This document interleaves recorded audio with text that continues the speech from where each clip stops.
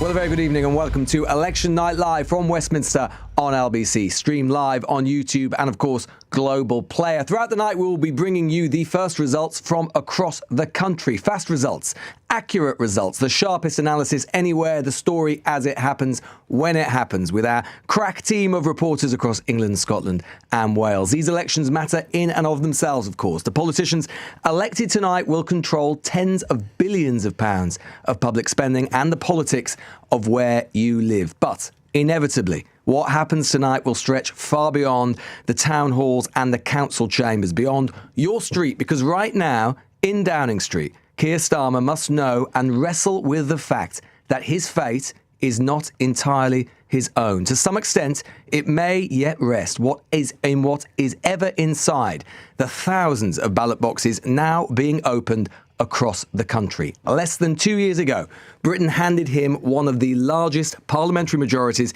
in political history. Only the fourth man ever to lead Labour to victory from opposition with a majority. Tonight, that authority, already diminished by mistakes of his own making, by some events which were not, may be weakened further or entirely taken away by the very voters who first lent it to him. Labour MPs across the country are watching nervously, constituency by constituency, wondering what these results might mean for them as the next general election edges inevitably ever closer. In Scotland, the union itself appears once again under strain, with another pro-independence majority at Holyrood in view. In Wales, a century of Labour election victories may end tonight in spectacular fashion. And Labour is not the only party confronting history tonight. For more than a century, Labour and the Conservatives have formed the duopoly at the heart of British politics. But that shared dominance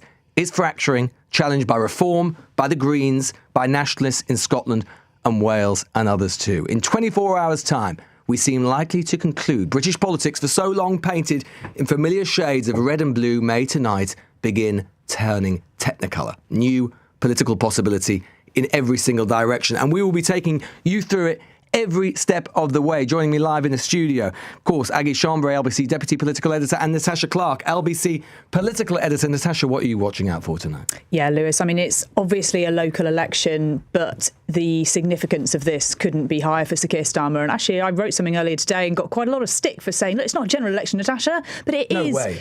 Well, you of didn't course get it stick is. online, did you, Natasha? I know, I did. But, this is incredibly politically significant. And some of these elections today are what could potentially leads to Keir Starmer's political future going down the pan or not. And we don't know where that's going to be at the moment. And we obviously will watch all of the results roll in throughout the night. But the Labour Party, I think, at least according to the people I'm speaking to, are really, really worried about this election. Everybody says it's going to be a, quote, bloodbath for them. I think they're most worried about London because of what that says about their core heartland vote. But we'll be new red wall, maybe. Exactly. And we will be wondering and watching closely at some of these actual red wall seats, including places like Hartlepool throughout the night, which we are going to see come in the hours to come. So it's going to be a fascinating night to see this rainbow coalition of parties and what they are going to mean right across the UK. Historic results potentially in Wales, in Scotland, in London, and can Reform do as well as they are hoping to do? So lots to watch out for, Lewis. It's going to be a big night ahead. And Aggie, I mean, actually already, we haven't had a single result in yet. We won't for another hour or two, but we won't let that deter us, of course. We've already starting to see some of the jockeying for position and jockeying in terms of the Prime Minister's own future. I mean, I noticed even before we came on air, the Times carrying a story saying that Ed Miliband, the Energy Secretary, one of the Prime Minister's closest allies, has gone to him and said he needs to set out a timetable for his future and potential departure. Indeed, the Times reporting tonight that there was this conversation that happened about a fortnight ago where Ed Miliband, of course, the Energy Secretary, said to Sir Keir Starmer, look, you should consider thinking about when you're going to go, and saying that publicly. Now, that is being denied. A spokesperson for Ed Miliband said they don't accept this account. But you can see already what is going to happen. And if the polls are to be believed, we don't know exactly what's going to happen, but we have seen an awful lot of polls. This is not normal. This is not midterm blues, no matter what anyone says in the Labour Party as the days go on.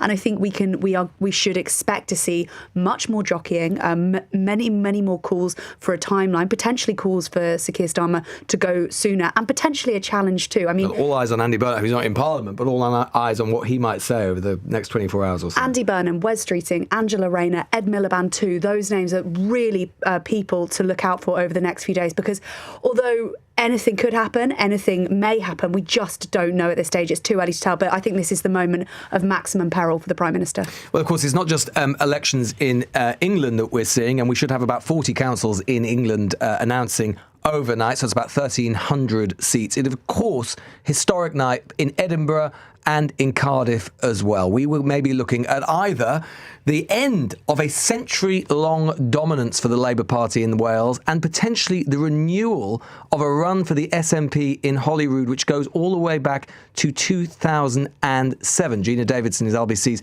Scotland political editor. Gina, it was not so long ago that the Labour Party hoped that they might be ending that run of the SNP. And perhaps, actually, if those elections had taken place on the general election, it may well have happened. But Anna Sarwar, the Scottish Labour leader, not having such high hopes anymore. That's right, Lewis. As you say, if it had happened 2 years ago, then he would be in Bute House at that point. I think it's fair enough to say.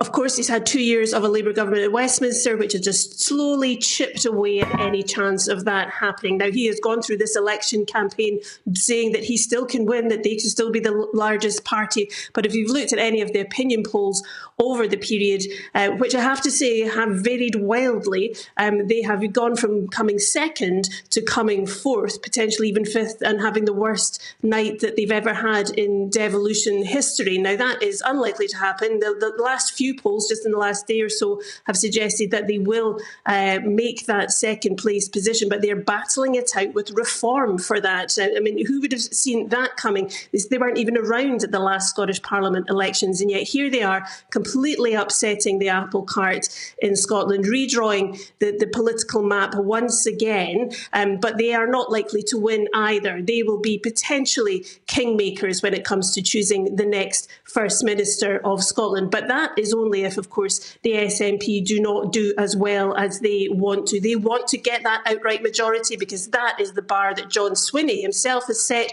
He says that's required because they did that in 2011. They broke the political voting system and they got that independence referendum. And to get another one of those, he says he needs to have that outright majority. The polls are not looking good for him on that. He's going to fall short. The question is just how far short, because, again, because the polls have varied wildly, Lewis, some have said that he could have 62 MSPs, which would be a drop of a couple. Some have said it could be as low as 46, which would really then be game on for the pro-union parties in Holyrood. So really, obviously far too early to say anything. The polls have just closed. We've not had a single vote counted, and we won't until tomorrow.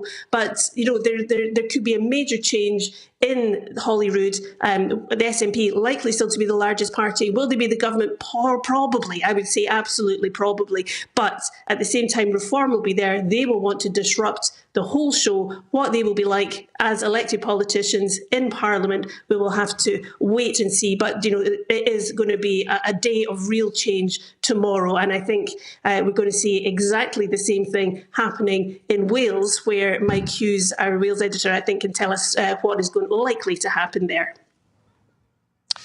Gina, thank you very much indeed. If the polls are to be believed, Wales is on course for a historic night and a historic day tomorrow, not only because it's very likely there's going to be a change of government here in Cardiff Bay, but one of, if not the most successful political runs in history will come to an end. Labour have won every election since devolution here in Cardiff for the last 27 years. And have won every election in Wales for the last 100 years. But for months now, Plaid Cymru have been leading in the polls, and with Reform a very, very close second. For the first time, the Welsh nationalists could have their hands on the levers of power here in Cardiff Bay. What is that going to mean constitutionally for the UK going forward? For reform, some of the polls suggest it's way too tight to call.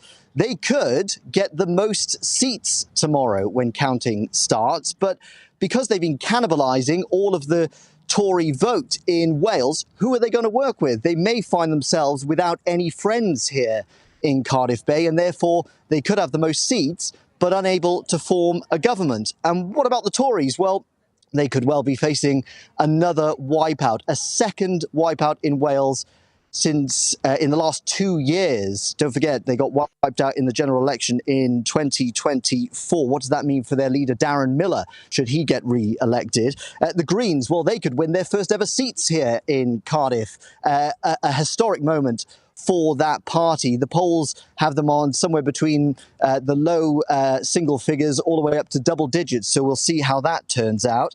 And the Lib Dems, well, they'll be hoping for at least a 100% increase on their 2021 results, doubling their seats from 1 to 2. We shall see. Politics in Wales is fragmenting 6 different ways. And that's an awful lot for voters here to get their head around. All the different parties, a new voting system, new constituencies to go alongside that to boot as well. History could be made tomorrow. It looks very much like that is going to be the case. It could be Disastersville for Labour. There is a real question tonight about whether the First Minister herself, Welsh Labour leader Eluned Morgan, is actually going to win her seat. Big questions about that, so we'll see that tomorrow. Change. It was the word that adorned Labour's manifesto in 2024. Change is coming here. Be in no doubt about it. But for Welsh Labour, it's about as welcome as someone walking in with muddy boots on your brand new cream carpet. Is the firmest brick in Labour's red wall about to crumble? We'll find out tomorrow when counting begins.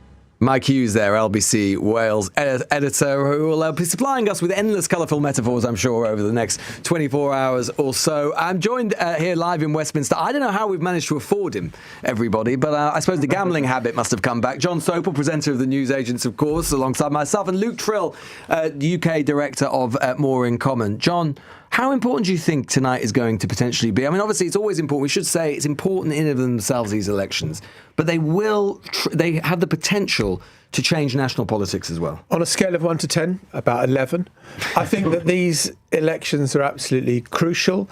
I think that not just for what it says about the mood in different parts of the country and the tapestry that will become clearer as the night unfolds, but what it says about 2 years of Keir Starmer as Prime Minister. And Lewis, you and I sat in this studio 2 years ago on election night, and we thought, well, it's not a kind of swing election like 97 was, and the mood changed in the nation when Blair became Prime Minister, or even 79 when Thatcher became Prime Minister. But it felt like you were going to go back to politics being the background noise of your life. That's what Keir Starmer promised, wasn't he? He said politics which treads more lightly on your life. Exactly. It would be worked out like that. Exactly. It would be easy listening music in the car with the volume at 5 rather than the clashing of heavy cymbals, heavy metal at 11. And it hasn't been like that at all. And so I think this is absolutely critical for him. You talked about Burnham. I was with somebody yesterday very close to Andy Burnham saying it's going to happen in the next couple of weeks. A by-election will be triggered. He will press the nuclear button of going for it. Starmer will try and stop him, and he will say, right, I'm resigning as Mayor of Manchester. Now, I don't know whether this will come to pass. I don't know whether this is the threatening talk that you do to try to shape the battlefield ahead of that. But it's clear that people are on manoeuvres, and they see that Starmer is wounded. And, there's always a degree of expectation management that goes before an election about, well, we're expecting to do very badly. What happens if Labour do worse than badly expected? And that is, I think... And that is a low bar. And that's a low bar. Yeah. And they're going to be the limbo dancer that wriggles underneath that bar by going even lower than expected. And that's a possibility. And then I think you're back to that phrase that Boris Johnson came up with when the herd starts to move. And here we are on the eve of David Attenborough's 100th birthday, and we are watching the Mara River and the wildebeest waiting to cross it. And there'll be crocodiles. Which member of the cabinet do you think is the most like a wildebeest, John? Yeah, exactly. Well, let's get to the real stuff, early doors. Well, the crocodiles will be there waiting to snap up a few of the early people who go against Starmer, but I bet you there will be, the herd will start to move if these results are as bad. Well, I know, and I think we're going to try and get the clip, but I know already David Lammy, who's the Deputy Prime Minister, has been asked by broadcasters, I think in a poor clip, as to whether Keir Starmer should remain as Prime Minister. And he said this: people want to see the Labour Party deliver, and for councillors working hard, for activist members on the doorstep, making sure that our message is delivered locally, they want to see us nationally delivering on their behalf as well. You will note that there's no yes in that answer. I mean, and he's the Deputy Prime Minister, and we haven't had a single vote or a single result in yet. Yeah, look, politics can sometimes, people can be over-sophisticated in the answers they give. But if you want to be reassuring and that you want to show Keir Starmer has your full backing, the Deputy Prime Minister says, well, yes, of course he's going to carry on being Prime Minister. And the fact that you've already got that distancing taking place, those are the warning signs that should be flashing red on the dashboard. Luke Trill, UK Director of More in Common, is also with us. Luke, sometimes, and you and I have talked about this a little bit over the last few weeks, there is from Labour supporters, and you can understand why they would say this, there's an argument to say, look, they say Keir Starmer, actually he has been the change, he has been the stability. They say that the media is unusually hostile towards him and so on, and that hostility isn't reflected in the country. Now, you spend a lot of your time, and I've sat occasionally in some of them, talking to voters up and down the country, doing focus groups. The truth is that whether it's fair or unfair, Keir Starmer does engender a great deal of hostility, doesn't he, from voters? A huge amount of hostility. I mean, in the run-up to these elections, we've run, I think, focus groups in 40 different parts of Britain, and whether it is Labour heartlands like Islington, whether it's Edinburgh, whether it's Essex, whether it's Calderdale and Halifax, the message is the same. Britain isn't working. We elected Keir Starmer both to improve our lives, and they're not seeing that, but also to improve our politics. That politics that treads more lightly in their lives that you were just talking about. And we haven't had that either. And I think, fairly or not, Keir Starmer, for lots of voters, has begun to embody everything that they don't like about the status quo. And that failure in voters' eyes to repair the social contract, they're going to take that anger out on the Prime Minister. Well, they have been doing throughout the day, and we'll see the results of that throughout the night. Why do you think, just to interrupt, Luke, why do you think there is? Because you hear from some people, and I sort of see what they mean.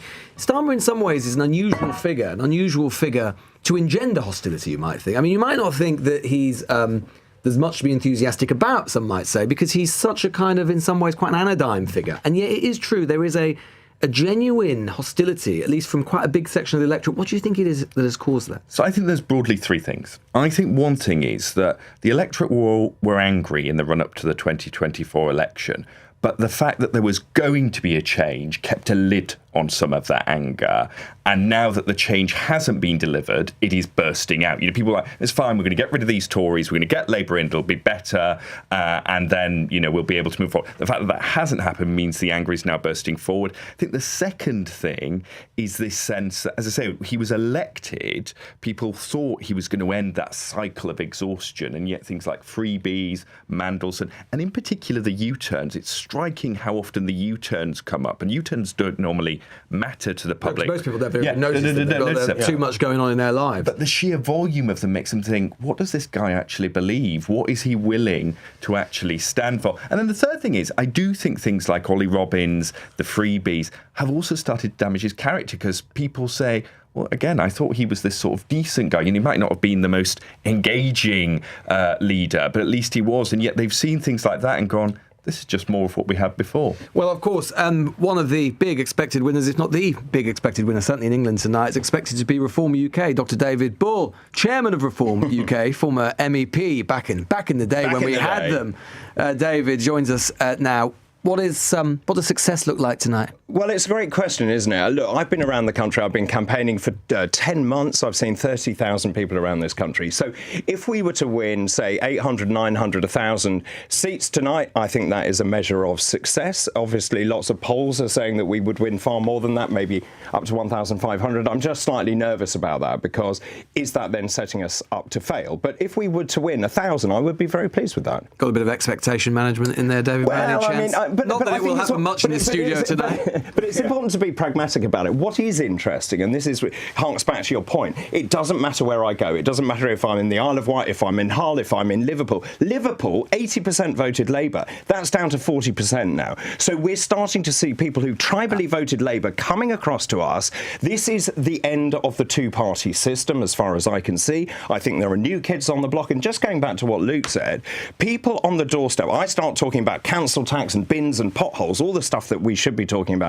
in council elections. They talk about the Labour government and a referendum on Keir Starmer. They say that Keir Starmer and the government are not delivering for the United Kingdom. It's rudderless. The U-turns you talk about, benefits bill, grooming gangs, winter fuel allowance, and the decimation of small industries, SMEs, high energy bills, and this nonsense of net zero. Do you think we'll actually see more of Nigel Farage in the last 24 hours? I suspect he won't be ducking interviews like he did earlier in the week. Oh, that's a bit rich. I mean, Nigel has been a great campaigner, and he's been out on the stump. And actually, I would say me, Nigel, and the rest of the team, we are building this party from the ground up. It is old-fashioned politics. I've been out and about, meeting everyone. And by the way, our rallies, 20% of the people in those rallies are Reform members. 80% of them are people who were interested. I think Nigel missed one interview. Yeah, I mean, I just wonder why that might have been, though, David. I mean, you'll have to ask him, won't you? Well, I'd be delighted if he wants to come on this evening. But maybe it was about, and perhaps you don't have to be too conspiratorial to believe, that it could be about the fact that he didn't want to answer questions about the £5 million he was gifted by Christopher Harborne. Yeah. So Chris Harborne is a friend and a colleague and an ally of Nigel. Do you have many friends who give you £5 million? Well, I wish I did. Yeah, so do I. But Nigel is a high-profile politician. He was given that money at a time when he didn't have office. He wasn't standing as a member of Parliament. He didn't have to declare it. Well, the Conservatives and Labour disagree. Well, they can disagree, and of course they can refer it to IPSA. If there is a case to answer, IPSA can then come up with a judgment on that. We are clear that Nigel has not broken any parliamentary law or law. You would be. I mean, you would understand, of course, that you are standing, and one of your things, I mean, you said it, you've alluded to it already tonight, David, which is that, you're supposed to be something fresh, something different. You're supposed to drain the swamp, to use that also phrase. And then we learn that not only has this guy, Christopher Harborne, already given you the biggest donation in British political history, then we learn, and we only learned about it because of the Guardian newspaper, not because Nigel Farage told us, that he's decided to give him personally £5 million. Do you understand why that might at least give the impression that Mr. Harborne might have some undue influence over your party? I don't actually. So Nigel, well, what I would say is Nigel is probably the most high-profile politician in this country. He has threats against him. He has no private security. He has no security at all. Chris Harborne decided to give him money. Would he be willing protect him? By the way, Nigel's house was firebombed. Would he be willing to show that money has been used for security, that $5 million? You'll have to ask him. Well, I'm asking you, or the chairman, and the party. I am the chairman, but that money was given to Nigel for his private security. Indeed. So would he be willing to give us the receipts, as it were? You'll ask him. Okay, so it's so fascinating because you say you're the new kids on the block. Yeah. So a Tory leader, a Labour leader, trousers £5 million, and you say, oh well, no, that seems perfectly reasonable. So I made the point, didn't I? Very clear, which is he was out of Parliament. But he was out of Parliament. He didn't have public office. He wasn't running as an MP. Anyone? Do you know anyone, anytime, anywhere, who has ever been given £5 million? But my job as chairman is to ensure that the party abides by parliamentary law and indeed by political law. That is what we are doing. Do you understand why people think... No, of course. Do you understand? Let me just finish the question. Yeah. Do you understand why people think this stinks to high heaven? But they don't. So no, on the doorstep, it has had absolutely no impact. And let's just go back to tonight, shall we? I will be very intrigued to see how much of this is a media bubble and what people on the doorstep are actually saying and the way they're voting. Has he given any other money, Mr. Harborne, to Farage in the past, or is it just the £5 million? Not that I'm aware of.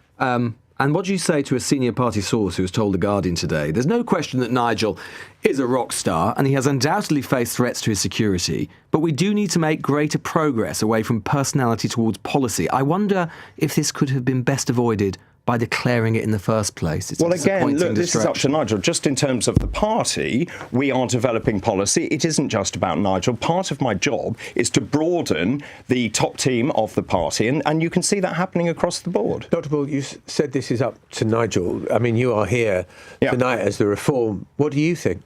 What do I think? Yeah. Well, I'm very happy that he hasn't broken the law, that everything he's done has been above the board, and we don't believe there's a case to answer. Do you think it would have been better if he had just declared it?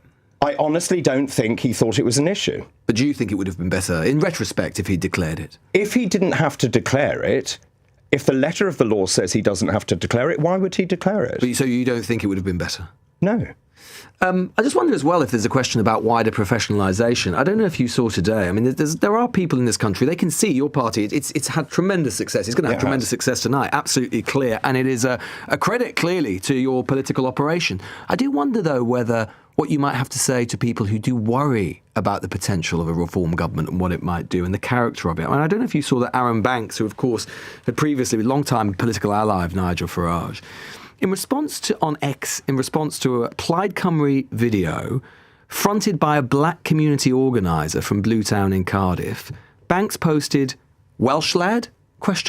on X to that, which seemed to imply that black people can't be Welsh. I haven't seen that, so I can't really comment on it. But just in terms of our party, many people in our party, we basically are a party of meritocracy. So we have candidates of all religions, of races, of skin colours, of sexuality. We want the best and the brightest. Banks stood for reform in the West of England mayoral election. I haven't seen it. But what do you think why don't we talk says? about actually the great candidates, the 5,000 that we are actually putting up? Well, you want to talk about all 5,000. I'm asking you about Aaron Banks. But the media is obsessed with our candidates to a degree that they're not obsessed with the other parties. Let's look at the number of Tory candidates that have been thrown out. Let's talk about the Green Party. 2 Green Party candidates arrested, 30 accused of anti-Semitism. Aaron Banks isn't just a random candidate. He's been a long-time ally and financial supporter of Nigel Farage and the different parties that he's had. And he posted "Welsh lad?" over a video of a black Welsh man, which seemed to imply that he could not be Welsh because he was black. I would have to ask him what he meant by that. Well, I'm telling you what he said. What do you think? Do you think that's... Would you ask him to apologise? This is not about supposition. I would take him aside and I would have a conversation, and if I decide that then he has overstepped the boundaries, then he would be sanctioned. He said his comments were a joke. Again, I can't be drawn because I haven't seen this. Well, he said it was a joke. I mean, why don't we talk about the local elections? Why don't we actually talk... Well, it is about the local elections. We've got elections in Wales. Why don't we actually look at the poll that matters, which is how people vote today? I think you're going to find that your London metropolitan bubble is absolutely out of kilter with the rest of the country. I don't think it's a London metropolitan bubble to ask whether or not... I mean, you could be in government in Wales after tomorrow, and you've got a senior person basically implying that a black man cannot be Welsh. Tell that to all our black candidates. Do you understand why people would find that very offensive? I haven't heard that before, so you're the only one that seems obsessed by it. No, but just to answer the question, it's not hypothetical, it's been put on X. Is it acceptable? No. No, well, that's what we were asking you. If that is what he actually meant by, of course it's not acceptable. Right. So should Aaron Banks be playing a role in the party then anymore? Well, Aaron Banks is not involved with the operation of this party, and if I see that, and I will then investigate that from here. In terms of what happens now, Wales and Scotland, coalitions? Yeah, Wales is really interesting. At the last election, we polled 1%. We're now polling at 31%. I think Luke will bear me out on that. It's an amazing turnaround. It is an amazing turnaround. And particularly in Scotland. But I have spent, as part of my tour, I have made sure I've been in Wales and Scotland a great deal, underpinning the enormity and the importance of the United Kingdom. Wales has huge problems with poverty and deprivation, and the idea that you're a nation of sanctuary has landed incredibly poorly. This is Plaid Cymru. Has landed incredibly badly with the Welsh people. Now, we're in it to win it in Wales. One last thing. Would you fear, I mean, there's already talk, David, tonight about Andy Burnham and the Prime Minister's future. Let's imagine Andy Burnham goes into Parliament. Would you find him a more difficult opponent? I think he's more charismatic. I think he probably has a better belief ideology and structure. Keir Starmer has no belief structure. I think he's rudderless. I think he lacks personality, and that's what people are saying. You'd fear Burnham by comparison. That's not what I said. No, I'm asking you, would you fear him by comparison? But I'm concentrating on what we're doing, and we're doing incredibly well. Do you think you could take him on in a by-election? Yes. And beat him? It depends where he stands. In the northwest, presumably somewhere. In which case he would. Well, so what he's going to do, isn't he? He's going to go to a safe Labour seat if such a thing exists anymore. Well, yeah. And I don't think they do. But anyway, he will go for a seat. Would you fancy your chances? Would I personally? No, not you personally. Oh, right. Well, I don't know if you really not want in the to. north. I don't think I would actually do very well in the north. You don't fancy your chances in Bootle? I don't think that's the right constituency for me. All right, fair enough. David, can I just ask a question? Go on, John. Is Why that not? all right? Go on, why not? We've got about 8 hours. Come on, John. I was really struck by something that Nigel Farage said on the radio last week, where he was talking about deportation of illegal immigrants in this country. And he said, there's an American president we want to follow, and who did this extremely well, and we're waiting for the words Donald Trump to fall from his lips. And he says, Barack Obama. And I wonder whether that is a decision by reform or a judgment by reform, that Donald Trump is hugely unpopular in this country. It creates too much noise, and actually it's better for reform to create some distance between yourselves and the Trump presidency, which you have been in the past so close to. Well, of course, Nigel is friends with Donald Trump. We are venerating Barack Obama? Yeah, I mean, if Donald Trump heard that... It's very interesting. I haven't heard him say that, but actually, just in terms of immigration, that is the number one issue on the doorstep. So that has enormous resonance wherever I go in the country. And the fact is, and I keep saying this, it's about fairness, and that's what people feel is not fair in this country, that you can come here illegally and you get benefits and you get put up in a house, whereas we ignore people who've served our country in the armed forces. Dr. David Bull, Chairman of Reform UK. I'm sure you're going to have a very interesting night. Thanks so much for being with us. Lots more to come, including some news about how Labour are rating their chances in Wales. Spoiler, it ain't good. 10:33, let's get the latest LBC News headlines with Daryl Jackson. Counting's beginning in local elections across England. More than 5,000 seats are up for grabs across 136 councils. Votes for the Scottish and Welsh parliaments won't be counted until tomorrow morning. World health officials say a hantavirus outbreak on board a cruise ship is not the start of another pandemic. 5 of the 8 suspected cases have now been confirmed, and 2 British nationals who were medically evacuated are said to be improving. And a man's been arrested for allegedly threatening Andrew Mountbatten Windsor near to his home on the Sandringham estate. Norfolk police have arrested someone on suspicion of having a weapon. LBC weather cloudy tomorrow with sunny spells in the far south, scattered showers across Scotland and Wales, a high of 20 degrees. This is LBC. May we have your attention?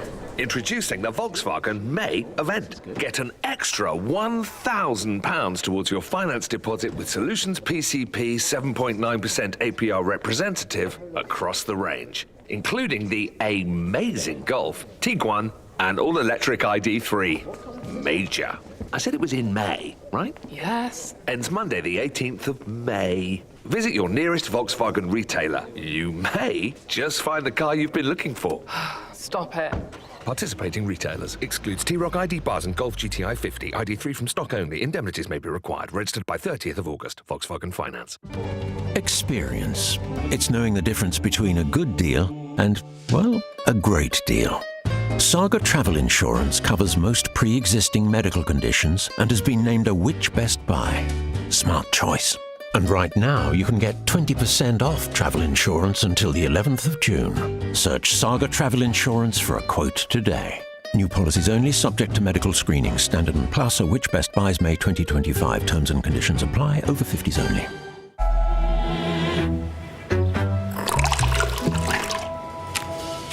Is your cat drinking enough? Discover Purina One Hydrolife and help support their daily hydration with a taste they'll enjoy. Purina One Hydrolife. Make it easy.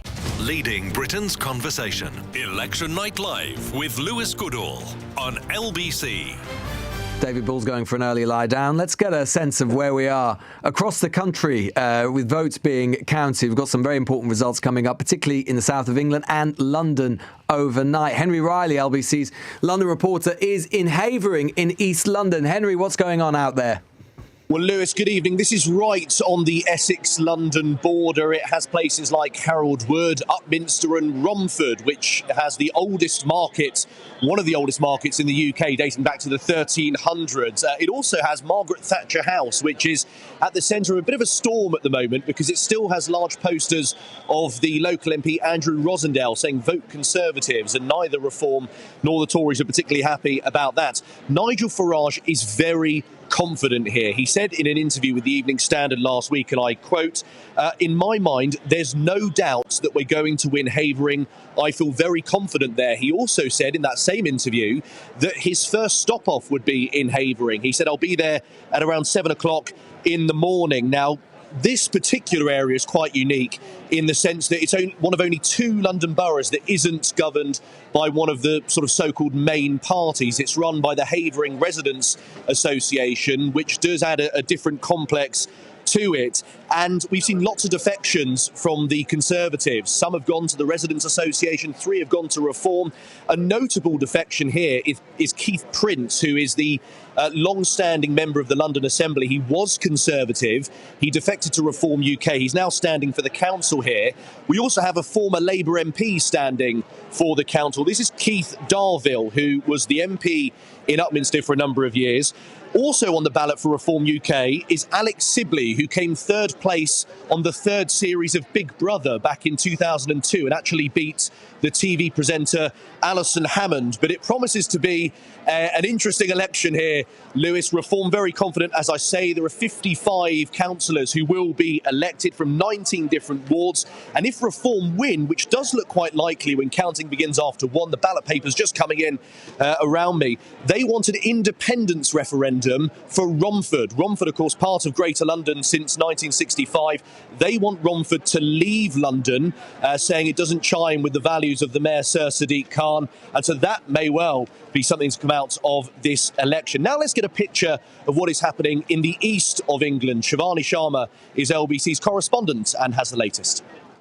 Thanks, Henry. Well, Lewis, the Conservatives could be on track for a bit of a battering tonight right across the east. 3 councils to keep your eyes peeled for over the next few hours. Essex County Council, Norfolk County Council and Suffolk County Council.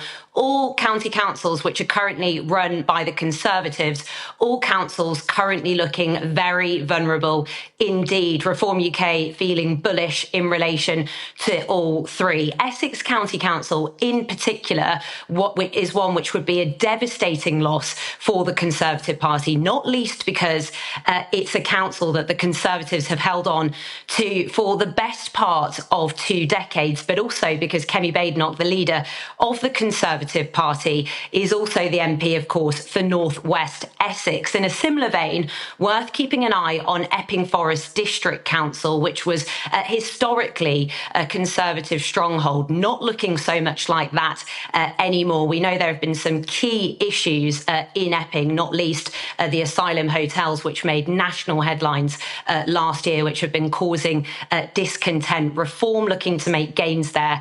The Tories looking to lose seats there too. So worth seeing how that plays out in Epping. So lots of Tory councils looking to be switching to Reform this evening. Other ones to keep an eye on, Lewis, Suffolk and Norfolk. Very interesting coastal areas, significant areas with deprivation. I've been to areas like Great Yarmouth where people feel, quite frankly, left behind by the previous 2 main parties, Tories and Labour, and instead it's creating this vacuum for parties like Reform UK, but also Rupert Lowe and the new parties that he's set up, Restore Britain and Great Yarmouth First. He's extremely popular amongst people that I've spoken to in Norfolk, so it'll be interesting to see if Rupert Lowe splits that right-wing vote between Nigel Farage and Rupert Lowe's parties. The last one I'll leave you with, Lewis, worth keeping an eye out for, is Harlow in Essex. Now, this is going to be one of the first results that we're getting in the east tonight, around 1:30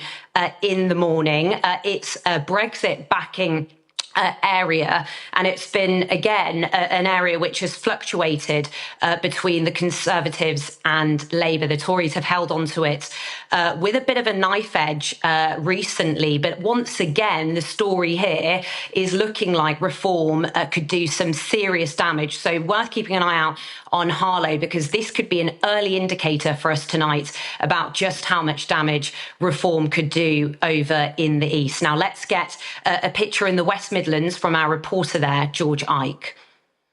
Thanks, Shivani. Well, where to begin in Birmingham, quite frankly, is the big question.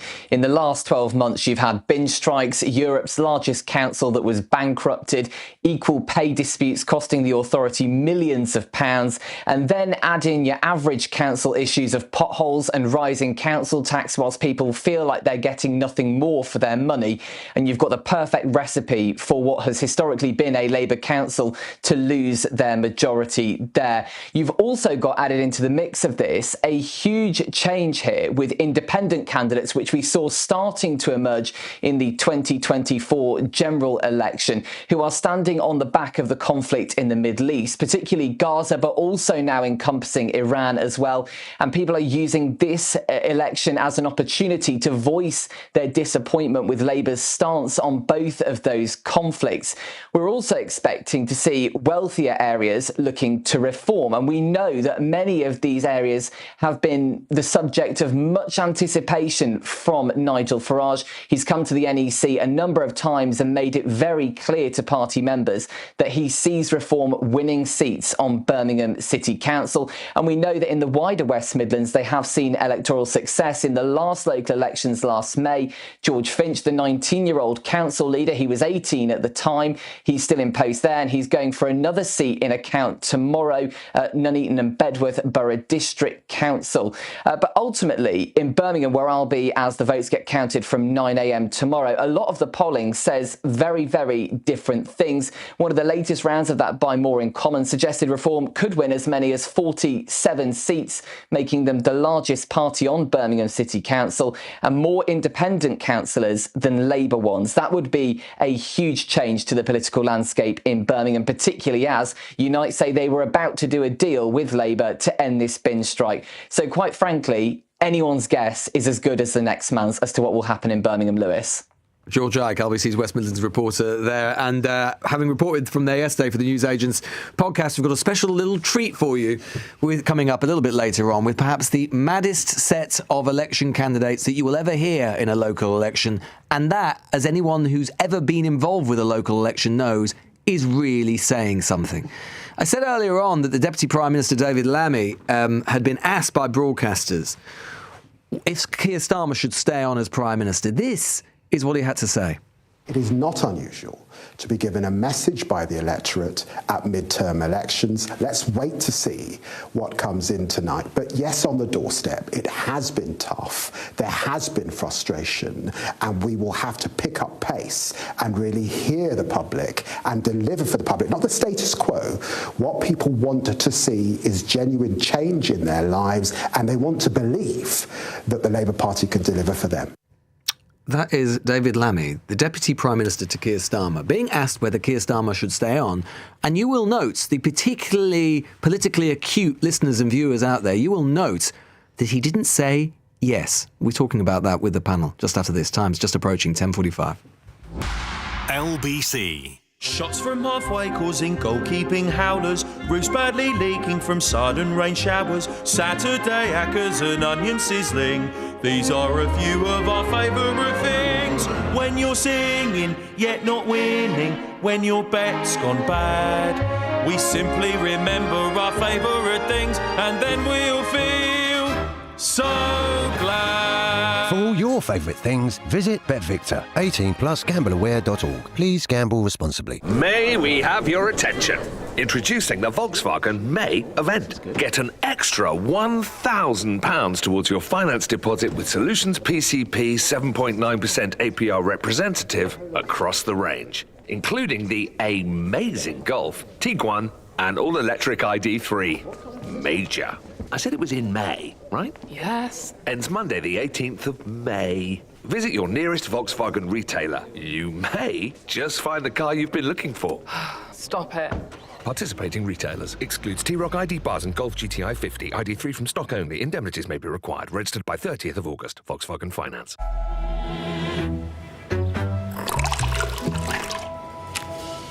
Is your cat drinking enough? Discover Purina One Hydrolife and help support their daily hydration with a taste they'll enjoy. Purina One Hydrolife. Make it easy. Tesco Insurance are driving down the cost of motoring with 10% off car insurance. Take out a car insurance policy before the 15th of May 2026 and you'll get 10% off with Club Card prices. We offer a range of cover options, so you can choose the one that's right for you. Save 10% when you buy or renew a car policy with Tesco Insurance. Search Tesco Car Insurance and get a quote direct today. Club Card required. Excludes add-ons. T's and C's apply. Election Night Live with Lewis Goodall on LBC. Well, we still have an absolute cornucopia of delights in the studio here in Westminster with me, Aggie Schomburg, LBC Deputy Political Editor, John Sopel from the News Agents, Natasha Clark, LBC Political Editor, and Luke Trill from More in Common. Luke, before we just talk a little bit about what David Lammy has and hasn't said, just pick up, shall we, on what something David Bull, the Reform chairman, was saying when John and I were rather, I think we were going for both directions, weren't we, John? I think we were very fair and reasonable. I think we were, as always. And but when he said that this $5 million gift that has been given from Christopher Harborne, who himself already is an extremely generous benefactor to the Reform Party, he said it's not landing with voters at all. Is that true in your experience from focus groups? No. In fact, I was running focus groups in West Yorkshire over the weekend, Reform target areas, and a number of people raised the donation unprompted as an issue. And look, actually, lots of them were still going to vote for Reform. And I think there's a danger for Reform that they take the wrong message, that actually this stuff doesn't matter.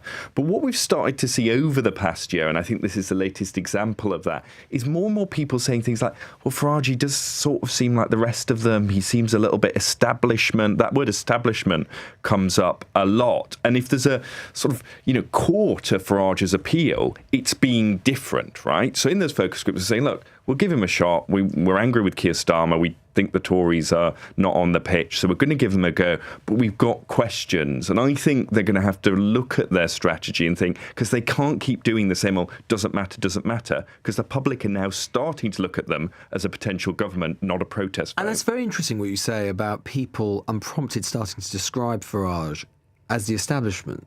Because as you say, I mean, his entire shtick for a very long time now has the idea that, he is the fly in the ointment. He is the guy who is sticking it to the establishment, the People's Army, all that stuff. Why do you think it is they're starting to associate him with the establishment as opposed to being aside from it?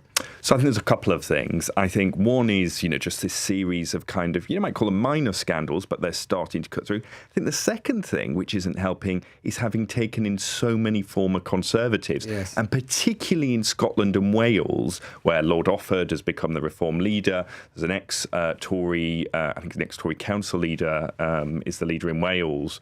People just saying, aren't they just now becoming more of the same? And I think that is a real problem to them, because if you're going to capture this roll the dice, we don't want the status quo mood, you've got to be seen to be genuinely different from a politics which people don't think has worked for them. Of course, Natasha, as much as that might be a long-term problem for Farage, the truth is that at the end of today, he's almost certainly going to be doing nothing but celebrating. Prime Minister, obviously, in a very different position, we expect.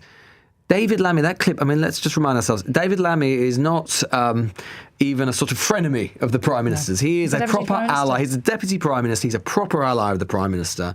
And to be in a position where he is being asked whether the Prime Minister ought to stay on, and he is not saying completely simply the affirmative, yes, absolutely, come what may, even if he doesn't really believe it. That is a bit of a moment, isn't it? It is. And also, it's not the first moment that we've had from the Cabinet and the first rumblings that we've seen over the last few weeks.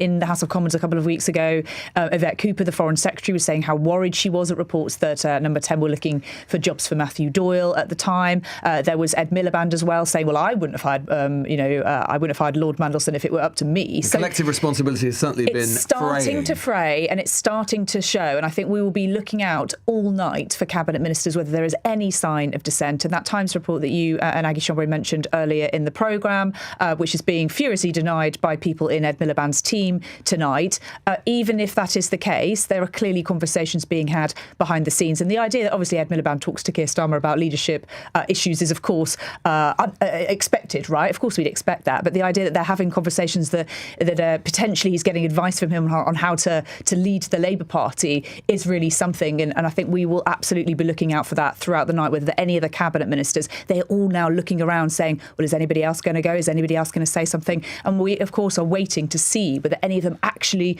wants to wield the knife, whether there's any minister that might potentially want to resign if some of these results get so bad. And Aggie, is there a danger, though? I mean, that we were all terribly excited by local election results. It's Christmas for us. We find them very exciting. It's something that allows us to sort of, get on with our days, and we can look back on in the years to come and relive these moments. But obviously, for most of the country, A, they're not really noticing, and B, as well, is there a danger that this all becomes a bit of froth in the sense that, yes, we know Keir Starmer's very wounded. Yes, he's going to be wounded by these results, almost certainly. His authority will be lessened again. But I was trying to think earlier today, is there an example, a little bit of trivia here, can anyone think of an example of a Prime Minister who has been brought down by a set of local election results? That's good. Come on, team. Come on, little pub quiz. I did tell you there'll be a few questions as we went throughout the night. Actually, I didn't, but I'm telling you now. I think you've got to say to us that it doesn't exist. Well, I think that the only one in modern history that I can really think of probably, and it wasn't even a true local election, would probably be Theresa May in 2019. The European election results in 2019, plus the locals, Tories come fifth in that election. But it wasn't even just that. It was a sort of cumulative thing with Brexit. My overall point is to say it would be unusual for a Prime Minister, for a party to move on a Prime Minister after a poor set of local election results, however bad. I think that's completely right. And I think it is usually the things that no one sees coming that actually brings down prime ministers and brings down leaders. Chris Pincher for Boris Johnson. Chris Pincher for Boris Johnson, exactly Liz Truss. that. Well, being Liz Truss. Yeah, the budget and also everything else. Exactly that. And I think everybody has had this date in their diary. Everybody in Westminster has had this date in their diary for so long. And I think there is a genuine chance that someone does challenge. But no one wants to be the first person over the top. We've got Angela Rayner, Wes Streeting, Andy Burnham. Maybe Andy Burnham will be the first one who actually says that Keir Starmer needs to go and says he's going to stand for a seat over the weekend. But he's still not an MP. So that's still a way down the road. I think it is true to say, and from everyone I speak to, it is true to say Keir Starmer is not going to be Prime Minister. He's not going to be leader of the Labour Party at the next election. But is he going to go now? I think possibly not, because it just doesn't seem like the right time. And as you say, he could be wounded. But do people ever really go after a bad set of local election results? And also, there has been phenomenal expectation management, helped by the polls being absolutely terrible for the Labour Party. I'm still struck by the language that David Lammy used. It's hard to get it. And the first sentence was, well, it's not unusual for these things to be difficult. The next sentence was, well, we'll have to wait and see. We'll have to wait and see whether Keir Starmer stays as Prime Minister. It made me start to think, maybe there is something that is going to be announced tomorrow. Not that he's standing down, but maybe a timetable by which he'll stand down, or that because this is the moment you would normally try and circle the wagons. And exactly, and you would say, look, buttress the leader in place. It's not unusual for a government midterm to be hugely unpopular and then to bounce back and win elections. And you think of Thatcher and you think of Blair, and they had sometimes horrible midterm elections, and they come back and win the general election, which is, if you're in Westminster politics, that's all that matters. And yet, the way that Lammy has framed that, now maybe he was being too clever by half, by not wanting to appear complacent and kind of, leaning into the fact that people do feel angry and therefore didn't want to say... And it is difficult at these moments to calibrate for governments the message, isn't it? Because on the one hand, you do have to try and recognise the fact the electorate are trying to tell you something, whilst at the same time sort of saying, well, we ain't going anywhere, and to be honest, we're probably going to go on more or less as we have. It is a difficult message to calibrate. But it fell so far short. David Lammy's message as the Deputy Prime Minister and an ally to Keir Starmer fell so far short of coming out and saying, I support him, he's going to carry on. And he's not the only one. We've also got messaging from Lucy Powell, who's basically ignored Keir Starmer completely. She doesn't even mention But Lucy Powell does, we know where Lucy Powell's in a different place to Keir Starmer. But equally, we've now got two cabinet ministers, both refusing to rally around the Prime Minister already at this point in the night. Exactly, and we've not even had any results in yet. And as well, I suppose, Aggie, to go back to your point, there is a thing, it's true, you can do well and you can get so far by doing expectation management. The problem, of course, is that if you manage to somehow fall even below the expectation management, the sort of painfully low expectation management you've calibrated, then you're really in trouble. And I know tonight, there's a lot of reporting already coming out of Wales, and we won't actually get any Wales results until tomorrow. But already speculation that Lyned Morgan, the Welsh First Minister, will become the first sitting First Minister to lose her seat. So such is the expectation of how poor, with a new electoral system and lots of new constituencies in Wales, those results are going to be. And it would be, Wales, Luke, it would be a moment a lot like what we saw happen in 2015 in Scotland for the Labour Party, right? It will be a psychological body blow because Wales is the one part of the country that quite literally, almost from the Labour Party's birth, has stayed true, fair and true throughout the whole Labour Party's existence. Absolutely. Like Keir Hardie had Merthyr was his seat, giants like Bevan, like Kinnock. And I think the psychological blow of losing Wales, and I think not just losing Wales, what's been interesting in our polling is we've seen Labour have been consistently third, but it appears to be getting worse for them. It appeared to get worse as the campaign drew to a close. And I think what's happening in Wales is a mirror of what we saw in that Caerphilly by-election, where Labour is essentially being squeezed between Plaid and Reform. And you're absolutely right. Our latest MRP model, which projects individual seats, had Lyned Morgan, the First Minister, just missing out on getting back into the Senate. That'd be a huge moment, a party leader losing their seat. And on to Keir Starmer's future, I think it's unlikely. She's maintained this kind of balancing act up until now on that. It's unlikely she'll be so sanguine if she doesn't win her seat. Can we, another little quiz? Do we know who was US President the last time a party which wasn't the Labour Party won in Wales? Theodore Roosevelt. No. Oh. Was it a European Parliament election where the Tories won? No. Oh, Don't ruin the quiz, Luke. Don't ruin the quiz. Do you mean before 97, AK Clinton? Well, no, I mean a century ago, 1923. It was Calvin Coolidge. There we go. I'd say that I'd be able to. I reckon, I'm willing to point out a little bet, everybody, that this is the only election programme tonight where Calvin Coolidge will have got a mention. And you know what? I don't think it will be the last one either. We'll be getting lots more results. Oh, I see Keir Starmer has tweeted. It wasn't a clip that he's done. He's tweeted, and it's a typically rousing message from the Prime Minister. We've got to all the Labour members and volunteers who have supported local campaigns across the country. Thank you. Together we will build a stronger and fairer Britain. And I suppose, Aggie, the point is, what's he supposed to say? What's he supposed to say, indeed? That's basically all he can say, right? Where do we think he'll go tomorrow? Normally they'll always find somewhere, right? They'll always find somewhere. Well, the bunker, Downing Street. But they'll always find one borough or somewhere where the party has managed to buck expectations. Do you think that there will be potentially somewhere in London where they hold on? I think where maybe it will just be, we were expecting Labour to lose, but actually we've just about clung on. They may paint as a victory, but apart from that, I don't know. I can't see anywhere. Well, Greenwich. Greenwich. Right, definitely not Redditch. We'll get Redditch throughout the night. We'll get Redditch tonight in terms of the result there. I think we'll get that at about 2:00. Well, if you've got any ideas about where the Prime Minister might be able to go tomorrow, I'm sure he'll be listening, and we're very grateful for your advice. 0345 6060973, and you can WhatsApp on the same number as well. Thank you all to all my guests on the first hour of the show. It is approaching 11 o'clock on LBC's Election Night Live, and with lots more of all this to bring your way, with results coming in across the country. Eventually, we'll be breaking down the numbers with LBC's Natasha Clark, Aggie Schomburg, as well, of course, as John Sopel. We'll also be joined by the chair of the Labour Party, MP for Redcar, Anna Turley, Conservative Party Deputy Chair and Stockton MP, Matt Vickers, Lib Dem MP for Surrey Heath, Al Pinkerton. All of that and more to come on this Election Night Special, live from Westminster on LBC.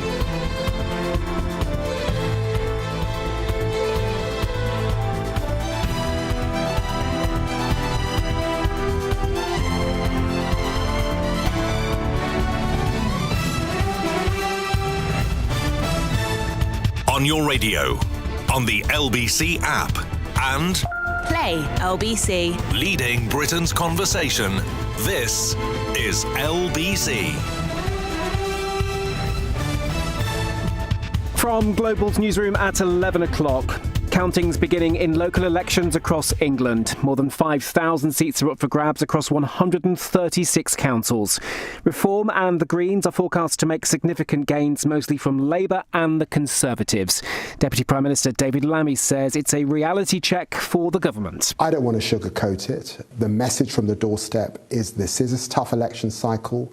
This is a midterm set of elections with people concerned about cost of living and wanting to see the government go faster with quicker pace. Votes for the Scottish and Welsh parliaments won't begin counting until tomorrow morning. Well, Luke Trill, UK director of More in Common, told LBC they've had similar polling across the country. Whether it is Labour heartlands like Islington, whether it's Edinburgh, the message is the same. Britain isn't working. We elected Keir Starmer both to improve our lives, and they're not seeing that, but also to improve our politics. And we haven't had that either. And I think Keir Starmer, for lots of voters, has begun to embody everything that they don't like about the status quo. In other news, and within the last half an hour, the US military says it's intercepted unprovoked Iranian attacks and responded with self-defense strikes targeting launch sites in Iran. An Iranian military spokesperson accused American forces of violating the ceasefire by attacking ships and civilian areas in Iran near the Strait of Hormuz. It says it's attacking US military vessels in response. Also in the last few minutes, some police have told LBC a man's been charged tonight after reports of someone threatening Andrew Mountbatten Windsor near his new home in Norfolk. It follows an arrest yesterday evening. Police say a 39-year-old has been charged with 2 counts of harassment. The World Health Organization says a hantavirus outbreak on a cruise ship is not the start of another pandemic. Various countries, including the UK, are working to trace passengers who left the ship before the outbreak became known. Dr. Sarah Pitt, virologist at the University of Brighton, told LBC she's confident officials will be able to contain the spread. Although it is possible, we think, that someone who doesn't have symptoms could pass it on to another person. It looks as though it's only like the day before you get infected and you're not infectious for all that long. And so David Attenborough says he's been completely overwhelmed by those wishing him a happy 100th birthday tomorrow. His milestone will be marked by a live concert event at the Royal Albert Hall. LBC weather: cloudy tomorrow with sunny spells in the far south, scattered showers across Scotland and Wales, a high of 20 degrees. From Global's newsroom for LBC, I'm Daryl Jackson. This is LBC from Global, leading Britain's conversation. Election Night Live with Lewis Goodall. Time is 11:03. You're listening and watching to Election Night live from Westminster, Elections 2026. Remember, we want to hear your thoughts throughout on 0345 6060 text 84850, and of course you can leave comments on YouTube if you're watching there. And I am told that they're going to send me the especially offensive one. So honestly, fill your boots, folks. We've got another 7 hours to go. Got a text here from James saying these are the Avengers assembled, by the way. Aggie, Natasha, Lewis and John. That's nice. It's a popular television show, John. I'll explain to you during this montage, which we thought we'd relive for Keir Starmer, who I know for a fact is watching and listening. We thought we'd relive happier days. Listen to this. This is from 2024. The exit poll shows Labour on 410 seats, the Conservatives on just 131. This is going to be an evening remembered for 100 years. It is not the destruction of the Conservative Party some people have been talking about. They have survived a bit, but it is an astonishing moment. It's bigger than any of the great turns that I can remember in my lifetime. From where Labour were in 2019 to this today seemed absolutely unimaginable. This is an earthquake, this is a tsunami, this is tectonic plates shifting. What this means is that the Labour Party has an eye-watering, astonishing job ahead of it in terms of trying to rebuild this country from a weak economic position. And all the way through, they're going to be looking to their right and thinking, if we don't deliver for working people, if we fail to deliver on what we have promised, there is an absolutely devastating right-wing backlash waiting to happen. Look, Labour didn't go into this election with this kind of glamorous, kind of exciting, all singing, all dancing set of pledges. It was very modest and incremental.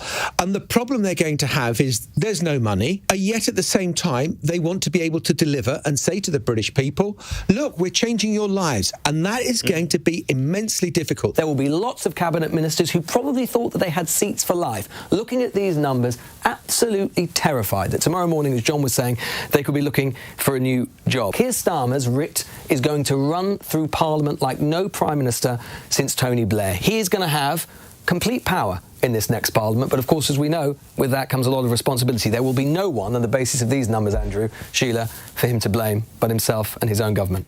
Who the hell talks nonsense like that, honestly? Yeah. That was a prediction for the ages, wasn't it? Rip will run. Well, look, I mean, it did for about a month until we found out about the glasses. I mean, we had Luke Trill talking about the U-turns that have really cut through.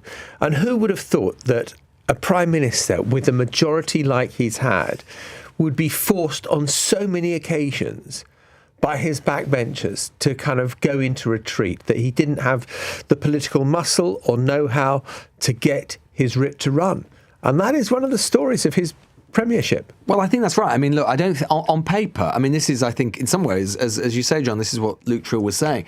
I think you could interpret some of the frustration and the anger, which is clearly being expressed by the electorate right now, as a profound dissatisfaction with the political system and the guy in charge of it, which is Starmer, which is to say, look, we gave you the majority. We gave you an enormous majority. On paper, I mean, I don't think that very handsome young man who was making that analysis there You're talking about was completely correct, was completely off the money in the sense that on paper, his authority and his writ could and should have run, and yet for whatever reason, and some of it has to go down to the Prime Minister himself, it hasn't. And Natasha, that is also something I suppose Labour MPs are weighing up as well. As to what extent, and this is the impression I get from conversations with Labour MPs, there are some Prime Ministers who are in a hole, and there are definitely Prime Ministers who have been in holes after local elections, but you can kind of think they're going to recover. I can see how they're going to recover.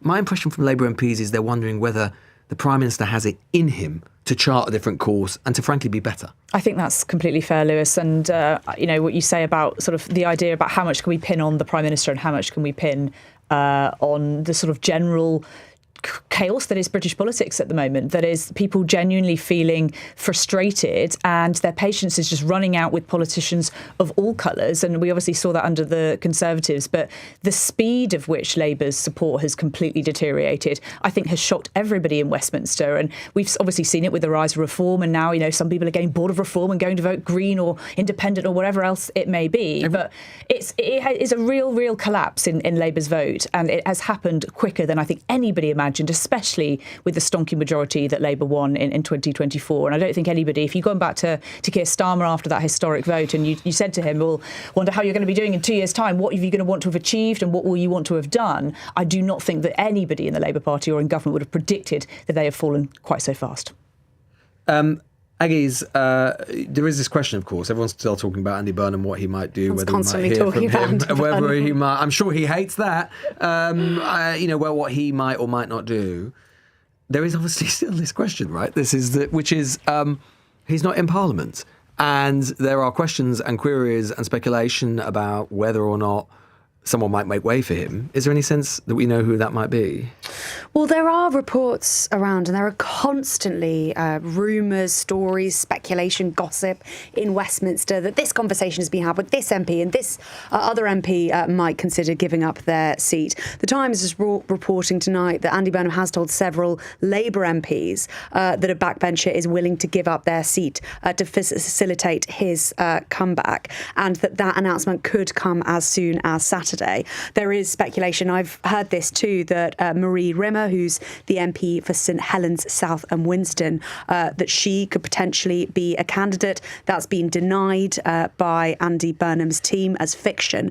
But that speculation is properly rife. There is, of course, then the question of whether or not the NEC, the National Executive Committee, would block him, as they did in February. I was talking to people on the NEC who say that nothing's really changed and won't change until there are elections in September. Other people seem to have different accounts of what the NEC would do. But it does still seem like a really difficult path for Andy Burnham to get back into Westminster. One he may be able to overcome, but I still think it looks tricky. Well, let's put some of these questions now to Anna Turley, who is chair of the Labour Party, MP for Redcar of of course. Anatoly, thanks so much for joining us this evening. I know it's going to be a long night for you, as it is for us as well.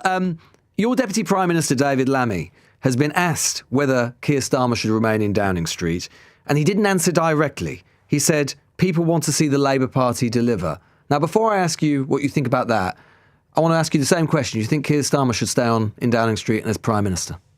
Absolutely, yes. He's won a 5-year mandate at a general election less than 2 years ago.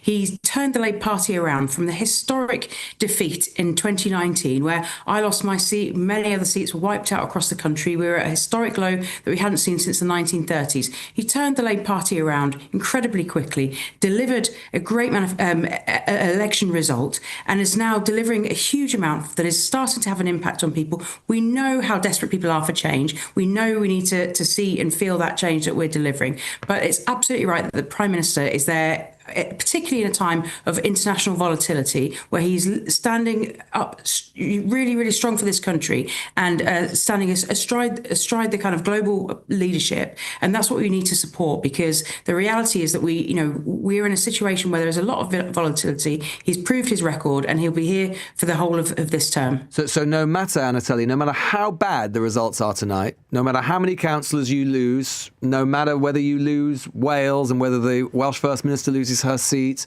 whether you don't come back in Scotland, no matter how bad it is, Keir Starmer stays on. Because these are very difficult elections for all incumbent governments. We know that. We've seen in the past. They're rarely this bad. No, but we're living in a very volatile time. We're seeing people's urgency for change, I think, is actually kind of quite sped up at the moment. We see the impact of social media. We're seeing new parties come along and challenge the sort of traditional two-party system. This is an era of fast and rapid change, and people are impatient. But the reality is we live in a country where we have a 5-year mandate for a Prime Minister. He won that mandate with a big majority. He has a clear programme for reform, which is backed by the Cabinet, which is backed by the PLP. He is delivering that, and people will start to see and feel that change. And we're looking forward to a King's Speech next week, where we'll see the next phase of that programme, next phase of reform that is going to have a real impact on people's lives. So we shouldn't read anything into the fact you're saying that the Deputy Prime Minister, the Prime Minister's own deputy and close ally, he was asked the same question I just asked you, and he didn't say yes, the Prime Minister should stay on. Why would he not just say yes? I think he's clarified that since. David fully supports the Prime Minister. They're very close political friends and allies. He absolutely supports the Prime Minister. I think people are clutching at straws because he made a slightly more nuanced argument, but I know for a fact he 100% supports the Prime Minister. And I tell you, I mean, it's not that nuanced a question, though, is it? Should the Prime Minister stay on, yes or no? And then he presents a nuanced argument, and that's supposed to inspire confidence in the Prime Minister's longevity. He's been very clear since. He's corrected it to be absolutely clear that he supports the Prime Minister wholeheartedly. And I think we're in a situation where people are trying to read so much into every little Westminster rumour, gossip. And the reality is, people out there, I've been knocking on doors for days and weeks. The things that people want to talk about is what's happening in their lives, what's happening in their neighbourhoods, in the streets around them, the difference that we're making in those communities, and the money in their pockets, the jobs and opportunities for their young people. That's what people want to talk about. There's been a sort of creation of this kind of Westminster gossip of who's up, who's down, who's challenging. The reality is we have a Prime Minister with a huge majority supported by his Cabinet and the PLP, and we're going to see him deliver next week a King's Speech with the next agenda that I really hope will set out the vision for the country. Anna, it's John Sopel here. You don't think that David Lammy committed the cardinal sin in politics of answering a question truthfully, do you? He did answer it truthfully, and he subsequently said and yes. He was very nuanced, and he equivocated. No, he was nuanced when he was trying to explain why he supported the Prime Minister. He's come out and said, yes, I absolutely do. Perhaps he should have started with the word yes. But what he was trying to do is make his argument. Might have been an idea. He's been very, very clear. So he's come out to be absolutely clear about that. And I know, David and Keir are very good friends. They're close political allies. David wholeheartedly supports the Prime Minister. And I think this is just another example of where people are looking for the slightest little wrinkle, because we're desperate to create stories and create instability. We're trying to get on with the focus, with the government of the country, and this is what people want to see from us. Not keep thinking about who's up, who's down, swiping new prime ministers, constantly, chopping and changing. People want to see us get on with the job. If You obviously, potentially, the message from these elections will be to say that the Labour Party isn't very popular right now, perhaps for some of the reasons you identify. And the Prime Minister isn't very popular right now. Maybe that isn't entirely in his gift or control. Given that, would it not be a very good idea to try and get the most popular politician, Labour politician in the country, Andy Burnham, into Parliament and playing for the team? Well, Andy's doing a great job as Mayor of Manchester, and we have brilliant people across the Labour Party. We're a broad family. I've spent the last few weeks with brilliant local government leaders. We have lots of talent across the country, across our communities, and everybody is playing their role. And the reality is there isn't a vacancy at the moment. We have a Prime Minister. If Andy would like to become an MP, then that's up to him in the future. But the reality is we have a Prime Minister in his position. There is no vacancy. This is tittle tattle, and we're trying to get on with governing the country. No, but if a parliamentary vacancy were to arise in the next couple of weeks or months, and Andy Burnham were to put himself forward again, as chair of the Labour Party, would you support his candidacy? Would you say, Andy, you know what we could do with you in Parliament? You're a very popular figure. Come on in. It's not up to me. It's up to the NEC. I know, but you're the chair of the party, so I'm just wondering what your view is. The reality is, as I said, we've got a lot of talent, but we've also got a PLP that is bristling with talent. We've got great people coming through who were elected in 2024, and many others who've served for a long time in opposition who deserve to play their role as well. So we have a wealth of talent, and I want to see everybody play their part. But at the moment, the reality is we've got a Prime Minister with a very clear vision. The PLP, the Cabinet are going to get behind that vision next week, where we set out the King's Speech and our agenda looking forward. But you don't have a view as to whether Andy Burnham should be allowed to stand again? No, to be honest, I don't. I'm focused on the things that really matter to people, which is, say, the cost of living, the international crisis we're facing, getting our public services back on their feet and making sure we're working as a cabinet behind the Prime Minister to deliver our agenda for the people. What's going to change as a result of these election results, Anatoly? What's going to change? What are you going to do with the message that you're hearing? And I don't know. I know what you're going to say. I've got a feeling you're going to say we're basically going to do what we've been doing, but we're going to do it even faster.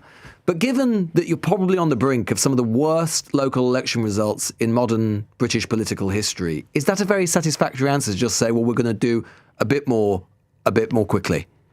Well, of course, we have to listen and hear what people are telling us on the doorstep. And, there is a point to say, look, we know there's a huge amount of things that have taken time to come through. The Employment Rights Bill has taken nearly 2 years to get into implementation. That's going to make a difference to things like people's bereavement rights at work, sick leave and so on. It takes time to create this change. So, of course, that is an issue. But we are going to deliver more. And I'm not going to preempt the Prime Minister's speech and the King's Speech coming next week. But I'm excited that we are having delivered a huge amount already of our manifesto with breakfast clubs, with Pride in Place, with wider free school meals, lifting 500,000 kids out of poverty. I'm proud of the record we've got in less than 2 years. And next week, you'll see the Prime Minister set out the next phase of that. Do you think the Prime Minister is an electoral asset?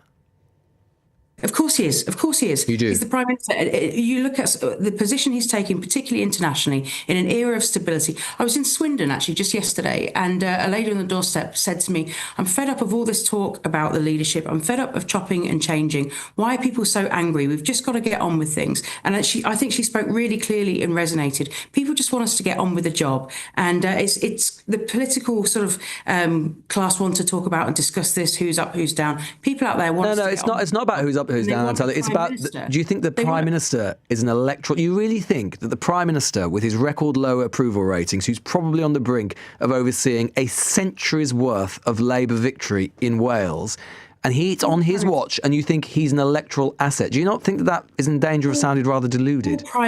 All Prime Ministers face their challenges. All Prime Ministers have their popularity. He's faced a huge amount of challenges with the international climate in particular that we've faced.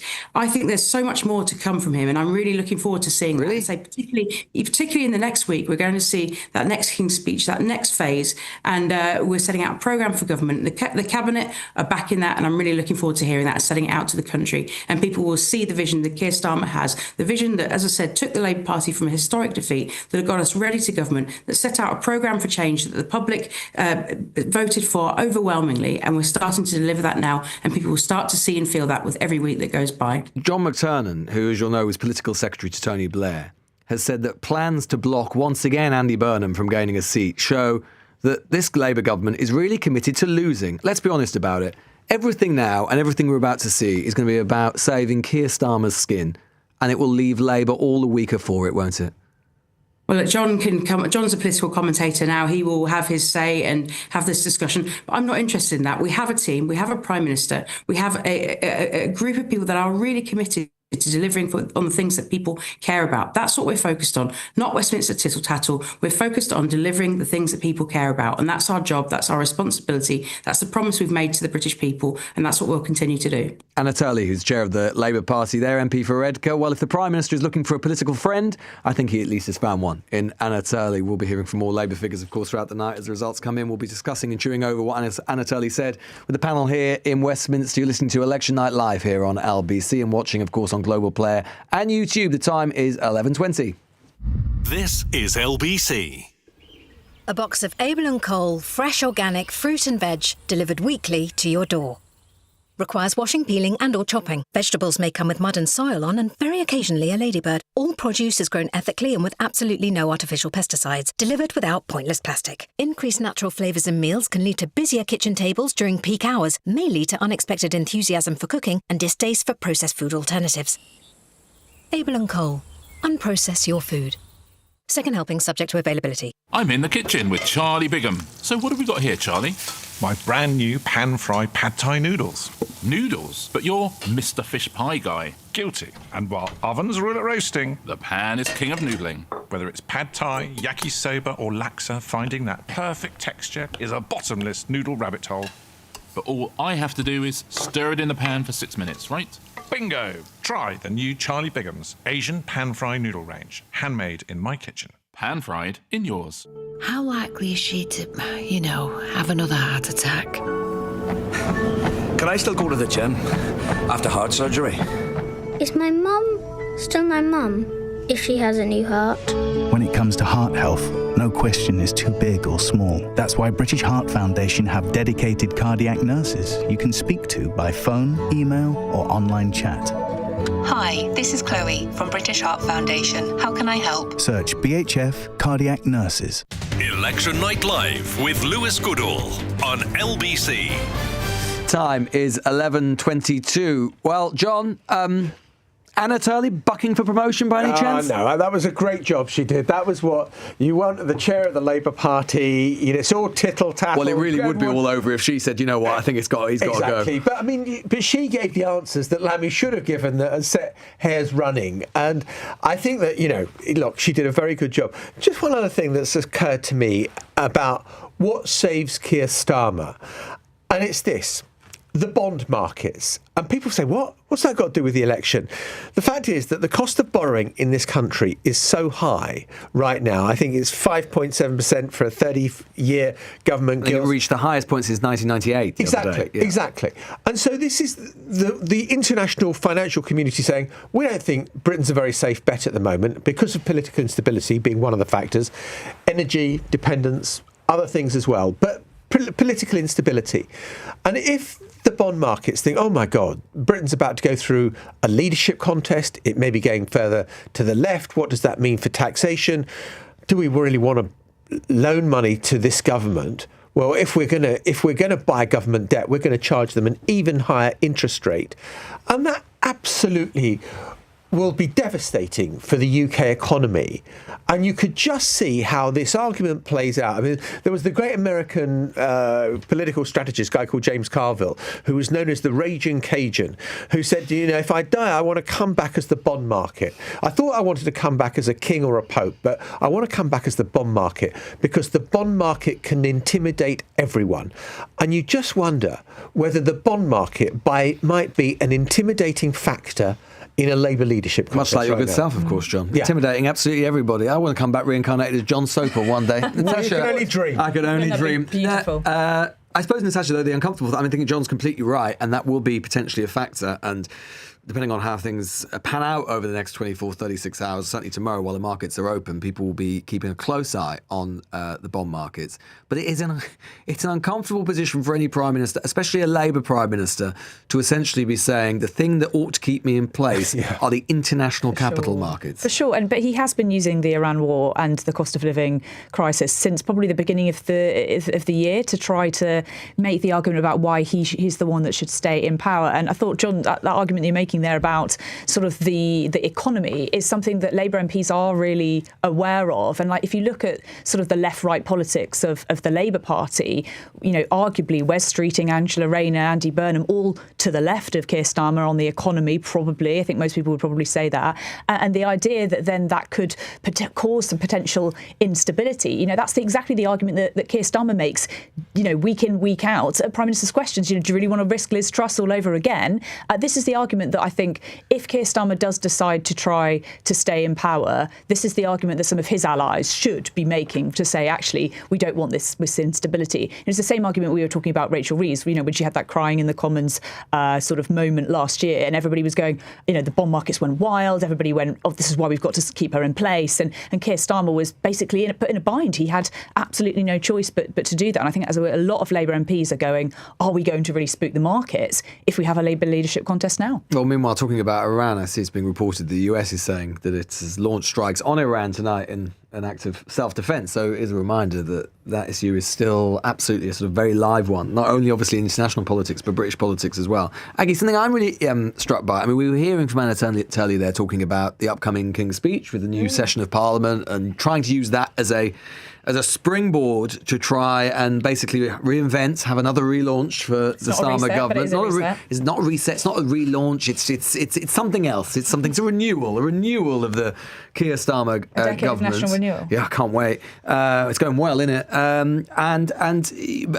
But there is a question. I think the other thing that I've heard people say is the other way that the Prime Minister will try and flex his political muscles and re-establish his authority is a reshuffle. A reshuffle that we're told could even happen this weekend. And the one thing I can't quite work out about this is if the Prime Minister actually wants to do a proper reshuffle and really flex his muscles, he'll be trying to do so when his muscles are essentially completely limp. In the sense that he'll be at his lowest point potentially of prime ministerial authority. And at precisely the moment that he'll be turning around to his cabinet colleagues and go, well, I'm terribly sorry, but I'd like you to either move from this job you love to a job you like less, or even worse, head to the back benches. How does that work?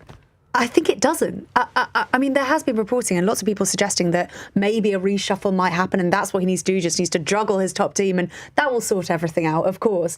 But as you say, he basically doesn't have any muscles. And if the results are as bad as we believe, and I'm getting texts from Labour MPs suggesting they're going to be, and I quote, dire, potentially even worse than they thought, then how does he have the power to do that? When he phones up or when he says to a cabinet minister, you know, I want to move you, they could easily just say, as they did in the last reshuffle. Ed Miliband said in the last reshuffle, thanks, but no thanks. I'm not going to move. Imagine now. So they could easily just say, no, I'm not moving, or actually, you fired me, but I have to tell you, I've got no confidence in you. Yes. And what happens then? That might. Hello, Andy. Where's Andy Burnham's number? And do you have a leadership challenge almost by accident then? I mean, I really think that could be a really bad idea for the Prime Minister. Well, let's get a sense now as well from counts up and down the country.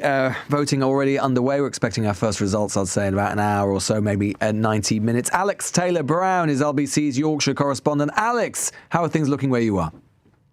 Well, Lewis, I think the political landscape here in Yorkshire could look incredibly fractured by the end of the weekend. A number of staunch Labour-held councils are really under threat of being lost. Those threats coming from both the right and the left. In Barnsley, that's been a Labour-run council for more than 40 years. There's a real prospect of reform taking control there. All the seats are up for re-election. It's a predominantly white, working-class area, former mining town, and Reform leader Nigel Farage recently told me he is feeling confident about their prospects there. It's the kind of area that they are really sort of gunning for. That's a similar story in Wakefield. Again, a council that's been held by Labour since the days of Harold Wilson in the early 70s. Reform favourites to make big gains there and again, possibly take control of the entire council. Those two counts could really be the litmus tests in the fight between Labour and Reform here. And whatever happens, whether Reform make big gains, take control, or if Labour do manage to hold off those threats, it will make headlines. In Bradford, we could see Labour's grip on the local authority slipped in overall control due to pressure from the Greens Reform and also a real core independent vote in the city as well. Independents actually make up more numbers on the council than the official Conservative opposition. I think people, a number of issues that will be on people's minds. And in areas like Bradford, the grooming gangs issue will be sort of front and centre. There is a lot of anger towards those Labour-run councils, such as Bradford, about how they've handled their stances around, the inquiry into the issue. Greens could also make gains in Leeds, but so too could Reform. One Labour source, Lewis, told me that they are preparing for Labour seats within the Chancellor's constituency to be lost, particularly to Reform. Hull could be an interesting bout between the Lib Dems, who currently control the council, and Reform, who are set to make some key gains there. Just a third of the seats are up in that council count. The region's first ever mayor, Olympic gold medal winning boxer Luke Campbell, won that for Reform last year. I've not really mentioned them yet, but it could be a tough night in Yorkshire for the Conservatives. They may hold on to some rural parts of Leeds and Calderdale. They may just keep control of North East Lincolnshire Council. That's areas like Scunthorpe and Grimsby. They're not likely to make much gains here. They might just need to sort of keep their heads above water. What a lot of people have been telling me is that, yes, this is a local election, but voters will have had Sir Keir Starmer, Rachel Reeves, Nigel Farage, Zach Polanski in their minds when they've gone to vote today. Lewis, a senior Labour figure here in Yorkshire, told me the thing is, around here, people don't like Sir Keir Starmer, but then who does?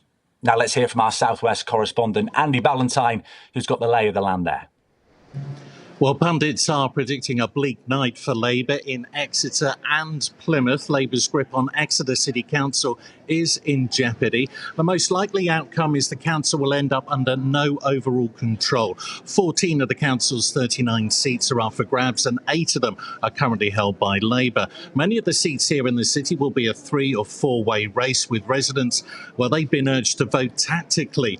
Some 50 miles down the road in Plymouth, the City Council repeatedly changed hands since it was formed in 1998, with power flipping between the Conservatives and Labour, who are currently in control. But even if Labour does lose all 10 of its seats up for grabs, the party will still be in power because of its large majority. Everyone admits it's going to be a difficult night to predict because of the flux in UK politics. There could be a cynical reaction by voters over Exeter Council, who plan to call off the election at the start of the year. But most agree Labour will lose seats due to the first few decisions it made when it came into power. The government made itself very unpopular and has not managed to get out of that. And they could be penalised heavily at a local level, paying the price for national government mistakes and U-turns. Now we'll hear from LBC's North West correspondent, Chris Chambers. Thank you, Andy. If there's going to be a Labour bloodbath, then the North West is prime territory for mass casualties. Labour pretty much dominate this part of the world. They have majorities in 16 of the 21 councils which are up for grabs this weekend. So barely any representation from Reform or the Greens, modest areas of influence for the Tories and Lib Dems, and actually a really significant number of independents as well. So if Labour are going to shed big numbers, it's going to be interesting to see what kind of political tapestry we end up with.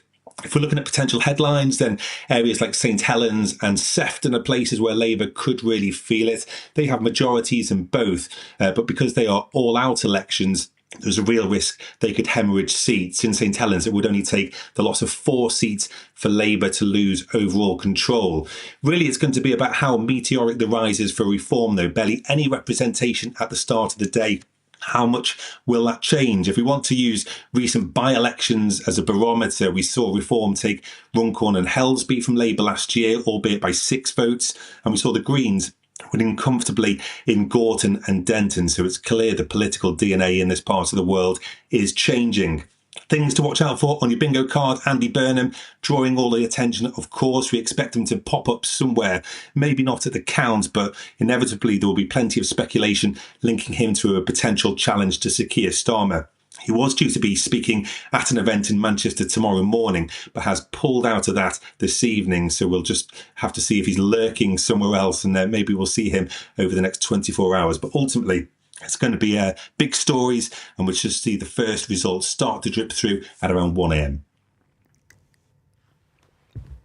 Chris Chambers there, LBC's Northwest correspondent. We will can see lots and lots of speculation coming through now, including speculation that the Labour Party, according to London Labour sources, may even have lost Hackney, which would be a huge moment. I mean, I think we were talking earlier, weren't we, about the potential. I mean, there's London Labour results, as well as Wales, being the real psychological blow for the party. I've got a quiz question for you. Oh, right. Okay. No, you're not allowed to do quizzes. Hang on. Okay. This is the chair. All right, go on. Yeah. So I'm living in southwest London, in the Lewisham area. Which prominent Labour politician do you think that the Lewisham Labour Party are putting on their election leaflets? Was it Herbert Morrison? Herbert Morrison was the mayor of Lewisham. Of course, famously so. Well, yeah. No. Come on, political editor. I'm afraid not right. Any other further guesses? Prominent Labour figure in Lewisham, London. Well, obviously it wasn't Andy sticking with Burnham Herbert Morrison. It was... It was Andy Burnham. It was Andy Burnham. On leaflets in Lewisham, that is exactly what the London Lewisham Labour Party are putting Andy Burnham, quotes from him, on Labour leaflets, which has absolutely blown the minds of every person that I've spoken to about this today, going, what on earth? You know, a constituency 250 miles away? No mention of the Prime Minister, by the way, on this leaflet. And obviously they are getting totally hammered by the Green Party there. I've had loads of leaflets, loads of people come through. But yeah, not a mention of Keir Starmer, but a quote from Andy Burnham saying, we're noticing what you're doing in Lewisham up north in Manchester. So absolutely wild. Well, of course, normally in a set of local elections, historically speaking anyway, if the incumbent government was doing extremely badly, we would expect the main opposition party, i.e. in this case the Conservative Party, to be the main beneficiary of it. We don't seem to be anticipating that tonight. Let's put that to Matt Vickers, who's the Conservative Party Deputy Chair, also the MP for Stockton West. Matt Vickers, thanks so much for joining us this evening. Why aren't you likely to be the main beneficiary of the least popular Prime Minister, or one of the least popular Prime Ministers of modern times? Good evening, Lewis. Well, I think actually you've got to put everything in context. We've had lots of candidates out there, energetic campaigns, working hard, standing up for their local communities and trying to get elected. We're going to see what that brings tonight. It's too early to say, but actually you've got to put things in context. The last time many of these county councils elections were fought, it was in 2021. We're less than 2 years from that huge defeat we suffered at the general election. But we have started getting our message across. When I'm out there knocking on the doors now, people are impressed by what Kemi's got to say. But we've still got a long, long way to go. And politics moves quite fast. You might remember, 3 years ago in 2021, when we had an historic high, some of those seats being refought now, Labour hemorrhaged council seats. They made that a historic loss in Hartlepool. And within, 3 years, we had a Prime Minister now in place in Keir Starmer with a huge majority in Parliament. Things move, things change. We're out there putting our offer forward. Our candidates have been working incredibly hard. We're hoping for a good showing tonight, but we've got to put it in context. Well, indeed. Well, let's put it into a bit of context. We've been doing a few quizzes just to pass the time away, as you'll know, Matt Vickers, because it's a long night, as you'll know, on election night. Bit of context. The last time the Conservative Party had been ejected from office, 2 years in, 1999. Do you know how many councillors net gains William Hague made in 1999 when he was in exactly the same position? No, have a guess. Was it? But what happened? What happened before that? Before? No, where's my answer, Matt? Come on, play along with a quiz, me old mucker. Come on. Context. What was happening to our local government base in the run-up to Tony Blair's election? Well, I'll tell you, since you don't want to answer. I'll tell you, since you don't want to answer. William Hague, who was up against a popular Prime Minister then, made a net gains of 1,300, over 1,300 seats. Now, that is more typical, isn't it, for an opposition party when you've got even a vaguely popular Prime Minister, let alone such an unpopular one. So I'm just wondering, I know you're saying that time and it takes time and everything, but when Kemi Badenoch has now been in place for some time, when will we expect to see the recovery? Because we're only 2 or 3 years from a general election. We're comparing the seats. Many of these county council seats fought in 2021. Yeah. That was a particularly high point for the Conservative Party. We're now fighting them again. We were at 43%. So when's the next high point coming is what I'm getting at. When is it coming? You were comparing it to what Hague did in 1990. Yeah, and he went on to lose the 2001 election. What had happened in that electoral cycle the time before. Well, I'm just asking you, I'm asking you when we might expect to see a little bit of recovery. Just a little bit, just a tiny bit, just a soup song of recovery for the Conservative Party. You've got to measure things by what happened in the electoral cycle before. All right, okay, so when in this electoral cycle, we're now 2 years into this electoral cycle, when in this electoral cycle might we start to expect the recovery? Well, let's have a talk about it tomorrow and see if we've seen any green shoots. I think, though, having been out on the doorsteps today in sunny Scotland, speaking to the electorate, they are starting to listen to what the Conservative Party has to say. They are impressed by Kemi, a woman who's got backbone, who's able to stand up for the great British public on all sorts of issues, whether it be standing up for those veterans from Northern Ireland, whether it be standing up for the farmers, whether it be standing up for those pensioners who lost their winter fuel allowance. They are impressed by this straight-talking woman who's got the sort of serious leadership that this country needs to take on the serious challenges that it's got. So when you talk about serious leadership, and one of the things you talk about is being a party of lower tax. Now, this year, some 30 of the 35 Tory-led councils have put up council tax near or at the maximum permitted without a referendum. And that is roughly equivalent to the same sort of pattern and the same sort of numbers, the same sort of percentages that other parties do. Can you really credibly claim to have a different and lower tax offer when you're just putting up council tax like everybody else? Across the country, universally, you look at what the council tax went up by across the country, Conservative councils increased it by the lowest level collectively across the piece. That's a fact. But you're still putting it up. Pledges we'd cut it. But you're still putting it up. Know that when they elect Conservative councillors... You put it up, but by a little bit less than everybody else. Less than everybody else, yeah. Oh, that's a hell of a slogan. We delivered better services. We filled in portals quicker. We had great local champions who fought for value for money. There is a party that went out there and their candidates made pledges that they were going to cut council tax this year. It hasn't happened. In fact, one of that party's councils raised it by the highest level in the country. Do you still think that it is credible that the Conservative Party can afford to say that it won't do a deal nationally with Nigel Farage and Reform? Because the truth is that likely the outcome of many results across the country tonight will be that locally you do end up with working with Reform. So are you still saying that you wouldn't do so at a parliamentary level? There is a huge contrast at the next general election between the Conservative Party and the other parties that are in the mix.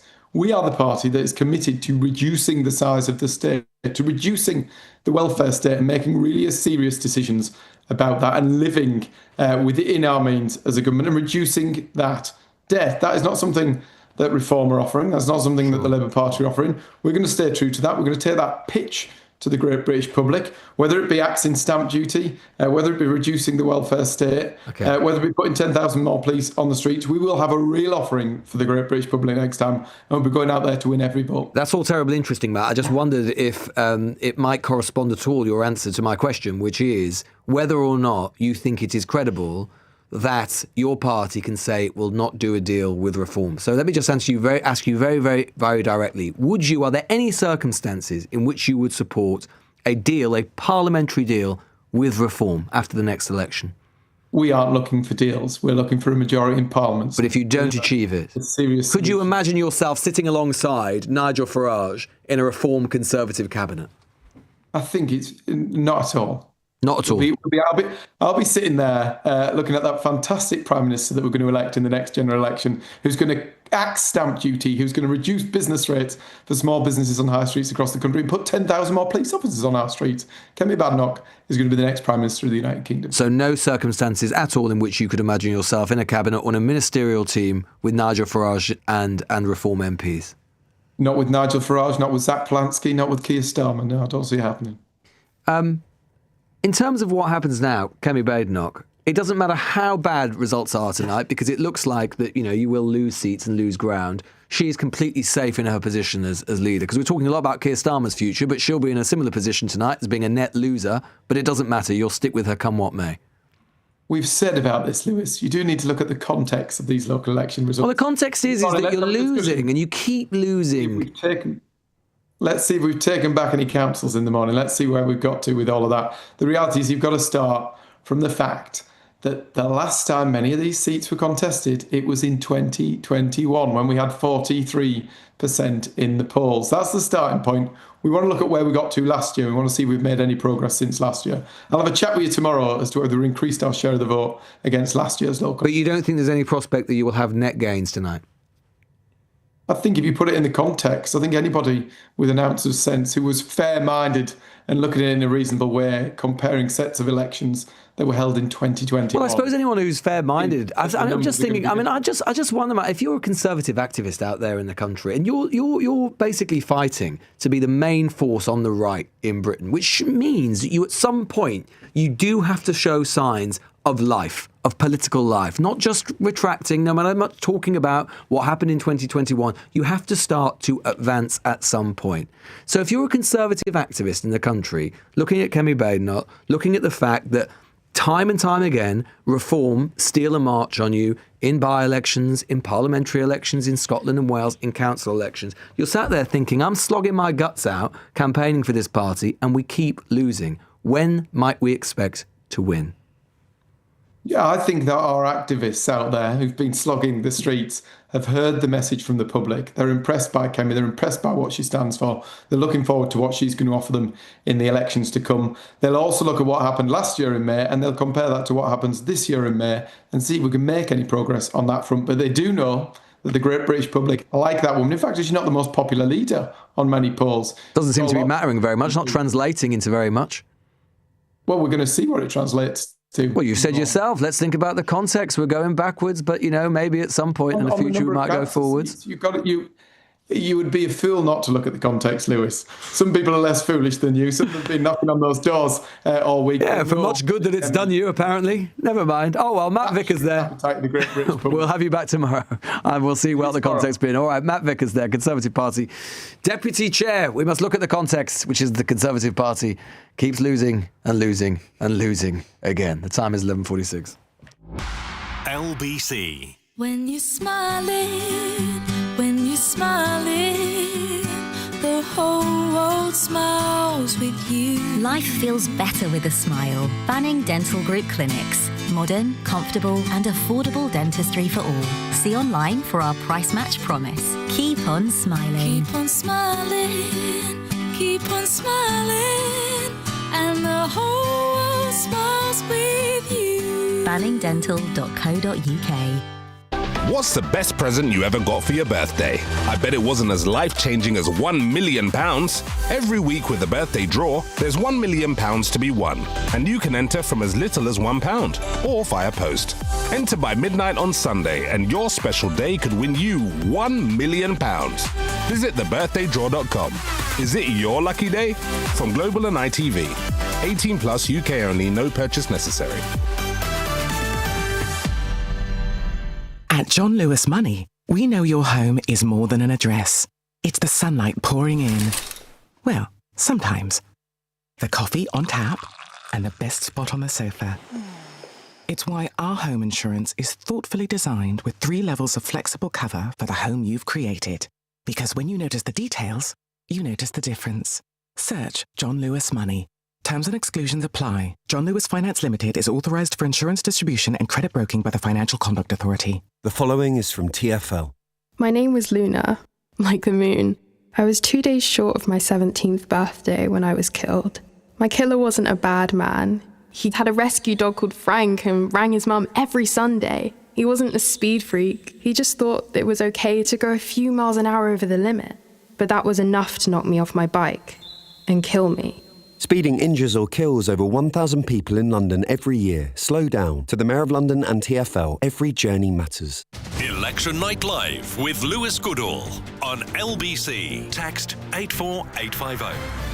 Well, it is easy with all of the insurgent forces in British politics which hog the headlines. It is easy to lose sight of the fact that in large parts of England, at least, particularly against the Conservatives, the Lib Dems have had great run in previous cycles. And indeed, there is a possibility that they could end tonight being the largest party in English local government, which would be an extraordinary feat for them and actually completely novel, really, over the last century in British politics. Al Pinkerton is the Lib Dem MP for Surrey Heath. Al, thanks so much for joining us this evening, stepping into the salon at this late hour. Very, very grateful, but doubtless you'll be up all night.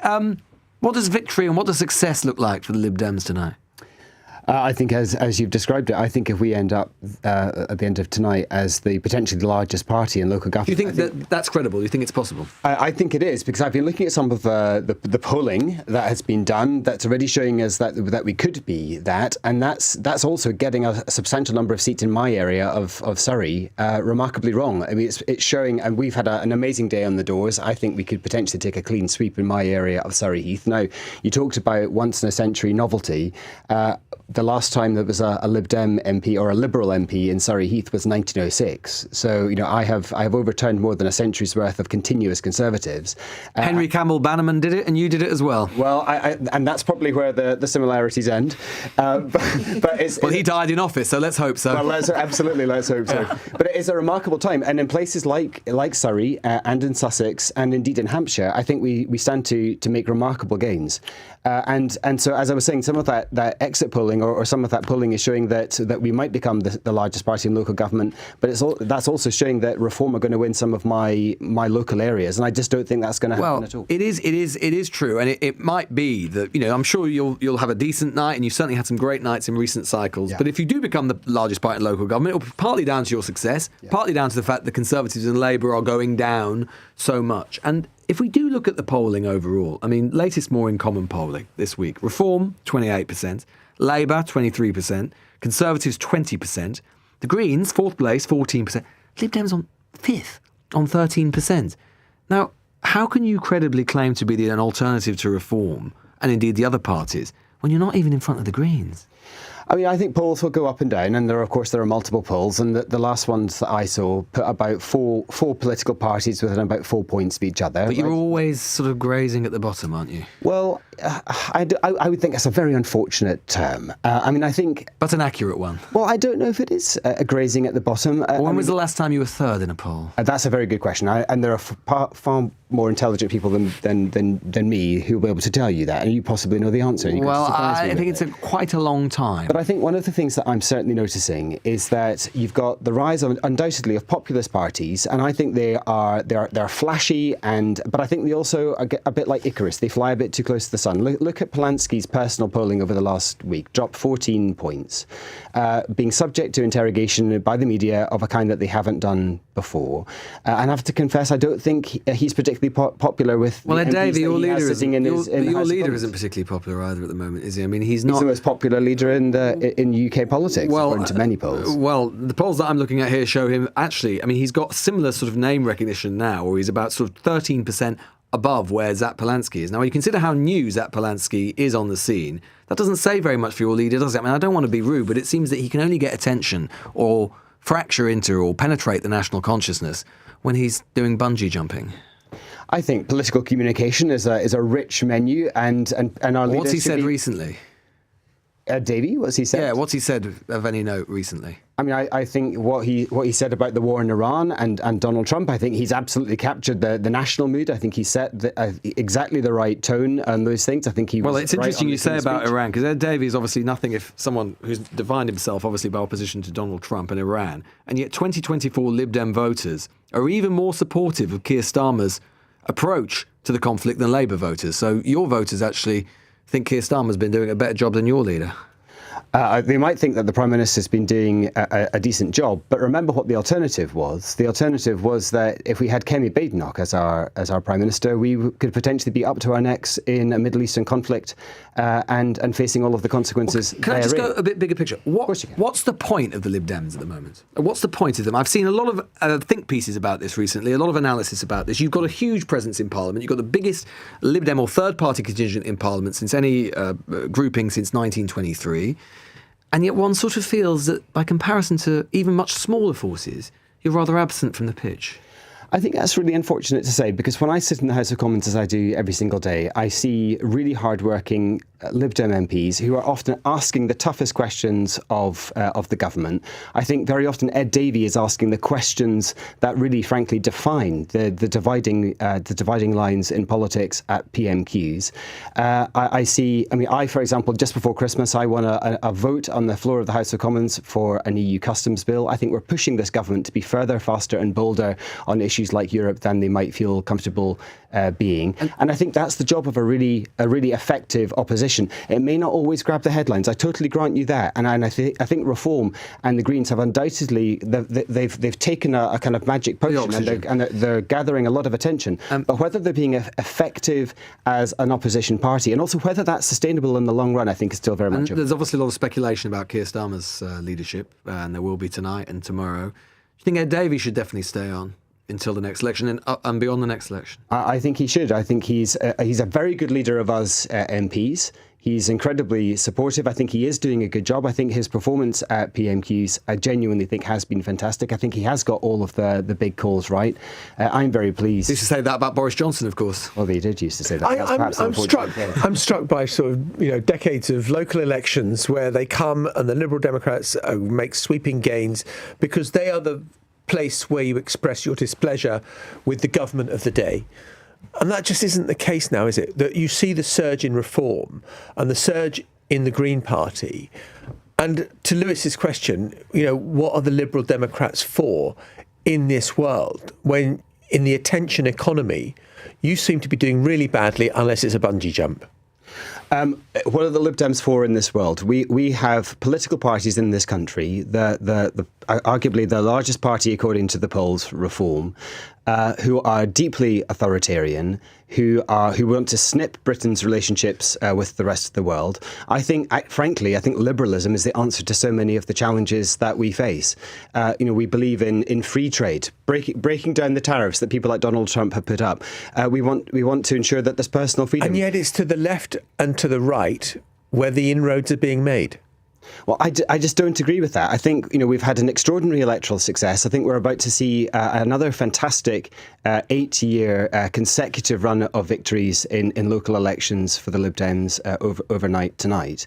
I don't think you can call that anything other than a remarkable success. Do we need to do even better at communicating our message? Sure, I absolutely think that we do. But as Lewis said, those other populist parties are taking a lot of the political oxygen right now. But I do think, I don't want to use necessarily the kind of tortoise and hare metaphor, but I do think that those parties will flash. I think they will crash when they're subject to greater media scrutiny. And I think that's when I honestly think the kind of growth and the kind of sustained effort that the Lib Dems are putting in will ultimately show itself to be really... But to be the third party of British politics, you've got to be consistently the third party, right? And you are in parliamentary terms by far, obviously, and as I say, 2024, tremendous success.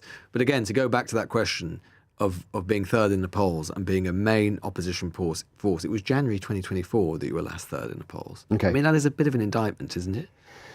It's got to be, of the political and media strategy. Something's got to change, hasn't it? Yeah, and I think we have seen that change over the past few weeks. Ed Davey has given a number of kind of direct-to-camera press conferences. I think we have seen a scaling back of some of the bungee jumping and other things. And you're happy with that? Deliberate strategy, isn't I think it is a deliberate strategy. To stop doing those sort of stunts, right? Yeah. And because I think we do want to communicate that seriousness. I think we're living in serious times as well. We're living in a time of war and conflict in Europe and in the Middle East. I think that has called for a change of register. But I think it's also an opportunity for us to, I guess, grasp and also reflect the scale of the moment. And on that point that John asked before, what is the point of the Lib Dems? I genuinely think that liberalism is more needed now than it has been in a century and a half, where we're genuinely defending the concept of free trade again from an American president of all people. And that's where I think that we need to be fighting those big philosophical fights that perhaps we haven't been fighting. And perhaps we thought that we presumed that there had been a victory at the end of the Cold War and that the liberal consensus had won. That is in question now. And I think that's where liberals like me can step back into the debate. So you actually think, the things that Ed Davey became known for with the public, the stunts and they did work and they were effective. You think it's a good idea those stop now? I think that it's always about finding the right balance, and they were incredibly effective during the election, and they still may have a place now, but I think it's about getting that balance right. I think he's recognised that. I think our party has recognised that. I think he's also pushing out a whole host of other people that can speak on the party's behalf, because we want to be a party who are the sum of our parts. Alpington, thank you so much for joining us this evening. I'm Lib Dem MP for Surrey Heath there. Midnight is approaching on your election night special here on LBC. After the news headlines, counting will continue across England, and we will bring you reports from across all of the key races. The Greens and Reform look likely to be the big winners, and losses, of course, predicted across the board for both Labour and, intriguingly enough, the Conservative Party. LBC's election coverage continues with results coming in across the country. LBC's political editor Natasha Clark stays with us throughout the night as it unfolds. Also, to take a look at the numbers, we'll be joined by pollster, founder of Merlin Strategy, Scarlett Maguire, and we'll cross the border to Scotland, speak to the Shadow Secretary of State from the Conservative Party, Andrew Bowie. All of that to come and more on LBC's Election Night Live from Westminster.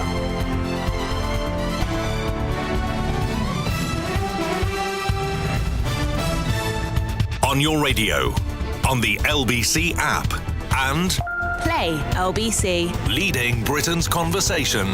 This is LBC. From Global's newsroom at midnight, the Prime Minister's thanked party volunteers in a post online after what his deputy leader called a tough election campaign. Counting's begun in local elections across England. Votes for the Scottish and Welsh parliaments will be counted later. Reform UK and the Greens are forecast to make significant gains, mainly from Labour and the Conservatives. Matt Vickers, Conservative Party Deputy Chair, told LBC that people need to look at the context. Let's see if we've taken back any councils in the morning. Let's see where we've got to with all of that. The reality is you've got to start from the fact that the last time many of these seats were contested, it was in 2021 when we had 43% in the polls. That's the starting point. We want to look at where we got to last year. We want to see if we've made any progress since last year. The man's been charged after allegedly threatening Andrew Mountbatten Windsor near his new home in Norfolk. Police were called to the Sandringham estate on Wednesday night. A 39-year-old's been charged with 2 counts of harassment and is due in court in Norwich this morning.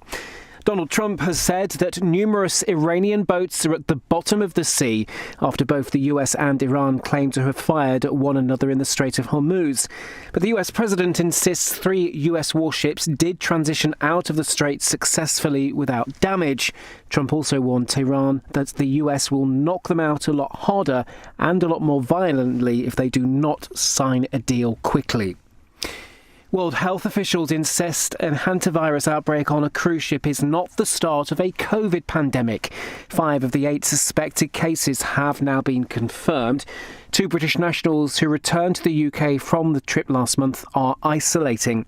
Infectious disease expert at the University of Bath, Professor Andrew Preston, has told LBC how you can catch it. Close up where you're likely to be sprayed by somebody coughing and sneezing. And probably you need to have multiple exposures to the virus to get enough build-up to go down with disease. That's what we think. It's always described as relatively difficult to catch. And Aston Villa are on course to win a major trophy for the first time in 30 years after thrashing Nottingham Forest to reach the final of the Europa League. A 4-0 second leg win at Villa Park took them through 4-1 on aggregate. LBC weather cloudy today with sunny spells in the far south, scattered showers across Scotland and Wales, a high of 20 degrees. From Global's newsroom for LBC, I'm Daryl Jackson. This is LBC. From Global, leading Britain's conversation. Election Night Live with Lewis Goodall. Well, the time has just gone midnight. You are listening to and indeed watching on YouTube and Global Player Election Night Live from Westminster on LBC. I'm afraid to say, and I didn't even say goodbye to my old compatriot, my comrade in arms, John Sopel, who unfortunately his age does have to get off to bed, but we've lost Aggie Chambry as well. But I'm delighted to say that Natasha Clark is putting in the hard yards with me tonight. We don't need to sleep, do we? We don't need to sleep. Well, with these election results to come, and they will come. I promise they are coming. They're on the way. They are on their way, ever so slowly. But we're actually getting the first results, I would say, in about about an hour's time now. Broxbourne, we're expecting about 1 a.m. Halton up in Merseyside, which will be very, very interesting potentially for reform gains, again about 1 a.m. Harlow, Redditch, Chorley, Hartlepool, Hull, Lincoln. Honestly, it's a smorgasbord of delights to come, electoral delights. Don't sound so cynical about it, Natasha Clark, honestly. If you're not excited about it, then who is? Good, I'm glad to hear. Alex Wilson, I'm sure, who's Reform UK member of the London Assembly, also very excited tonight, I have no doubt, along with your colleagues. Alex, so thanks so much for coming in and stepping into the studio here for a few minutes with us. In terms of London, and I think London is obviously going to be, all the London, 32 London boroughs up for election tonight. Big moment in the capital's politics. Clearly going to be big for Keir Starmer. Labour have dominated in London in local government terms for some years now. In terms of reform, London is the sort of place that we tend to associate with reform, but that's a bit misguided, isn't it? Because you've got the outer boroughs where you're hoping to do well tonight. Yeah, well, as you said in the intro, very excited about what's up for grabs in London and across the country as a whole. 5,000 seats in the country as a whole, of which about 1,800 of those are here in London. And this has been a campaign that we've never been able to mount a campaign as vigorous and as wide-ranging and as intensive as this. And it's a huge step forwards on our journey as a development of the party. Remember, the first time we fought elections as Reform UK was 5 years ago, 2021, London Assembly elections. We didn't have a mayoral candidate. We just stood in the Assembly.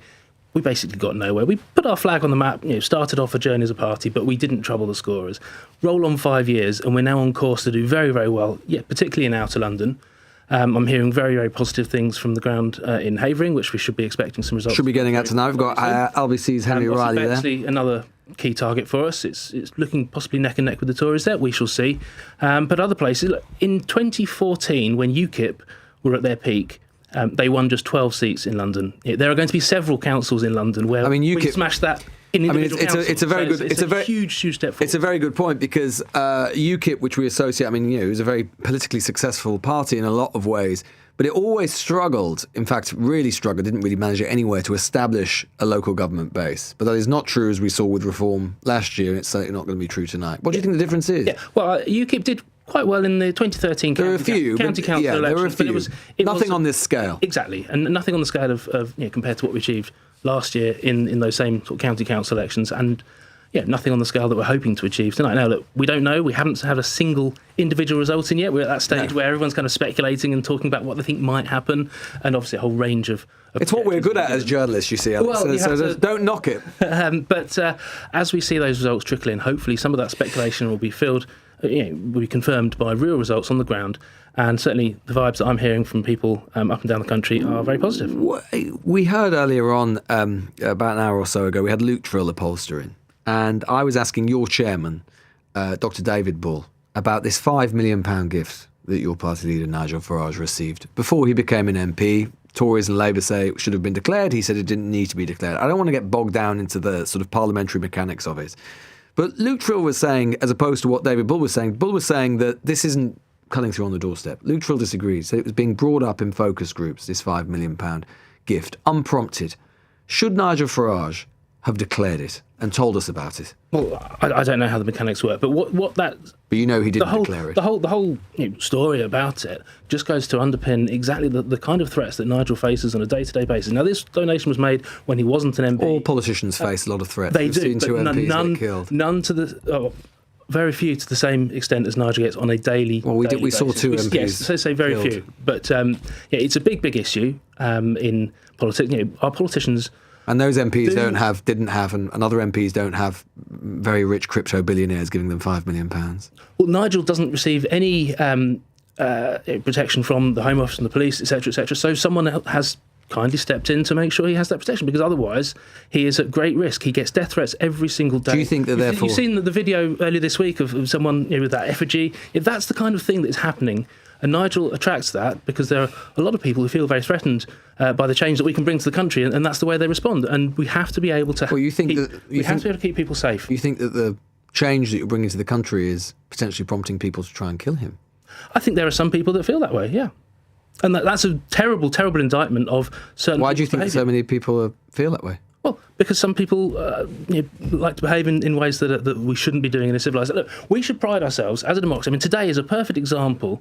We're having a big election, biggest test of public opinion since the general election. We believe in a peaceful transfer of power. We'll see that in councils up and down the land. But some people don't want to play by those rules, and we have to have a mechanism to keep those frontline political actors safe. I've travelled with Nigel Farage, reporting with him. I've seen the security he's had. This predates actually this donation, but I've seen that in the past. No one can doubt that MPs face terrible dangers, and that is, as you say, an indictment on our country in so many ways and in our politics. Nonetheless, given that, and Mr Farage says that this money was used for security, do you think he could put the country's mind at risk, at ease, I should say, by providing evidence to show this $5 million has only been used for his security?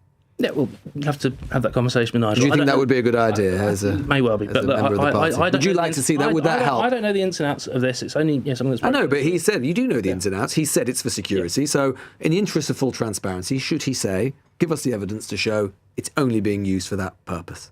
If that's what you'd like to see, then perhaps that would be a good thing. You think it would be a good thing? In terms of what we might see throughout the night now.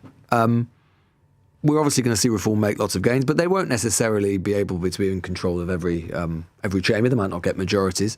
Are you relaxed about doing deals with other parties? You're relaxed about doing deals with the Conservative Party, for example, in local government? Well, there are lots of councils that are up for grabs this time, that they're only electing by thirds or by half. So, yes, you're right. Big changes in vote share and indeed seats won of those that contested will not necessarily lead to a massive change in overall control. That's just the nature of local government and the elections and the patchwork of councils and wards that we have, everything happening slightly differently each year.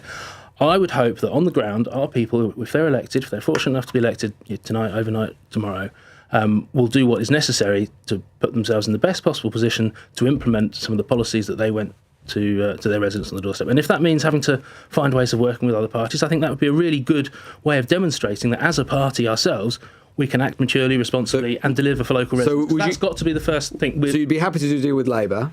With Tories? I would like to see reform policies and aspirations and mindsets be implemented. What about Greens? Would you do deals with Greens? I think that's very unlikely, because we don't agree on anything. Can I just ask you, do you think the reform have peaked a bit too early? Because I think obviously you've had a bit of a difficult year in the fact that you've tried to maintain that very big poll lead that you've got. And obviously you've still got it, but there are people in the party that are going, oh, can we hold this until a general election? And obviously I'm sure it will be, or at least according to all the polls, a good night for you. But is there a bit of you and a bit of people in your party that are going, oh, our success maybe just came a little bit too early? Do you think you agree with that sentiment?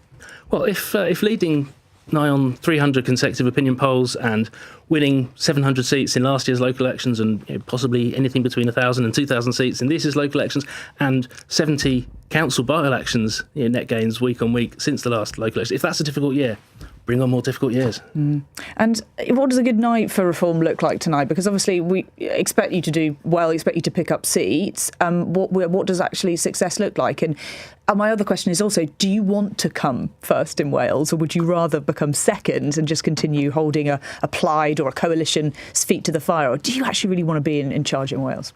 I think everyone who goes into politics should go into it wanting to win, because you have values, you have aspirations, you have policies, things you want to do, and you can only do that by winning power. So absolutely, I want to win in Wales. I'd love to win in Scotland now. Realistically, that's probably not going to happen. That's not going to happen. We're going to, hopefully, very strong chance of coming second in Scotland, and there we would be holding the SNP government to account. But yeah, ultimately, everyone who stands should be wanting to win, and that's what our people in Wales, in Scotland, in London, and right across the country are. And I think I've just had a result come. I know. I was going to say, don't let me do this, Alex, because I've been sat here for 2 hours now, and I want to actually say something very exciting, which is we actually have a result. And this is indeed, it's only a ward result, unfortunately, but still, nonetheless, it's going to put a smile on Alex Wilson's face. He's from Hutton South, which is in Brentwood in Essex.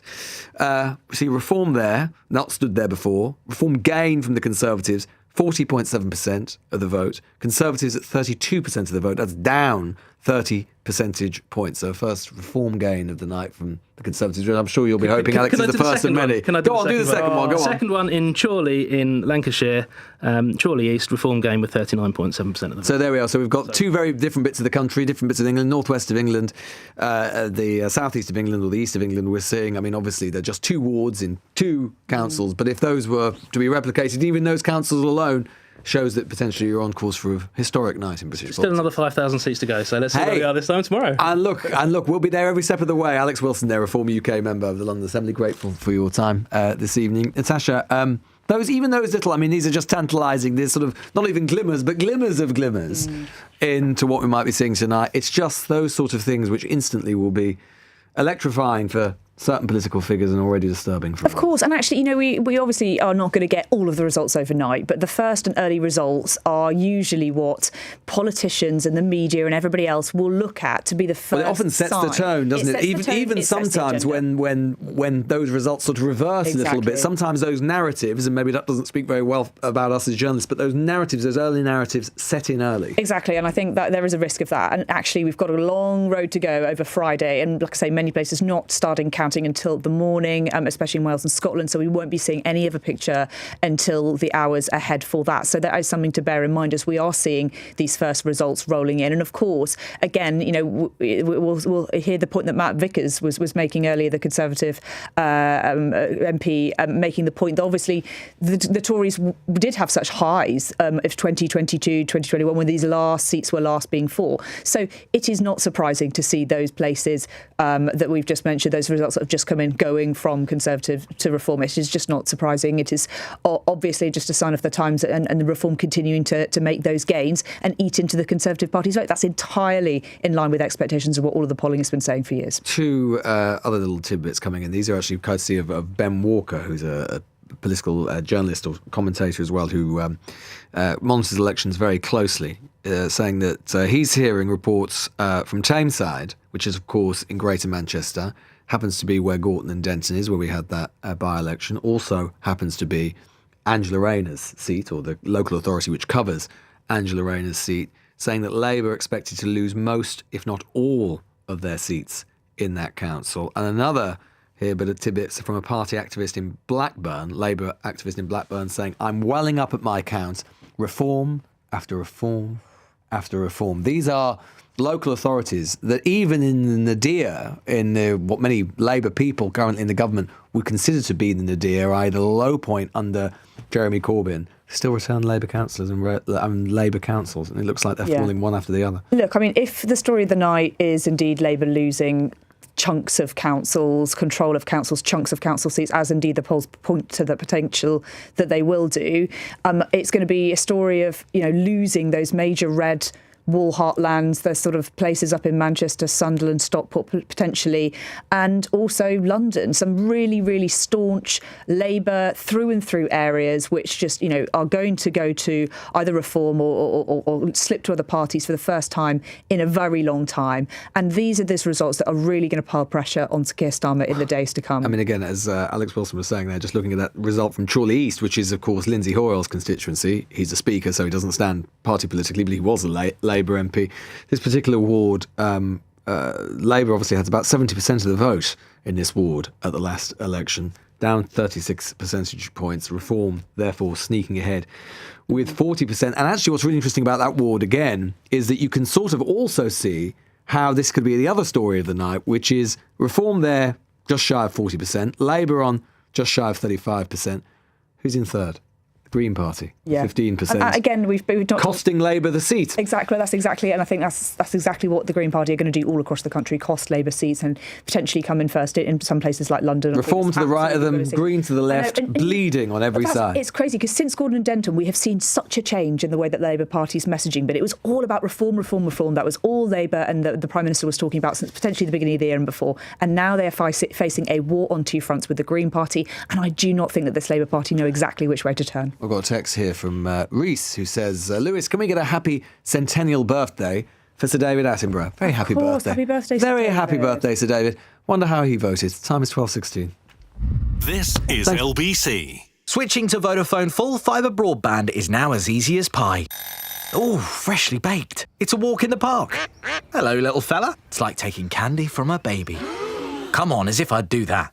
With One Touch Switch, it's easy. We sort everything out for you. We even contact your current provider. Plus, we'll help towards leaving fees. Switch today to full fibre broadband with Vodafone. Up to £200 credit to cover leaving fees. More information and terms at vodafone.co.uk/broadband. Mr. and Little Miss are back in Happy Meal and they're off on a road trip. Your little one can go somewhere exciting with Little Miss Brave, laugh all the way there with Mr. Tickle, or make up an adventure all of their own. On this road trip, anything's possible. Some fun, some food, it's all inside this Happy Meal.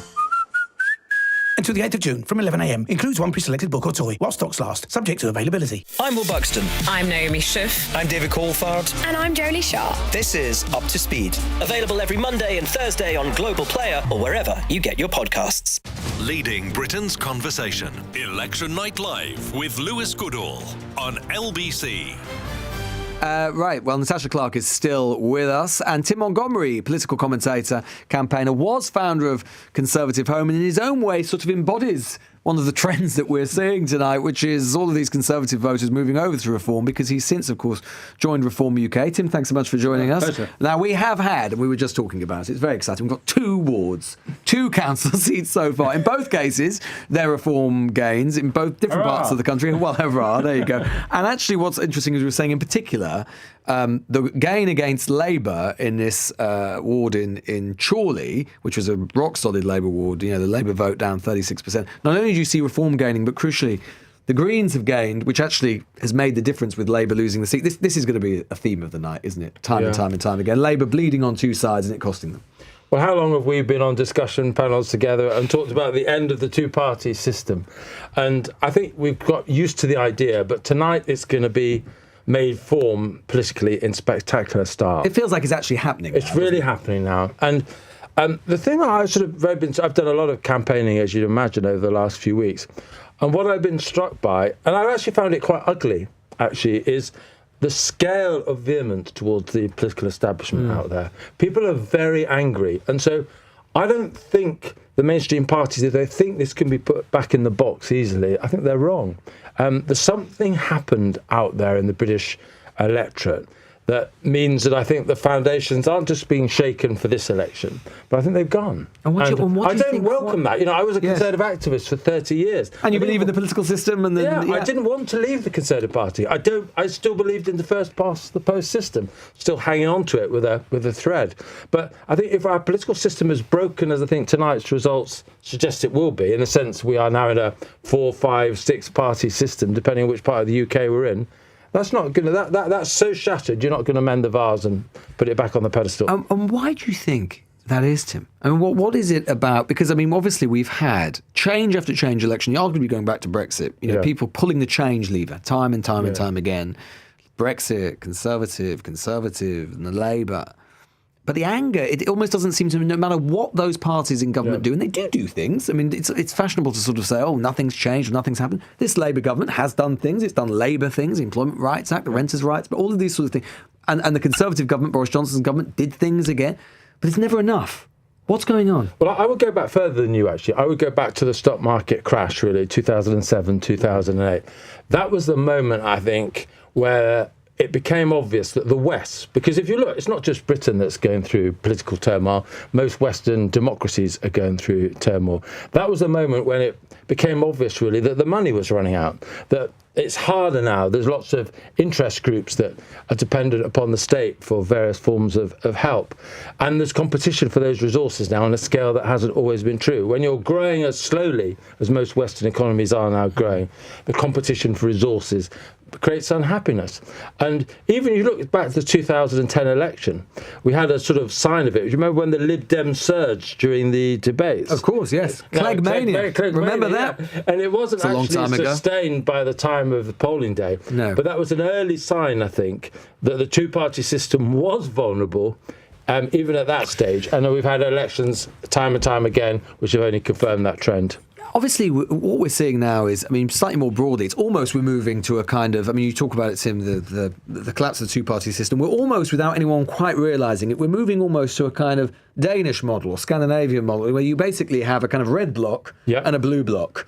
And everyone sort of knows that they're separate, but when it comes down to it, if there were a coalition, that they would work together.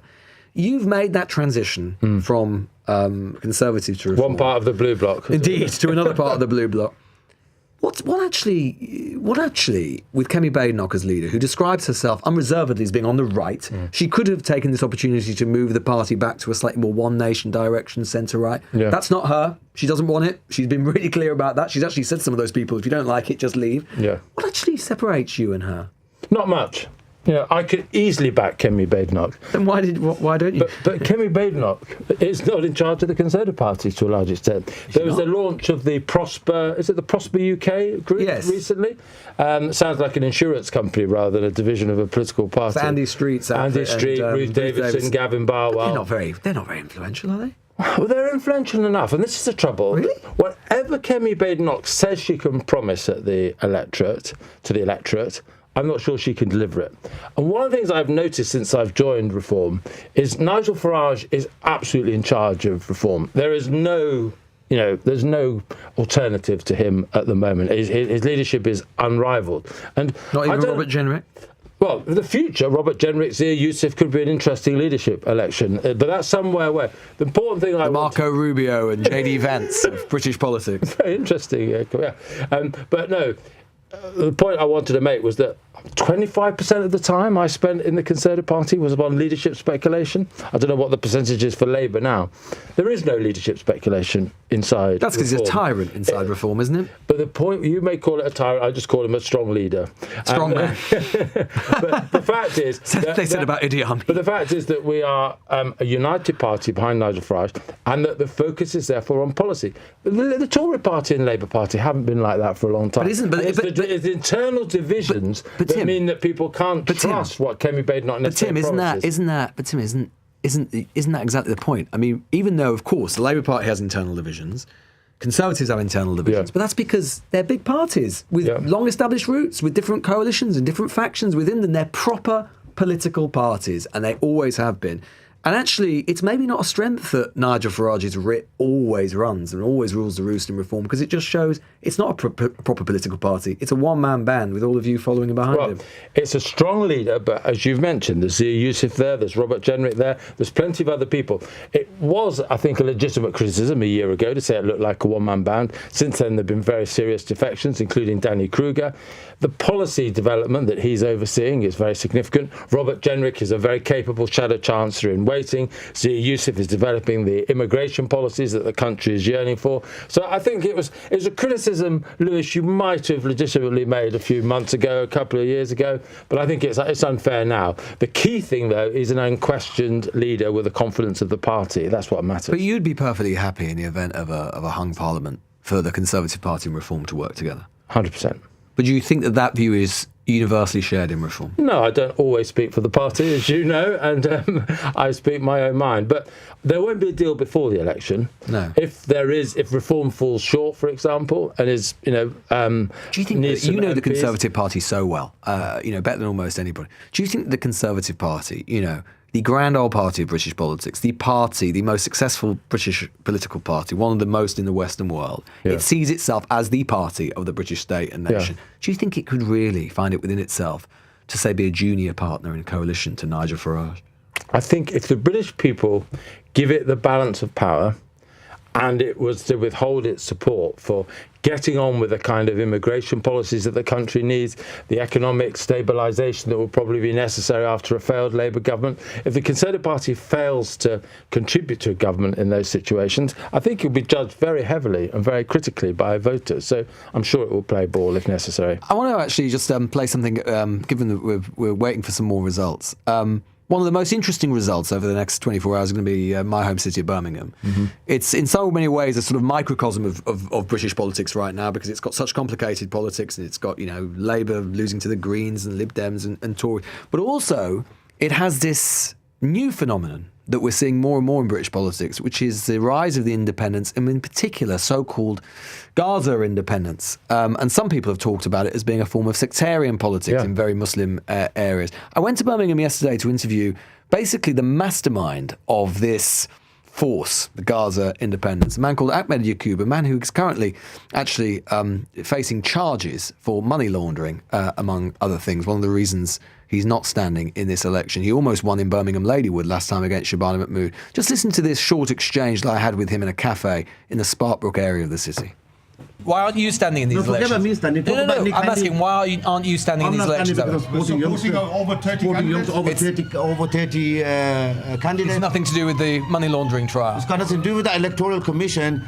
I can still stand if I wanted to, but I don't want to stand as a councillor. So it's nothing to do with the fact that there is a trial in relation to you with regards to money laundering.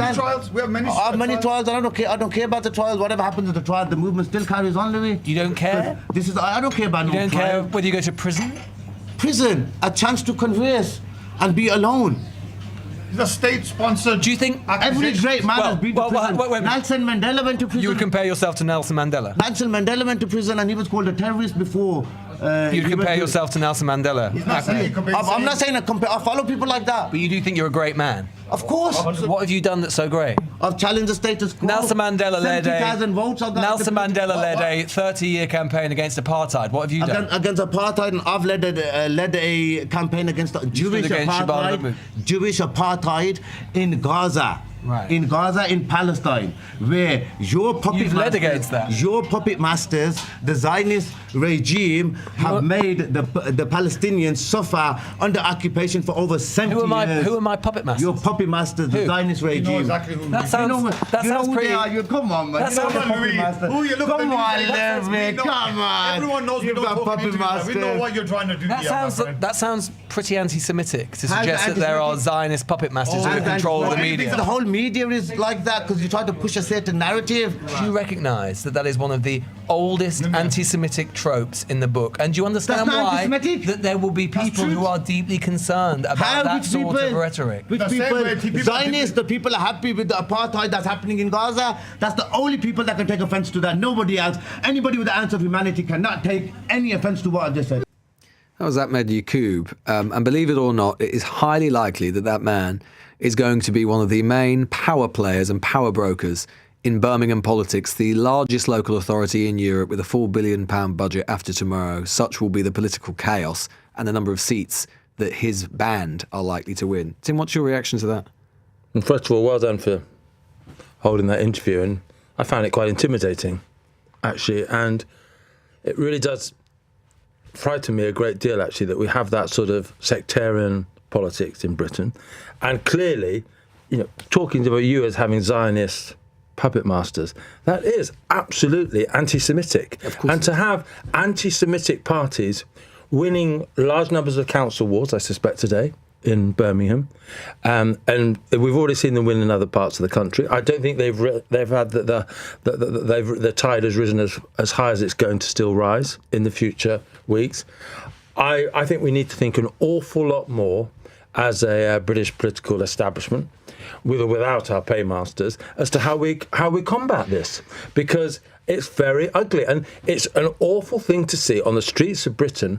People not really interested in the issues of local democracy in Britain, but they're almost fighting Pakistani elections. Although I should say, what was interesting about going is that actually, although it is absolutely, I think, 100% clear that the leadership, or there are elements of this that are clearly recycling and using anti-Semitic tropes and ideas, it's actually interesting. Most of their leaflets and so on, they're not really talking about Gaza that much, or if at all. They are campaigning on very local issues. The idea, the same things that are fueling so much of the other insurgent forces, which is sort of, Labour's sort of neglected us, the lived environment, so they're filling the same vacuum that we're seeing, albeit, as we see there, potentially with far worse results. I've been told that Whitehall is very worried about the Birmingham elections tomorrow.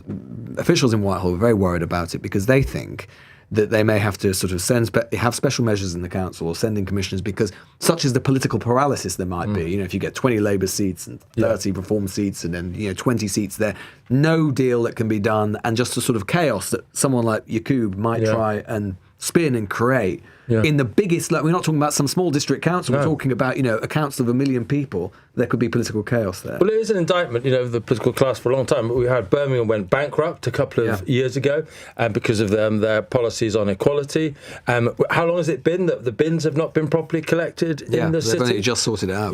So if you have that sort of failure by the existing political establishment for a long time, I'm afraid we are inviting, you've got a vacuum, and if nature abhors a vacuum, it'll be filled by something, and unfortunately it's being filled by something like that. Tim Montgomery there of latterly the Conservatives, now of Reform. We're going to be speaking to Conservatives and also former Labour, well, current Labour Minister in the House of Lords, one of Keir Starmer's closest allies, and of course results are finally starting to come in, so lots of excitement to come. The time is 12:32. Let's get the latest LBC News headlines on election night with Daryl Jackson. Counting's underway in local elections across England. More than 5,000 seats are up for grabs across 136 councils.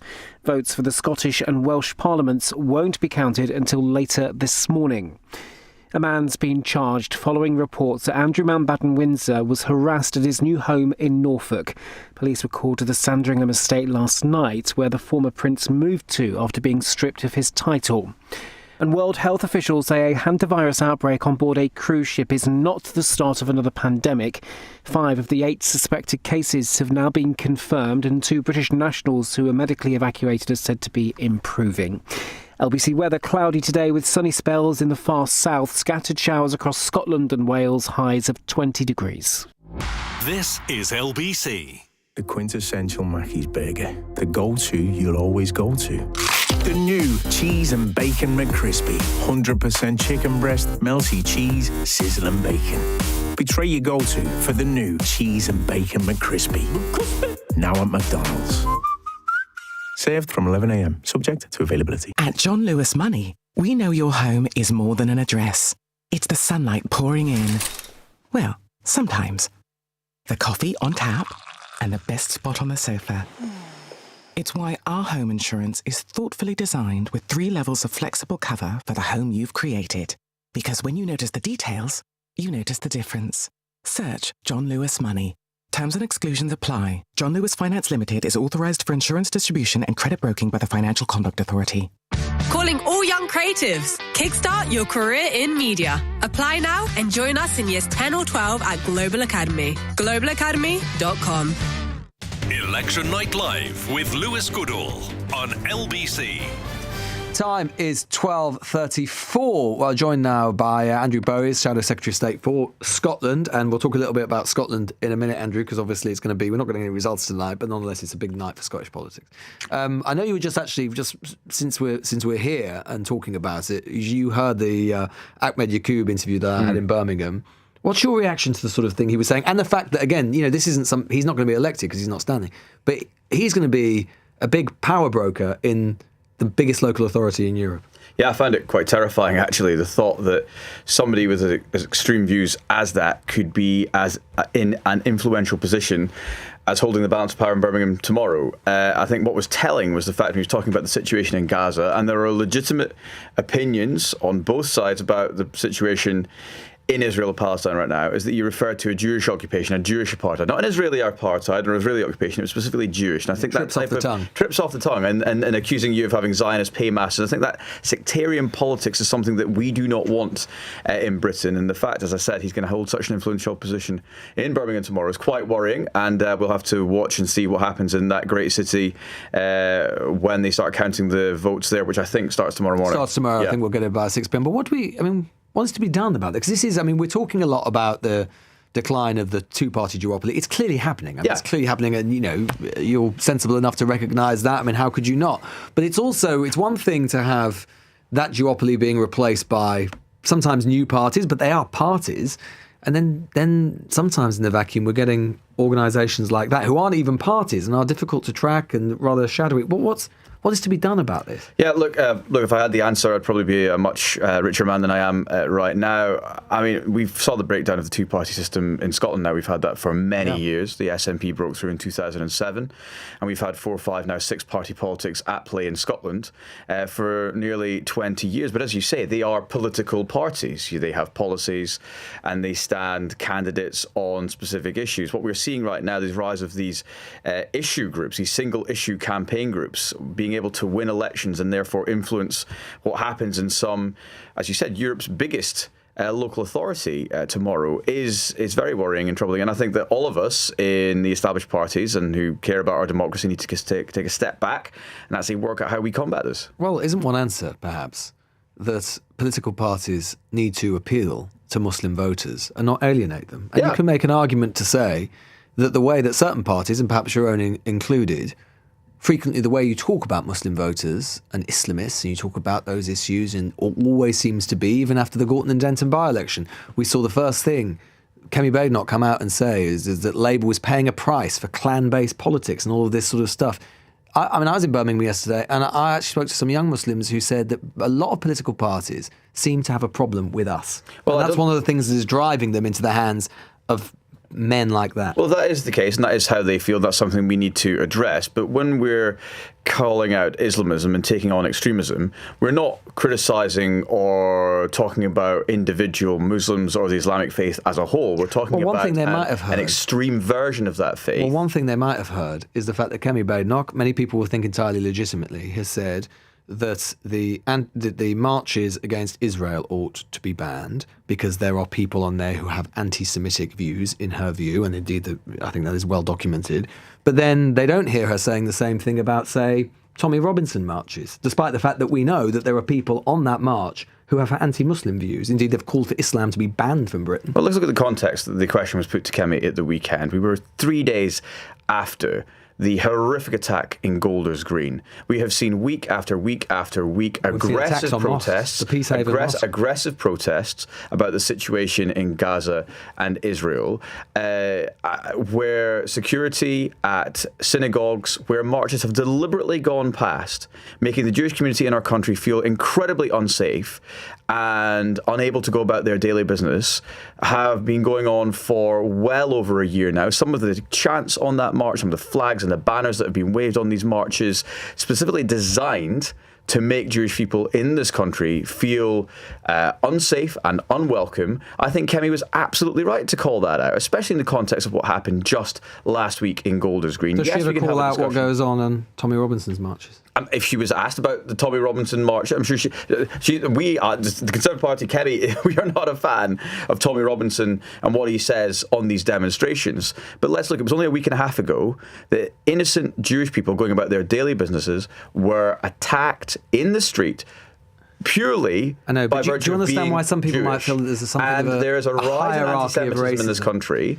No, absolutely not. Well, then why? Because the principle is exactly the same. There are bad people on both of these sorts of marches. Indeed, frankly, I mean, there will be anti-Semites on far-right marches. Guess what? The far-right kind of have a bit of a speciality in anti-Semitism. Yeah. But it seems to be that there's only a specific march and a specific group of people and a specific sort of racism. This is what I'm hearing, and I heard in Birmingham yesterday, that Kemi Badenoch and your party is concerned about. Look at what's been being said on those marches that Kemi was speaking about. Globalised Intifada, some of the other chants, some of the banners, some posters, glorifying what happened on October the 7th in Israel.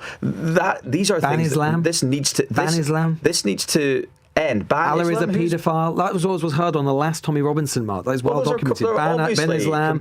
Allah is a paedophile. Those are obviously completely so why should that be allowed to go ahead? We're talking about those marches in the context of a rise in anti-Semitism that's been registered across the country. Absolutely, we need to do everything we can to combat that. But those marches specifically have driven up anti-Semitic attacks and hatred. We've seen security have to be increased outside synagogues, Jewish schools. We've seen innocent Jewish people attacked in the streets. And a lot of it stems from some of the language that we have allowed over the past couple of years to go unchallenged in these marches that are going on ostensibly about the situation in Israel and Gaza. That's what Kemi was being asked about. But of course, those comments by Tommy Robinson and his supporters regard Allah, regard Islam, are wrong, should be called out and should be combated. And nobody in Britain in 2026 should be comfortable with that language. In terms of what happens tonight, it looks likely that the Conservative Party are going to go backwards, and we're already seeing only a few wards in fairness, but we're already seeing a few losses to reform. When Kemi Badenoch has managed, in her personal polling, to pull ahead of other party leaders, and she's certainly pulling ahead of your party. When is that going to translate into actual gains for your party? Because at some point you're going to have to, if you're going to go back into government, you're going to have to start making some gains. Yeah, absolutely. Of course, we're all aware of that.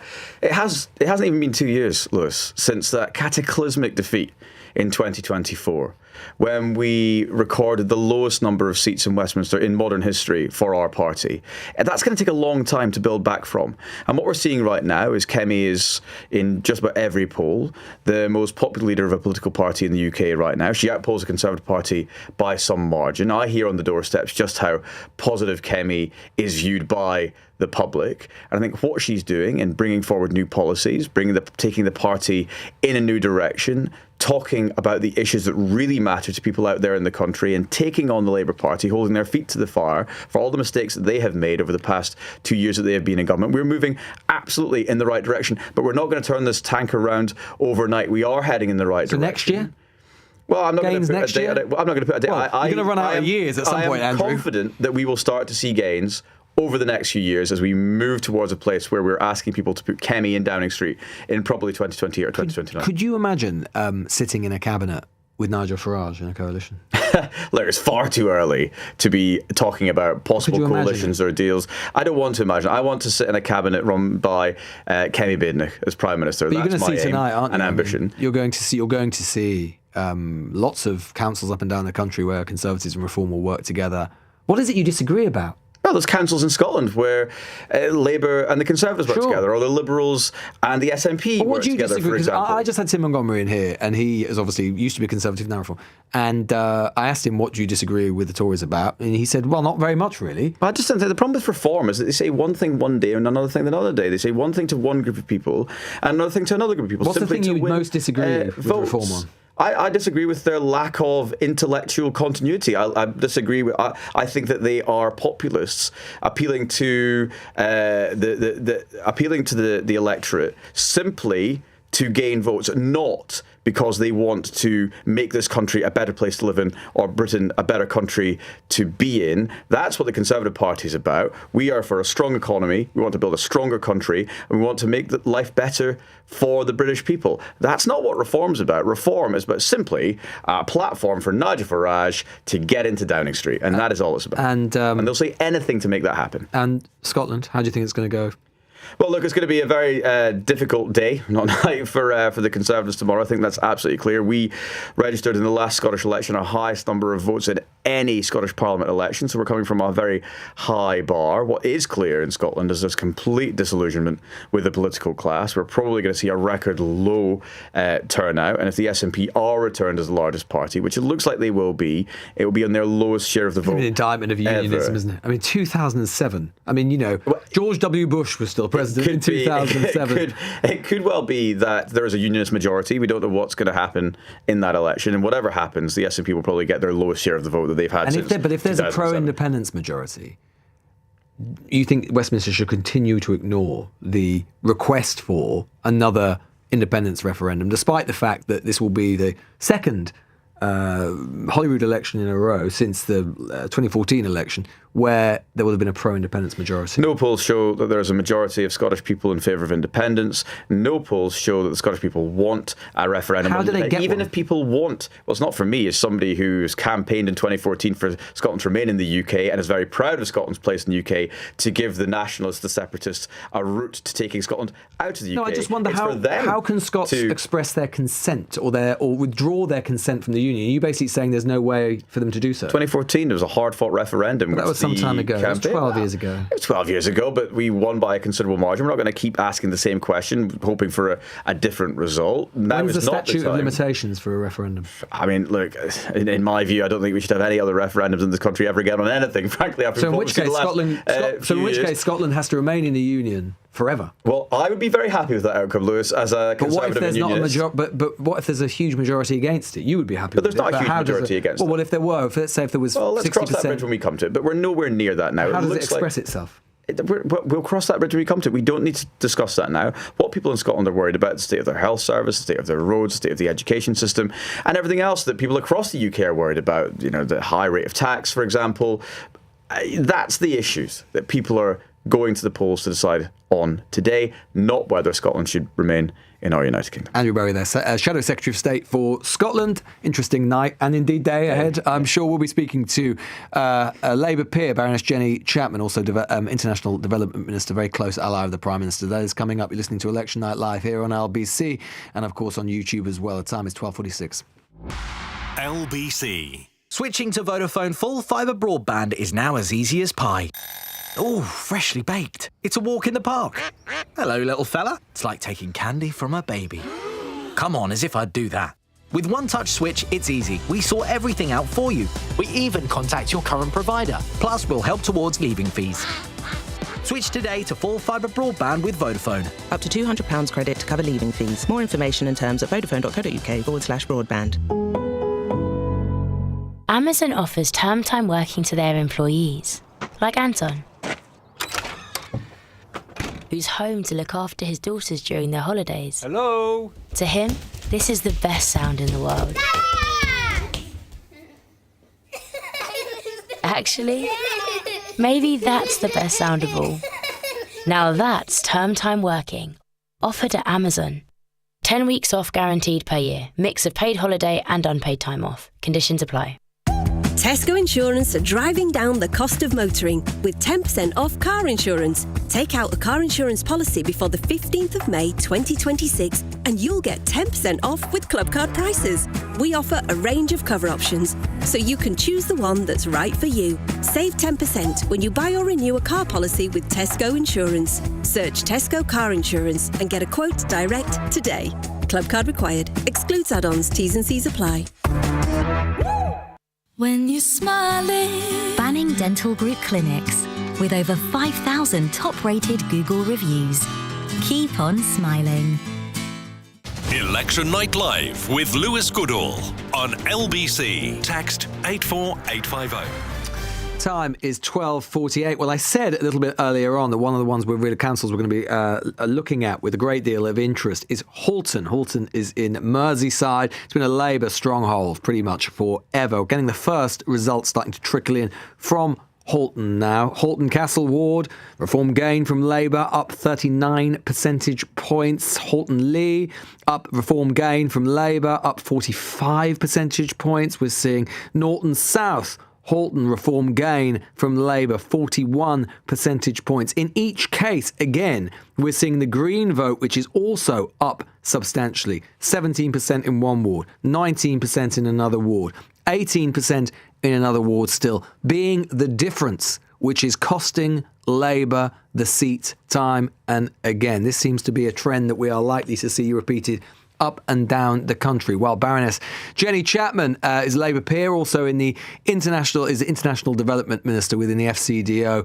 close ally of the Prime Minister. Baroness Chapman, thanks so much for joining us this evening. What we're seeing there are obviously only ward results, but nonetheless striking that you're bleeding to the left and to the right, and it's costing you.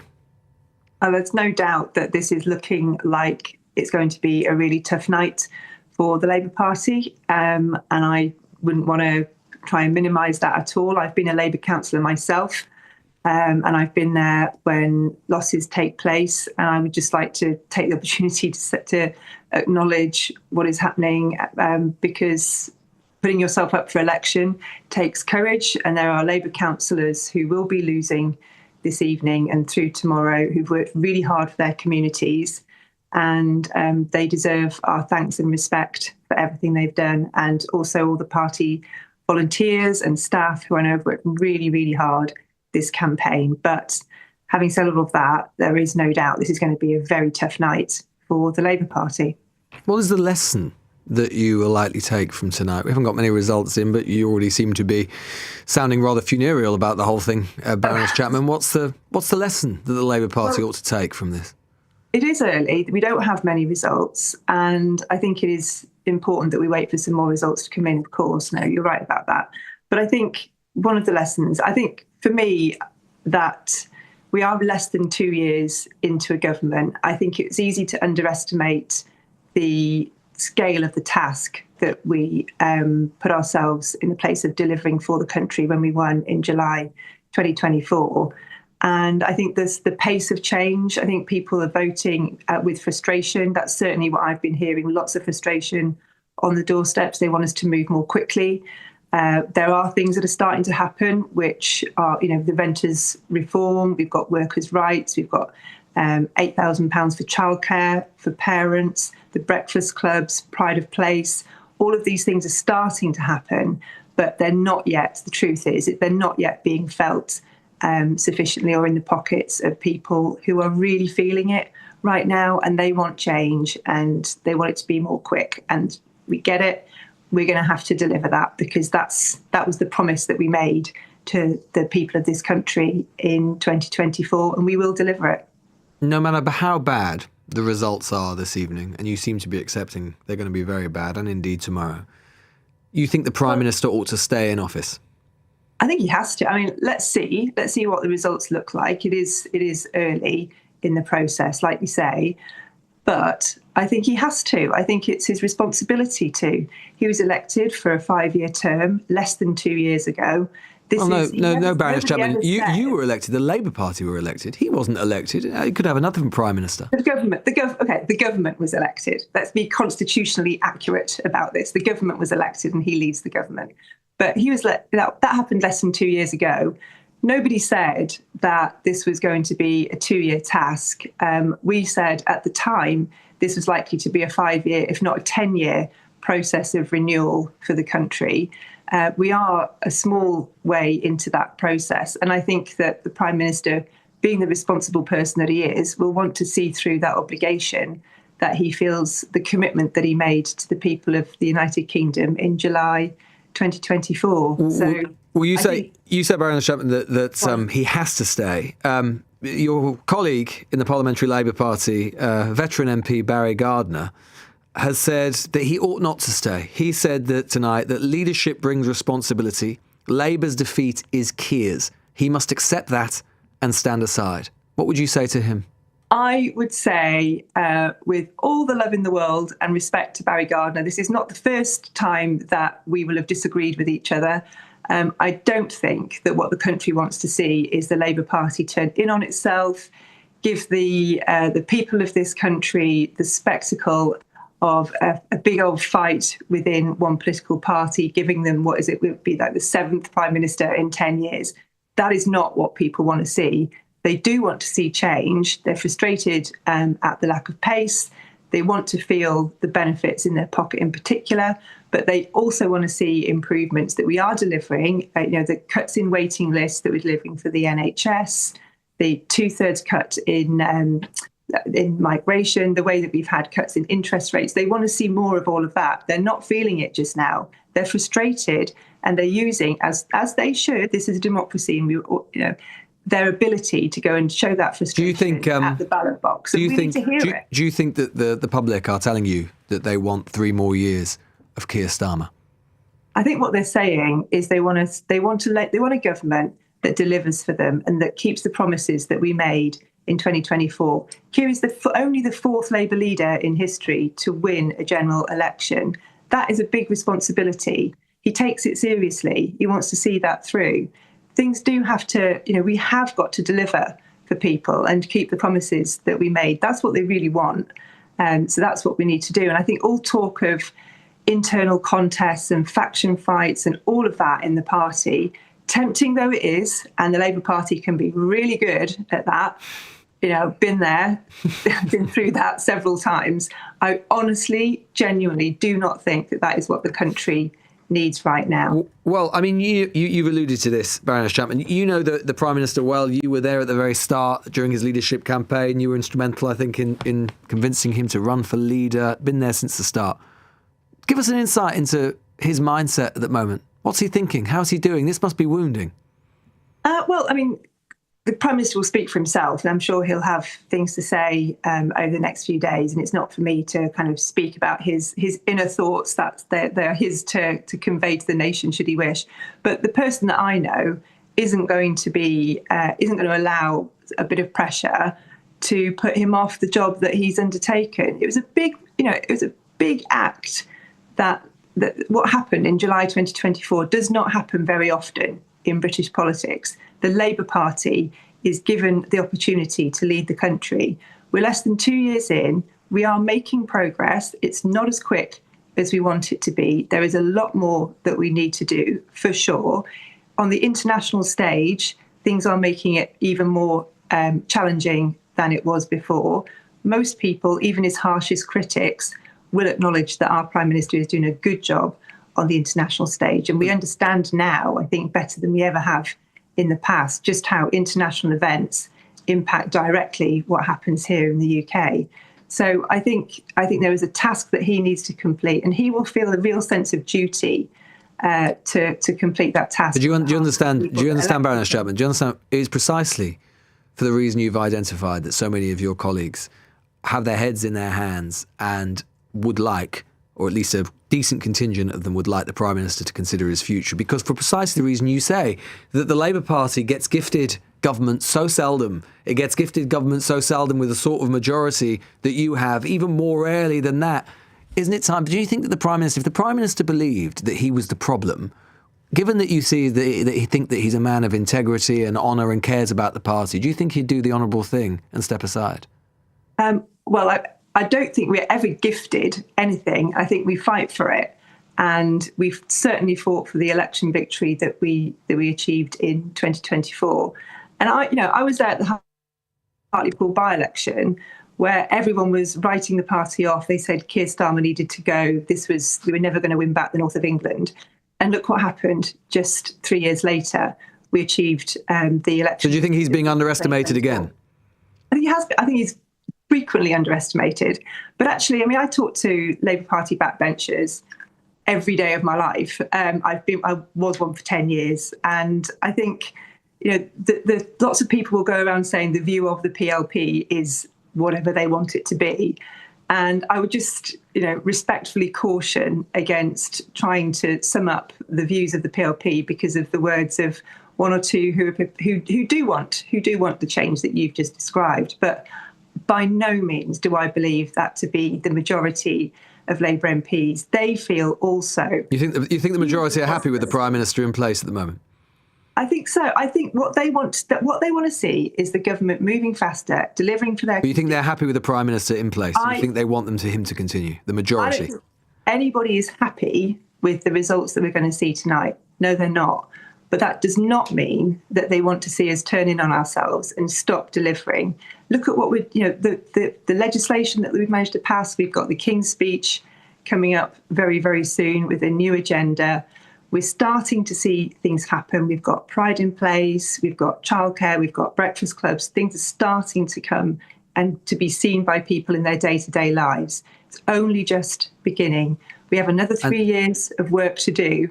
And that is that's the promise that we made to the country. And I just don't think that what people really want us to be doing is arguing amongst ourselves. We should be concentrating on them. Well, and finally, the Labour Party is not very popular right now. The Prime Minister is not very popular. You do have a singularly popular politician at your disposal. His name is Andy Burnham. Wouldn't it be a good idea, therefore, given so many of you are so unpopular, to bring your most popular player onto the pitch and allow him to stand for Parliament? I like Andy a lot. I think he's a brilliant mayor, seriously great mayor. But he also made a promise to 2 million people who live in Manchester that he would deliver for them. And call me old-fashioned, but I think Keir Starmer, Andy Burnham, all of us need to keep the promises and the commitments that we make when we put ourselves in these positions. So if he resigned the mayoralty to allow himself to stand for Parliament, you think that would be a mistake? You would urge him not to do that? I think he's a great mayor, and I think he needs to finish the job that he put his hand up to do, and he won the trust of the people of Manchester to deliver on that. And he is, with the public transport and the way that he's leading Manchester is really impressive. I think that's a serious job. And I know that Andy treasures that job. He said it was the honour of his life to do that job. But he wants to go back to Parliament. We know that because he tried to stand. He wants to go back to Parliament because he says he wants to help the team. He wants to get involved and put all hands to the pump and help the fight of your lives, clearly. Why wouldn't you allow him to do that? But I go back to the point that I made before, which is that I just don't think that what the country needs, and never mind, what different people in the Labour Party might feel like doing for themselves. Come on. I think that what the Prime Minister's afraid of him. It's as simple as that. The Prime Minister is afraid of him because he knows, and I know and you know, that the moment he gets back into Parliament, he becomes the Prime Minister. It's about the Prime Minister's skin. It's about nothing else. Come on, level with people. Well, I don't believe that, actually. And I think that the worst thing we could do right now is start playing games internally, having a big psychodrama. The country saw enough of that from the Tories. They are absolutely do not want that. That's one of the reasons the Tories were beaten so harshly, and why they are still struggling now is because people just they have not forgotten what that looks like when you chop and change Prime Minister as often as that. You look unreliable on the world stage. When they chopped and changed Theresa May, guess what? I'm replacing with Boris Johnson. Guess what? They won a thumping majority. Yeah, then what happened? Honestly. Well, they had another 4 years in office. They had six. We had 6 prime ministers in 10 years. That is at least not they won. Leadership. That's not like. Even the Labour Party's critics would not say that is good leadership for a country like the United Kingdom. We need stability. We need people who get elected and see through the job they were elected to do. All right, Baroness Jenny Chapman there, who is International Development Minister, also close ally of the Prime Minister, giving the best defence that she can of Keir Starmer tonight. And again, circling the wagons to make clear that Andy Burnham, you ain't welcome on the green benches. Lots more to come, lots of results now starting to come in. We'll have some new councils actually declared, I think, shortly enough. The time on the special election night here on LBC 102. On your radio, on the LBC app, and Play LBC. leading Britain's conversation. This is LBC. From Global's newsroom, results are starting to be announced in this year's local council elections in England. Chorley in Lancashire saw the first declaration, with Reform gaining a seat from Labour. They're also confident of defeating many Conservative councillors, with early wins in Brentwood in Essex. The Greens and Liberal Democrats are also expecting to make gains at the expense of the two main parties. Deputy Prime Minister David Lammy says it is a reality check for the government. I don't want to sugarcoat it. The message from the doorstep is this is a tough election cycle. This is a midterm set of elections with people concerned about cost of living and wanting to see the government go faster with quicker pace. Well, votes for the Scottish and Welsh parliaments will begin counting later on this morning. In other news, a man's been charged after reports of someone threatening Andrew Mountbatten Windsor near his home in Norfolk. It follows an arrest on Wednesday evening. Police say a 39-year-old has been charged with 2 counts of harassment and is due in court later. The US military says it's intercepted unprovoked Iranian attacks and responded with self-defense strikes targeting launch sites in Iran. An Iranian military spokesperson has accused American forces of violating the ceasefire by attacking ships and civilian areas in Iran near the Strait of Hormuz. It says it's attacking US military vessels in response. The World Health Organization says a hantavirus outbreak on the cruise ship is not the start of another pandemic. Officials have also revealed 5 of the 8 suspected cases are now confirmed. Various countries, including the UK, are working to trace passengers who left the ship before the outbreak became known. Consultant virologist at Attenborough Hospital in Cambridge, Dr. Chris Smith, has told LBC it's only some similarities to COVID. This is a different virus. We've known about it for a number of decades now, actually. It was first documented decades ago, but the numbers of cases documented are very, very low. But we think probably lots of people run into this every year.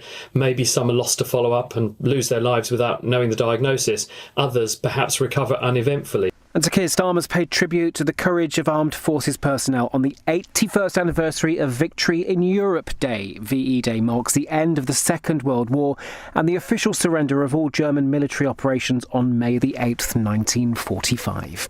LBC weather: cloudy today with sunny spells in the far south, scattered showers across Scotland and Wales, a high of 20 degrees. From Global's newsroom for LBC, I'm Daryl Jackson.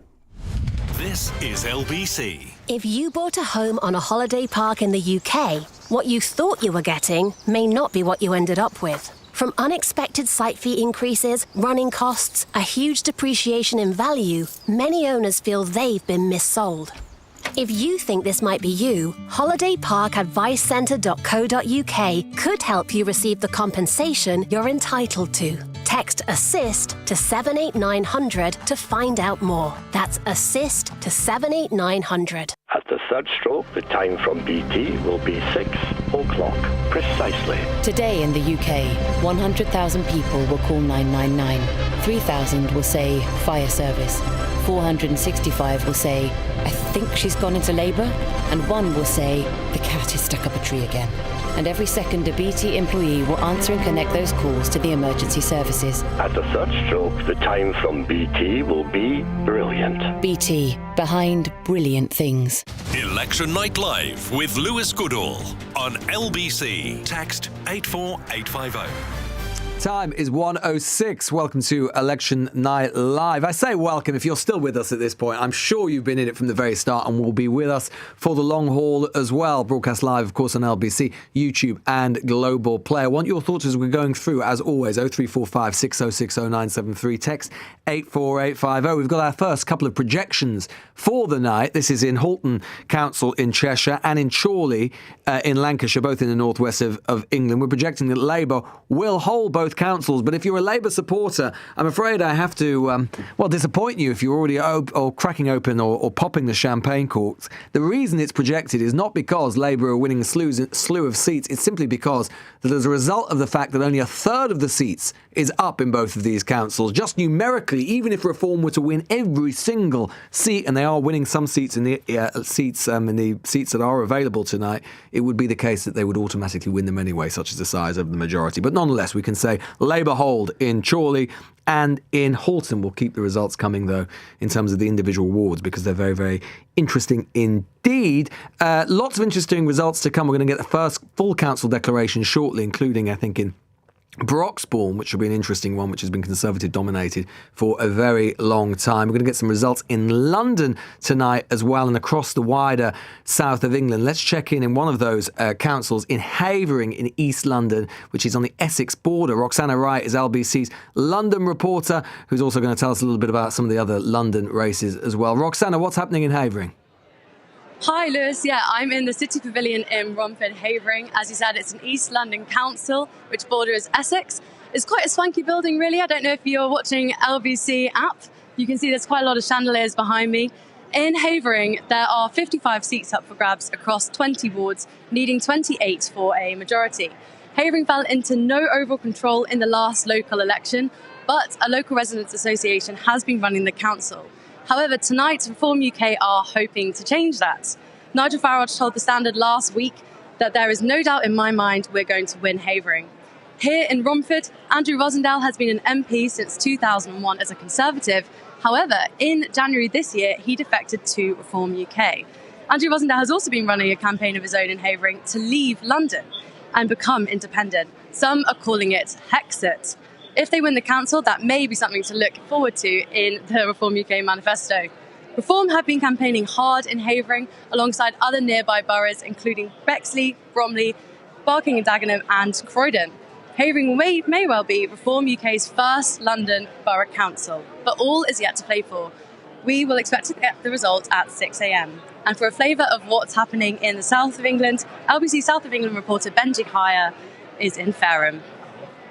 Roxanne, thank you. Welcome to Hampshire. All 78 divisions on this county council up for grabs in an election that was delayed from last year. This is a county that serves 1.4 million people and has been controlled by the Conservatives since 1997. In fact, barring a small gap in the 90s, the Tories have been in charge of this authority since it was set up several decades ago. In other words, this is a pure Conservative heartland, but for how much longer? Because if you consider the fact that last time Hampshire residents took to the polls to choose their local councillors, well, it was back in May 2021. Boris Johnson was the Prime Minister. We were through yet another COVID lockdown. Partygate wasn't even part of the electorate's lexicon. I would think it's fair to say that at the time the Conservatives were in fairly good shape. But since then, well, we know what's happened since then. A Conservative collapse, a meltdown,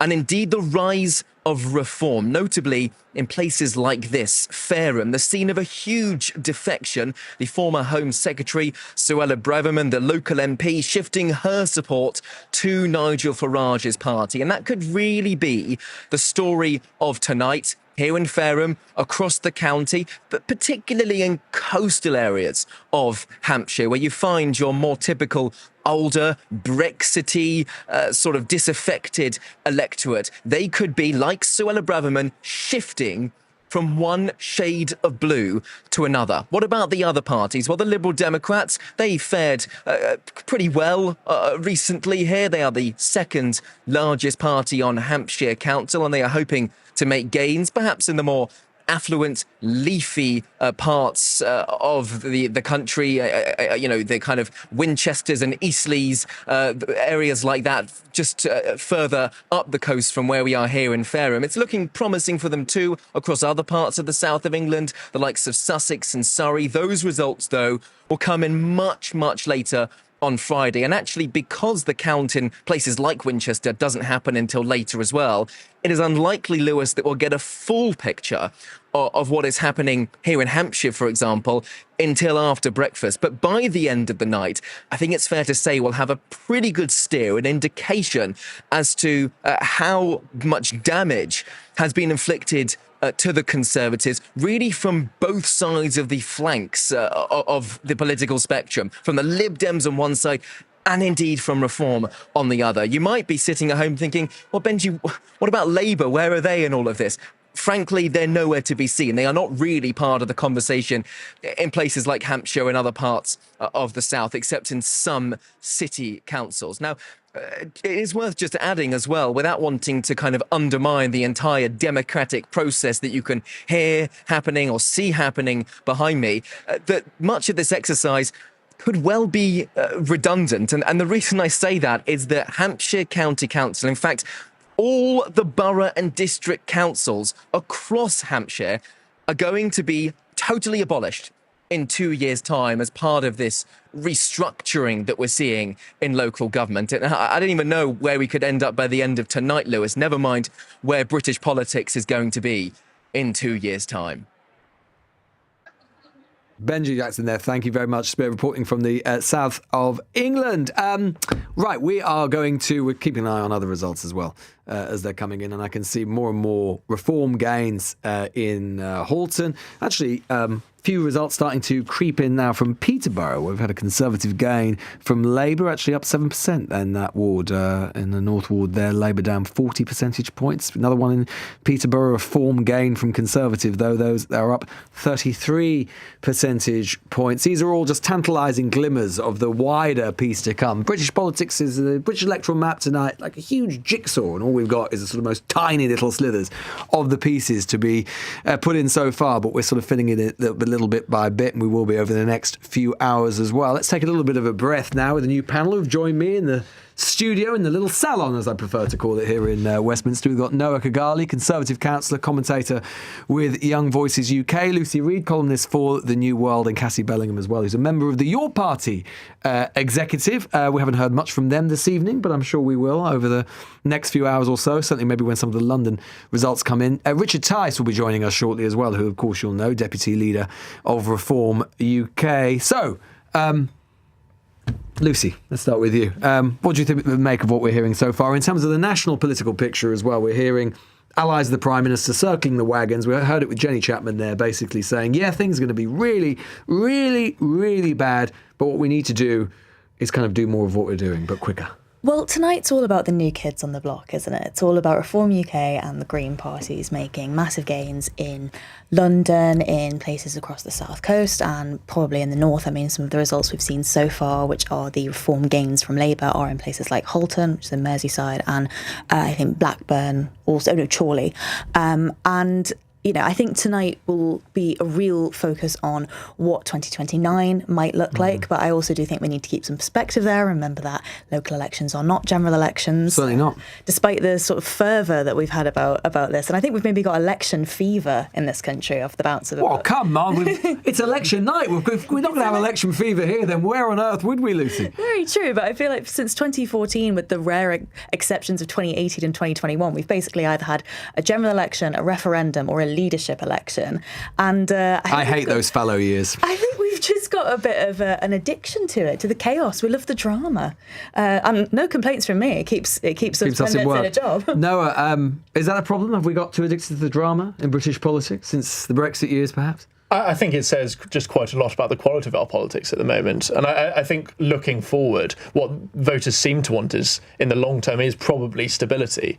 And that's something that they don't seem to be getting at the moment. Is that right? So much frustration. If they wanted stability, then they would vote for the old parties.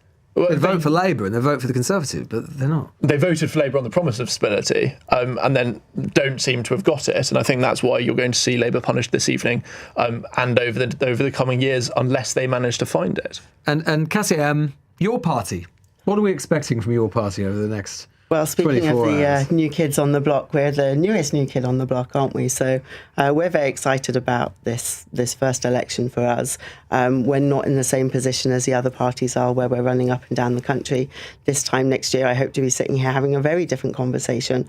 But we are supporting 300 independents, some under the Your Party banner, some as independent socialists. And we've got some positive feelings coming in about that. So I don't want to be uncharitable, Cassie. And I know you are the newest of the new kids, as you say. But I suppose if one were to be uncharitable at this early hour of the morning, you might say, look, what do you disagree with Zach Polansky about? I mean, he's basically taking the Corbyn playbook. Corbyn is obviously a big figure in your party. You know, what's the point? Why not just hitch your wagon with him? Well, I think there will be a lot of left pacts in the future. There will be a lot of working as a big bloc across the left of British politics. We offer very different political spaces, I think. Do you? And I think so, yes. And I mean, the best example is always fruit on the ground, isn't it, rather than talking in theory. So if you look at one of the independent groups that we're working with, Aspire and Tower Hamlets, that are currently delivering on policies that other parties, including the Greens, are saying are impossible. So, for example, they've provided universal home care for elderly and disabled, something that everyone has said is absolutely impossible. They're doing it. They're doing it successfully. On the big picture, you agree with But this opens the conversation about a national care service, about things that are impacting people's lives every day. And home care, social care is a big example. What's the biggest thing you disagree with Zach Polansky about? For me, it's about the class struggle. There are core elements that, I mean, I'm a Green New Deal campaigner. There's loads of environmental policies I agree with him on, but the understanding of the growing inequality and how that impacts across every one of those green. He always talks about inequality. They talk about it, but they seem to flinch when it comes to the. Would you say you're more left wing? Your party's more left wing than the Green Party? I think we occupy similar spaces. I think there are. I don't think we're more left wing. I think we're more working class. I think we're more community embedded, in terms of the structural They're a bunch of inequalities. bourgeois, petty bourgeois. To get all Marxist about it, they're sort of petty bourgeois and they can't be trusted with the class struggle. I would never use such language about our green friends. Well, fine. Well, I was about to say turning to the real petty bourgeois, but that would be extremely unfair to Richard Tice, who I'm sure would be perfectly happy to be described as a good old-fashioned capitalist. Is that right, Richard? Goodness me, what an introduction. Well, it is early in the morning. Come on. How to respond to that? What I do know is that we're in very perky spirits. Well, I've got some bad news for you, Richard Tice. I've got some very bad news for you. I've got lots of good news for you. Well, no, I'm sure you do, but I've just done the latest result from Halton, which is Farnworth Ward. Result is Reform 36.4% of the vote, Labour 36.5% of the vote. Indeed, Labour won by one vote. And they say that voting doesn't matter and your vote can't change anything. Well, that's the point, isn't it? And that's like Sarah Pochin last year, she won by 6 votes. But elsewhere in Halton, we've had a couple of absolutely fantastic results, made a huge difference. For example, in Appleton, we've beaten Labour. They dropped by 47% in Appleton. Elsewhere in Halton, again, Labour dropped by 43%. We've won there. So overall in Halton, we're doing very well indeed. We've had a great result in Chorley. Also, I've got a colour prediction for you, Lewis. Go on. Which is that the red wall is overnight being repainted the turquoise wall, and that's how it's going to appear. By this time tomorrow. It's got quite the same ring to it, does it? The turquoise wall. Much more attractive. a glorious, bright, optimistic turquoise wall across the Midlands and the North. What? It looks like, these are very early results, obviously, but nonetheless, it's clear there are some stonking reform gains. And, I'm talking to Labour people in different parts of the country, and they are in a state of despair about what they're seeing. Because, of course, at account, anyone who's never been to account, but you can sort of see the way that it's going because you can see the size of the bundles and so on. What do you think? What's at the upper end of what a reform performance could look like tonight? Tonight and tomorrow, I think 1,500 seats, give or take, is obtainable. I'm an optimist, and anything more than that will be truly outstanding. And that's where we're at. And then you get into obviously the number of councils and things. And in some wards, councils counts, we're already hearing that the Labour tellers have given up. They've said it's not worth telling. Do you want Keir Starmer to stay on? No, we've campaigned. We've said vote reform, get Starmer out. He's been a terrible prime minister. He's sending the economy into a tailspin, and he's humiliated us on the international stage on issues such as the Chagos Islands, for example. He kept us out of the Iran war. He needs to go. He kept us out of the Iran war, and I seem to remember that your leader and a lot of the right-wing press were all at your jingoistic best at the start of the war. And Lewis, has that made any difference to any of the prices that we talk about? No, because we haven't got sovereign independence, and we're not kept British soldiers out of harm's way. Oil and gas wells. What they should do, the lessons to learn, is to be sovereign independent on energy.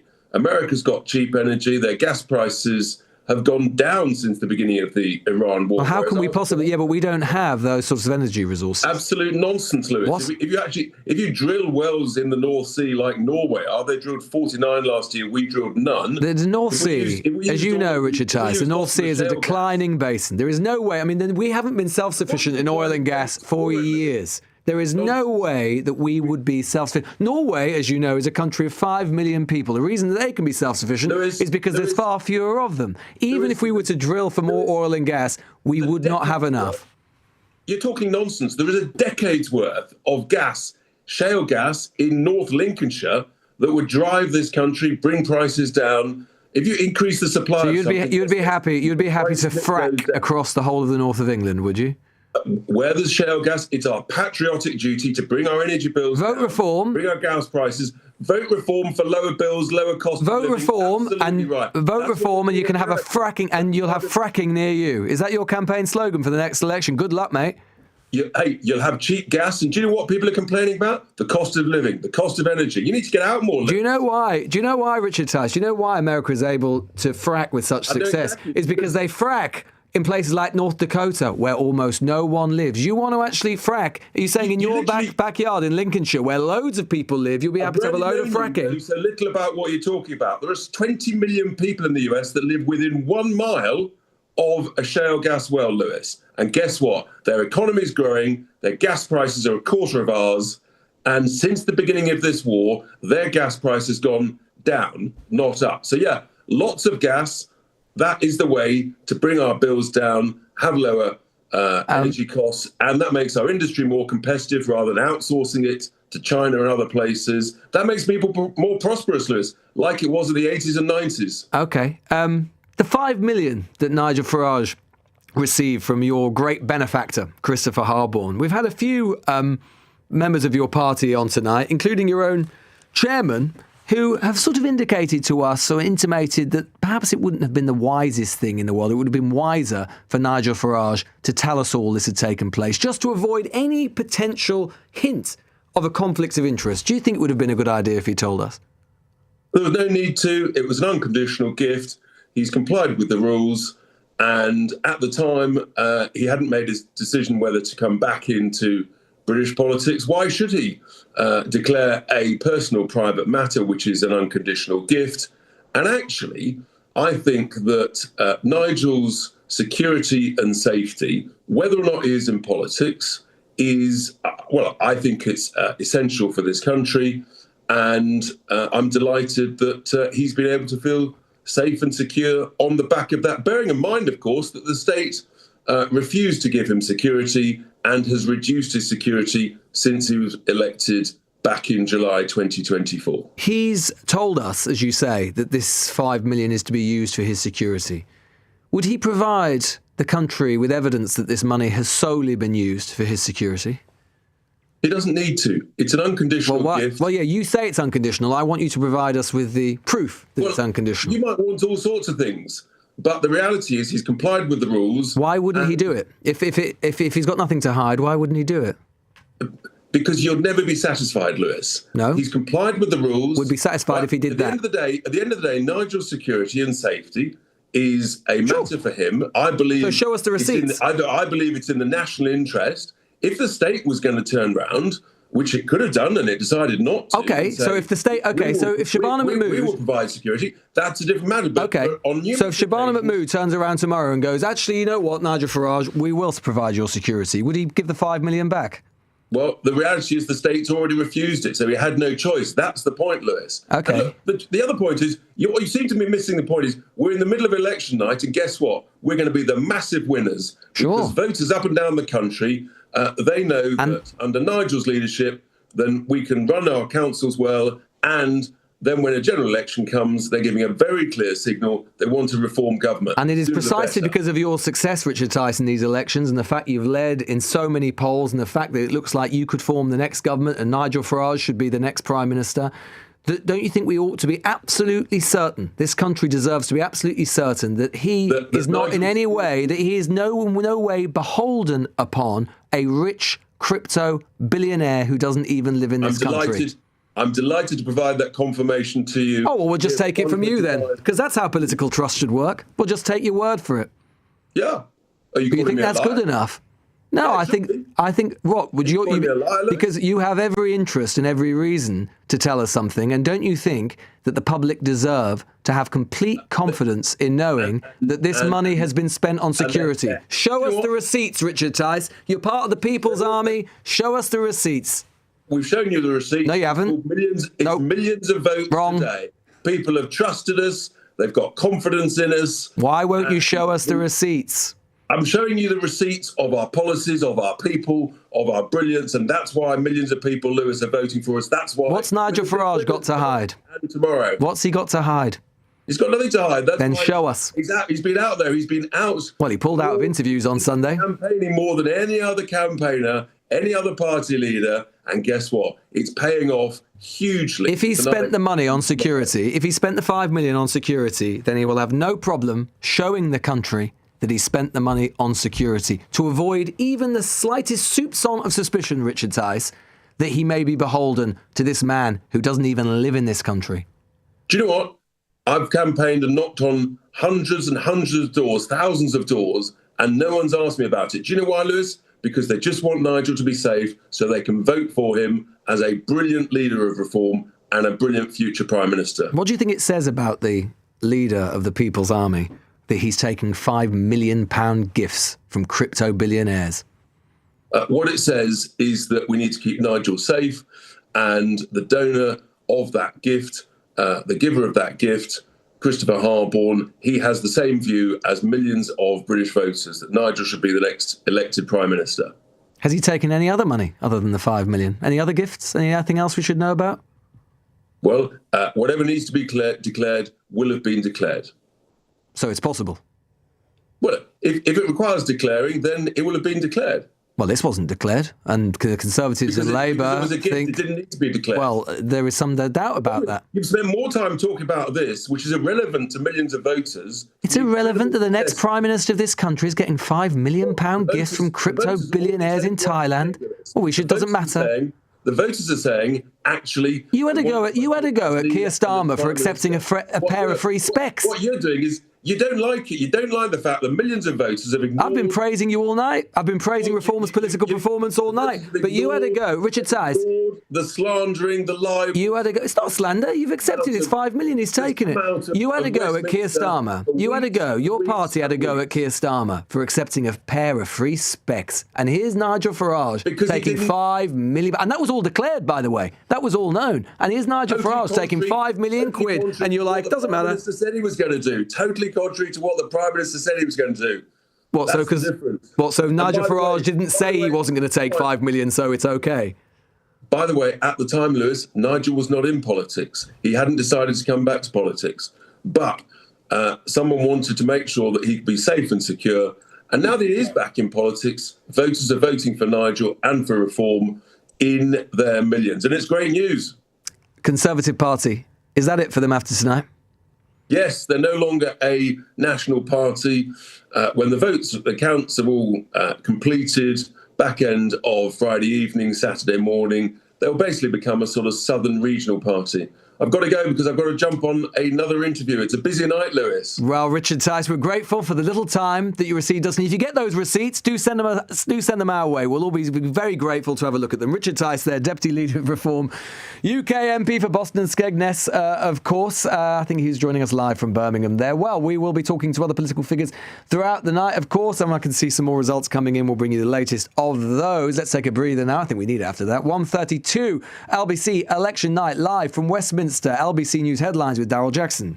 Results are starting to be announced in this year's local council elections in England. Chorley in Lancashire saw the first declaration, with Reform gaining a seat from Labour. They're also confident of defeating many Conservative councillors. A man's been charged after allegedly threatening Andrew Mountbatten Windsor on the Sandringham estate. The 39-year-old's due in court later.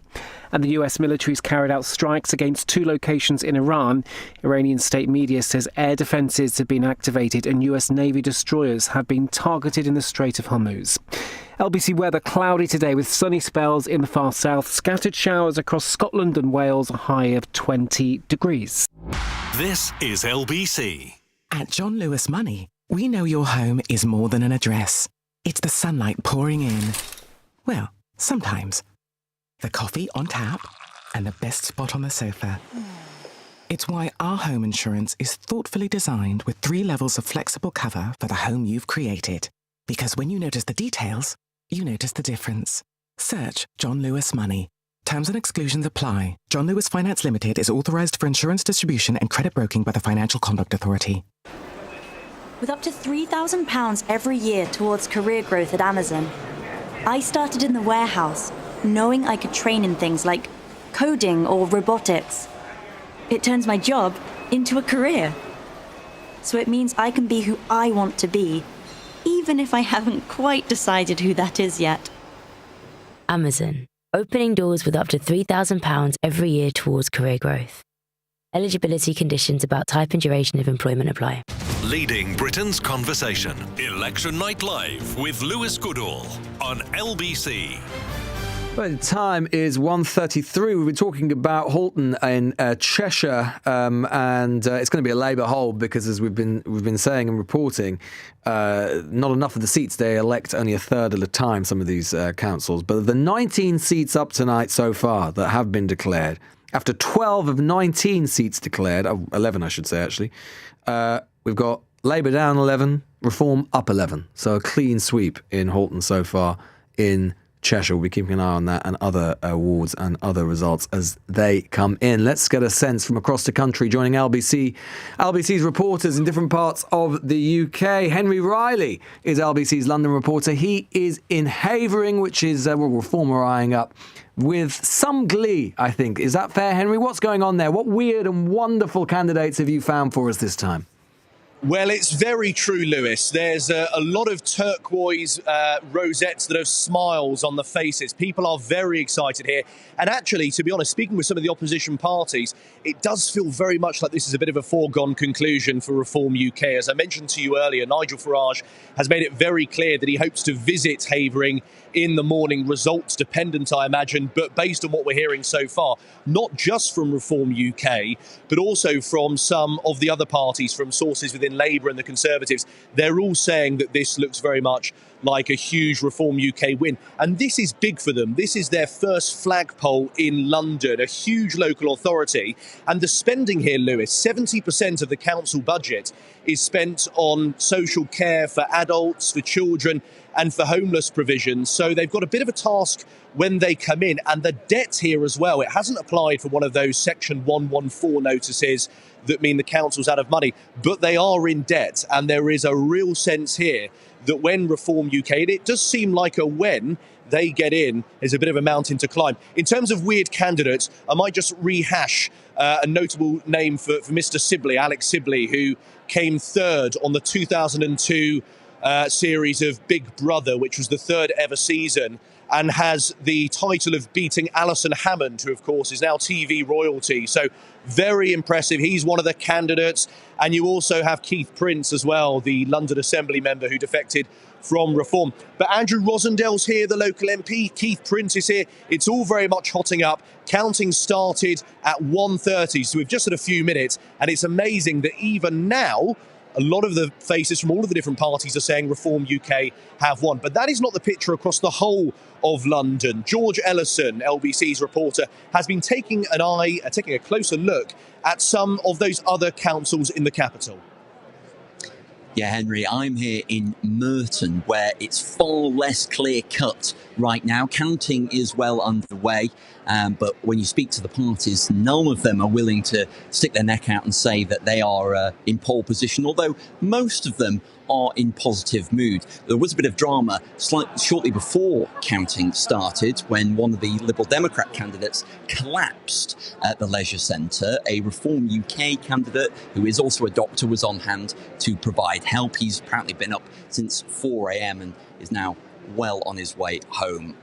Of the other parties I've spoken to, the most cagey have been the Conservatives. Probably the national picture not helping that. They're on course to make some gains here in certain areas, but largely not a good picture for them.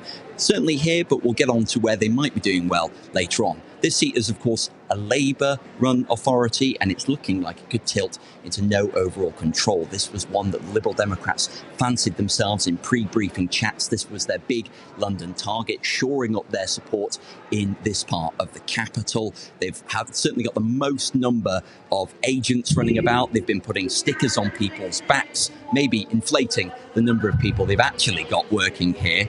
There was also a bit of drama for Reform candidates in the run-up to this count.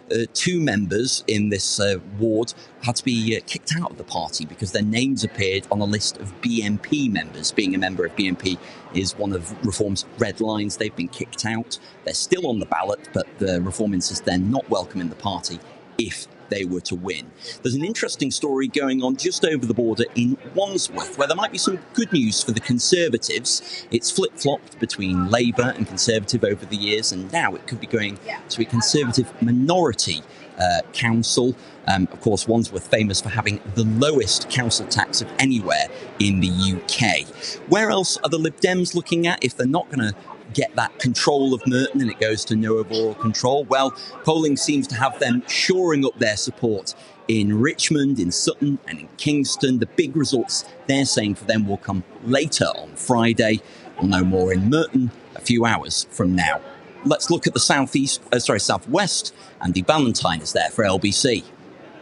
Well, Exeter almost didn't have an election this year as the Labour administration applied to the government to have polls called off, saying it would save £250,000. But the U-turn, like many others at a national level, could really backfire on them locally. Elections taking place in each of the city's 13 council wards. This has been a Labour stronghold for more than a decade. The council under majority Labour control since 2012. Overall control of the local authority is at stake, but most pundits believe the council will go to no overall control. A good night for the Greens could see them into double figures, which will mean they will hold the balance of power.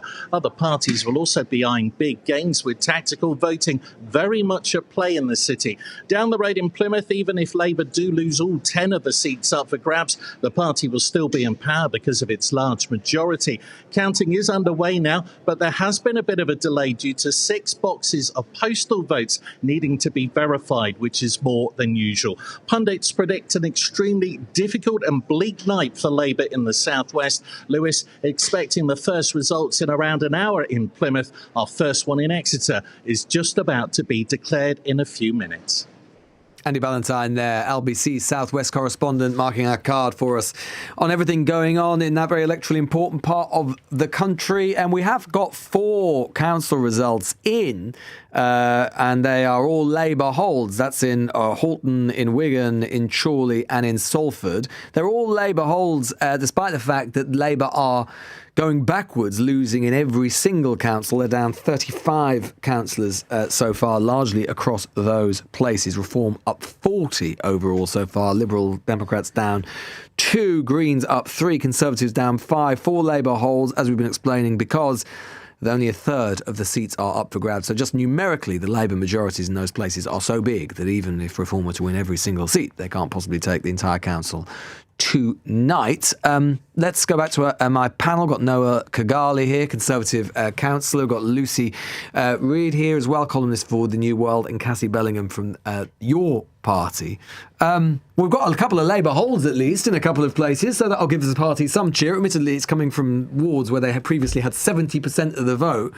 But if they're needing that sort of kind of cushion in order to even keep their safest wards, then it gives you some indication of what a nightmare position they appear to be in now.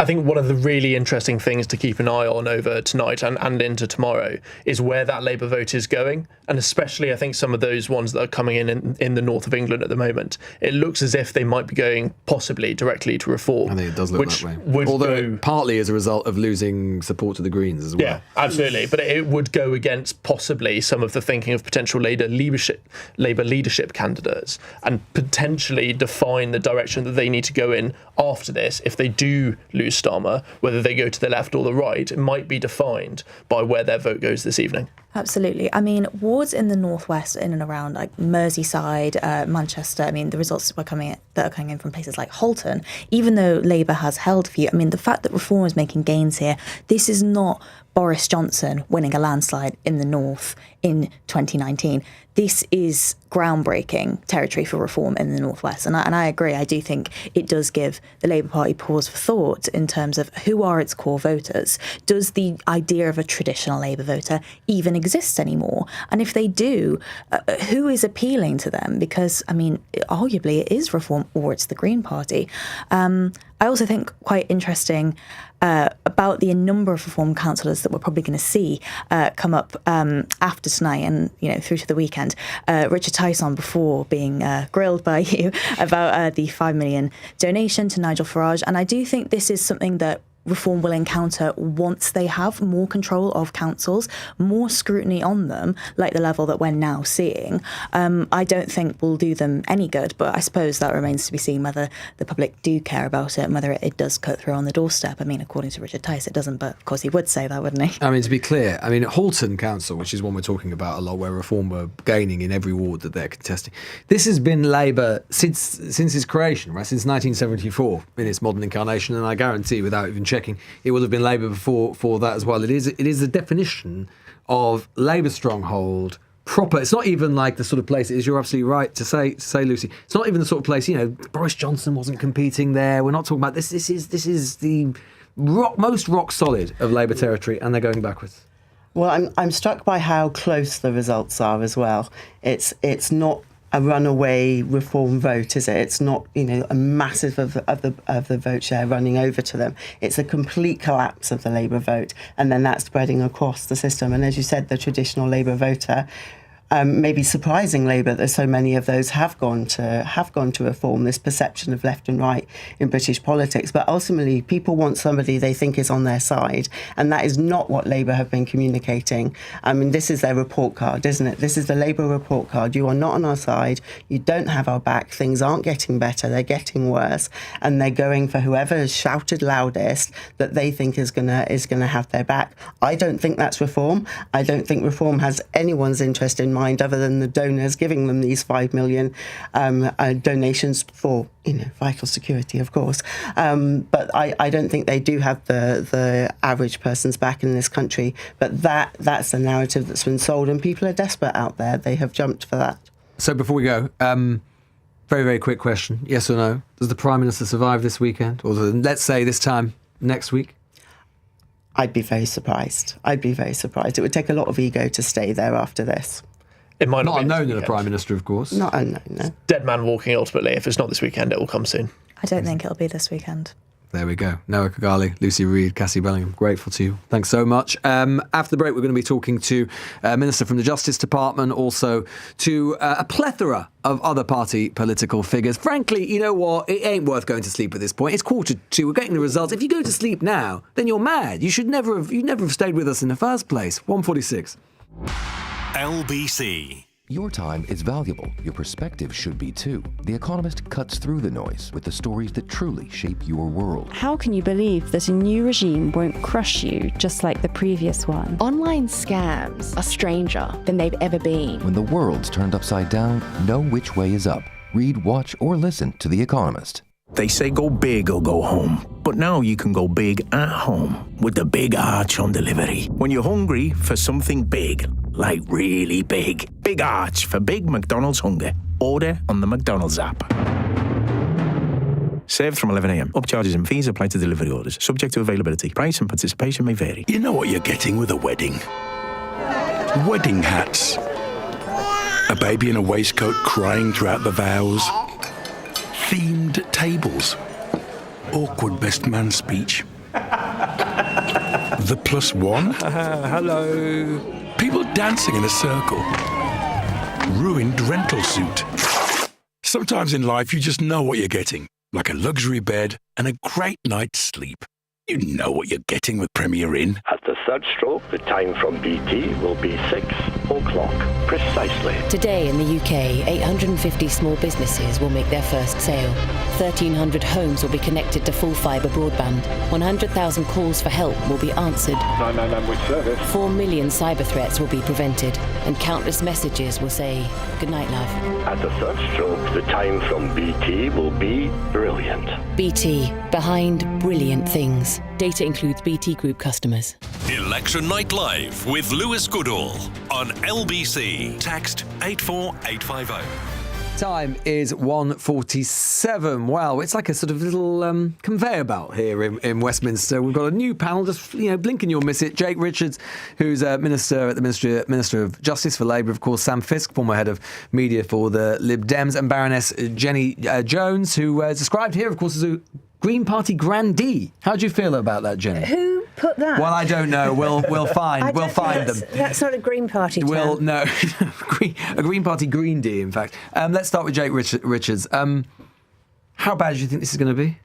Well, look, we've had just a few results. We've got a long day ahead, and the results go into tomorrow as well. I think it's clear that this is going to be a difficult night. We're going to lose councillors, really great Labour councillors who work really hard in their communities. I was door knocking with some today, and it's clear that we're going to lose some really good people tonight. And what's absolutely clear from my conversations both on the doorstep and from speaking to colleagues across the country is that what we are hearing is people want that change that we promised at the last general election, and they want us to go further and faster in delivering that. So you think that the message that the public is sending you in losing, I mean, we've just been talking about Halton, this borough council, which has been Labour since 1974, every seat that you're contesting, losing to Reform, the message you're interpreting from that is you need to do more of what you've been doing more quickly. No, I think people are incredibly frustrated that for a long time now, and it's not just this government, a long time politicians have been promising change and people aren't feeling it in their lives, in their communities, in the places that they live. I think we've made really important progress in the last 2 years in terms of trying to help families with the cost of living. We've tried to rebalance our workplace with stronger employment rights, but we've got a lot more to do, Lewis. And that's the message that I heard on the doorstep today and what we're hearing and seeing in the results across the country. Did you not hear a lot of people on the doorstep telling you that Keir Starmer's got to go? No, that's not what they were hearing. Look, no one said that to you? No, look, people, I think some people don't like the Prime Minister, some people do like the Prime Minister. A lot of what I heard actually was complimentary about what he's done on the world stage in recent weeks and months, which people really appreciate, even people who don't usually vote Labour. I don't think the British public think that changing Prime Minister when things get tough is the right way forward. We've got to keep going with delivering our agenda, focusing on the cost of living, improving public services. We've got a lot more to do. And these results that we're seeing, the early results and the results that come, show that we've got to deliver that more quickly. So you think the Prime Minister should stay on? Absolutely. Look, full support. Yes, absolutely. Because look, I think anyone that looks at the world situation at the moment and our politics, what's happening in the Middle East, I think to think that now is the time for an internal election in the Labour Party and to change Prime Minister, I think they need to have another coffee and think again. Do you think if there was a general election tomorrow, you'd keep your seat? Well, look, there's not a general election tomorrow. If there were, I think a general majority of what, 1,000? Let's be very clear, Lewis. I mean, a general election is always very different to local elections. You know that. You're a keen observer of politics. I think when it comes to the next general election, the essay question that the voters will be answering will be very different. But look, we've got a lot of work to do, and I don't think you'll hear a single Labour voice on your programme this morning try and shirk from that challenge. Baroness Jones, it's been replaced now, of course, to say that you're a former Deputy Mayor of London, not the Grandee, so we won't refer to you as that again, fear not. We haven't had many results in yet, or from places where the Greens are targeting. I think there have been a couple of gains, though. What does success look like tonight for the Greens? A couple of hundred new councillors would be absolutely amazing. I've been instructed to be cautiously optimistic, so I'm not quite sure how. Why to don't you be recklessly optimistic instead? Well, hey, I'm a deep Green. I've been in the party since. So you have to be an optimist. 88. So I have to exactly. I mean, this is a very big election for us because the thing about the Gorton and Denton by-election proved that Greens can beat Reform, and I think that's really, really important because. I'm going to be fair to Labour here. I think they have not advertised their wins. You know, they haven't advertised the good things they've done enough. And that's a real loss. If your comms aren't right, if you're not telling people what you're doing, then, voters drift away.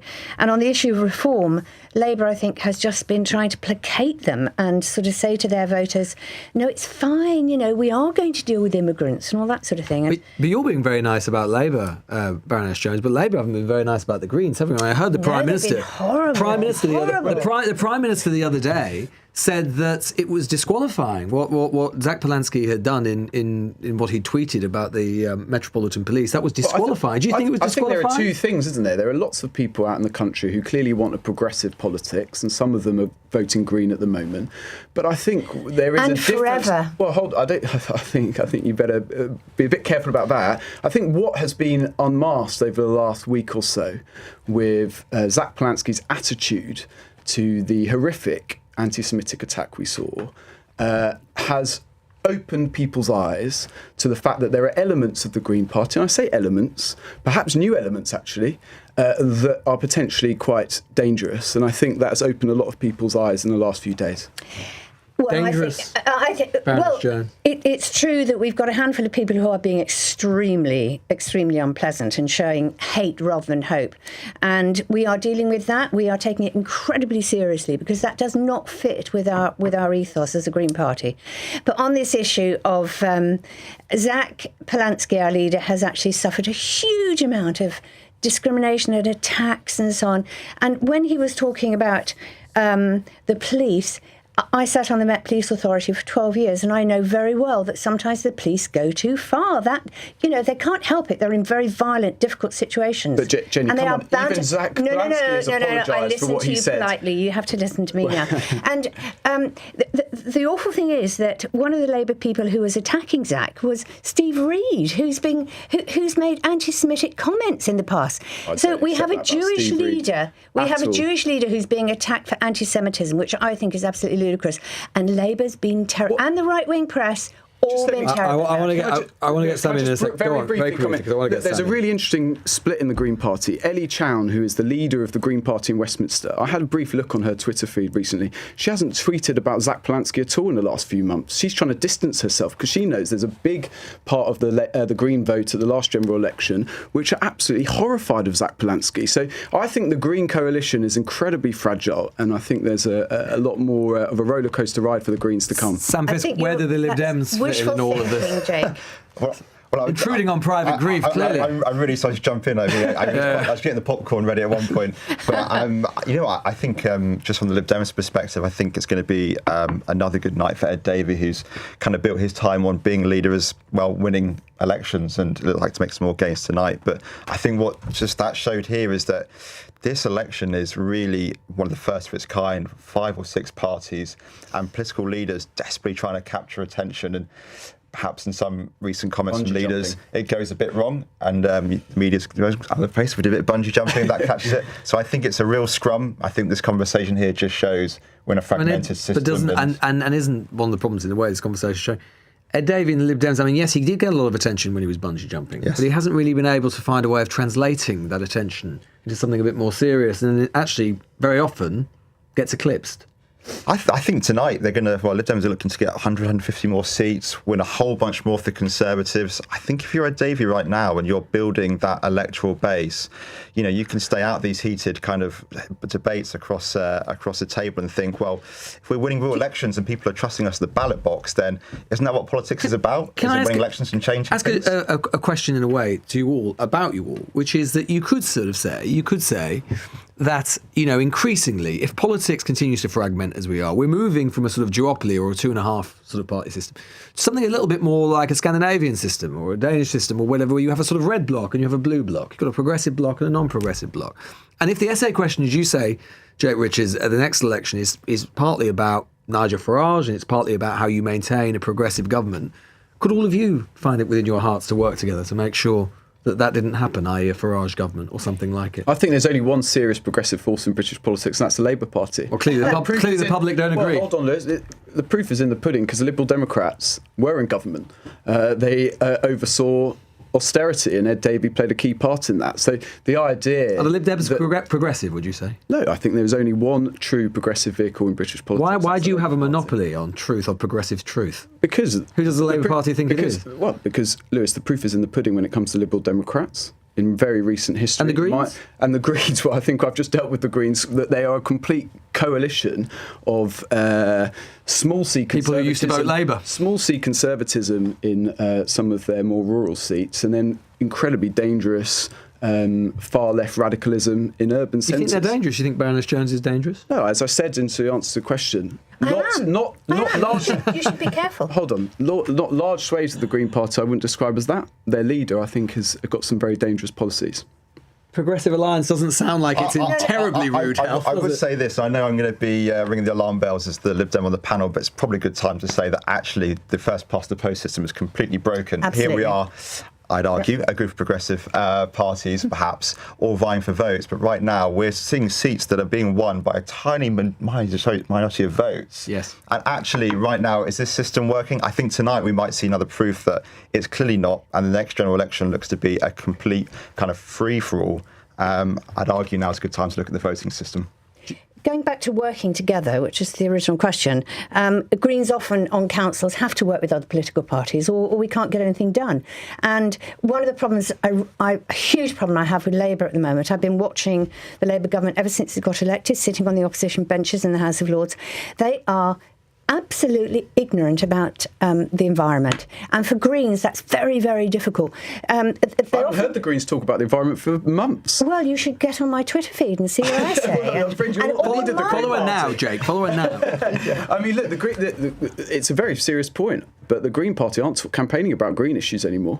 Zach Polansky mentioned the Green Ed Miliband's policies. Basically the most important Green voice in politics right now, isn't he? Ed Miliband.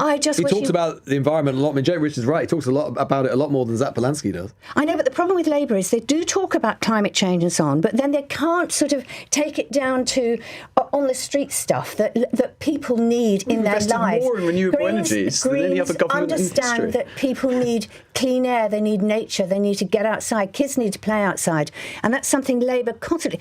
We are into building houses. We are not into building houses where we have to crush toads and kill bats and things like that, which Labour is. I think if I could just quickly jump in, the real test is if you want to change policies in the environment is to get elected, and the big test for the Greens tonight is, can you actually win councils and control them? Liberal Democrats, they win councils, they're going to win a whole bunch more for Conservatives tonight, and I'd argue then can actually implement green policies.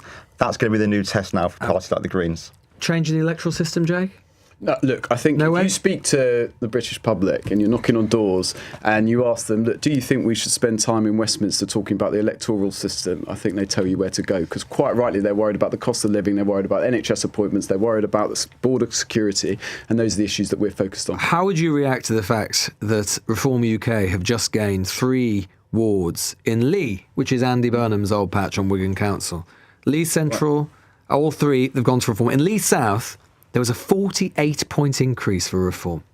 Look, I know Lee very well. The MP there, Joe Platt, is a friend of mine, a good MP. Look, these are really tough results, and we're seeing that in particular in what perhaps would be described as former Northern Heartlands.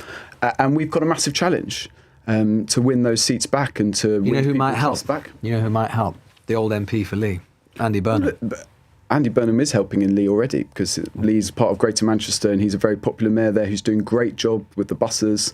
In my line of work at Justice, we're doing work with the youth justice provision with Kate Green, one of the deputy mayors in Greater Manchester. So I think there's a really successful Labour story to tell. Now, we're obviously not telling that to the point of winning. Would you like to see him today. back in Parliament, Andy Burnham? I think Andy Burnham's doing a great job as Mayor of Greater Manchester. Your most popular politician in the country, you don't want him back? He's got a role to play in Labour Party politics just going not here. forward. Well, let's see what happens in the following years. You know, political lifetimes are quite long. Maybe you'd like to see him back. Of course, he can come back to Parliament at some point. Absolutely, you'd support that.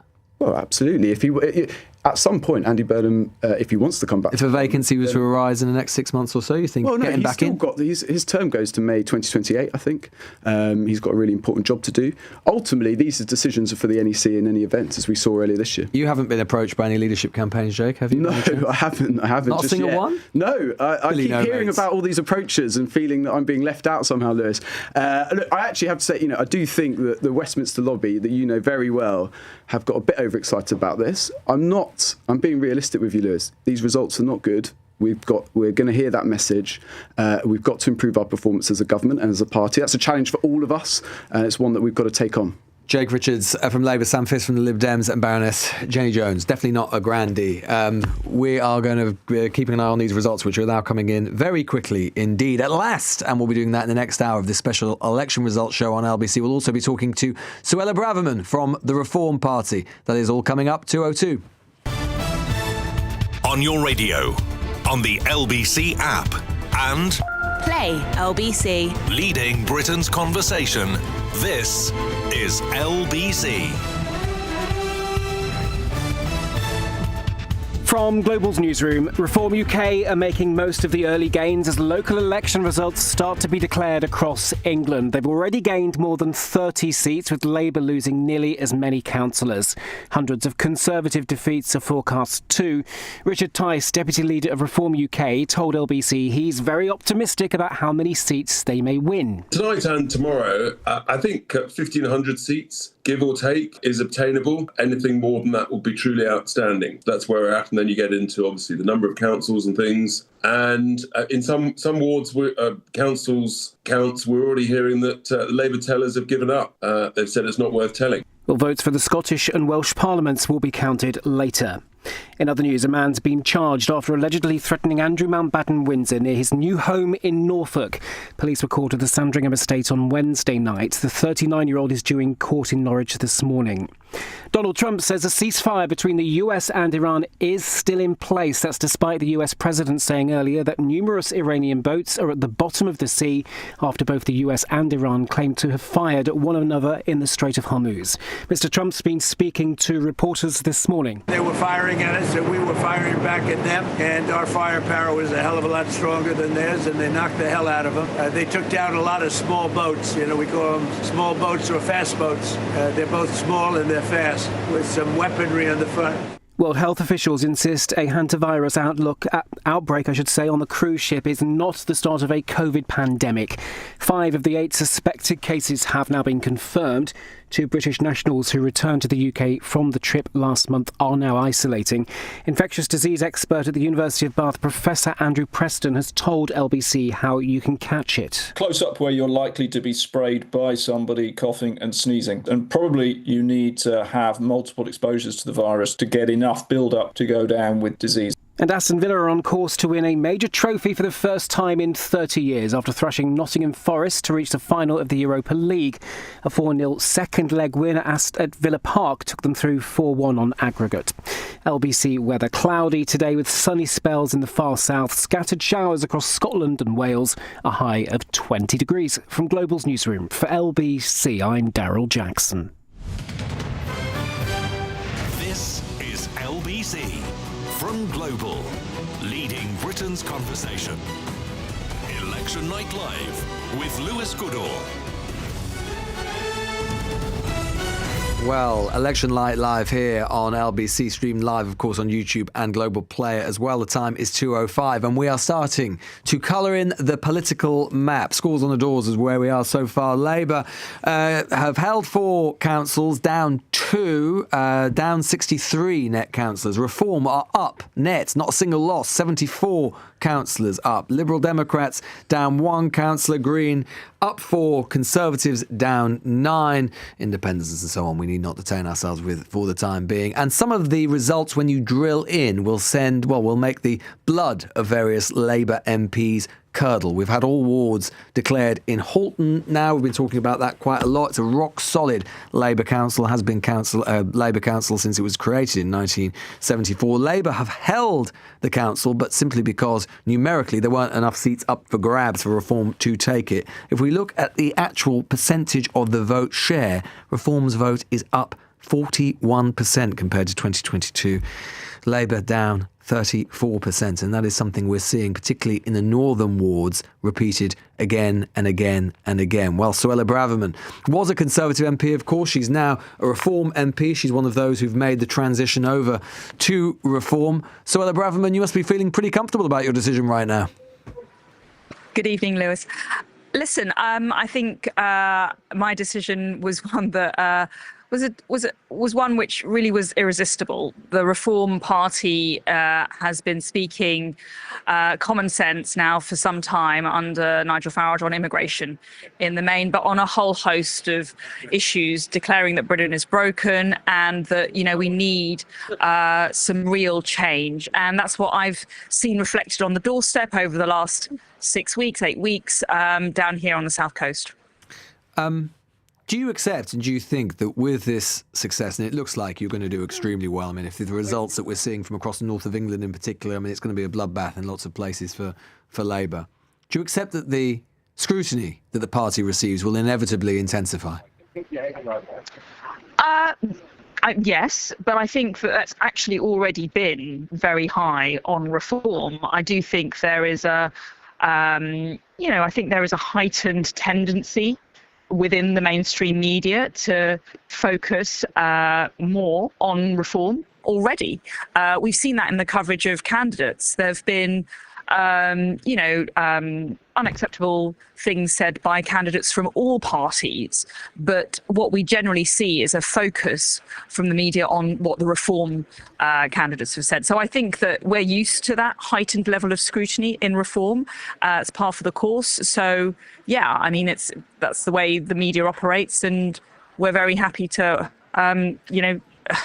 put ourselves forward because we actually believe we're speaking for the people. Ultimately, what matters is not what the Westminster elite and the mainstream media thinks. It's actually what the British people think. But you'd accept and time again, we see a massive disconnect between those two aspects in our country. And people are speaking very loudly. They're voting with their feet. They're defying the pollsters. They're defying the narratives in some of the mainstream media, and they're rejecting the mainstream parties. And you'd accept, therefore, I suppose, that you are, and we heard it from Richard Tice earlier, that you are increasingly, in every respect, a national party. And given that you're a national party with pretensions and objectives to take government in this country, would you not accept that some people might find it curious that you are threatening green areas with migrant detention centres, i.e. you had Zia Youssef, senior member of your party, saying this week that if you vote Reform, you won't get migrant detention centres, but if you vote Green, you will. What kind of party position is that? I think it's a policy that is a very sensible one, because what we're saying is people should put their money where their mouth is. Those on the left and I say that when I say that, I mean the Labour Party, the Lib Dems, the Greens, and many in the Conservative Party believe in open borders, and they believe that refugees are welcome. I think Yvette Cooper stood very proudly with her poster saying refugees welcome. Well, if they really want to welcome all of these people on the small boats, purporting falsely in many instances to be refugees, then they should be willing to welcome them into their communities. And that is simply what Reform is saying, because far too often we get politicians saying they want one thing, but imposing the consequences of mass migration on communities where they're not feeling the everyday effects of that. And there needs to be a reckoning. I think it's been the right thing to say. So would you extend this? Would you extend this to other policy areas? So, for example, you vote Reform, you'll get more investment in that particular area. If you don't vote Reform, we'll punish you by not getting that investment. Once you've applied that principle, you'd apply it to other things. Political parties already do that. So political parties will say, they say, and candidates run explicitly on manifestos saying, if you vote for me, I will campaign for more investment into. I've never heard a political party actively say that they intend to punish areas that don't vote for them and vote for other political parties. That is different, Suella Braverman. You know it is.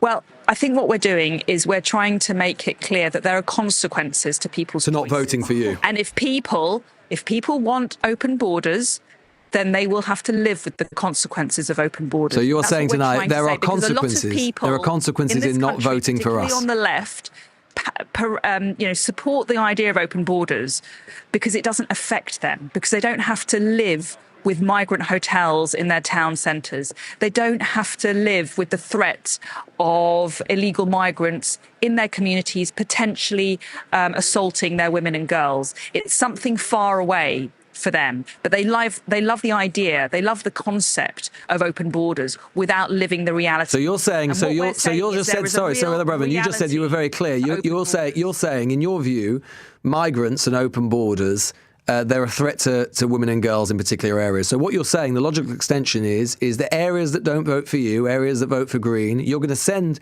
those people to those areas to threaten their women and girls because they didn't vote for you. No, what I'm saying is that there is a connection that we are seeing almost on a daily basis in the media of illegal migrants committing unacceptable sexual assaults and other forms of assault on and you're going to send them to green areas. And people. And they are dangerous people in large part, and they shouldn't be in this country. And for once, we've got a political party and a political leader willing to say that, willing to challenge the orthodoxy that believes and the lies that say that everybody coming on the boats is vulnerable, everybody coming on the boats is fleeing persecution, everybody coming on the boats needs to be here and we should be welcoming them. And if you don't welcome them, then you're somehow a fascist. No, Reform is saying enough is enough to that. And if people really believe that, then they're very welcome. How would you feel if a political party? How would you feel if an incoming government turned around to you and said, "Because you voted the wrong way, we'll punish you"? Do you think that sounds like a healthy democracy? I think you're distorting the policy, really. And what I'm trying to it is literally your policy. Is what it is it's saying, if you're going to vote Green, fine, you're very welcome to choose the party that you want to vote for. We're not going to stop that, of course. This is a free democratic country. But let me put it this way, Suella Braverman. Let's imagine a green area. Let's imagine this is serious. Let's imagine a Green government came to office. Let's imagine a Green government came to office. It's actually just a logical extension of what people are voting. Well, let's imagine a Green government came to office and they said, well, we think that Conservatives, they always vote for lower taxes, and we don't like that, and we need to show them the consequences of their actions. So what we're going to do is we're going to take away public services because they keep voting for lower taxes, and lower taxes mean you can't have as many public services. So that's what we're going to do. We're going to take all of the public money, we're going to put it into our areas, and we're going to teach the Tories or the Reform voters a lesson, and we're going to show them what low taxes mean. Do you think that would be acceptable? Well, that already happens. In the areas where the Greens run the council, the public services are horrific, where they don't manage council budgets very well. They run their services into the ground. They make their areas, badly maintained. So, I think that what we're saying is if people really want a Green MP or a Green council or a Green authority, then they will have to live. What about the people? But what about the people in those? But what about the people in those constituencies who voted for you? Just because As you know, in our system, you can end up winning a seat with 30% of the vote or even less. What about all the people who didn't vote Green? They just have to be punished, do they? Collateral damage? Well, that's why we have elections. I mean, that is the consequence of all elections. I might Getting punished. Voting for my party, and I might be on the losing And governments are supposed to govern for everybody, not just the people who vote for them. I'm entitled to get what my party purported to. And governments are supposed to, grown-up governments are supposed to represent everybody, not just the people who vote for them. You're trying to question the very nature of our democratic No, I'm not. I'm trying to tell you how it's supposed to work. We have a system which says that the winner of our elections gets to make the decisions. And punish those who don't vote for them.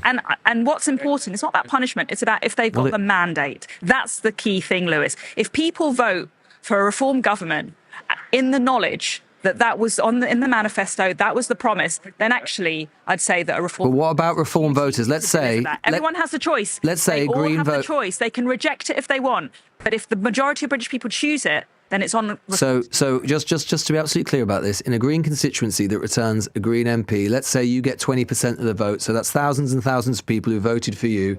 Your message to them is, tough luck, migrants are coming your way because a plurality of the people in that seat voted Green. Sorry. But that's what we're already living with.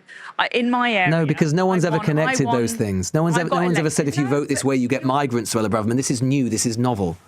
You're kind of splitting hairs. This is what already happens, Lewis. No, it's not. No political party ever turns around and goes, if you don't vote the right way, you're going to get punished. But I'm not in power in the national area. And I'm having to live with consequences made by a government that I fundamentally disagree with. And that affects my local community. Just last summer, the Labour government, which I did not support, with a Labour and Lib Dem and Green council, which I did not support in this area, wanted to put illegal migrants in our town, in our community. That was something I didn't vote for, I didn't want, but I've had to confront. We actually managed to stop it, I should say, because we led a petition and local people fought it. But that is exactly how our democracy works. The winner has a mandate to deliver what the British people voted for. Suella Braverman there, Suella Braverman there, Reform UK MP for Fareham and Waterlooville, also the party spokesman for education. I'll be putting some of that to our panel shortly. Lots of results coming in now as well. I think we've had the first Labour council loss of the night. Redditch has declared all of its seats. Labour has lost its majority, meaning there is no majority party on the council. Sixth council to be declared, the first council of the night to change hands. Council had 27 seats, up 9 were up for election. Of these, Reform won 8 and Labour won just 1. The Greens and the Conservatives also lost a seat on the council. More results to come. 2:17. This is LBC. Hey there, it's your big McDonald's hunger calling. And it's not just any kind of hunger. It's the kind that calls for big arch. Start with juicy beef, cheddar cheese, and big arch sauce. Oh, and don't forget those crispy onions. Hungry? You are now. Served from 11 a.m. Subject to availability. Price and participation may vary. Hi, I'm Sava, founder of Cool U, the daddy of air conditioning. For over 15 years, Cool U have specialised in installing our fully internal aircon systems with no mess, no fuss, and no external condenser. Perfect for modern apartments, conservation areas, listed properties, or simply for those who don't want an ugly unit on the outside. Head to coolu.london. Cool U for a cool, comfortable home. When you're smiling. Banning Dental Group clinics with over 5,000 top-rated Google reviews. Keep on smiling. Election Night Live with Lewis Goodall on LBC. Text 84850. Time is 2:18. Labour has lost Hartlepool to no overall control. Reform UK sweeping every single seat up for election, which is a third of the council. 7 of those seats were previously held by Labour, 4 Conservative, 1 Independent. Of course, Labour only won Hartlepool back in the 2024 election on a parliamentary level, so an ill wind again in the north of England for Labour. Professor Sir John Curtis, political scientist, of course, and Professor of Politics at University of Strathclyde, elections expert, marking our card for us on the show tonight. Professor Curtis, thanks so much for joining us. How do you assess these election results by comparison to previous cycles we've seen? How bad does this look so far for Labour? It frankly looks pretty bad for the Labour Party. Indeed, it doesn't look that much better for the Conservatives. We seem to be seeing Reform performing on a scale not dissimilar to their success last year in places where I at least have seen individual constituency results with the votes. Reform are getting about 30% of the vote. Now, of course, that's not an enormous share of the vote, but in our fragmented politics, it's enough to come first, and it's enough so far to be in a position where Reform are actually winning over half of all the seats that have been declared. So this is so far proving a good night for Reform. It's proving as bad for Labour as they might have feared. It's not that much better for the Conservatives. The Greens are, I think, going to find themselves putting in a sequence of creditable performances. Their vote is up, well, pretty much everywhere from either, if you compare it with 2022 or 2024. However, they're picking up, for the most part, lots of creditable seconds and thirds, and not much in the way of significant firsts. And I think when we start getting more in the way of results from London, where they have an interest, their hope has to be they avoid a similar fate there, though frankly the polling in advance elections suggests that also could be the fate that they suffer in London. And we should just say, Sir John, I think one of the interesting things about all this, we talked a lot, or we hear a lot about the idea this is Farage's latest iteration, his latest vehicle, and indeed it is. We had the Brexit Party before, and then we had UKIP before that. It is true to say, isn't it, Brexit Party wasn't around really for long enough, but UKIP never managed to establish itself in any serious way in English local government in a way that we're seeing with Reform now. It is different. Absolutely correct. I mean, one of the fundamental challenges facing Reform was indeed to not repeat the history of UKIP, which was to fail to create a stable party organisation up and across the length and breadth of the land. The fact that they've been able to fight virtually every single ward where there's an election this year is in itself an indication that they are now able to find local activists, people who are willing to put their colours to the mast and stand for local government election. And the fact that they are now also succeeding in winning seats and therefore gaining councillors.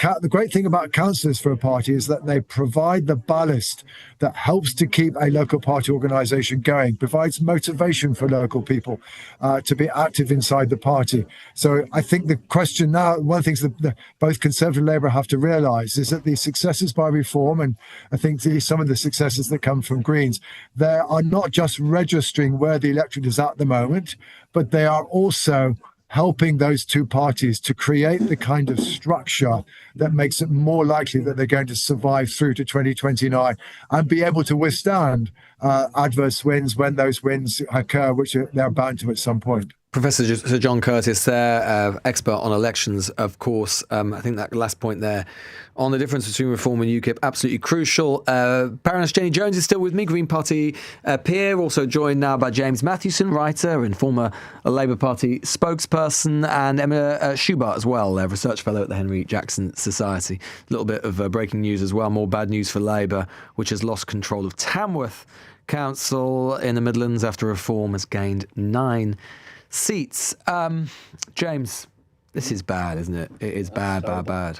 Really bad, yeah. Almost as bad as Suella Braverman was a few moments ago. How she was ever a Home Secretary. And by the way, and I'm sorry, I know we're talking about Labour, I will bash them in a minute, happily. But let me bash the Tories first, right? Because they... Right, get it out your system. Let me do it. I've been watching enough to get riled up, Lewis. The Tories created this monstrosity. They allowed people like Suella Braverman to put that rhetoric across to the country, to put the wind in Nigel Farage's sails. And it never returned to the belly of the beast, as they hoped it would. They thought they would be able to consume it and control it, and they haven't. And now Reform is what they've unleashed on the country. But you're absolutely right. This is terrible for the Labour Party. And it just shows what happens when you have no values in government, when you've got no rudder, and you've got no direction. Just, a wind vane politician, a weather vane politician, as Keir Starmer. He's just blowing in any direction. And I hope to God tonight is the moment that makes him realise this is what he's got to do. He's got to change. He's got to stand on some values that mean something to people out there. And I hate to be the one to bring anecdotal information to the table, but I had 2 different taxi drivers today, one in Edinburgh taking me to the station and one picking me up at King's Cross here. And the difference in those opinions, right? And they are across the country very reflective. It's a tale of 2 taxis. You've got one in Edinburgh telling me that Keir Starmer's not left-wing enough, and you've got one in London telling me he's not right-wing enough. So which one is it? Do you think that he can turn it around? Do you think he should stay in office? No, I think he should go. I think he should have gone already. But unfortunately, I don't think we're going to see that. We saw Jenny Chapman kind of in denial, just talking to you earlier. I think the thing she said that stuck with me most was things are starting to happen. You've been in government nearly 2 years, man.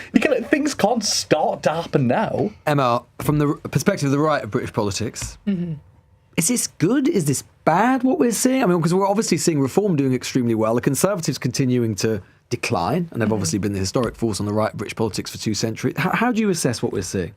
Well, I'm particularly interested in how Labour has sort of been punished, so to speak, by the more far left iterations of its party. I think Labour has felt sort of entitled to certain votes in certain parts of the country, particularly in the north, particularly to the Muslim vote. But the Muslim vote has made itself very clear, and I'm not referring to the campaign organisation, I'm referring to the individuals who are Muslim and voting accordingly.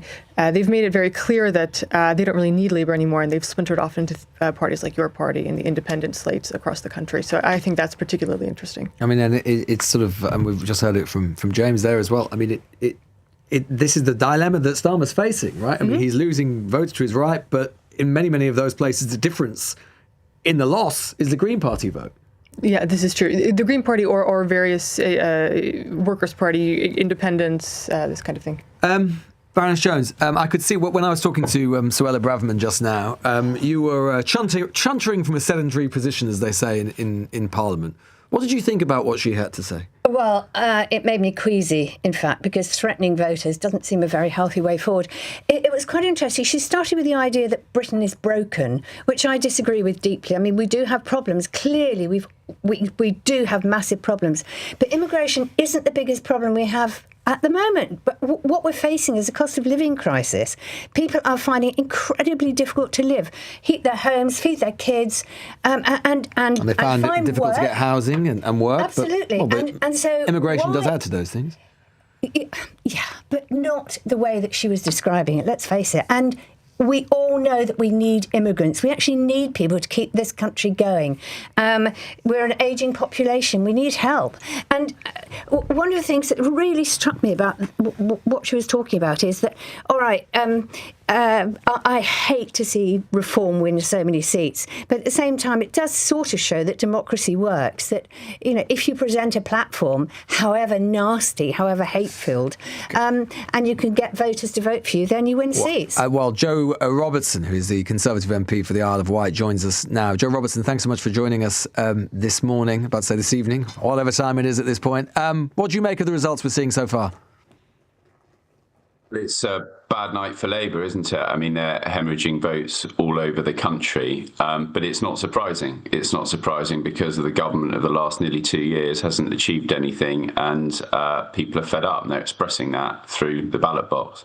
But they're not turning to you.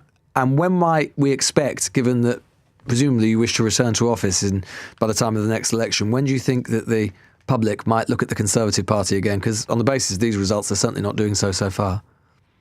So Kemi Badenoch's been fighting a positive campaign all over the country, but we've got to be realistic.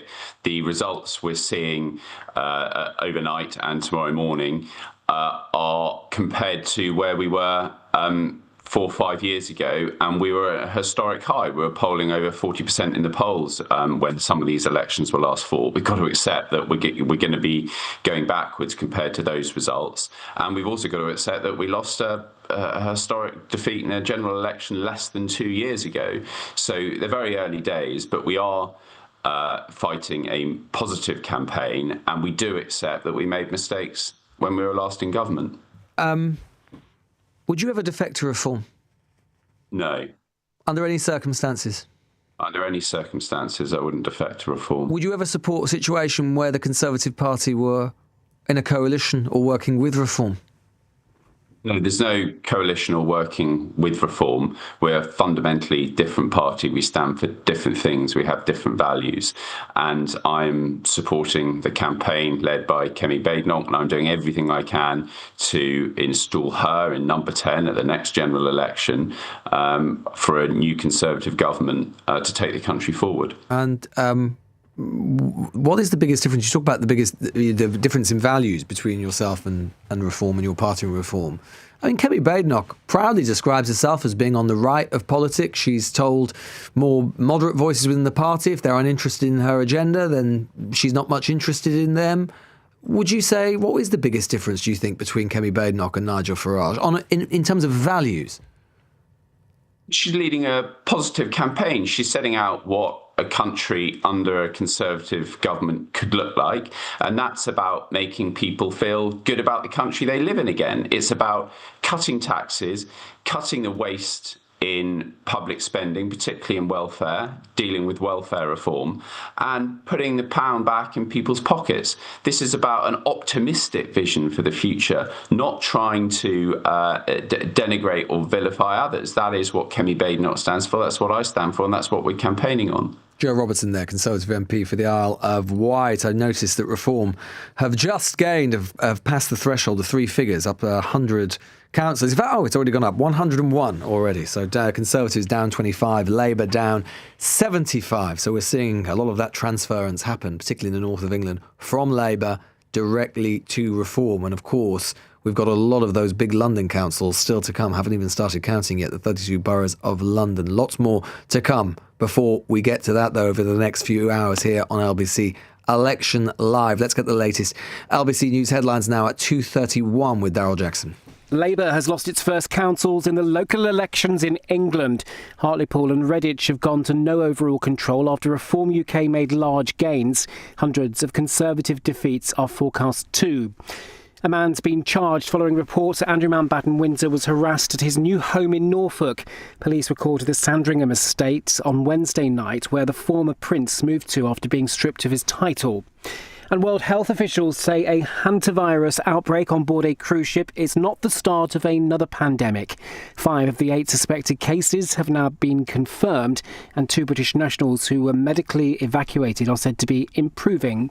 LBC weather: cloudy today with sunny spells in the far south, scattered showers across Scotland and Wales, a high of 20 degrees. This is LBC. The all-new, all-electric Toyota CHR Plus. Sleek, stylish and quietly reliable. Available with 0% APR representative with £1,500 deposit contribution and save £1,500 with the electric car grant. Get that Toyota electric feeling. Visit your nearest Toyota centre. Price from 34495. Available on Toyota PCP when financed through Toyota Financial Services by 30th of June 2026. Optional final payment. Indemnities may be required. See website. T's and C's apply. Switching to Vodafone full fibre broadband is now as easy as pie. Ooh, freshly baked. It's a walk in the park. Hello, little fella. It's like taking candy from a baby. Come on, as if I'd do that.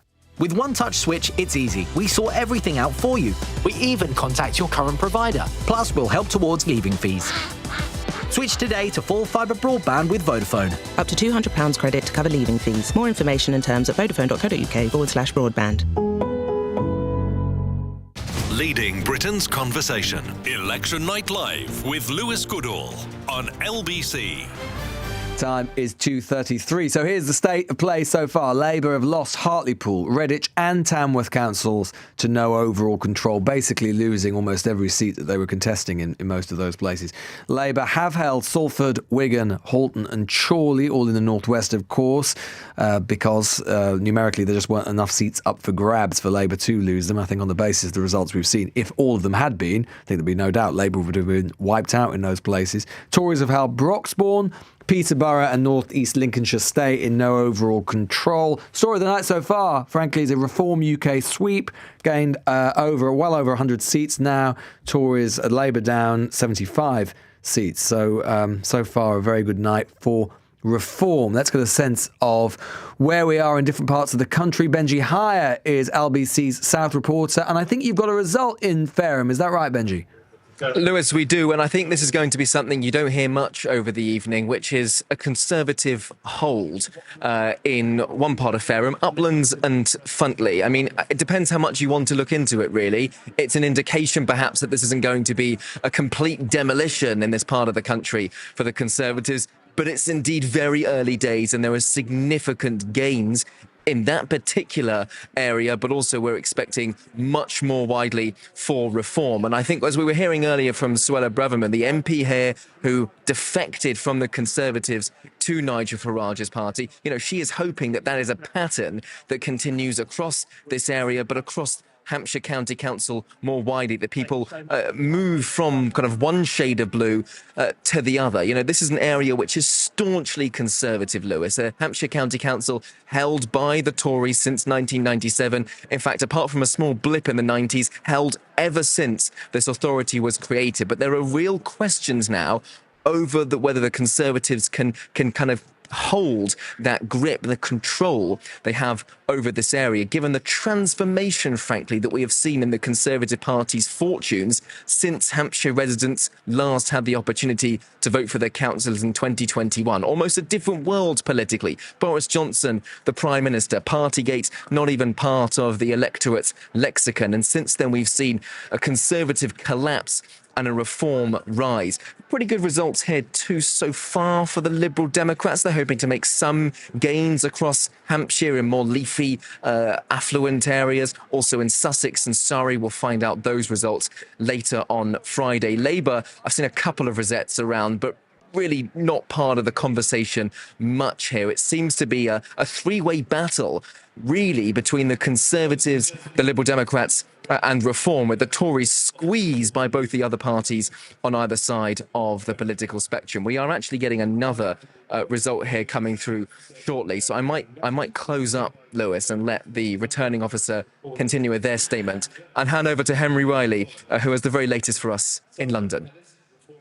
Lewis, joining you from Havering, which is right on the Essex-London border, as we were talking about earlier on, from the City Pavilion, lined with palm trees as you enter. It's actually a wedding venue here, but Reform UK will be hoping it marks the start of their marriage with the outer London boroughs. It was earlier, it was bustling with excitement. There is still that sort of hubbub in the room, but you can hear a pin drop. Why? That is because they started counting, about an hour ago, and those ballot papers, you've got people nervously looking over the shoulders of those who are counting the votes, and those from Reform UK hoping they've done particularly well tonight. I've just heard from a source from Reform UK, the Central Party, saying that they are now confident this will be Reform UK's first London win, their first London borough that they control. And as we were talking about earlier on, it's a huge task. It's heavily in debt, this particular borough. Adult and child social care with homelessness is costing 70% of the overall budget. The Reform MP here, Andrew Rosendale, previously a Conservative, I was speaking with him earlier on. He's very confident, and he is starting the sort of drum on Romford and Havering independence from London. This idea that they would disassociate, because the feeling here, he claims, is that they feel very much Essex rather than London. And we have had turnout, Lewis. Let me just tell you, it's sort of not a great measure of it because there's 20 different wards, but last time out the turnout was 35%. It's really high this time compared to that. So the highest ward was Upminster, where it was 56.4%. The turnout here as our colleague Roxana Wright was saying earlier on, Hexit is the phrase that we're going to hear a lot more of, because people here, they've had, well, here they are. I bet we'll be hearing about nothing else over the next 3 years. They're saying they've had enough of London, Sir Sadiq Khan. They want to return back to Essex, get us back to the pre-1965 days.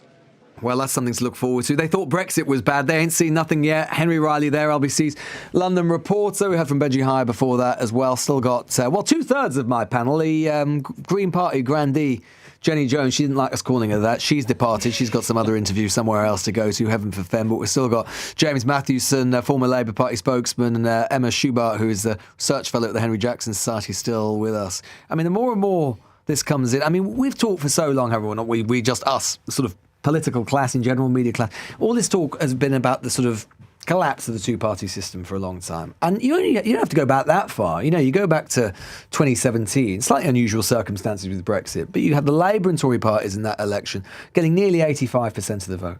I mean, in most polls now, you're lucky if the Tory and Labour together are getting much beyond 40. I mean, this is, at least for the time being, it could change, of course, but this is a real transformation in what we've known in terms of British politics. Oh, yeah, and I also want to make the point that it's not limited to British politics. This is a trend that we're seeing across the West. The traditional parties are sort of being forgotten about by voters. They're seen as not addressing the needs of the day. And then we're seeing sort of two extreme parties on either side of the political spectrum replacing them. Yeah, I mean, that is absolutely true and spot on what we should say. I mean, it used to be that British politics considered itself the exemption to a lot of these things. Right. And it's sort of partly because of our electoral system, right? The argument is that partly because of our electoral system, that it just kept these two slightly zombified parties together, even if people didn't like them very much. But the voters are finding a way, in the end, to break away from it, and actually, still within the confines of first past the post, it makes things even more unpredictable because you can win the seats, as we're seeing tonight, are actually really small shares of the vote. Oh, absolutely. And especially in local elections, this is always the case. It's very, very small shares of the vote that are winning these elections in the first place. So the fact that we're seeing these extraordinary results, even with that sort of caveat, is pretty incredible. James, you know the Labour Party well. The Labour Party is a bit of a cliche. It is a family, a highly dysfunctional one in all sorts of ways. And like families, they often eat each other's throats. How do you think the Labour family, and I mean that not just the parliamentary party, the movement as a whole, what do you think the reaction is going to be to these results? Because it's just going to keep coming on thick and fast like this. I think they're depressed. I think there's a deep depression runs through the Labour Party right now.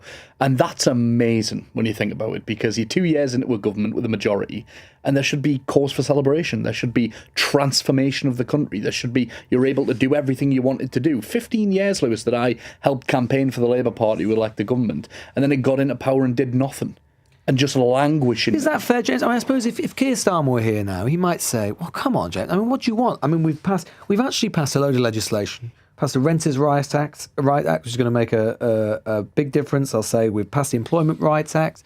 They say that they've increased money spending on the NHS, on education. Yeah, it's not as much as they would want, but within the financial constraints that exist, it's a lot more, they would say, than would have happened under previous governments. There is no magic wand, and they're doing good Labour stuff. What more do you want? I would say go and speak to Gordon Brown, because he did excellent things as well, but it didn't matter, did it? Because it's about the optics. It's about how you present this and where there is a lack of narrative. And look, this is why I love, and I know you're a political nerd as well. I think we're all political nerds here. You'd have to be at this time. I mean, exactly, frankly, if you're up at this time and you're listening to this and you're not a political nerd, then you've misplaced the remote at this point. You've been peer diagnosed by one right now. But this is the thing. I mean, I think council elections, local elections are the most fascinating and the most excellent thing. It's the cool face of democracy, right? You see the people wandering around in the background there with their rosettes on. There's all manner of characters. They keep the show on the road. They're to be admired enormously. Yeah. But the thing that is fascinating is that intersection between that local element, people on the ground doing stuff, but international politics and trends and themes.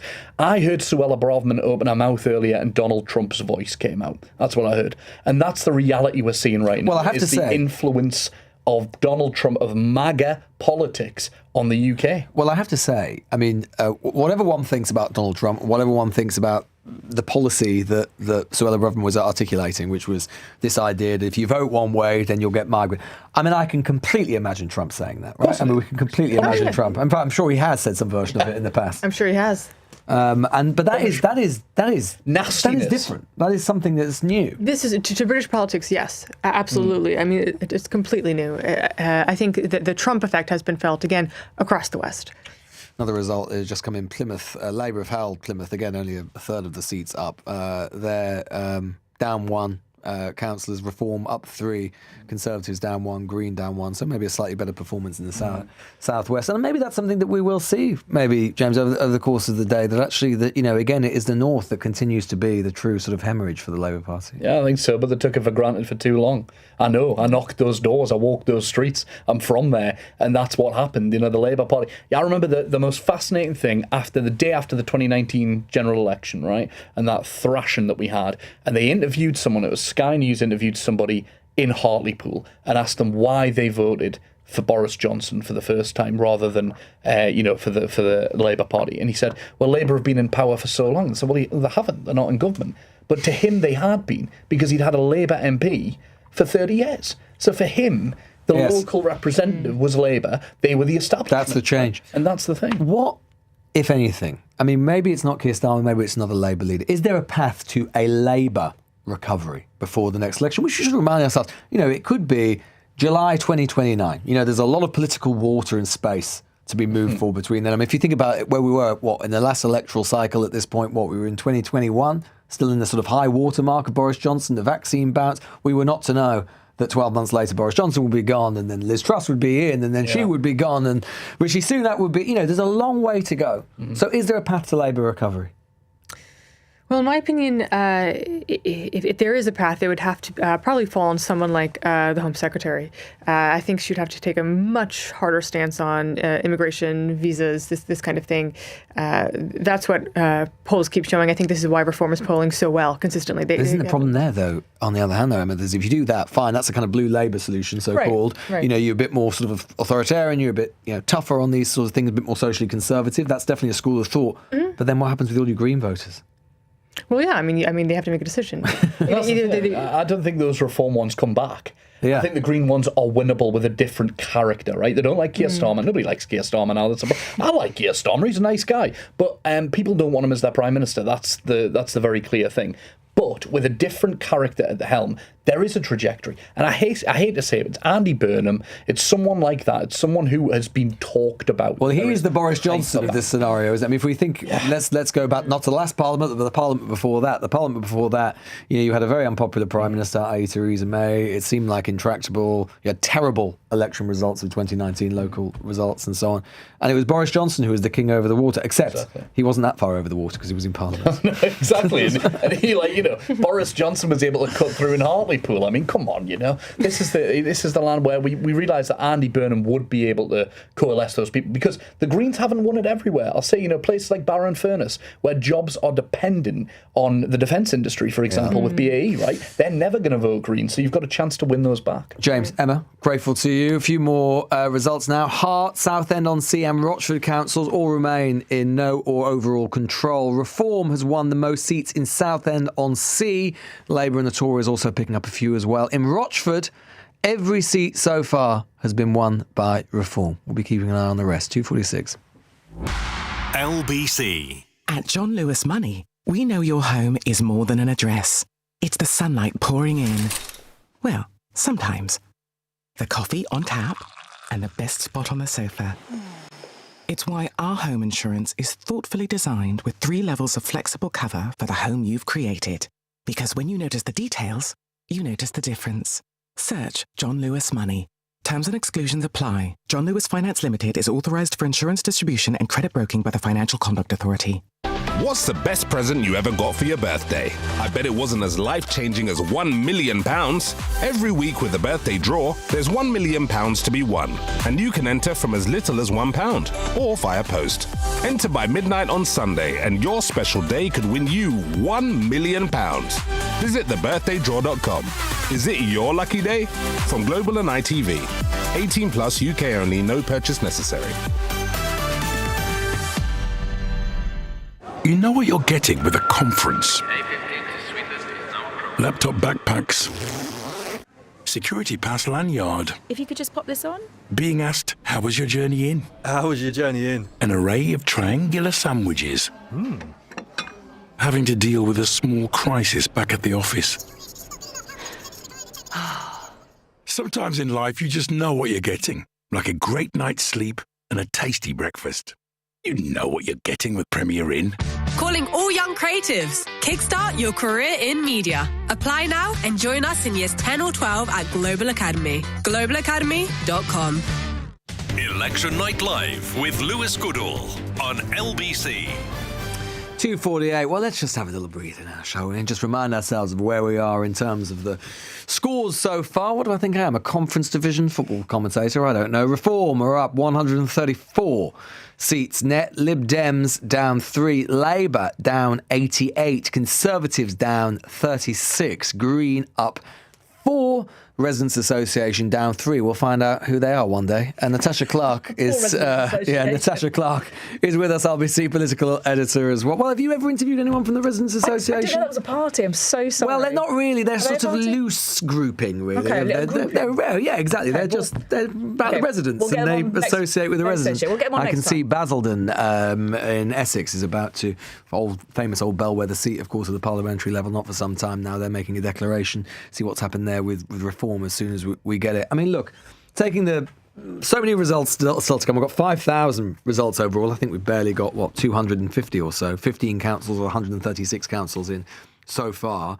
But we can see the big winner on the basis of these results so far, most of these seats in Northern England, it's Reform. Of course it's Reform, and I think it was always going to be Reform. And obviously, we've been talking all along, haven't we, Lewis, about what this means for Sir Keir Starmer and the Labour Party and the rise of that rainbow coalition of loads of different parties, all taking chunks of seats here, there and everywhere. But, John Curtis summed it up when you spoke to him a little while ago, didn't he, saying, good night for Reform, as bad for Labour as they might have feared. The Greens, a series of credible performances, their vote share up everywhere. So I think that really sort of summed it up for me. And in terms of some of the specific results that I've thought have been interesting so far, we've seen Hartlepool lost to no overall control, Reform picking up all the available seats there. That'll be, just to interrupt there, Tasha, that'll be a sort of canary in a coal mine, really, isn't Absolutely. it? It's always considered that way. Hartlepool, obviously famous, the Hartlepool by-election now back in 2021.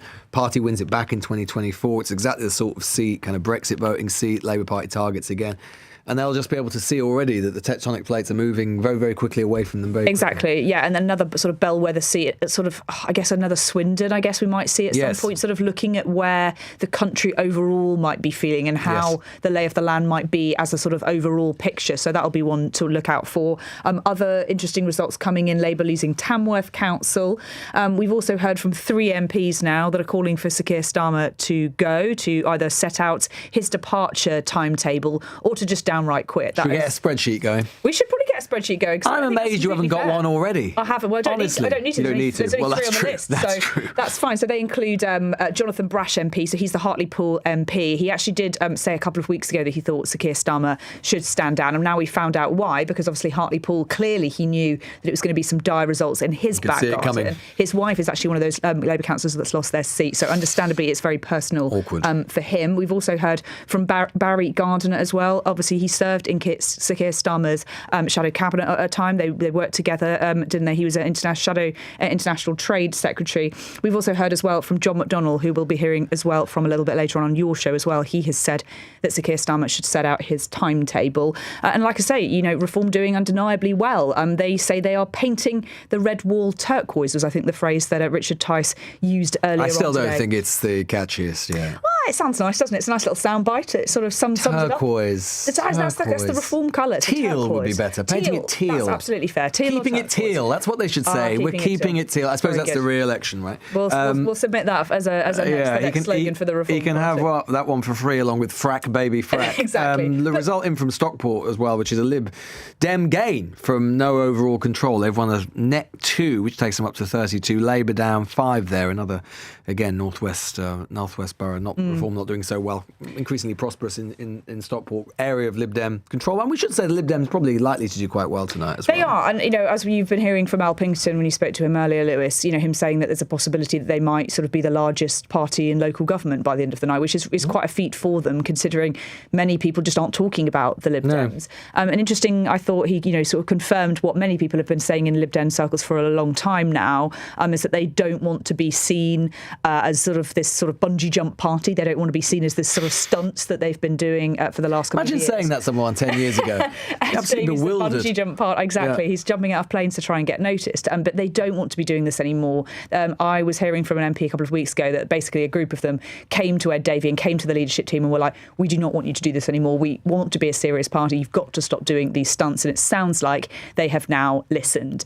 So that's an interesting sort of different diversionary tactic from them. But also, Lewis, just looking at some of these swings that we've been seeing, and understandably, of course, Reform doing incredibly well. One swing, 48% to Reform away from Labour in Wigan. Of course, that's Andy Burnham's former seat as well. So that will be something incredibly worrying. Now, of course, we were expecting to hear from Andy Burnham this morning. He's now pulled out of doing that speech. So will we hear from him tomorrow? Unclear as it stands. But of course, yes, absolutely. The sort of Manchester mayor, everybody will be wanting to hear from him over the weekend what he thinks about some of these. And with those sort of results in his back garden, it's going to be incredibly difficult for him not to say anything, really. A pretty amazing spread of results we've had in so far. Another result, which probably won't get much attention again because it's sort of undramatic on the surface, but it's a seat that I always look out for because, again, another real bellwether in some ways is Peterborough in Cambridgeshire. Absolutely. And it's still no overall control. But again, we see Labour down 3. Conservatives actually up 3, but Reform up 4, Green up 1. I mean, Peterborough is one of those seats that is a proper bellwether at a parliamentary level. I mean, you can be, particularly the sort of seat it is now, there are elements of proper prosperity to it. There's a sort of deprivation to it as well, increasing because of this younger graduate population as well, sort of commuting to London and indeed into Cambridge. Proper microcosm of the country. And even in a place like that, Reform doing very well. Exactly, and I think the Conservatives, when they were doing well, were doing well in Peterborough. And is it Paul Brister that used was yes, that's right. And obviously that he's now gone to the Reform Party as well, has he not? And very much a bellwether seat, one that you'd expect that any party that expects to do well across the country, to expect them to be doing well in seats like Peterborough and like Swindon. Of course, as we mentioned, we'll be looking out for what that looks like as a sort of broader picture.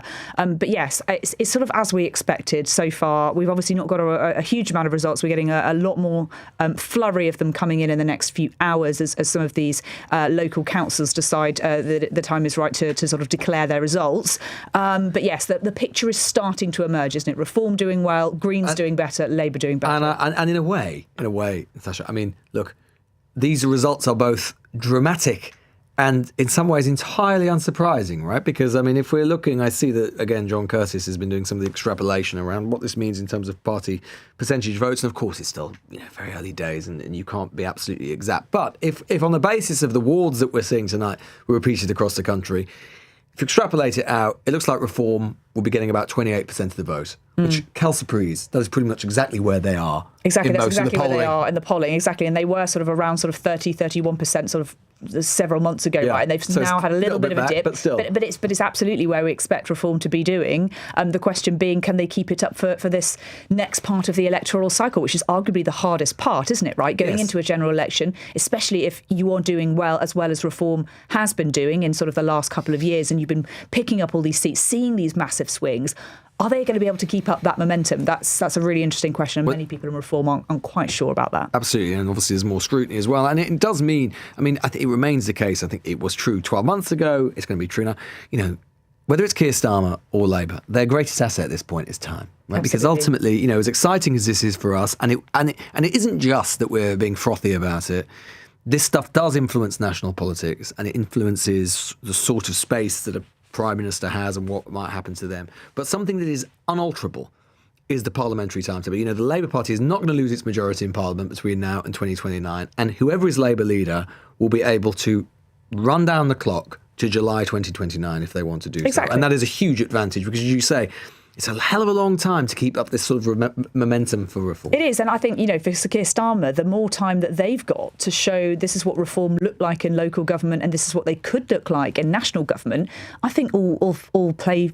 That's all fair to them. I mean, many people will be, sort of really keen to see, show us what Reform looks like, show us what Reform is doing in local government and national government and what that could mean. And Sir Keir Starmer obviously is going to be facing difficult questions over the weekend. And I'm told that the reports that he is going to do a speech on Monday are true. So we'll be hearing from the Prime Minister on Monday. We'll also be hearing from the Prime Minister, I'm also told, in the early hours of this morning. At some point, he is expected to at least show up sometime this morning. Now, where that's going to be, as we discussed earlier in the night. Well, Croydon, Greenwich, we don't know, but he is expected to make an appearance somewhere. So he will be having to find somewhere that Labour have held on, done okay. At the moment, there are very few places for him to look for, but we are expecting to hear from him. I'll tell you, Natasha, one place he will not be heading is Wigan, which is, of course, the parliamentary seat of the Culture Secretary, Lisa Nandy. Results now in from Wigan in Greater Manchester. Labour retains overall control of the council because only a third of the seats were up. But look at this, Labour down 20 seats, Reform up 23 seats. Interesting. So, an absolute rout in Reform. And actually, if more seats were up, I think no doubt whatsoever that Reform would have taken that council and almost did so, actually.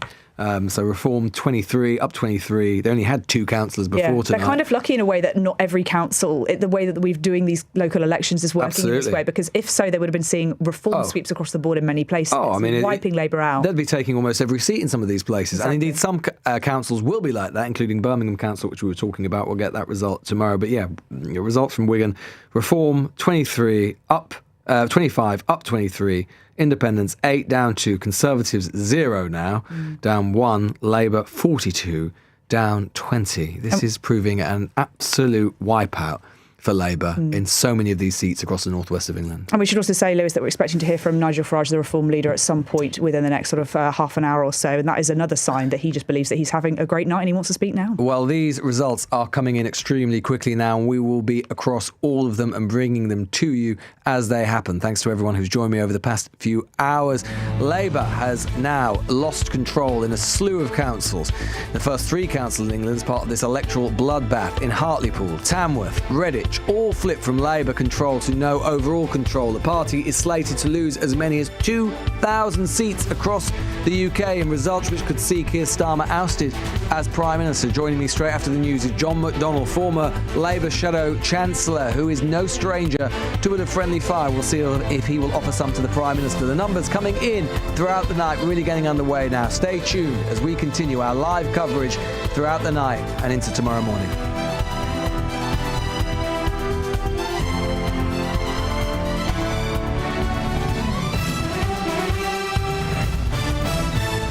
On your radio, on the LBC app, and Play LBC. leading Britain's conversation. This is LBC. From Global's newsroom at 3 o'clock, Labour has lost its first councils in the local elections as support for Reform UK surges across England. It no longer has a majority in Tamworth, Redditch and Hartlepool, where Nigel Farage's party swept to victory in every seat that was up for grabs. Reform has already won more than 100 councillors and has taken some from the Conservatives across towns in Essex. The Liberal Democrats and Greens are also expecting to make gains. Reform UK MP Suella Braverman told LBC she expects scrutiny of her party to intensify. We're used to that heightened level of scrutiny in Reform. It's par for the course, so that's the way the media operates. But ultimately what matters is not what the Westminster elite and the mainstream media thinks. It's actually what the British people think. And we see a massive disconnect between those two aspects in our country. And people are speaking very loudly. They're voting with their feet. Joe Robertson, Conservative MP for the Isle of Wight East, told LBC it is a tough set of results. Jimmy Badenoch's been fighting a positive campaign all over the country, but we've got to be realistic. The results we're seeing compared to where we were 4 or 5 years ago, and we were at a historic high. We were polling over 40% in the polls. We've got to accept we're going to be going backwards compared to those results. And we've also got to accept that we lost a historic defeat in a general election less than 2 years ago. Well, ballots for the Scottish and Welsh parliaments won't be looked at until later on this morning. In other news this morning, a man's been charged after reports of someone threatening Andrew Mountbatten Windsor near his new home in Norfolk. It follows an arrest on Wednesday evening. Police say a 39-year-old has been charged with 2 counts of harassment and is due in court later. Iran's accused the US of breaching a ceasefire after it launched strikes yesterday. President Trump says they were a defensive action after 3 US Navy destroyers came under fire in the Strait of Hormuz. He insisted the pause in fighting is still in place, though. And Sir Keir Starmer has paid tribute to the courage of the armed forces personnel on the 81st anniversary of Victory in Europe Day. VE Day marks the end of the Second World War and the official surrender of all German military operations on May the 8th, 1945. LBC weather cloudy today with some sunny spells later in the south. Scattered showers across Scotland and Wales, highs of 20 degrees. From Global's newsroom for LBC, I'm Daryl Jackson. LBC from Global, leading Britain's conversation. Election Night Live with Lewis Goodall.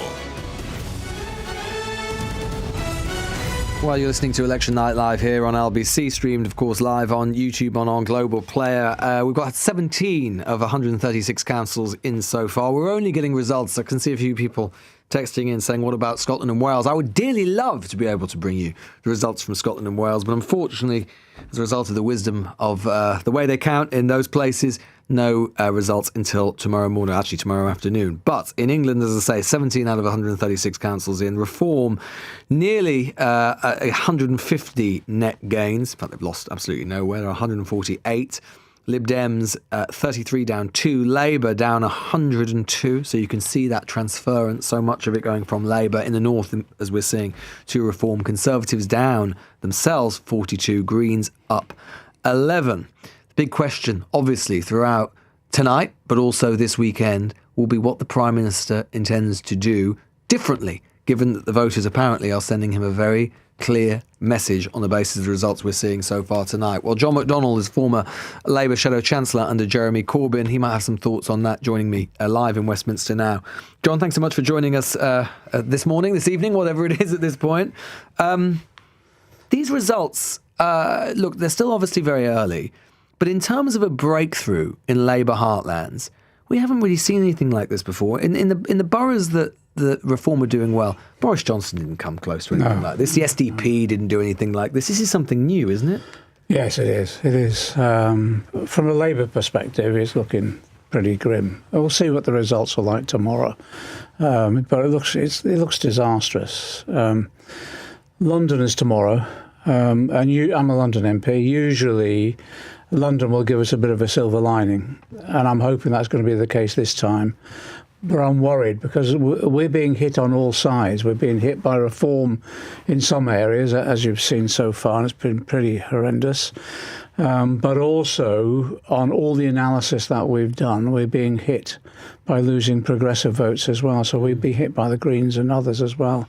There was the Persuasion UK, the polling group, did a report they published, I think it was done yesterday, and they were saying for every 10 Labour defectors to reform, we're losing 16 to Lib Dems, Greens and others. So my worry is... Leading on every side. Yeah, and my worry is that I'm hoping London can help turn this around, but my worry now is that won't happen, because that's been the pattern in the past sometimes when it's been brunt.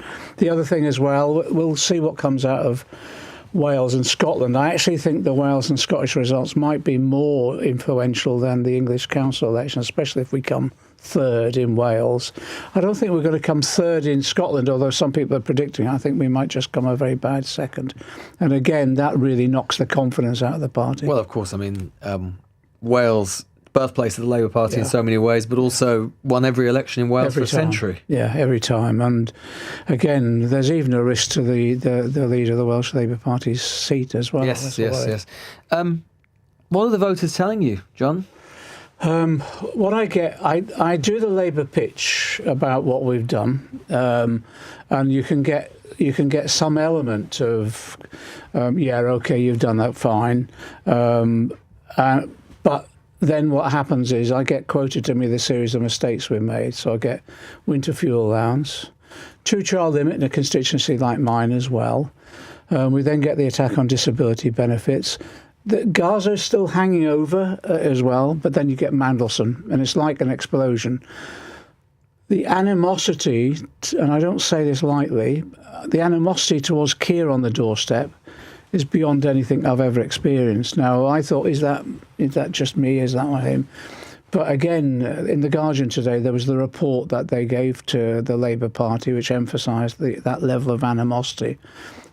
Sometimes that influences everything. So you can't get past that to get on to a more wider discussion. Why do you policy. think it is? Why do you think it is It's that just, this animosity has arisen about the Prime Minister? People just feel let down. Keir came about with this argument about change, and the problem that people have seen from the beginning is either no change or change in the wrong direction. So the changes that we've made, I go on about the employment rights legislation, the renters reform bill, that sort of thing. That's get overlaid, and I even get the response on the doorstep about, well, he took all those free spectacles, suits, and all that sort of thing, and it's almost as though they're saying, you promised us change, but you're no different from what Johnson did. That's unfair, but that's the reality of we have to tackle. But you know what you will hear, assuming the Prime Minister goes on to next week in the next Parliamentary Labour Party meeting. You know what he'll say, John McDonnell. He'll say, and I've already heard it in the studio tonight. You'll have heard it. Look, let's not lose our heads. Yes, these are bad. Obviously, they're very bad results. But in the era that we're in this really politically volatile era that we're in, perhaps that's not surprising. And what we mustn't do is lose our heads and panic. Well, it's not about panicking. It's making sure that we have a proper analysis and a proper debate and discussion. The we need to have an understanding about why we've lost the support that we have. And it's because we've alienated section after section of our support by those mistakes that we've made. And therefore, we need to understand why have we made those mistakes. My view, and this is why we need a proper debate about it, my view is that actually the old broad church of the Labour Party is not working. So the broad church is that the Labour Party was founded on left, right and centre come together. You have an honest debate and discussion, and you stand up, and wherever section of the party you're in, you can stand up and say, I think you're wrong on that one. What's happened is when some of us have done that, take the 2-child limit, what happened? I lost the whip, and I'd lost the whip for a year. That sort and of the party did it anyway. Yeah, that's right. Weird position for you. Well, that's the irony, but that's the sort of level of debate that we have to have. You talked about the animosity that the voters, you say, feel towards the Prime Minister. Well, it's not just me. It's no, but you've experienced it. You've been, absolutely. Therefore, is it recoverable for the Prime Minister? Can he recover it? I'm not sure. I think that's part of the debate. So if we're going to have an analysis of this election, I think we have to have that debate and discussion to see whether it is. I think Keir needs to make up his own mind as well, whether he thinks it's recoverable. So in the debate we're going to have, the leadership action issue has to go onto that agenda as well. Do you personally believe that he should resign as Labour Party leader? I do not. Let's take this step by step. I do not want a precipitous coup or anything like that, West Streeting, Andrew Rain. The last thing we want is that sort of thing to happen. I want a proper discussion, a proper post-mortem on how we've got in this disaster of elections. I want to know what changes can be brought about, to think about how we make our decisions, democracy in the party, end the sort of factionism that's been dominating this recent period. And I want a discussion about the leadership. At the moment, if the results are as bad as this we're looking at the moment, it's very difficult to see him taking us into the next election. You don't think he should? Well, I think we need to have that conversation. I'm not hedging this. I think Keir himself, I've worked with Keir. We're in shadow cabinet together. He's a responsible person. He needs to ask himself, am I the right person now? Do you think that ideally, would you like to see him lay out a timetable? You don't want anything too precipitous, but you think that a timetable for his future, you'd like to hear him say? Two things. I'd like him to lay out a timetable about how we have the debate about the future and, yes, the discussion about his own position, and that might result in an orderly transition to a new leadership. But it can't be a leadership based upon the democratic system that we have at the moment, which excludes a range of candidates coming forward. So, yeah, I want to see a proper debate and discussion. Let's talk to our members. Let our members decide some of this. Do you think that, cards on the table, John, you want Andy Burnham back in Parliament, don't you? I have not been a supporter of Andy Burnham personally. I've not come out in support of him, but I resented the fact that he got blocked last time round. And if we are going to have a leadership debate, discussion, whatever, and we're going to have a leadership election of some sort, I want every opportunity for a broad range of candidates. And to block Andy that way, I think it actually damaged Keir rather than strengthened his position. Let's imagine that a vacancy were to arise in the near future and Andy Burnham were to say, I want to stand again, and presumably he does because he tried to stand last time. Yeah. I've put it to multiple ministers, Labour Party chair, others tonight, about that possibility. And they all reject it. They all say he must continue doing what he's doing and being Mayor of Manchester. If that were to repeat itself, as we saw in Gorton, what do you think the reaction within the Labour Party would be? If they blocked... Look, there was a reaction already when Andy was blocked last time. We're seen as unfair. And I think as a result of that, we lost support. And I think we lost membership as well. People were so disillusioned. If it happens again that Andy wants to stand in a parliamentary seat and they blocked him again, I think there'll be outrage within the party. And it's not the way for Keir to behave, really. If he's blocking people because he's worried about them challenging him, that doesn't demonstrate strength. That demonstrates weakness. Do you think it would be such outrage that it actually might precipitate a leadership challenge? I think it would make Keir vulnerable to a challenge. Of course it would, but I'm hoping we can have a rational discussion rather than, as I say, I don't want coups or anything like that. We could unite the party, but Keir's got a problem, an issue of that, what role he plays in uniting the party. Can I give you a stat that will, I think, make you feel uncomfortable, John? I don't want to depress you just as you're about to head off to bed. Yeah. But this is according to the Labour list. As of 3 a.m, 14 minutes ago, Labour has so far lost 83% of its sitting councillors that have been announced so far. I just feel for them. I've been a councillor, and what really annoys councillors, you can understand, they work so hard, they do the best they can, they represent their community, and then they get wiped out, not because of anything they've done, national politics over either. So there's a lot of people out there. I just want to say thank you for your service, and I'm sorry this has happened to you. This is a nightmare. It's my worst nightmare, actually, in terms of politics this year. Your worst nightmare? Electorally, it is, yeah, because we lose our base. To win elections... Worse than 2019? The Jeremy Corbyn loss? I think so. In terms of, look, we got hammered then, and I was part of that, but we thought, well, we'll pick ourselves up. I supported Becky Long-Bailey to be leader. She didn't get it. Keir got it. And I said, he's democratically elected, therefore give this man his chance and all the rest of it. We win that election on the basis of promising change. Now the level of disillusionment means this isn't just a risk to losing a Labour government. We could lose the Labour Party. Now, that sounds like an exaggeration, but if you look at what's happening to us, we're losing our base within the community. Our membership has dropped at least by half. The people who are going out and working on the ground are no longer there. Once you start losing that grassroots base of your organisation and structure, you're threatened in your very existence. And the Prime Minister has hinted and said that he's going to come out fighting. He's going to put forward a King's Speech, which he said is going to have new proposals in it. We've also heard a suggestion that he might use it as a moment to pivot to closer relations to the EU. Do you think any of that would cut it? The issue for most people is cost of living. It's about whether they can have decent wages, whether they can actually afford to live a decent quality of life. So that's about prices. And it's also about actually having a belief and hope for the future. I think the problem that there is now is that there's a disenchantment on a scale that whatever Keir says now lacks credibility. That's the problem he's got. And I think he needs to think that hard about that himself. And you had some experience of Keir Starmer being in the shadow cabinet. He was pushing for Remain at that time. Mm. Given the sort of seats or the sort of councils, the sort of parts of the country, which are heavy Brexit voting, yeah, look, is this a moment to pivot towards closer relations to the EU? I think there's a strong argument economically that what we need to do is, we need to re-establish a relationship with the EU that's more constructive than it is now, but it will have political consequences, so we have to accept that. The issue for me is this, I'm sorry if I'm repeating myself, on all the analysis, for every 10 votes we lose to Reform, we lose 16 to left parties, the Greens, the Lib Dems and others. That comes from Persuasion UK. There's some on the Brexit issue that are beyond our reach now, that will never come back. There'll be others that we can win the argument, and it might well be about not returning to the EU, but actually ensuring that we have a closer relationship that has an economic impact on their living standards.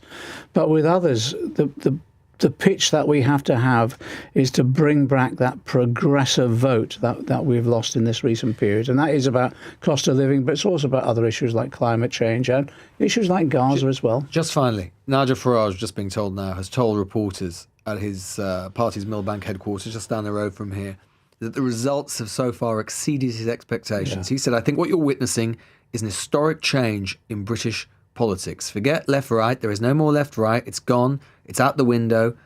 It's finished. We are way exceeding anything that I thought. The question for Keir is, does he want to be the Labour leader that opens the door to Nigel Farage? I don't think he does. So therefore, we've got to have quite radical change, and that might be a radical change in terms of the membership of the cabinet as well as the leadership. Sounds like you're saying he should go, John McDonnell. I think we have to have that debate. I think he has to realise his responsibilities. John McDonnell there, who former Shadow Chancellor, of course, in the Jeremy Corbyn era. Lots more reaction to come on the show today, including lots more results as well. We'll be hearing directly from that Reform HQ party with a reporter who is there. That's coming up, 3:18. This is LBC. Dating apps? Easy. Online shopping? Simple. Banking app? Sorted. Life admin? Ugh. That's That's what a digital ID could change. And the government is opening a conversation to make it work for you. Your voice will shape the final product. So search Digital ID Consultation to have your say. Digital ID, making public services work for you. Shine Night Walk London is a 10k, half marathon or full marathon supported walk around the city at night on the 19th of September to raise vital money for Cancer Research UK. It's also everyone walking with all their colours, twinkling away. We can actually see how nice London is, and London is different at night time. Celebration of life, and it gives hope. Step towards a brighter future at shinewalk.org today to get 30% off your entry. Together, we are beating cancer. T's and C's apply. Election Night Live with Lewis Goodall on LBC. Time is 3:20. Well, of the current 260 seats that we're seeing, I think it looks like Reform are extrapolated to get about 38% of the vote. You'd have to change that, of course, to take account of the fact that these seats are not representative of the country overall. But so far, they've got about 38% of the vote. Labour on 20.4%, Greens 15%, Conservatives 14%, Lib Dems 8.4%. Well, we were just saying there that Nigel Farage has decided, I mean, he's of course, he's never one to turn down a party, and of course never one by his own admission to turn down a drink or two, and indeed it looks like he will have much to celebrate tonight and into tomorrow morning. God, I can't even imagine the amount of ibuprofen they're going to need in that place. Well, Bethany Dawson is a reporter for Politico UK and is at a party, that party at Reform HQ. Bethany, lucky old you, what's it like there tonight? It is full of booze, as you say, like you might imagine, but it's also very jovial. I think you will kind of struggle to find somewhere as excited as this in Westminster. Nigel Farage just came to speak to the press, all in varying states of inebriation, I promise you. I've been You amaze me. I'm being good. And he said that this is a historic change in British politics, that in the north, the votes we've currently seen, that his party are exceeding what he expected to see, and made some pretty big promises that Reform will win Essex and Norfolk by an extraordinary margin tomorrow, and also seems confident that they'll take Suffolk. Nigel Farage is one who is prone, Bethany, to a little bit of hyperbole over the years. He's often talking about the new dawn and a new moment in British politics and the People's Army and so on. He is never knowingly understated. But it has to be said that on the basis of what we're seeing tonight, his previous forays into English politics, let's just keep it in England so far, UKIP, Brexit Party and so on, they never achieved anything like the sort of local government penetration into the sort of Labour heartlands that we're seeing. He is, for once, I think we can say, not being hyperbolic, he is redrawing the map of British politics right now. He is, and he made the point that you mentioned earlier, that this is kind of the end of two-party politics, and he will be patting himself on the back for this. He is going to be thrilled that he has kind of completely shaken up the agenda, and I think the thing that he is elated with is not just that, but the fact that this is a continuing pattern from the general election. This has increased to now, and he now fancies himself as having quite loyal voters. He thinks this win is proof that there are people sticking with Reform, not just lending their votes to them. What is, well, I mean, obviously you're not partaking in any particular beverages tonight, of course, Bethany, but what, just out of interest, if one were to partake in some of the drinks available, what is on offer at the Reform Party tonight? Well, if you got here at the beginning, if you were lucky enough to spend the whole night here, you could have had a Rachel Reeves Rita, growth not included, a Kemi Bounce Bellini, short-lived sparkle, or a Nigel Negroni, which is unmistakably strong. Any screwballs available? I think if you ask nicely.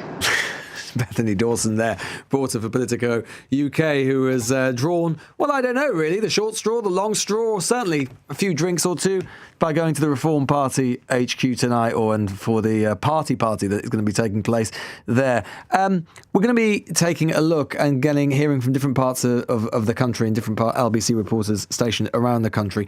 I think actually let's just go back to, we played a little bit of it earlier with some of our guests, but let's get the full exchange that I had yesterday. When I went to Birmingham yesterday and we're not going to get the Birmingham results until tomorrow, But I think an extraordinary subplot of these elections will doubtless be what happens in Birmingham. It is a microcosm of the country in so many ways. An unpopular Labour administration being harassed on every side, bleeding support to its left, to its right, and indeed slightly more unusually as well, to this series of Gaza independents being masterminded by a man called Ahmed Yaqub, someone who stood against Shabana Mahmood, the Home Secretary now, of course, in the Birmingham Ladywood constituency at the last election. He almost beat her 3,000 votes away from beating her. He is now masterminding this campaign. And he is someone, I think you'd probably agree, who certainly ordinarily wouldn't be within 1,000 miles of modern British politics. But in 2026, he is at its centre. Listen to this. So, Ahmed, tell us, what are your aims in this election? What do you want to achieve? Well, the other aims have already been achieved in this election because we have young people contesting as independent candidates. That has never happened in the history of UK history. I mean, you'll get one independent, there, and so they'll be scattered all over. This is the first time so many independent candidates have come forward and contesting for the elections. Here's one right there, Rayhan Abbas. Is a 22-year-old criminal lawyer.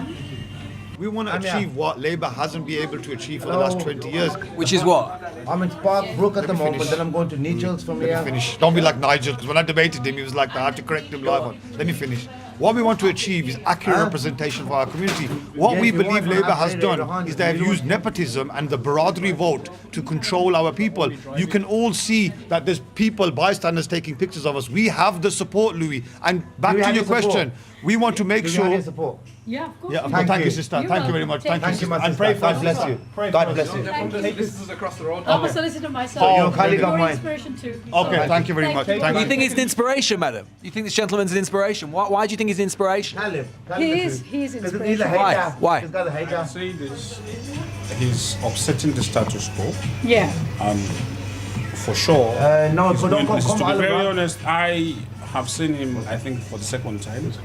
In the last election, he's doing a lot. Yeah. To be very honest, Same it's here. all over. I mean, for some. But why do you think it's an inspiration? Why is he inspirational? Why is he inspirational? He's hitting the nail on the head.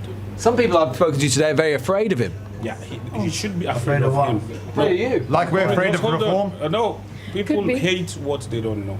And why do you think? People are afraid of the truth. A lot of people think that this is sectarian. So just because we're representing a community that's Muslim, I find it very strange that you're trying to arouse that we are sectarian. Absolutely not. We advocate for anyone and everyone. The fact that Labour Party has been using our votes, and we are demonstrating after 2024. But you don't stand in non-Muslim areas, do you? After 2024, Ahmed Yaqub has demonstrated. You don't stand in non-Muslim areas. You don't stand in like Northfield or Longbridge and places like that. Ladywood, we have Gary Cressman standing. It's a place with a big Muslim community. Deborah Marag, Gary Cressman.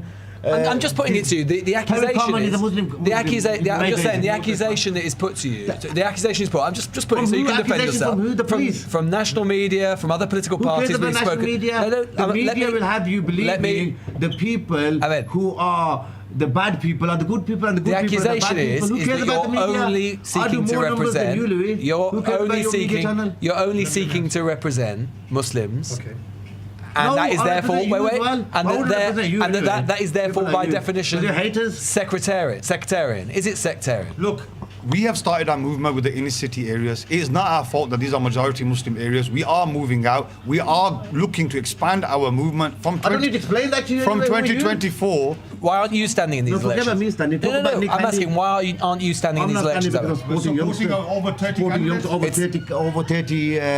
candidates. It's nothing to do with the money laundering trial. It's got nothing to do with the electoral commission. I can still stand if I wanted to, but I don't want to stand as a councillor. So it's nothing to do with the fact that there is a trial in relation to you with regards to money laundering. We have many trials. I don't care about the trials. Whatever happens at the trial, the movement still carries on, Louis. You don't care? I don't care about no trial. You don't care whether you go to prison? Prison, a chance to converse and be alone. The state-sponsored. Do you think every great man has been to prison? Nelson Mandela went to prison. You would compare yourself to Nelson Mandela? Nelson Mandela went to prison, and he was called a terrorist before You compare yourself to Nelson Mandela. I'm not saying I follow people like that. But you do think you're a great man? Of course. What have you done that's so great? I've challenged the status quo. Nelson Mandela led 70,000 votes. a 30-year campaign against apartheid. What have you done? Against apartheid, and I've led a campaign against Jewish apartheid in Gaza. Right. In Gaza, in Palestine, where your puppet masters, the Zionist regime, have made the Palestinians suffer under occupation for over 70 years. Who are my puppet masters? Your puppet masters, the Zionist regime. You know exactly who. That sounds pretty. Come on, man. Come on. Everyone knows You've got puppet masters. We know what you're trying to do. That sounds pretty anti-Semitic to suggest that there are Zionist puppet masters who control the media. The whole media is like that because you try to push a certain narrative. Do you recognise that is one of the oldest anti-Semitic tropes in the book? And do you understand why that there will be people who are deeply concerned about that sort of rhetoric? Which people? Zionists, the people are happy with the apartheid that's happening in Gaza. That's the only people that can take offence to that. Nobody else. Anybody with the ounce of humanity cannot take any offence to what I just said. I want to talk about the Greens. Yeah, talk about them. You're saying here, thinking green, think again. Of course. LGBTQA plus and sex education in primary schools. Do you consent? I've got 5 more minutes, you know. That's absolutely fine. You said that the Greens are degenerate. Oh, very degenerate. You have Why are they degenerate? You have Zach Polanski. Wait, let me. You have Zach Polanski dancing in the middle of stage with naked men in front of little children. I'm a father. I don't want my children. When did he do that? He did that in Trafalgar Square about a month ago. You don't watch the news, do you? Do you understand why a lot of people will find that objectionable? I meant degeneracy because Zach Polanski was dancing with naked strippers in broad daylight. That is degenerate. You think that you would be able to catch me out? I have rings around prosecutors and judges, mate. You can never catch me out, little Louis. Well, that'll come in handy in your upcoming trial for money laundering. Yeah, look, whatever that is, that's a state-created crime, and I'm going to fight you. All crimes, state-created crimes. Little Louis. You think the state is that interested in you that they would create crimes? They have. And this will come out in the trial. It's a state-created crime, and it wouldn't have existed. What about when you had to pay compensation and pay compensation to a woman you defamed Allah subhanahu wa ta'ala for saying that she was racist and she wasn't? Allah subhanahu wa ta'ala has blessed me with money. I made a mistake. Allah subhanahu wa ta'ala has blessed me with religion, first of all. So when I make a mistake, I can apologize. I'm man enough to apologize. Alhamdulillah. She said that you really, really affected her mentally. That's why I apologized. That's why I gave a payout. Alhamdulillah, with the help of Allah subhanahu wa ta'ala, I was allowed to give that payout. Do you think these are the actions of a great man?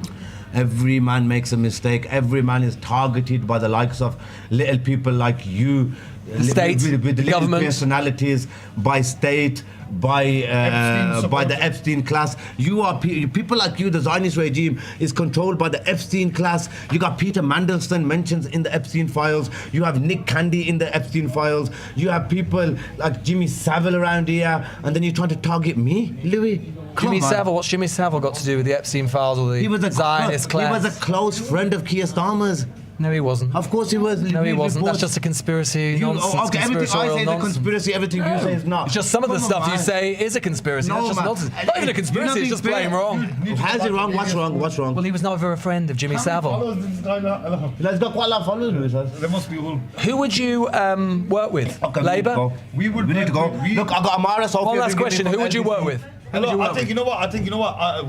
We have got time to do this interview because I've rescheduled it, but I think we should cut our interview here. Yeah, let's go. See you later, mate. All right. Well, an absolute pleasure. Yeah, thank you. No, I can't. Sorry, we can't. We'll can't say the same thing about it. Can't say the same thing. Habibi, can you ban them from your shop, please? Sorry. At the back. You're not allowed. Oh, at the back. See, no. We're barred.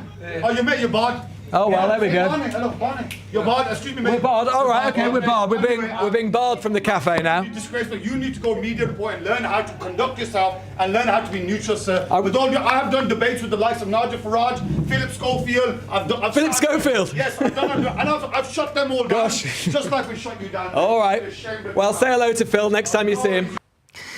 That was me talking to the future power brokers of Birmingham politics as of tomorrow. And it's sort of a joke, but it's also not a joke because, as you heard there, frequent tripping off the tongue recycling of anti-Semitic conspiracy theories. But they will doubtless be in control of a whole slate of councillors on Birmingham City Council as of tomorrow, when we get the results tomorrow afternoon, and they will be, to some extent, able to influence the future of a city with a £2 billion budget, the largest local authority in Europe, and lots of Whitehall officials, I'm told, pretty worried about what that might portend for a city of 1 million people with all of the public services that council has to deliver. We'll get an update on all the results that we've had so far and talk to our reporters up and down the country. Lots more political reaction to come in. And I can tell you from the conversations I am having with different Labour figures, the future of the Prime Minister and where he will be in a couple of days' time. They thought that they would be talking about it. The nature of these results and how bad they are means that they certainly know they cannot avoid it, even if they had been hoping that they wanted to. Let's get the latest LBC News headlines now at 3:34 with Daryl Jackson. Labour's lost its first councils in the local elections as support for Reform UK surges across England. It no longer has a majority in Tamworth, Redditch and Hartlepool, where Nigel Farage's party swept to victory in every seat that was up for grabs. Reform has already won more than 100 councillors. In other news, a man's been charged after allegedly threatening Andrew Mountbatten Windsor on the Sandringham estate. The 39-year-old's due in court later. And the US military has carried out strikes against 2 locations in Iran. Iranian state media says air defences have been activated and US Navy destroyers have been targeted in the Strait of Hormuz. LBC weather cloudy today with sunny spells in the far south, scattered showers across Scotland and Wales, highs of 20 degrees. This is LBC. At Pets in a Pickle, we're here when it matters most. For fuss-free pet insurance policies as unique as they are, visit petsinnerpickle.co.uk. Oh, bad traffic. Great news, isn't it? More time in the car. Joy. Maybe you don't feel it. Maybe you don't drive a Lexus NX yet. But when you do, you'll see the positive of peak hour, the delight in a detour, the love of the long way. The Lexus NX plug-in hybrid. Experience amazing before you arrive. They say go big or go home. But now you can go big at home with the Big Arch on delivery. When you're hungry for something big, like really big. Big Arch for big McDonald's hunger. Order on the McDonald's app. Served from 11 a.m. Upcharges and fees apply to delivery orders. Subject to availability. Price and participation may vary. Leading Britain's conversation. Election Night Live with Lewis Goodall on LBC. Time is 3:36. Had a message here from Mark saying, Lewis, that was the worst piece of radio I've heard in years. Well, hang on a minute, Mark, because Henry Riley's coming up in a second. I'm sure he'll do even worse. Let's give a little bit of a scores on the doors and where we are now. Labour down 3 councils, down 128 councillors. Liberal Democrats have gained a council. They're actually on 49 councillors. They're no net change overall. Conservatives down 52 councillors. But the big story of the night so far, Reform up 179 councillors, with many more, I'm sure, to come. Greens up 16 councillors as we get more and more results, particularly in from London. Getting a few of them in tonight, but more tomorrow morning and afternoon. I'm sure that tally will increase. In fact, Natasha, our political editor, you've got something to say, I think, about the London results before we go to our reporters up and down the country. Yes, Lewis. So Luke Trill, who you had on earlier, the pollster, has just been sort of putting out some of the results that we've been seeing in London so far. And of course, they are still counting. They are still coming in. And Henry Riley will give us the very latest on that in a minute. And sort of in the last hour or so, he just says if Labour really do end up as bad as the first results are coming in, sort of 20 points down or so in Wandsworth, the Greens up 20 points, and it has sort of slightly levelled out. But he says it really does suggest that the rest of the results in London are going to be at the worst end of expectations for Labour in London. So that is pretty damning. And obviously, as we say, this is the first of those results. We are not in a position where they're about to declare them all anytime soon. But obviously, more's the pity. Exactly. But it just is starting to paint this very, very difficult picture. And I was speaking to people in the last sort of 24 hours saying, you know, of the London councils that are due overnight, sort of 5 or 6 of them, they said it would absolutely bite my hand off for 3 of them if Labour held on to those. And that is feeling now quite optimistic, according to at least some of these early results. Yeah, I'm hearing from a Reform source as well saying that they have already won 5 out of 13 seats in Hull, when many places they hadn't expected to win. It was being billed as a Lib Dem Green battleground. Also hearing from someone that Labour staff have totally left the count at Basildon. Hasn't declared yet, but expecting it to be a wipeout. Well, let's get some intel from LBC reporters around the country, starting with Benji Hire, LBC's South reporter. Any more results where you are, Benji? Lewis, yes, some results from wards at the moment rather than the full county council results, but still a really good indication because you'd expect those same results reflected in those same areas when we get to the declaration for the county council results here in Hampshire. And then the thinking going into tonight was always, Lewis, if the Conservatives are losing or just about scraping some sort of victory in areas like this, Fareham, in Hampshire on the south coast, then that would signal some countrywide trouble. This is kind of deep Tory territory, the beating heart of Hampshire's dark blue core. And the story tonight could have been exemplified by someone you spoke to earlier, the former Home Secretary, Suella Braverman, defecting to Nigel Farage's party. She's the local MP here, shifting her support away from the Conservatives. And her hope would have been that voters would have done the same, sort of changing allegiances from one shade of blue to another. What we have seen in one ward is a reform gain. But otherwise, as the declarations come in minute by minute here, the story tends to be, Lewis, that the Conservatives are holding on. This area of Hampshire was a key target for reform, given the demographic of a slightly older population, more Brexit-leading, disaffected voters. But the reality is that the Tories are showing a really significant resilience, and that will be good news for them in the face of sort of a calamity in many other parts of the country. It suggests that when those county results come through in the next sort of half hour or so, that even if the Conservatives lose their majority on Hampshire County Council, which they've held since 1997, they could still very well be the largest party, as fractured as the council might be now between the Tories and Reform, and the Lib Dems as well. They've done fairly well tonight here, and we'll expect good results too in Sussex and Surrey tomorrow. So that Reform line that we've heard so much in the last hour, posted on X the words, "We are penetrating the red wall." That may be true, but the blue wall here, at least on the south coast, is holding strong. It seems as if the Conservatives have withstood a possible whitewash result. And as those wards are announced, there's been hugs of joy, also, frankly, hugs of relief amongst some of the Conservatives here. They're not quite extinct yet. Different story across other parts of the country as well. And let's get the latest from a different part of the country. Helen Hollynott is live for us in Westminster. So, Lewis, there is an air of tense uncertainty here in Westminster, which is due to declare in about an hour, with all eyes on whether the Tories can wrest control of the council back off Labour after huge upset for the Conservatives in 2022, when it went red for the first time in history after being run by the Tories since the 60s. Westminster is widely considered a crown jewel local authority, home to Buckingham Palace, Oxford Street, Parliament, Downing Street, the very corridors of power, a council where vast wealth and serious deprivation exist side by side. Back in 2022, there was backlash here against Boris Johnson and Partygate, and also the council's decision to spend £6 million on the infamous Marble Arch Mound.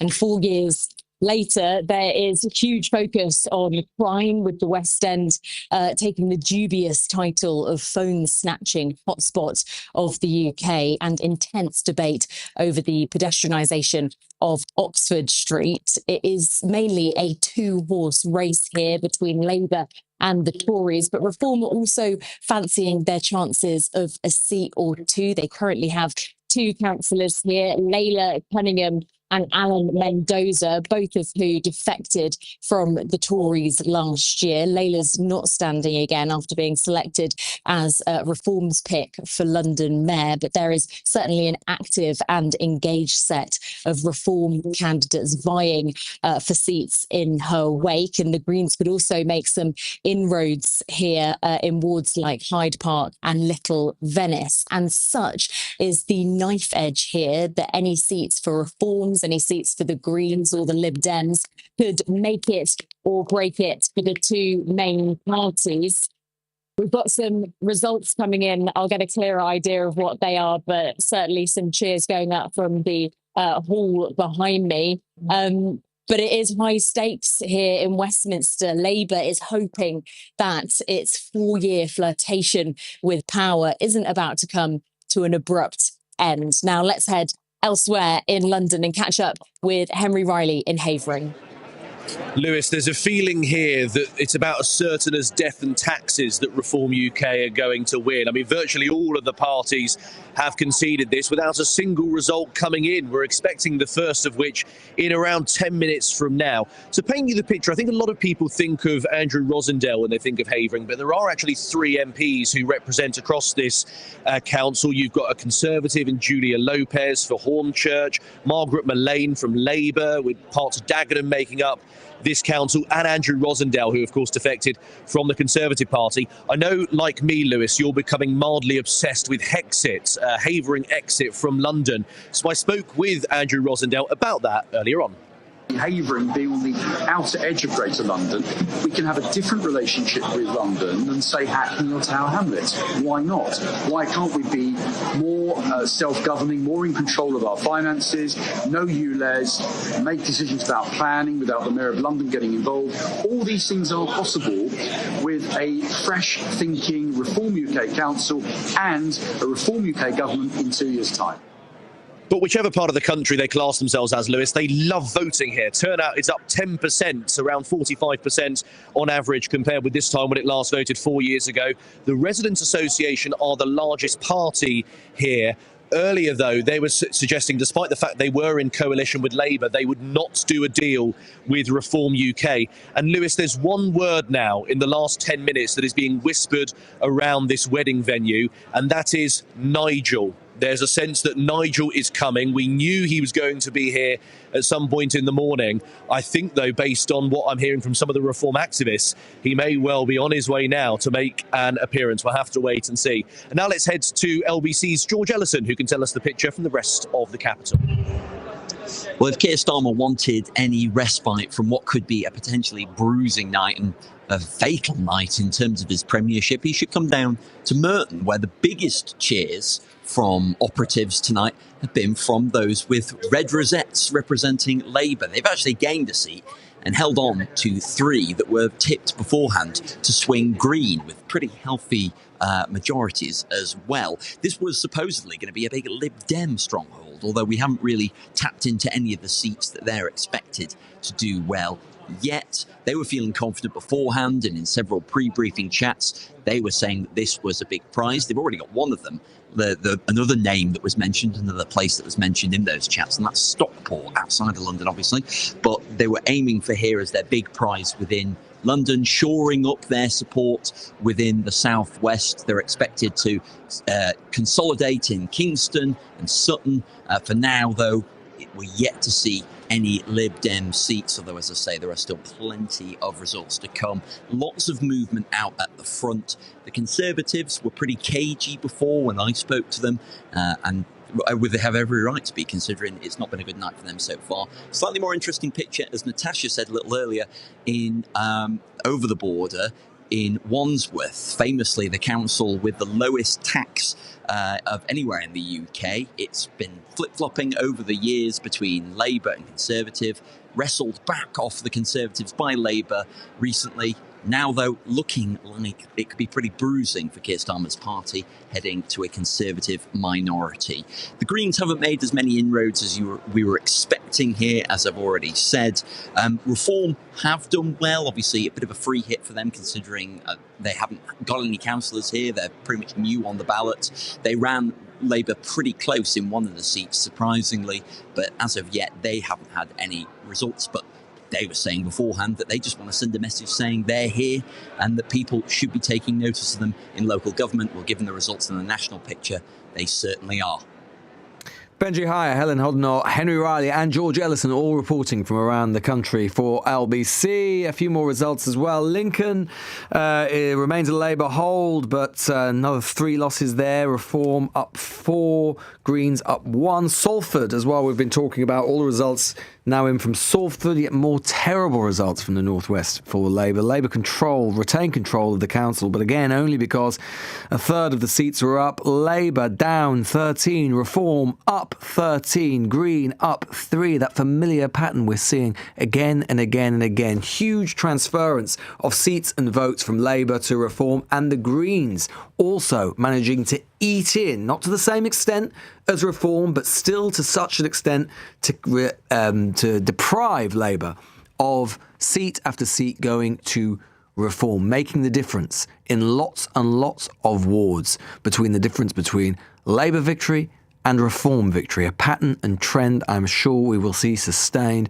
over the coming hours and indeed well into tomorrow as well. Once we start seeing results come in from Scotland and Wales as well, we'll add the SNP and Plaid into the mix to add to Labour pain. After the break, we'll be talking to Mary Goldman, Lib Dem MP for Chelmsford. Lots more coming up from Labour ministers after 4 o'clock, and results to come as well. I can see Exeter is about to declare, among other places. Time 3:49.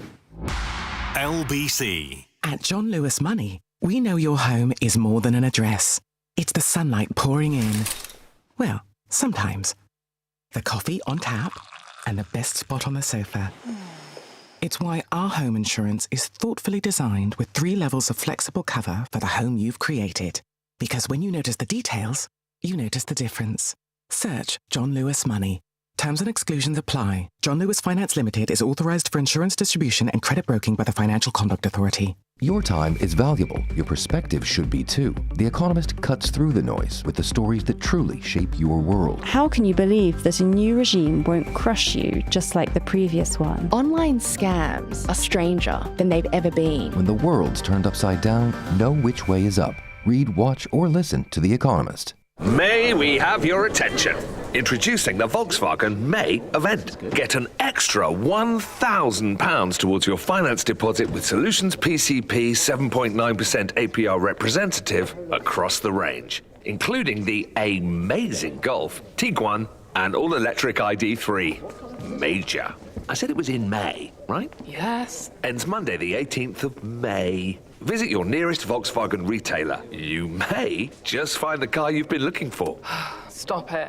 Participating retailers. Excludes T-Roc ID bars and Golf GTI 50. ID3 from stock only. Indemnities may be required. Registered by 30th of August. Volkswagen Finance. When you're smiling.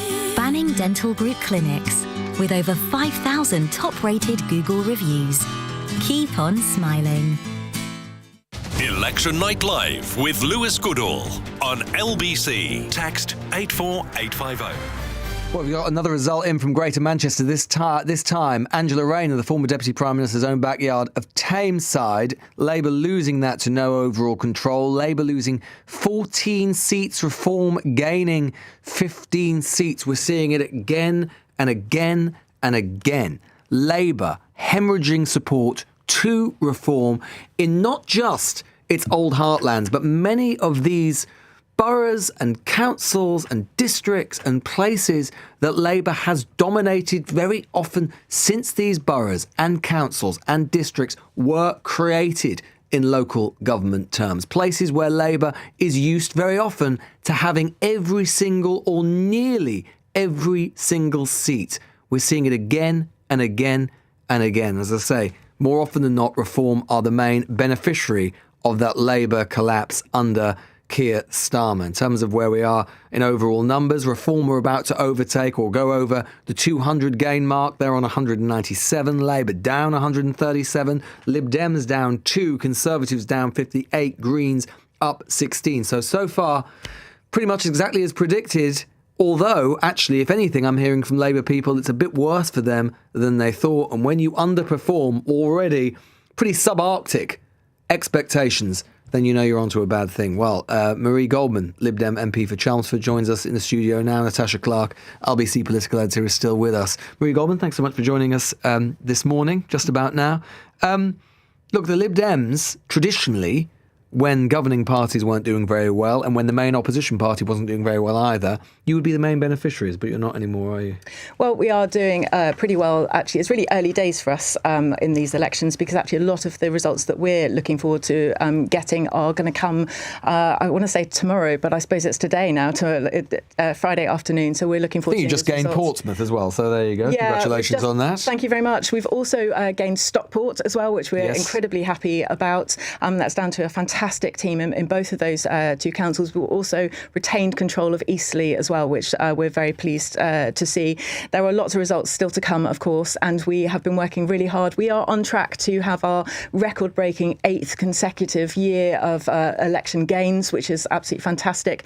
Last May, in the elections last year, we did better than Labour and the Conservatives. We already run more councils than the Conservatives, and in council by-elections across the country over the last year, we have won more council by-elections than Labour, the Conservatives and the Greens put together. So we are doing pretty well out of it.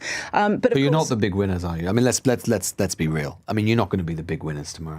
Look, there's absolutely no denying that Reform are going to do incredibly well, but there are places... They're now just on the 200 seat mark, and they're going to way exceed that. They are going to do really, really well, and there's no denying that. And that is really worrying. I personally am, very worried about that. I'm an Essex MP, and it looks like they're probably going to take control of Essex County Council. What does it say about, let's call it mainstream politics, i.e. the sort of parties which have been on the block in British politics for a century or more, Conservative, Labour, Liberal, then Lib Dem, that collectively you're so unappealing and that so many people are just looking for new options. They've just had enough of you, haven't they? I think they've had enough of what they're seeing at the moment. They've had enough of the cost of living crisis. They've had enough of feeling that their lives are getting worse and not better. And they're looking for really simple solutions to very complex problems. And we have populist parties on both the left and the right that are promising really simple solutions. I don't believe those simple solutions actually exist, but they are selling them and people are willing to buy them because they're desperate for an answer to something that's going to make their lives better. And that's what we're seeing. We're seeing lots of people come out. I've seen it in Chelmsford over the past 24 hours, people who have never voted before coming out to vote because they're so desperate for a change. Now, as political parties, the more traditional political parties, we do need to make sure that we offer proper solutions to the crises that people are facing, cost of living crisis. People are seeing, the cost of the fuel that they're putting into their cars going sky high, and that's why Liberal Democrats have plans to tackle that. They are seeing so many issues, and they're just fed up and they're desperate for something better. And they're so disillusioned with Labour because Labour promised change, they promised better, and they keep on making mistake after mistake after mistake, and people are fed up. Is Ed Davey, is he definitely the right man to take you to the next election? So Ed Davey has led us to our biggest set of electoral gains with the biggest third party. But has he taken you as far as perhaps he can go? Well, I'm seeing no signs yet that he can't take us any further. We're still gaining seats. You're down 2 at the moment, but you'll probably be up by tomorrow. But you're going to be up by nothing by comparison to these new insurgent forces. We are still making gains, and Ed Davey is... In Scotland, you'll be nowhere. In Wales, you'll be nowhere. We are finding that on the doorsteps, people are really liking the Liberal Democrat policies. Not in Scotland. They are very not much... in Wales. Well, in England, where we are campaigning really hard and doing really well, actually. You're not campaigning in Scotland and Wales very hard? So I haven't been up to Scotland, so I can't talk to you personally about what's been happening in Scotland. But I do know that Liberal Democrats have been doing pretty well in Scotland, and we are looking to have a really good night in Scotland, actually.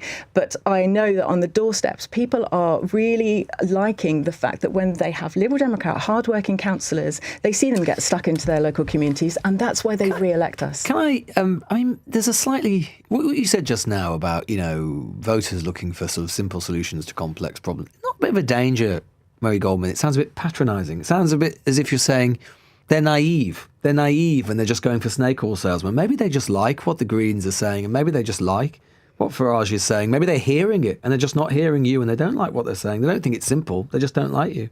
Oh, maybe that's the case. But what I believe when I hear what the Greens are promising for it, things like, for example, taking us out of NATO at a very dangerous time in the world. I mean, nobody could deny that we are at a very volatile moment in world geopolitics at the moment. And yet the Green solution seems to be to take us out of NATO, one of the things that's helped to keep us safe over the years. I think that it's interesting rhetoric, but I don't think it's a good solution. Then we have Nigel Farage saying, oh, well, let's blame it all on the small boat crossings. It's all about asylum seekers, and immigrants coming over. I don't think that our problems were all based on that, but people want to believe. And why can't you expose them? If these things are so stupid or so ridiculous, surely you and other mainstream parties can expose them, and yet you can't. Well, we are working hard every day to give people an alternative, and it is difficult to get the message across. Of course it is, but it has always been that way in history. When there are really big problems, people do look for simple solutions. Look, we're trying to offer a comprehensive solution, and look, it's not sexy politics, but when people see how hard we work locally, then they do re-elect Liberal Democrats, and we do really well, and that's why we're doing well and are on track to get our 8th successive year of gains in local council. Do you think we're looking down the barrel, the way things are going, of a Nigel Farage government? I'm really worried that might be the case. Really worried about it. I have seen, what Reform have done in places where they have made promises. For example, in Kent, when they took control of Kent County Council, they made all sorts of promises. We're not going to raise taxes, they said, and yet that's one of the first things they did when they got in. They make promises that they can't keep, and I don't think they care about that. I think they just care about getting into power, and I think that's the kind of thing that we would see from Nigel Farage if he became the Prime Minister, and that really, really worries me. Marie Goldman, Lib Dem MP for Chelmsford. Thanks so much. Labour have lost their 4th council of the night, this time in the southwest in Exeter. This is the first time they will not control that council, gone to no overall control since 2012. Labour down 5, Greens up 3, Lib Dems up 1 for Marie Goldman there, and the Reform up 2. And again, just going back to that Tameside story, again, when I was saying that the Labour Party has controlled these places since forever, it will be the first time since 1979, since Margaret Thatcher was first elected, that the Labour Party does not control Tameside Council, a story that we are seeing in place after place in the northwest. And when we colour in the rest of the map throughout the rest of this morning and into tomorrow, a story doubtless we will see repeated. That concludes another hour of this election night special here on LBC. There's much more to come, of course, as those results keep dripping through. Deluge now. The story appears to be worsening for the Labour Party. Joining us will be Labour's Sarah Sackman, joining us very shortly, Justice Minister. Plus, our very own Natasha Clark will, of course, be staying with us right into the depths of this election. I think we're probably at the depths at this point now, with her analysis on everything that's going on, and with Keir Starmer's job on the line. Panel will reconvene to see if we can pass any glimpse of what might happen in the Prime Minister's future through the murky waters of this election night. All that and more to come here on Election Night Live on LBC.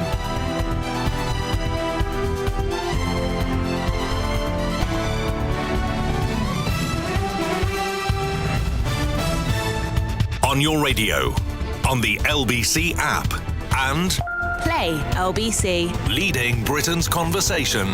This is LBC.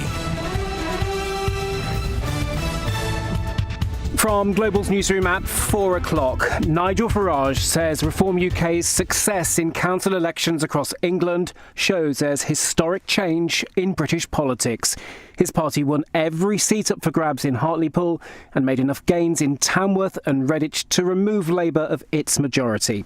Sir Keir Starmer's party no longer has control of 5 authorities. John McDonnell, Labour MP and former Shadow Chancellor, told LBC it's a hard day. This is a nightmare. It's my worst nightmare, actually, in terms of politics this year. I supported Becky Long-Bailey to be leader. She didn't get it. Keir got it. And I said he's democratically elected, therefore give this man his chance and all the rest of it. We win that election on the basis of promising change. Now the level of disillusionment means this isn't just a risk to losing a Labour government. We could lose the Labour Party. Here's LBC's political editor, Natasha Clark. 3 MPs now that are calling for Sir Keir Starmer to go, to either set out his departure timetable or to just downright quit. So they include Jonathan Brash MP, so he's the Hartlepool MP. He actually did say a couple of weeks ago that he thought Sir Keir Starmer should stand down, and now we found out why, because obviously Hartlepool, clearly he knew that it was going to be some dire results. Elsewhere, there's been success too for the Liberal Democrats, who've gained control of Stockport Council in Greater Manchester. Votes in elections for the Scottish and Welsh parliaments will be counted later. In other news this morning, a man's been charged after allegedly threatening Andrew Mountbatten Windsor near his new home in Norfolk. Police were called to the Sandringham estate on Wednesday night. A 39-year-old's due in court in Norwich this morning. Donald Trump says a ceasefire between the US and Iran is still in place. That's despite the US president saying earlier that numerous Iranian boats are at the bottom of the sea after both claim to have fired at one another in the Strait of Hormuz. Mr. Trump's been speaking to reporters this morning. They were firing firing at us, and we were firing back at them, and our firepower was a hell of a lot stronger than theirs, and they knocked the hell out of them. They took down a lot of small boats. You know, we call them small boats or fast boats. They're both small and they're fast, with some weaponry on the front. Aston Villa are on course to win a major trophy for the first time in 30 years after thrashing Nottingham Forest to reach the final of the Europa League. A 4-0 second leg win at Villa Park, took them through 4-1 on aggregate. LBC weather, cloudy today, sunny spells in the far south, showers across Scotland and Wales in the afternoon, highs of 20 degrees. From Global's newsroom for LBC, I'm Daryl Jackson. This is LBC. From Global, leading Britain's conversation. Election Night Live with Lewis Goodall. Time is 4:03. Results coming in now from across the country. We're telling you about Exeter just before the news there, which is Labour's lost control to no overall control. First time since 2012. North East Lincolnshire, no overall control as before, but with Reform gaining 13 seats. Labour down 4. Conservatives down 8. Portsmouth have gained from Lib Dems have gained from no overall control. They're up 4 there, but Reform up again 2. Harlow, Conservative hold. Actually, rare place where the Conservatives are on the advance. Harlow, 5 seats gained there against Labour's 5 losses. Well, Sarah Sackman is the Labour MP for Finchley and Golders Green, Minister of State for Courts and Legal Services. Sarah Sackman, thanks so much for joining us this morning. I had your Parliamentary Labour Party colleague John McDonnell in about 45 minutes or so ago. He says he fears, on the basis of the results that we're seeing and what we're likely to see tomorrow, he's worried that we might see the extinction of the Labour Party under Keir Starmer. What do you say to that? I say that it's clearly a tough night so far, and I think it's going to get tougher. I think that we need to heed the messages that we are getting from the voters, and I think it's fair to say that there are different messages in different parts of the country, but I do think they unify around one theme, which is that voters are frustrated. We campaigned in the general election on a promise of change, and given the inheritance we had, crumbling public services, a flatlining economy, given the context we're in with 2 global wars and what that's done in terms of economic shock, people have not seen and felt that change in their lives. And nor have we as a government, I think, done enough to embody a spirit of hope and modernisation, which is what I think people want to see in their lives. And so, look, this is a warning to all of us in government, in the Labour Party, that we need to both tell a much clearer story, but also deliver actual change in people's lives that they feel in their pockets, in their sense of security and empowerment. All of that's going to matter. I want to talk about what that change might look like. But just to go back to something you said, you're hearing different things in different parts of the country. I mean, is that true? I mean, isn't what actually we're hearing in every part of the country that universally that voters don't like you very much? What I'm saying is that if in some parts of the country Reform are gaining, we're seeing that rejection in many parts of the country of the Conservatives. We're seeing Lib Dems make gains in some parts of the country. We expect to see the Greens make gains. And you're going backwards everywhere. What I'm saying is that the unifying theme is this is a sense of frustration that people are not yet feeling the change that we promised in their lives. And part of that is that it's taken a lot of work to put in place the sorts of policies that will see us and are seeing us bringing down NHS waiting lists, investing in green technology. But some of that change takes time to be felt. Look, last week, we introduced the biggest generation of renters' rights that this country has seen, but that was a week ago. It takes time to feel that change. And so I'm not surprised that people feel frustrated, but I think we've got to give the plan a chance to work. Let's talk a little bit about where you might go and what might change. So we've been told, this is being briefed widely to the press, that Keir Starmer's reset will contain closer alignments to the EU single market, setting out how the UK will meet its defence commitments over the next decade, doubling down on the government's commitment to the environment, a shift in tone from the Prime Minister, one which will see him move away from technocratic legalistic approach to one based more on values. And the Telegraph reporting that Keir Starmer's speech next week will highlight the government's offer to young people, including a youth guarantee that will pay firms £3,000 for every 18 to 24-year-old who has been on benefits for at least 6 months. That's, in fact, not a new announcement. If that's it, will that really be enough? Is that remotely adequate to the scale of the political wipeout that the Labour Party is facing? We passed in our first less than 2 years in government 54 pieces of legislation, including a new generation of workers' rights, a new generation of renters' rights, multi-billion-pound investment in green energy and that vital transition to net zero. I want to see us be a proudly progressive party, which is what we're doing. I think we're doing a lot of that policy making and decision making, but we haven't communicated in a way that has cut through. We've got a new King's Speech coming, rammed full of policy that I think will appeal to people. But look, we have to. I mean, that point about values and communicating a unifying message that captures the imagination, whether you live in Stockport or Cornwall or Essex, that's going to be hugely important. Sarah Salmon, you say that the party and the government needs to communicate better. The Prime Minister is a famously bad communicator. Therefore, is he the man to actually take this party and this government to the next level? I was knocking on hundreds of doors yesterday. Not one person said to me, what we need are fresh leadership elections, the sort of psychodrama that we saw dragged down. Is he a good communicator, the Prime Minister? Do you think he's a good communicator? What I think he is very good at is demonstrating leadership under huge pressure. Take one of the biggest calls, if not the biggest, that a Prime Minister has to make on defence and whether to go to war. We've seen that in the current conflict that's taking place in Iran, our Prime Minister make a big call, which was not to join in the war with the Americans. It's one that the public, I think, supports. It's correct. We're seeing the economic reverberations of that conflict. But that shows leadership. And I think that, the Prime Minister, it's not just, politics is a team sport. The leadership the Prime Minister has shown, I think, has been welcome and very important. But it's on all of us in government, all of us in the party, to embody that hope and back it up with real delivery. And I think, that's on all of us. Do you think that he, in your heart of hearts, Sarah Satman, do you think that the Prime Minister is the best person to lead the Labour Party? Yes, I do. And you think he is the best person to lead the Labour Party up to and including and beyond the next election?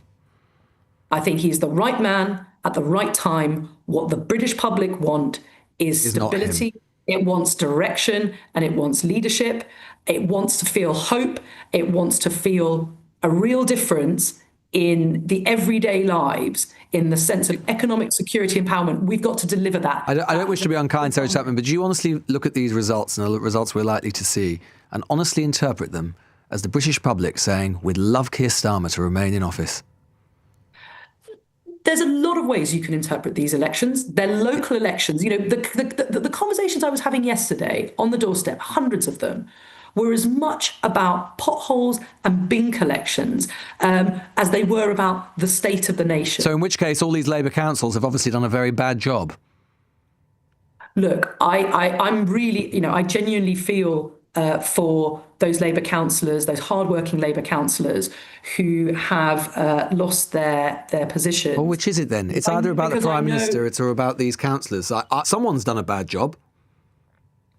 What we're seeing, as I said, is a massive sense of frustration. But let's zoom out a second.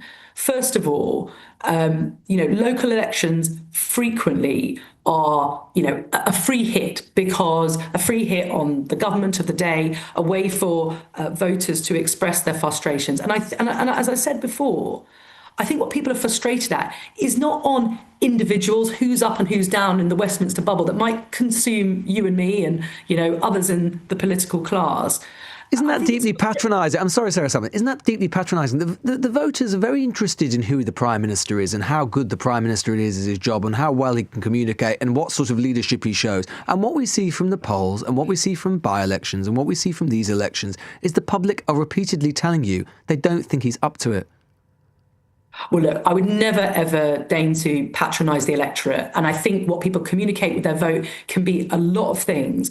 But I think fundamentally, I was talking to a lot of young people on the doorstep yesterday, and they are frustrated at how the cost of living, the jobs market, all of that is impacting their life chances. They don't go about their everyday lives consumed with who's up and who's down in leadership races. What they do care about is their sense of whether their future is full of possibility, whether they can realise their aspirations in terms of the sorts of jobs they'd like to do, and they'd like to see real change in their lives, on public services, on opportunities in the economy. That's what they want to see. And so, what does that look like, Sarah Salmon, in terms of the future? Then, what can the government do? What is the government going to do that it wouldn't otherwise have done as a result of these election results? As a result of these elections, i.e., what is the change?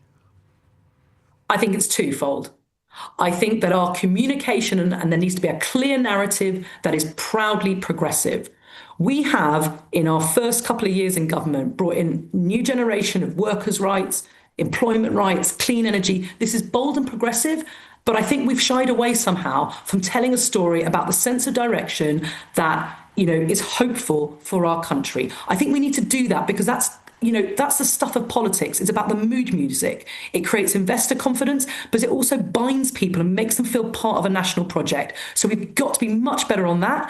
And we've got to back it up with substance. That's what you get in the King's Speech and the policy delivery, and also the hard yards of government. It's quite easy, I would say, for insurgent parties to, post a tweet, do a TikTok video, 30 seconds of sound bites that makes you feel good, but actually doesn't deliver any real change. We've got to back up a narrative with real policy commitments, which is what I think you're going to see in the King's Speech. So in terms of, you talk about being sort of unashamedly progressive, you think a move to the left? Does that mean a move to the left?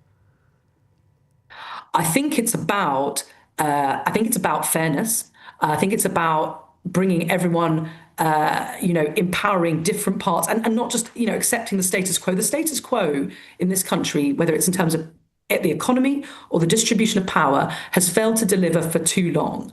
And I do think we need to be proudly progressive. I think we need to own that narrative around, for example, investment in clean energy. That is not just about doing the right thing on the environment, though that is the right thing to do, but it's about job security.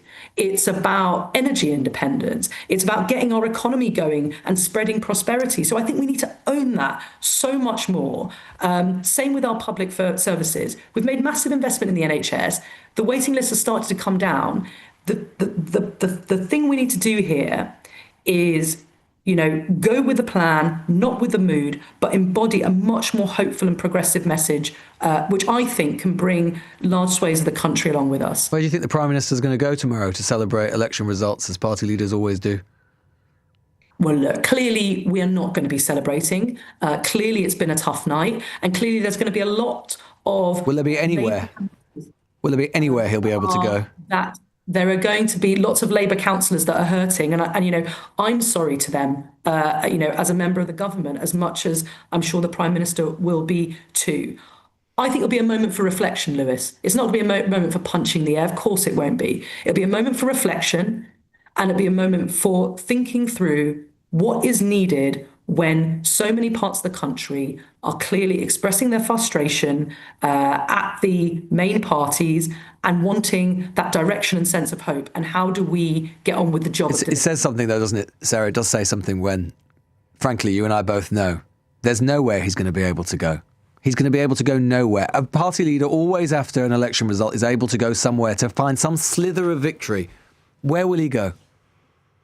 When you look, Lewis, you're a great student of election results of the past, and you will know that historically many governments have suffered what we call the midterm blues, not just here but abroad. Is that all it is? Is it just midterm blues? Is it just midterm blues? So honestly, I mean, you're absolutely right. There are times, and lots of times, when governments lose in midterm. But what we don't see, and what we've never seen before, is new parties, insurgent parties, redrawing the electoral map, going into places, councils like Tameside, which you've controlled since 1979, go to the other part of the country, Exeter, you've controlled since 2012. We see it again and again, you losing 20 seats in Wigan directly to Reform. These are places the Labour Party was born, and you're losing them not to the Conservatives, but to a party that many in your party believe to be hard, if not far right. Look, I'm not minimising for 1 second how difficult these results are, but the response to them requires cool heads, it requires leadership, and it requires a real reconnection with Labour values, who we're for, of a progressive politics. And we need to get back to that. Look, those previous governments that I referred to, whether it was the Blair government, whether it was the Obama presidency, they took heed from those results and they went on to return to election victory, because not by ignoring them or dismissing them, but by learning the right lessons from them. And we need to learn the right lessons here. But what I'm saying is that the right lessons are not losing our heads, not lurching around politically for easy answers, not going through a leadership psychodrama. I don't think any of that is what voters are asking from us. So yes, tough night. Yes, difficult pill to swallow. But let's learn the right lessons with cool, reflective heads. Sarah Sackman there is Labour MP for Finchley, Golders Green, but also Minister of State at the Ministry of Justice. We'll be dissecting that with my panel and also getting the latest results as they're coming in. I think results we've got now from Basildon and Colchester and Fareham and more besides. The time, election night here on LBC. It's 4:19. This is LBC. At Pets in a Pickle, we're here when it matters most. For fuss-free pet insurance policies as unique as they are, visit petsinnerpickle.co.uk. McDonald's breakfast is turning up the heat with a spicy new twist. Calm down, not that spicy. Breakfast is for savouring, not suffering. Introducing McDonald's breakfast with Frank's Red Hot Ketchup. A spicy breakfast suitable for the morning. Until 8th of June, served until 11 a.m, subject to availability. When it comes to retirement advice, the last thing you want is to be put in a bucket. Seen as this type of person, or that type of person. At Fisher Investments UK, we never put you in a bucket. We always tailor retirement advice that's just right for you.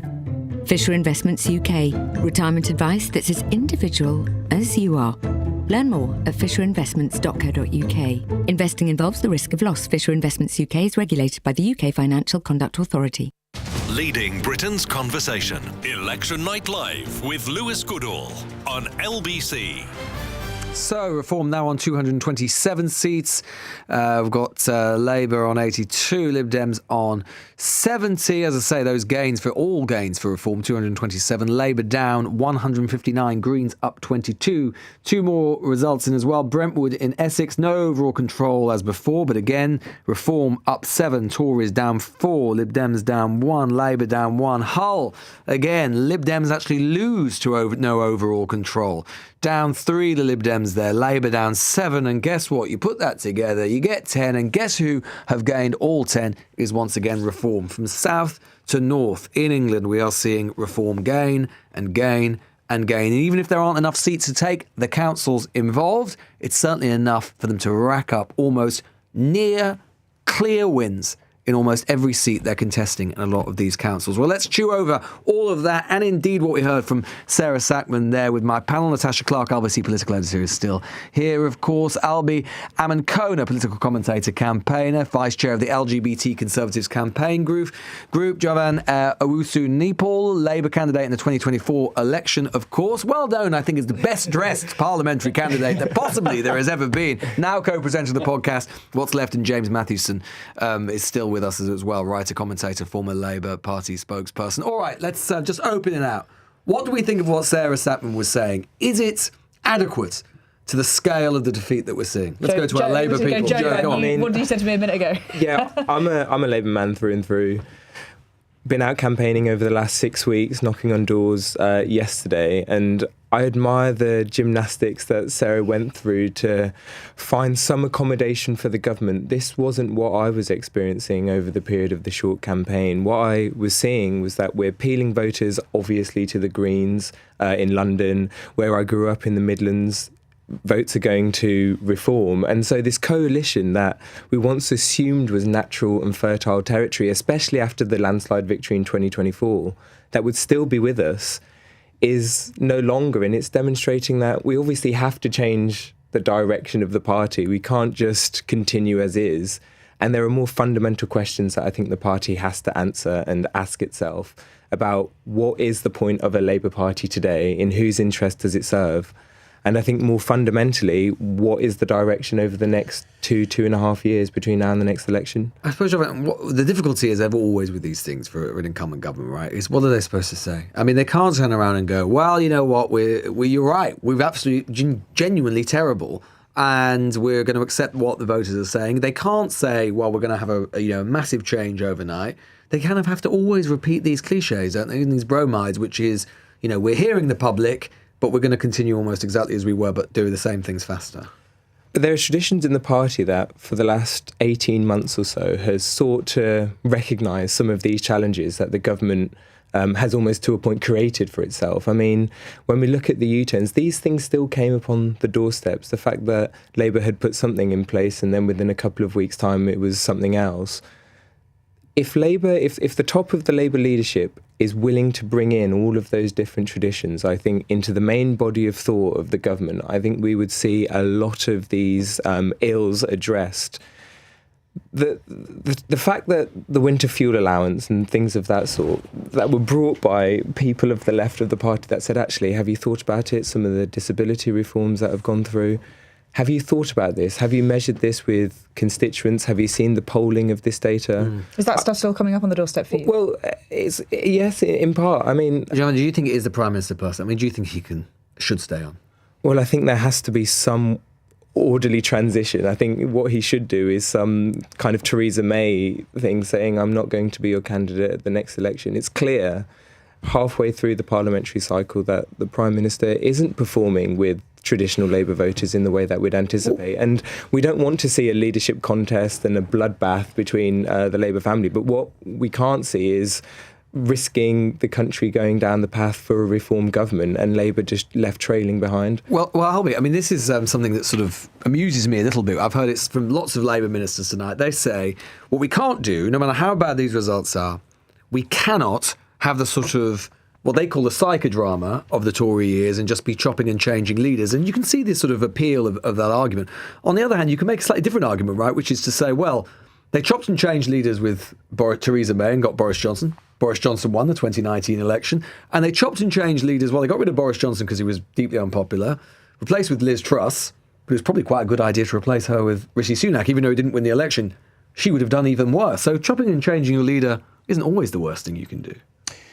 What I would say is someone who comes from a party that has a tradition of maybe changing leaders too often, but also changes leaders more often than Labour does, is just get it over and done with. Like, just get it over and done with. There was a point during 2022 when everyone in the Conservative Party knew that Boris Johnson was toast.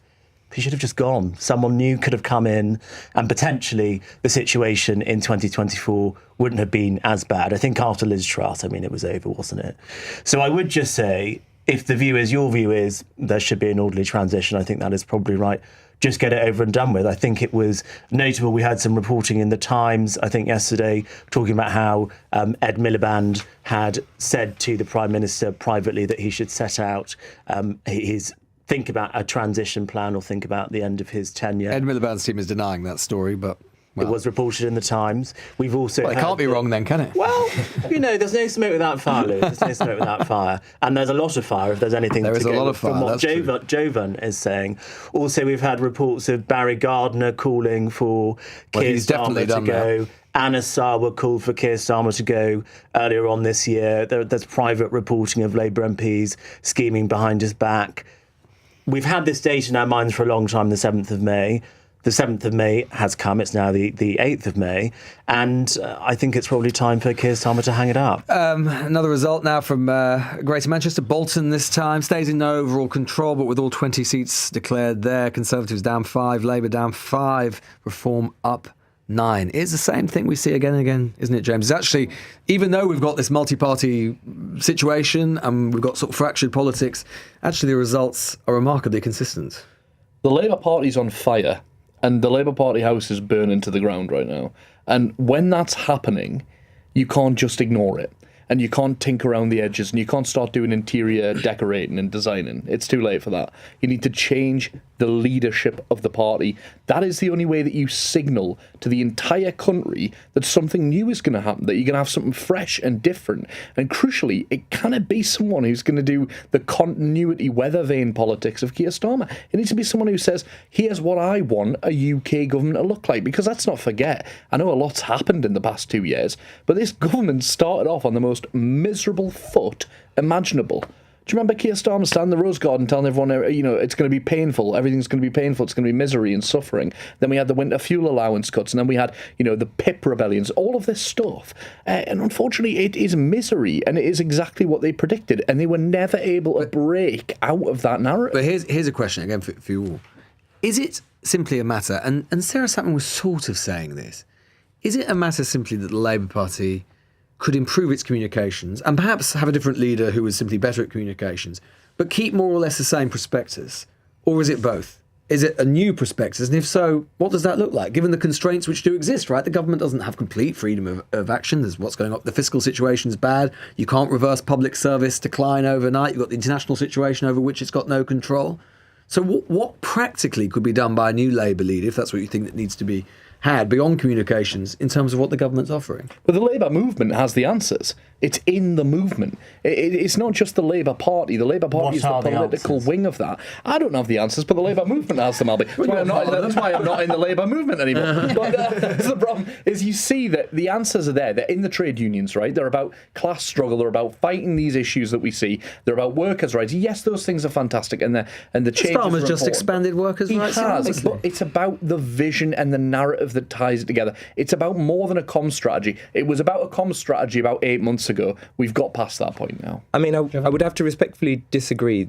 If you're looking for a left-wing government, we do have one. This is a government that, as you say, has implemented the Workers' Rights Bill, has secured better rights for tenants. Well, the renters reform was Tory. It was leftover Tory legislation. I mean, that's doing it a disservice. I mean, come on. We know that many people up and down the country are going to benefit. You can make the argument it's the most left-wing government we've had for decades. Well, this is it. Well, maybe people don't want a left-wing government. Well, yeah, maybe not. If we look at the results of particularly reform tonight, it would actually seem that maybe the country doesn't want to. And we can see, just to add to that, just to briefly interrupt, we can see from the polling, actually, that the public have actually changed their mind over the last few years on the question of taxation and cutting taxation versus extra public spending. If you look at the polling now, the public are actually saying, majority, they want cuts in taxation. It's not that people in this country, I don't believe, want a left-wing government. People want to see a Labour government doing progressive things. And there is a difference between a left-wing government and a progressive government. And many Labour voters are not seeing the progressive element that has always formed through the strain of Labour governments. And that's where people are going over to the Green Party. As I said, this is a government that is on the process of renationalising the railways. This is a government that is investing swathes into green energy infrastructure. There are children who are no longer going to school hungry thanks to free school meals. This is a Labour government. But yet what we do need to see is that message. We need to see a progressive message around our neighbours. We need to have a strategy, I think, around social integration. We need to have more effective strategies about people who are coming here, not just demonising everyone who wants to come here. These are the messages that I think a lot of Labour voters are looking for, and that is absent from the government. A lot of Labour voters... And that vacuum is being filled by a right wing, a populist right wing in the name of reform, who are coming round and selling people that answers that their neighbours are the problem, and that is the answer that's going to take. And Albie, we shouldn't forget the Conservative Party. No, I mean, it's quite easy to forget. Well, I mean, it is. I mean, the country appears to be, but we shouldn't. to say it, but it's true. We're now 2 years into this historically unpopular Labour government. Yes, they're coming from a relatively high base back in 2021. I was told earlier by endless Conservatives, you need to think about the context, Lewis, you need to think about the context. But at some point, you do have to start winning, right? You've got to start at some point making the recovery. And so far, no sign of it at all.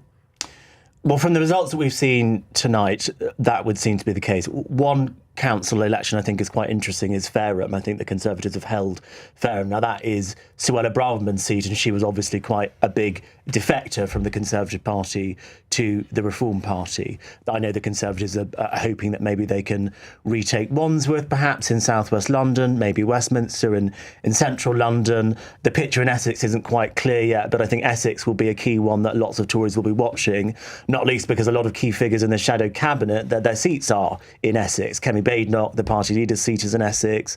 James Cleverly, the shadow housing secretary seat is in Essex.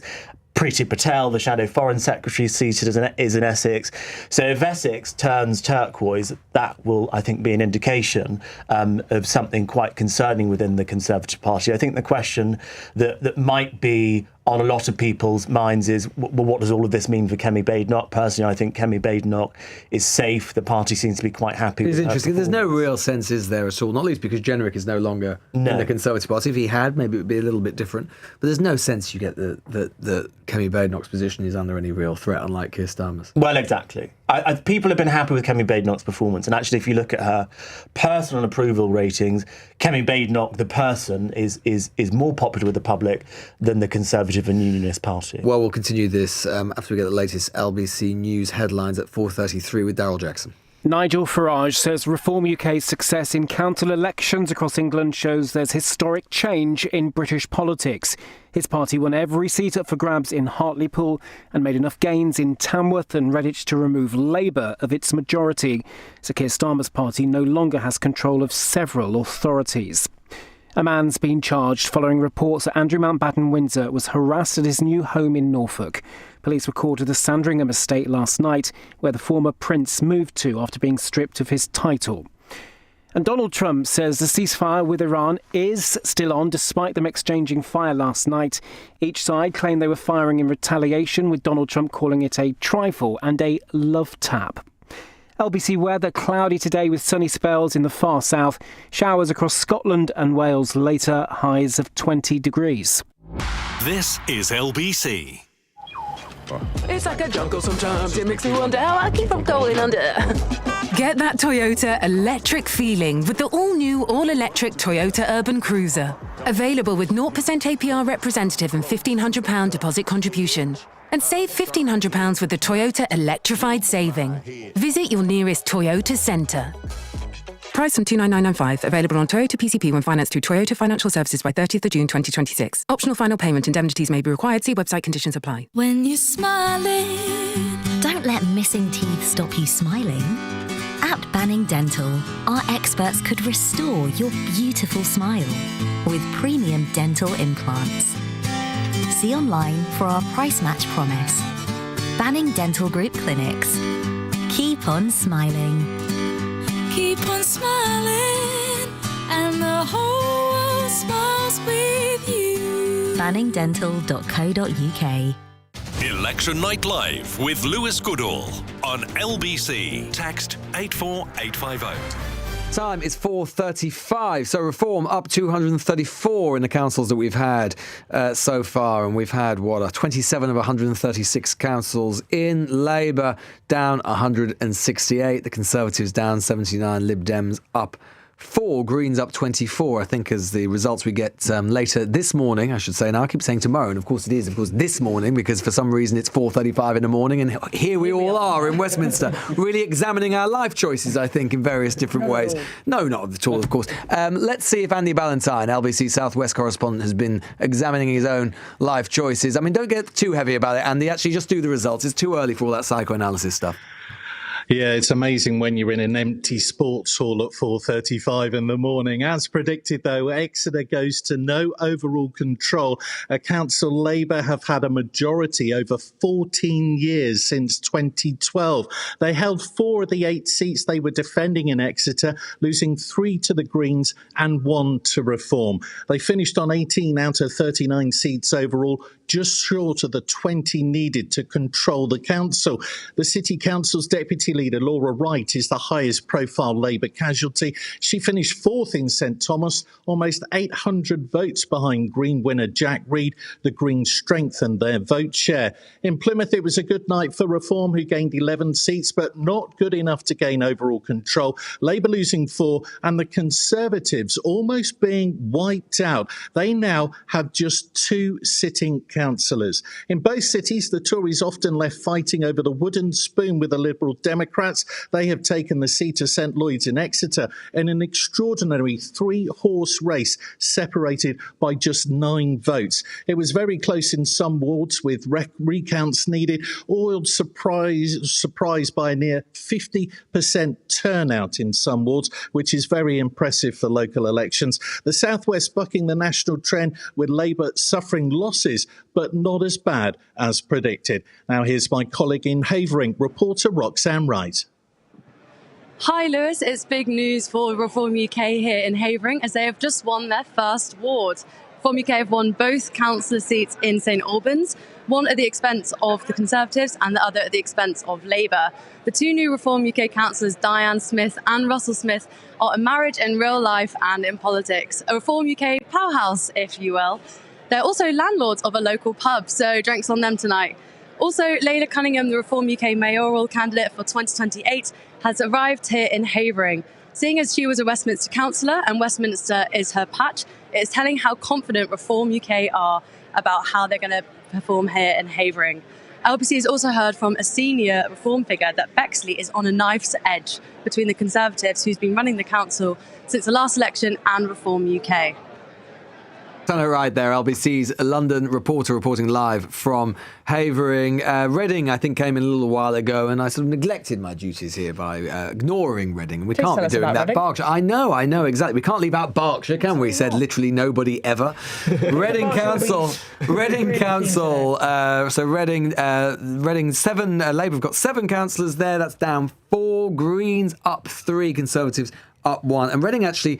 An interesting place, and I'm not just saying this having slated Berkshire just now, interesting place because it's probably one of the closer councils that we can see that might approximate some of the kind of London demography that we will see over the course of tomorrow, because Reading's had a lot of younger graduates and so on moving there, and the fact that it's not Reform gaining there, one of the few places in the country where Reform haven't been on the march, but Greens gaining, a theme doubtless we'll return to a lot with the London boroughs coming in tomorrow. Yeah, this is it. And we're seeing that the differences in the country, in the constituency that Labour built, this coalition that it built, to try and get into government. And that difficulty in communicating messaging. I can sit here and slate them all I like, but it's a very thankless task to try and communicate one thing to different communities that want different things and that think different things and feel different things and in fact see different things on their doorstep. So I do think there is a chance. I think there's always hope. Look, it's in the Labour Party's DNA at the end of the day to reinvent itself, to redesign, to change. It can do that because its brand is able to do that. It's an ancient political brand, same as the Tories, right? It's not all about Keir Starmer. We're a bit older. Well, come on, don't be bragging now. It's not ancient. It's not Magna Carta, mate. It's only 100 years old. It's not ancient. We're not talking about the pharaohs here. Well, if you go and dig up Keir Hardie and ask him how old he is, at the end of the day... He did up Tutankhamun. He wasn't wearing a Labour rosette. Do you know what I mean? You realise, as our politics goes and our traditions, the Labour Party is able to come time and time again, change leaders, see out these storms. The same with the Tories, right? I'm sure we will be talking about them still in 10 years' time. But there is a big task ahead to get away from what has happened tonight. Natasha, LBC political editor, of course. What's your sense of what you're hearing about what the government are going to do in terms of responding to this? I mean, you got a little bit of a flavour of that when you were speaking to Sarah Sackman, the government minister, just a few minutes ago. And she was saying she wants to talk about progressive politics more. And that's exactly what people in government are telling me that the Prime Minister is going to talk about in his speech on Monday, more progressive politics. That obviously you put to her that there would be some talk about a shift in tone from the Prime Minister. It's been reported in some of the newspapers, one which will see him move away from technocratic, legalistic approach. I mean, we think, Keir Starmer is absolutely that to a T, isn't it?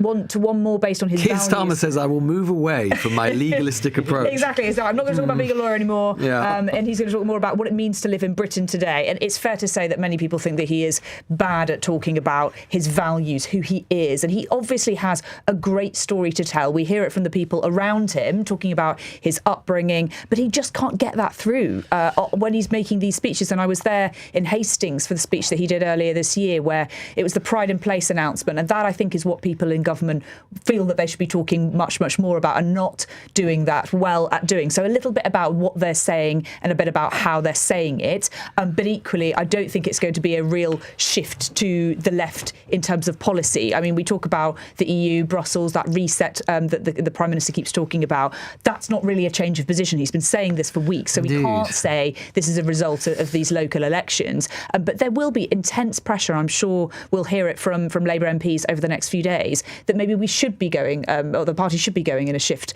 towards the left, because, you know, clearly it's not working so far. On the other hand, you're going to have the people, the Shabana Mahmoods, the other people in the party who are going, well, just look at these reform results. We cannot afford to look at that huge shift to the left, and we cannot afford to take a really radical direction. But what is absolutely clear, and we hear from callers, we hear from MPs day in, day out, we need to hear more about what Sir Keir Starmer thinks, what he is, who he is, what his values are, what kind of Britain he wants to build. And he does it in his conference speech every year, but then I just think it's forgotten about for the rest of the year. If you look at of the councils that Labour has directly lost control of tonight, Tameside in Greater Manchester, Tamworth in the Midlands, Hartlepool in the North East, Redditch in the West Midlands again, Exeter in the South West. They're all quite different sorts of places, those. They're all very different. You cannot appeal to them all exactly that way. Except that successful political leaders do, right? I mean, the Boris Johnson whether it was unsustainable in the end, the Margaret Thatcher coalition, the Tony Blair, they do tie these places together. And in the end, that's what you've got to do in politics. And right now, what we can certainly say is that Keir Starmer is repelling them.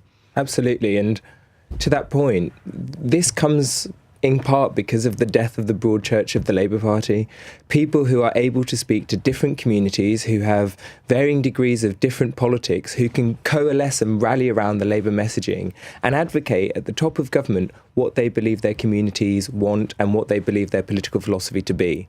We've seen a complete absence of that, I believe, over the last 18 months in government. And the Prime Minister doesn't really have to tack left or right or whatever we want it to be. It has to recapture its sense of values. What is the Labour movement about? Challenging vested interests, serving the interests of the majority of the population, and taking bold steps when it comes to state reform.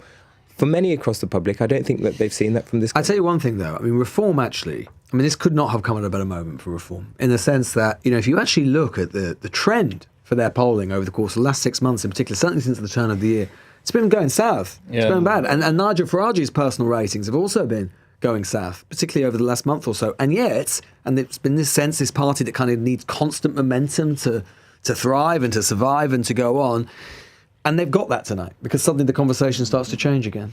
I think there are clearly a lot of shy reform voters in this country, and people who shyly agree with a lot of what reform have to say. And I just want to push back on the point about broad churches. If we look at the parties that the Labour vote has gone to, Green in some parts of the country, Reform in other parts of the country, these are not broad church parties.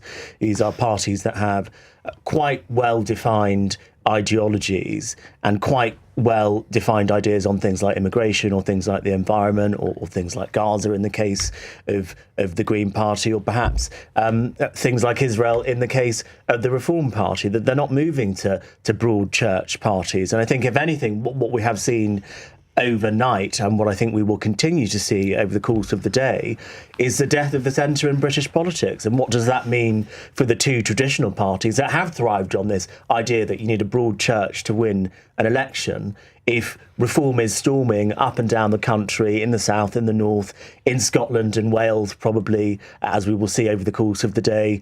Does that mean that broad church politics is over? Or is it just dissatisfaction with the status quo, with those two-party politics and the centre? And that's it. Keir Starmer's cabinet table has not been diverse for the last 18 months. You've lost people like Lou Haig. You've lost people like Angela Rayner, people who used to tack the Labour Party to the Labour movement. But isn't there something just wider going on in democratic politics? Look, we're being a bit parochial in a sense, right? I mean, almost wherever you look in the democratic world, it's almost basically impossible to be an incumbent. Trump's got come back, struggling again. Friedrich Merz won an election, basically in exactly the same position as Starmer. Macron comes back, but is, spectacularly unpopular at the moment.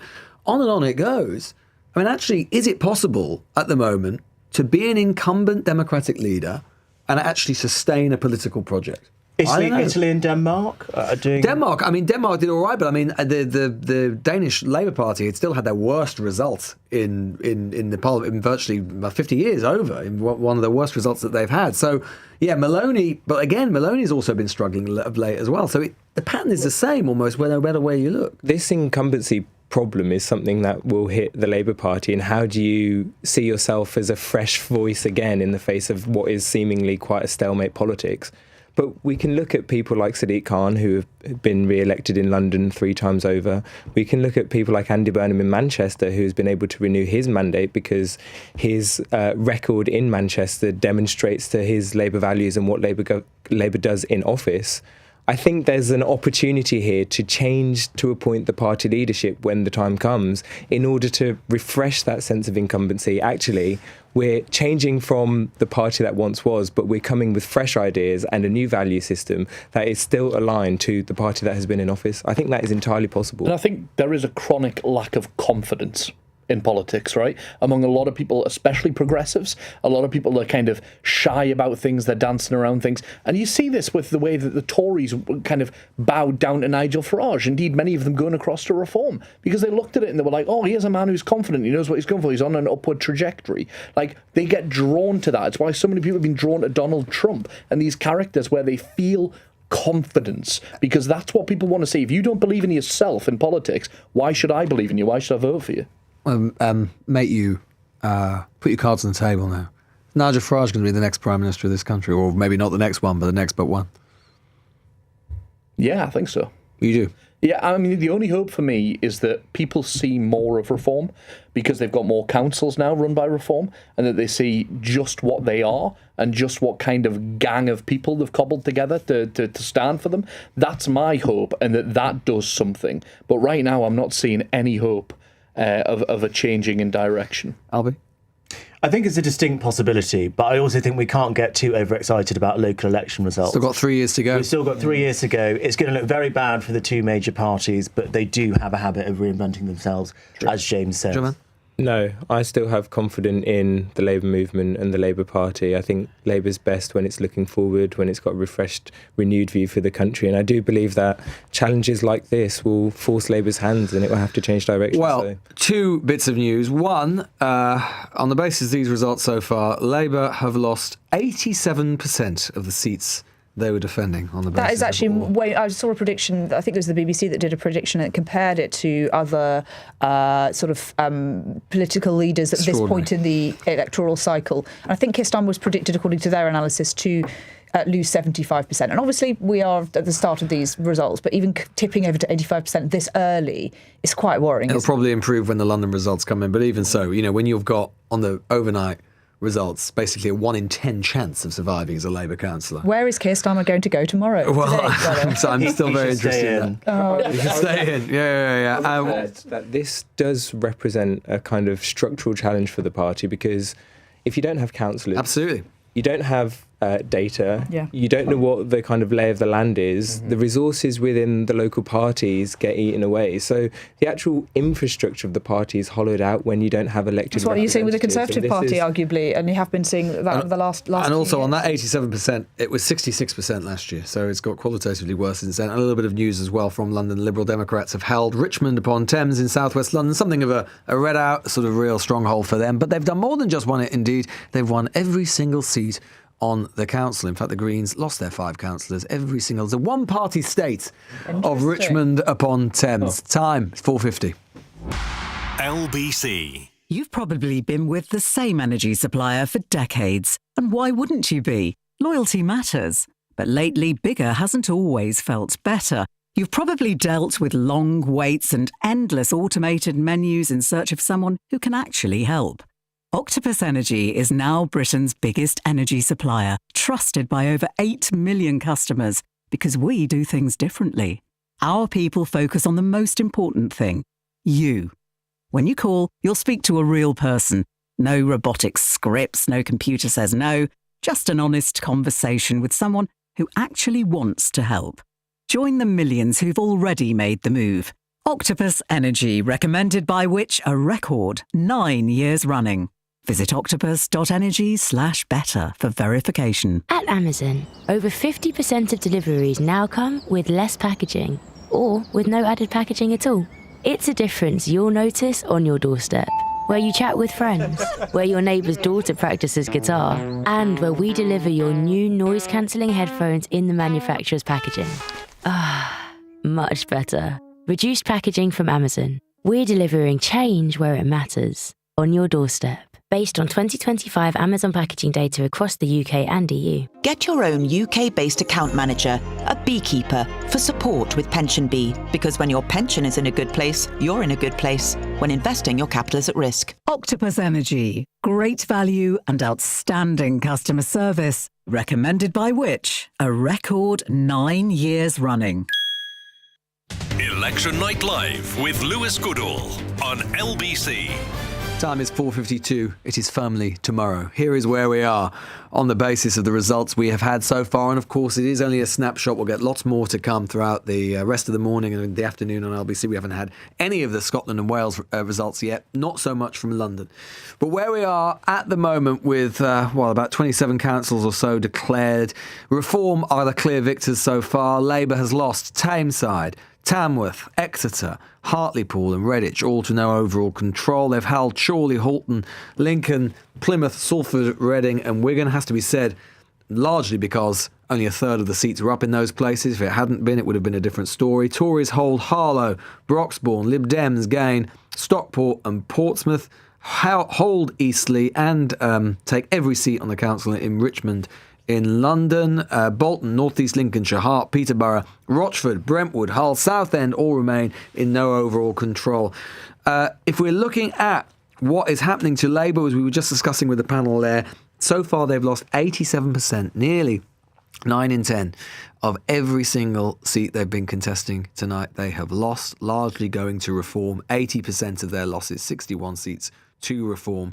Greens gaining 4 seats from Labour so far. On average, the Labour vote is down 25 percentage points across the seats that have been contested and the results from the results that we have had. Natasha Clark still with me in the studio in Westminster. These are results, Natasha, that will make Labour MPs' eyes water. Yeah, and they're totally squeezed. And as we were just discussing with that panel, which way are Labour going to turn now? And that is going to be a really interesting question as we go into this weekend. And as you heard from Jovan just there, sort of the idea that we need to look again, the party needs to look again at this idea of the coalition that Keir Starmer brought together in 2024. And, there are some pessimists who will say, well, that coalition was just people who hated the Tories and wanted to see him out, and there was no coalition there, and now it is absolutely all but disappearing before our eyes, and we're seeing votes go to every other party, aren't we, tonight? We're seeing them go to the Greens, we're seeing them go to Liberal Democrats, and we're seeing them go to Reform. So there is going to be a battle now, I think, for the soul of the Labour Party going forward into this weekend, Lewis, and it's going to be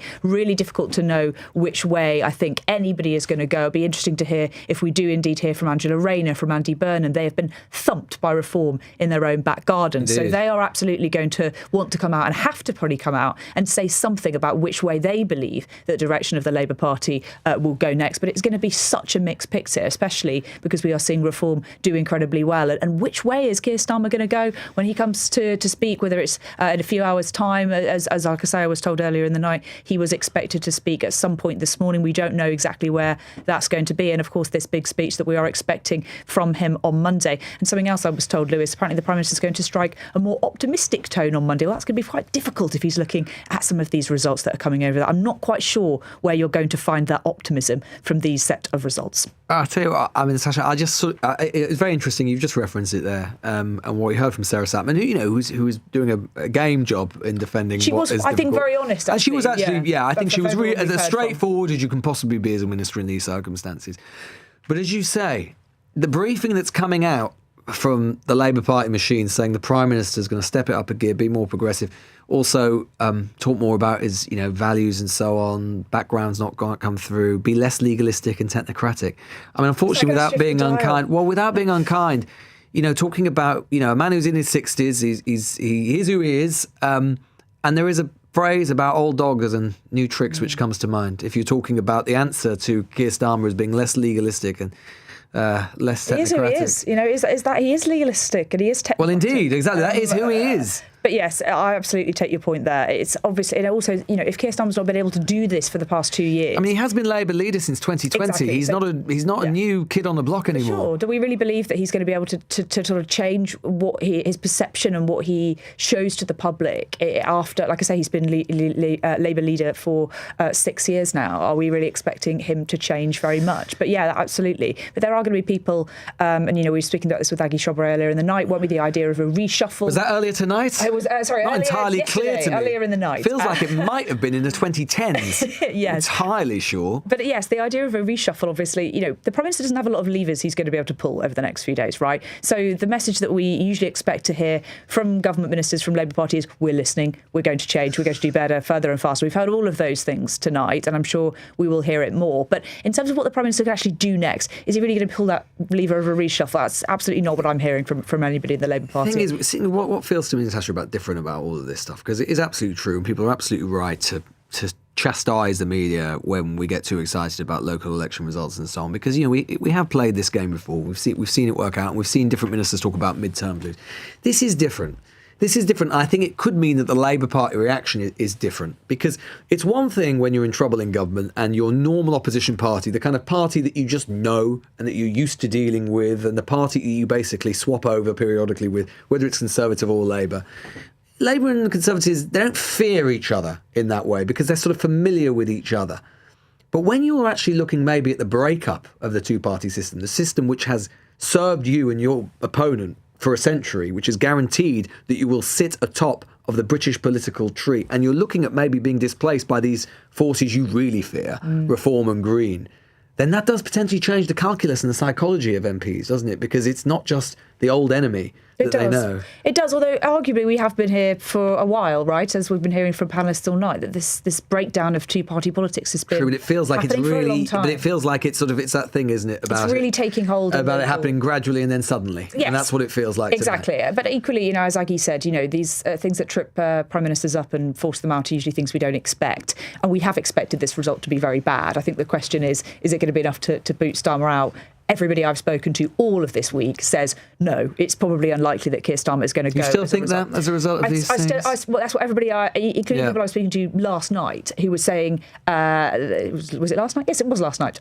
Feels a long time ago now. It's very hard to people I was speaking to literally 24 hours ago were saying it doesn't feel like this is going to be the moment that Keir Starmer goes. And obviously we're waiting to hear from those figures that we mentioned, Andy Burnham, Angela Rayner. But they still think that it's so baked in, these poor losses, and we were expecting it to be so bad.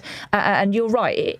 Is it going to be sort of something that moves the dial for MPs? Yes, of course. But they absolutely did know that this result was coming. And it wasn't absolutely at a time where they were going to say, OK, well, we're going to change leader. They are still not ready to do so. They are so dissatisfied, this Labour Party, with the direction of this government. I think they're going to be numb. I still don't think so. I think as a result of this, they're going to be numbed. And I think a lot of Labour MPs and the Labour movement, just more generally, will be stunned by a lot of this. And then the question is and there will be, as sometimes happens in politics, you're in sort of grief. And grief manifests itself in different ways for different people. And I think we're going to see that play out over the next 24 hours or so. Nice text here from Paul and Natasha. I can see Lewis and Natasha have given it all tonight. Both deserve double pay and a day off. Really great show. Fantastic. We'll be alerting management. Is that possible? Is that happening? Tomorrow. Have you asked for that? I asked for triple pay, so for God's sake. Well, good. Well, I'm glad that's coming. Exactly right. No days off yet. We've got and we've got lots more results to come over the course of the next hour. I think we might hear from Westminster, which will be a really important bellwether, I think, for potential Conservative revival in the capital. Lots more to come from around the country as well as we hurtle towards. I think we're hurtling, aren't we? Absolutely. Although that sounds a bit dramatic. Oh, it's starting to ramp up, definitely. We're nudging towards 6 o'clock. Not nudging. No, absolutely not. The time is 5 o'clock. On your radio, on the LBC app, and Play LBC. Leading Britain's conversation. This is LBC. From Global's newsroom at 5 o'clock, Reform UK have gained more than 200 council seats in England's local elections, winning more than half declared so far. Labour's held 7 councils and lost 5, including Exeter, where no party has overall control. So far, more than 160 Labour councillors have lost their seats. Labour MP and former Shadow Chancellor John McDonnell has told LBC there's animosity for Sir Keir Starmer among voters. People just feel let down. Keir came about with this argument about change, and the problem that people have seen from the beginning is either no change or change in the wrong direction. So the changes that we've made, I go on about the employment rights legislation, the renters reform bill, that sort of thing, that's get overlaid. There's been early losses for the Conservatives. The party's lost more than 70 council seats, although it retained control of Broxbourne Council in Hertfordshire. Reform MP Suella Braverman, who defected from the Tories in January, has told Lewis Britain's old two-party system is breaking down. Ultimately, what matters is not what the Westminster elite and the mainstream media thinks. It's actually what the British people think. But you'd accept and time again, we see a massive disconnect between those two aspects in our country. And people are speaking very loudly. They're voting with their feet. They're defying the pollsters. They're defying the narratives in some of the mainstream media, and they're rejecting the mainstream parties. The Greens have also gained a handful of seats so far, but counting in many of the party's target areas will begin later. The Liberal Democrats have gained Stockport and Portsmouth, but have lost control of Hull City Council. Counting won't start in the Scottish Parliament or the Welsh Senedd until later this morning. Do stay with LBC for the very latest. In other news this morning, Iran has accused the United States of breaching a ceasefire after it launched strikes yesterday. President Trump says they were defensive action after 3 US Navy destroyers came under fire in the Strait of Hormuz. Mr. Trump insists the pause in fighting is still in place. And a man has been charged after Andrew Mountbatten Windsor was allegedly threatened near his new home on the Sandringham estate. It follows an arrest on Wednesday evening.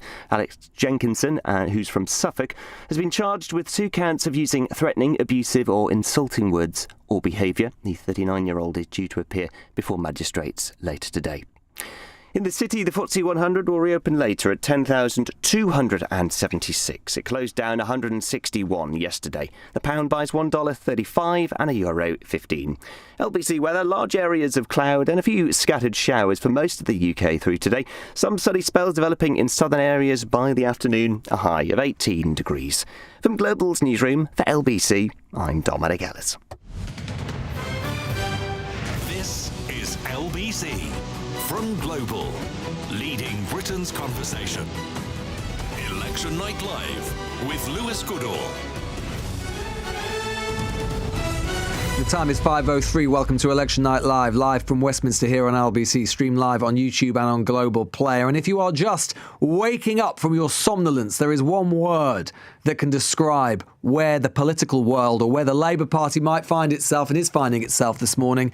It is bloodbath. Let's have another one. Wipeout. Wipeout across many of its most historic seats, parliamentary boroughs, council areas across the country. North, south, east and west in England. And it is only England so far because we don't get the results from Scotland and Wales until later on this morning and tomorrow until afternoon. Feels like tomorrow, but is in fact this afternoon. Here's the state of play so far. Labour have lost Oxford, Tameside, Tamworth, Exeter, Hartlepool and Redditch to no overall control. You'll notice something about the geographic spread of those places. They're in very different parts of the country. They are very different sorts of local authorities, very different sorts of counties and cities and towns. In every direction, Labour is losing. They've held Chorley, Halton, Lincoln, Plymouth, Salford, Reading and Wigan, but only because in many of those places, only a third of the seats were up for grabs. Had they been all council elections, they would have been virtually wiped out in most of those places. Lib Dems have gained a couple of councils.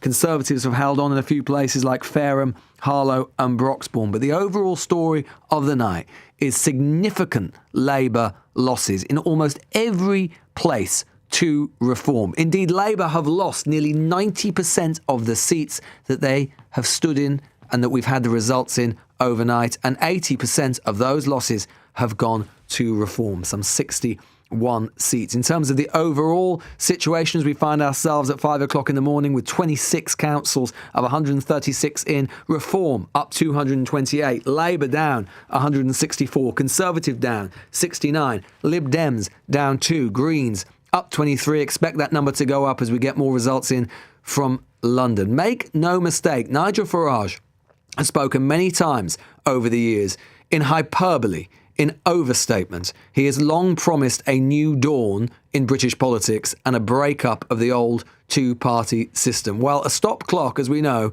is right, like Henry Riley, at least twice a day.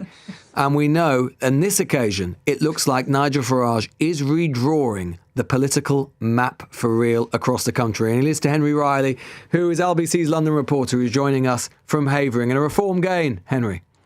It certainly looks that way, Lewis. The results starting to trickle in. You heard our colleague Roxana Wright earlier reporting the pub landlords, not Al Murray, but the two, Diane and Russell Smith, who run the local Wheatschief pub in Romford. They were victorious. We've had the second result in. Bit of a sigh of relief for Labour. I think it's a case of trying to really cling on to those seats that they have at the moment. But congratulations to Matthew Stanton and Trevor McKeever, who were two incumbent councillors in the Beam Park ward, and they have been elected. But to be honest, it's very early to paint a picture. Those are just two wards out of the 20 in total. Reform UK very confident here. Delighted that Keith Prince I can actually bring in. Keith, would you mind just standing here? You're live on LBC. You are the London Assembly member, of course, for Havering. How's it looking so far? Are you calling it? We are very confident. Very confident. So you're going to win then? I'm going to win, and hopefully enough of my colleagues will win to form the council, but we're very confident, yeah.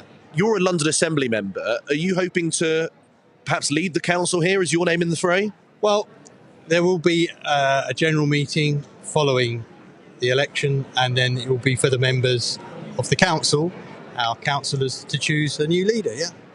And lastly, what are the priorities on day one? If, of course, we're getting ahead of ourselves, but if it doesn't look like a very good night for you, which it does, what's Reform going to do on day one in Havering? Well, there's a number of projects that the previous administration have started which are ridiculous, so they'll be cancelled for a start. Like what? Well, there's one project where they've awarded a contract to a company to build homes. This company's never built a home in its history. It's only just been formed, the company. They've got no assets. It's ridiculous. Lastly, I've become mildly obsessed with Hexit, Havering Exit. Is that something you're also in favour of? Hexit is something that would take an awful long time to put through. First of all, we would have to ensure that all the concessions, the Zips cards for the kids, the 60 plus card, the Freedom Pass, are all guaranteed before we can even look at Exit. Thank you, Keith. Appreciate it. That's Keith Prince, who's the Assembly member here, hoping to win a council seat as well. But the results starting to trickle in, Lewis. Now let's hear about the picture in the rest of London. George Ellison, LBC's reporter, can bring us the latest. Well, I'm here in Merton, where it's a bit of a topsy-turvy world, to be honest with you. Outside of here, obviously, bloodbath, as you say, for Labour. Here, though, it's been a good night for them, and maybe Sir Keir Starmer should be looking here for some positives to take away from this evening. They've made gains across the board. It looks like they're going to be retaining control of the council. The Liberal Democrats have reared their head. It was supposedly one that they were very confident of making inroads in. They've just started picking up some seats, especially at the expense of the Conservatives, who they were cagey before the results started coming in. I don't suppose they're going to get much better now, considering it's not been a good night for them. Reform have run Labour pretty close in a couple of places. The Greens have done all right, but they haven't really got on the board as of yet. As we have been saying, though, the Green success is probably going to come later on. We're well over halfway now here, so as you can probably hear behind me, results are coming in. The Lib Dems and Labour are the loudest people in the room. There's so many Liberal Democrat advocates and agents here, although they have been putting stickers on the backs of people, so maybe that's inflated the number of people they've actually got. There's an interesting battle going on across the border in Wandsworth, famously the area in England with the lowest council tax. It's currently neck and neck in terms of seats between Conservative and Labour. It has flip-flopped between the two over the years. It was projected to go back to Conservative hands.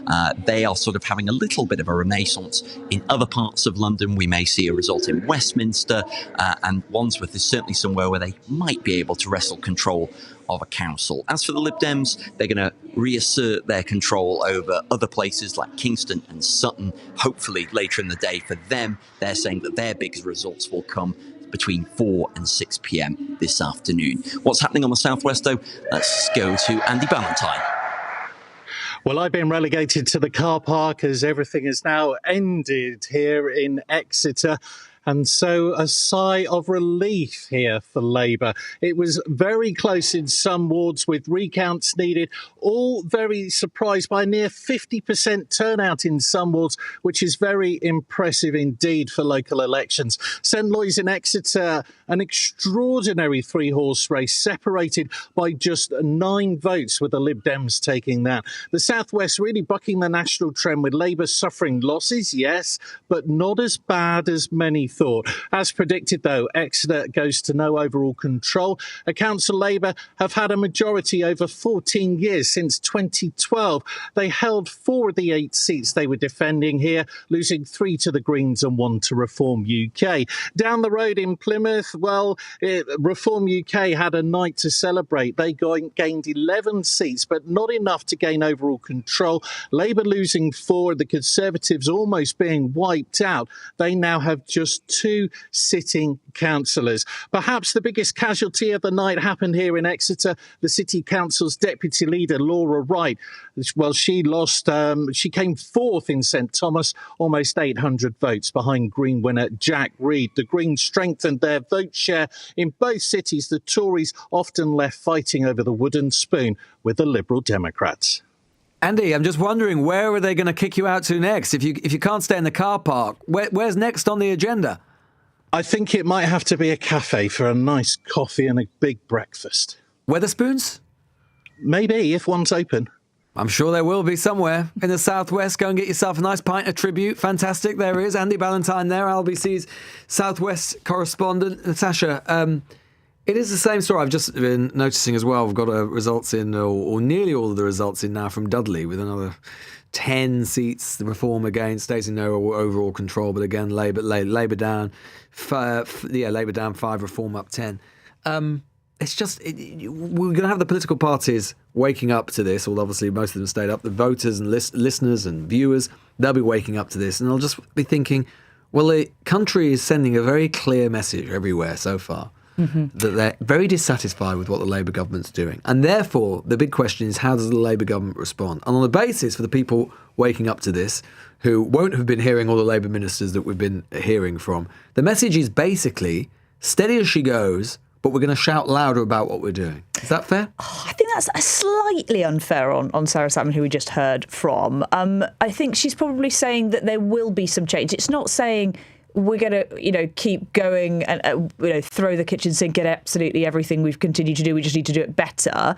But there has been a distinct lack of exactly what that's going to look like. And we have heard a little bit of flavour from her. She wants to be more progressive. She wants to be telling more of a story, talking about who Keir Starmer is and what his government stands for. But arguably, Lewis, we have been hearing that from Labour ministers for probably about a year now. People have been saying that Keir Starmer needs to be better and the Labour Party need to be better. But, we are just waking up to sort of look over the night and what the results we've got in so far. And everybody is going to be sort of analysing what we've had so far, which is not much in the grand scheme of things. But some of the results we've had so far will be absolutely vital in shaping that narrative. I've just been getting, in the last few minutes, some briefing in from the Labour Party, and they've not got a lot of good things to point to. And we should just explain to listeners and viewers, very often throughout the night, political journalists like Natasha and myself, we get these sort of like running updates where it's the most Panglossian kind of like, look over here, look over here. Honestly, it's fine. Yes. I haven't had that many of those from Labour HQ tonight. Nothing. All tumbleweed going through. Well, it's because they've been searching for some wins and they obviously haven't had many to point to. So they are pointing this morning to the fact that they've held on to Lincoln. They say Reform will be disappointed not to have taken Lincoln into at least no overall control, given they won the mayoralty there. They also just point to the result that you just mentioned in the last few minutes, Lewis, that they have held on to Reading. They say the Greens were expected to make inroads here. But yes, that's the only thing that they're really pointing to. And they go on to say, talk about the Conservatives' response in places, making losses in places like North East Lincolnshire and Brentwood. They also talk as well about the Greens. They talk as well about the fact that the new Labour government lost more than 1,100 councillors in 1999, just 2 years after. Look, we did badly before as well. Exactly. And actually, I heard that from... Such a Labour response. It is, but I heard that from a Labour MP, actually, and somebody very close to the Labour campaign as well, a few months ago. They were saying, we need to get our expectations in line now, because under Tony Blair's government, it was bad too, and I think it's going to be bad for us as well. Of course, Tony Blair in 1999, whatever his wider demerits, remained an extremely popular Prime Minister. And he went on to go and win two further elections, which obviously is looking slimmer and slimmer for Sir Keir Starmer. But yes, there's not. Do we think Keir Starmer will still be Prime Minister in the late 2030s? I'm not so sure he will. But then also, do you remember when Boris Johnson said, "I want to be, Prime Minister for a decade"? Like, it's just, even if they say they want to, it's so.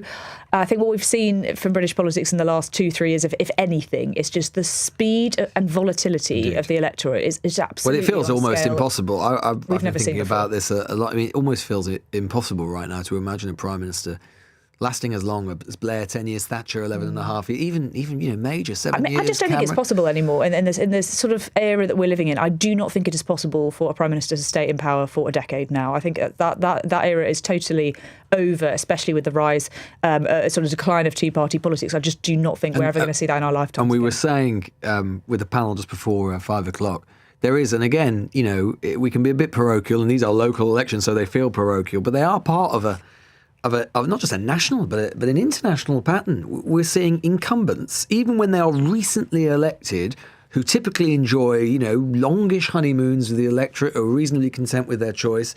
Whether we look at Trump in the United States, we look at Macron, we look at Merz in Germany, even Meloni is starting to struggle now. We saw what happened in the Danish election. You see time after time, incumbents either coming in or getting narrowly re-elected and just very, very quickly their political projects running into the dust. So in a sense, Keir Starmer might be the extreme end of that trend, but it is a big international trend that is clearly not entirely of his own making. It is, and I think we will see if indeed, and you asked the panel whether they do think that Nigel Farage is going to be the next Prime Minister, and obviously it's far too far out from a general election to be able to make that prediction confidently. But I do think that if Reform continue to do well, if Reform do get into government, if Nigel Farage does become Prime Minister, you better hope he has an absolutely stonking plan to stop this from happening to him and to stop this idea that people's frustration, he's going to have to come and have a fully formed agenda for government going from day one, and he's going to have to act so quickly to avoid the exact same thing that's happened to Sir Keir Starmer, arguably because many of them did not have a fully formed plan going into government and 2 years ago. Reform, by comparison to the Labour Party, absolutely zero institutional memory of government. Exactly, it's going to be even harder apart for from them. the Conservatives who have joined them, of course. Another result from Greater London, this time from Sutton in southwest London. Another great result for the Lib Dems in that southwest corner of London. Lib Dems up 14 seats, gaining Sutton Council there, or holding, I should say, with an increased majority. 14 seats, Labour down 1, Tories down 11. Been wiped out on Sutton Council. Seats back in 2015 they gained. So it seems that Kemi Badenoch's particular brand of conservatism not doing especially well in some of the leafier environs of Greater London.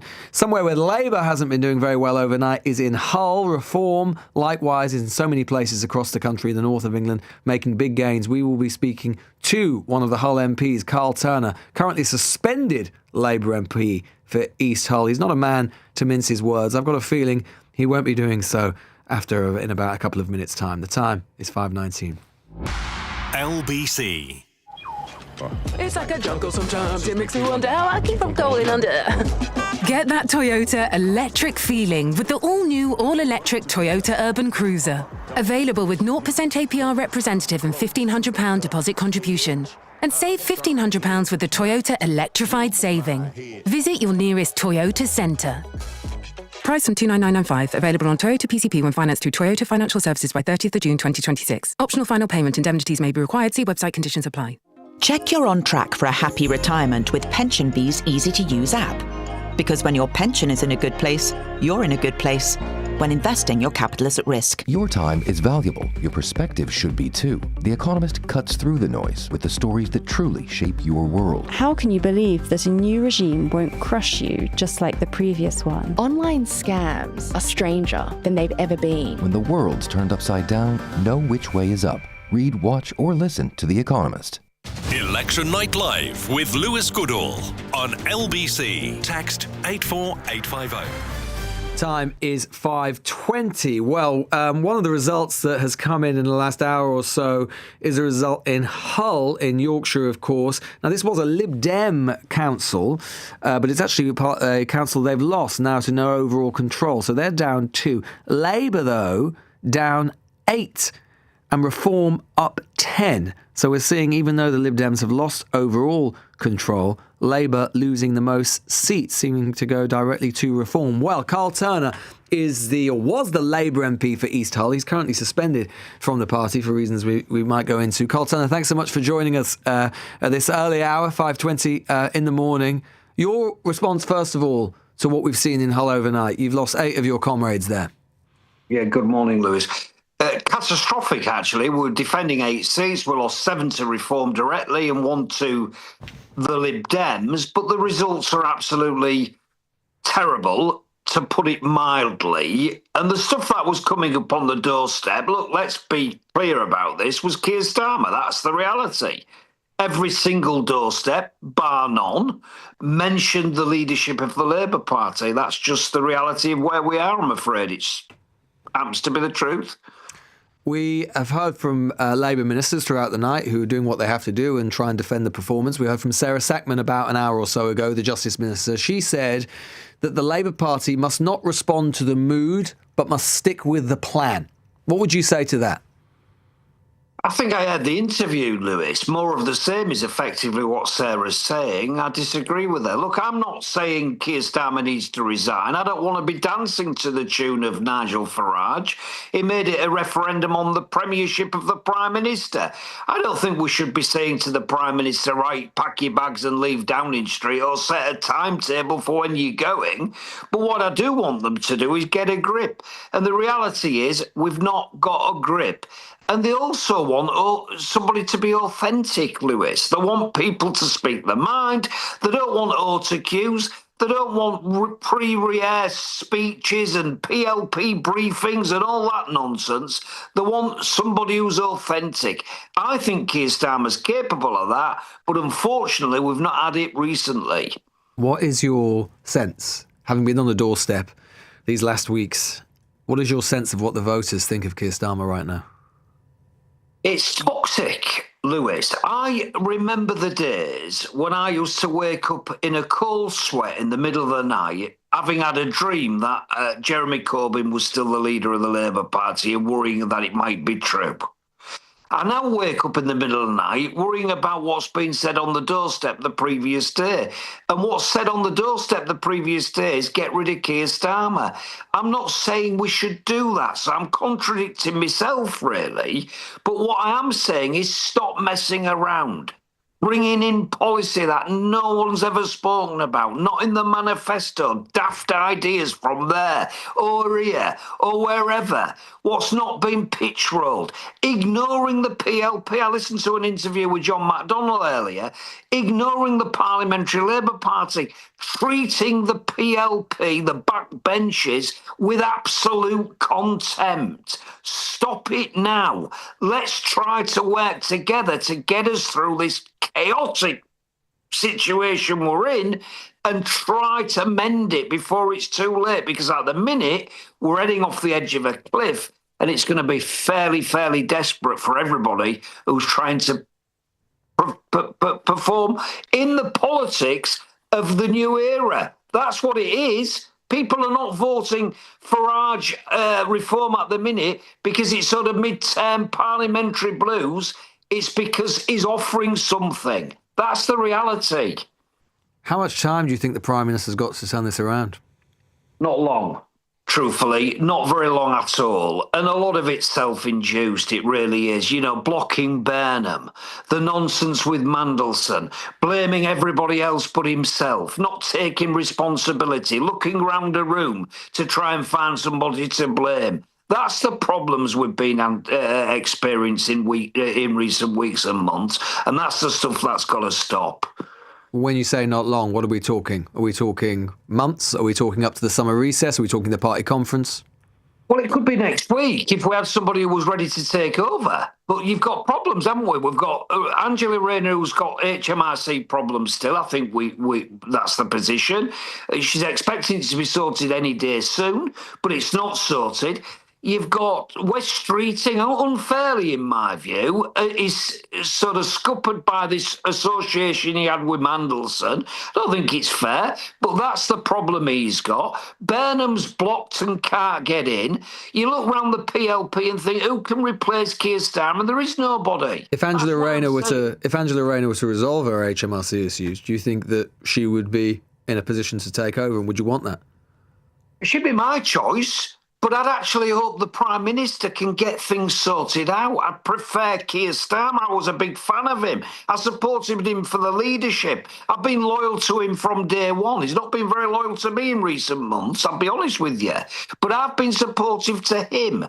But he's ignored the parliamentary party. He's treated us as a legal necessity to get votes through. And people like me have said enough's enough on occasion. When you look at the results, not just in Hull, but from the results we've seen so far, I know lots of results still to come, but the trend is very clear, especially in the north of England. You know, we're just seeing, I think 90% of the seats we've seen so far in which Labour was standing has been a Labour loss, right? If this continues, John McDonnell was saying to me earlier that he fears this might not just represent a loss to the Labour Party, but there is a chance that it could be the extinction of the Labour Party. Do you think that that is a possibility? Look, I've just been speaking to a pal of mine who's a former Labour MP, and he thinks we're finished. And I'm trying to talk him round, saying, listen, we're not finished. We can repair this. But people are thinking it's over, bar for the shouting. And that's a real worry to us. You know, I looked at people tonight in that count, hard-working Labour activists. The problem that Keir Starmer doesn't realise, I'll put it like this, right? People like Keir don't realise that these are the people who you need to do the campaigning for you when you're in Parliament. They're the activists. They're the community organisers. They're the people on the ground having the conversations. Those people are gone. You've got no base. That's the problem. And I tell you what Keir Starmer's problem is, Lewis. It's this, in my view. Honestly.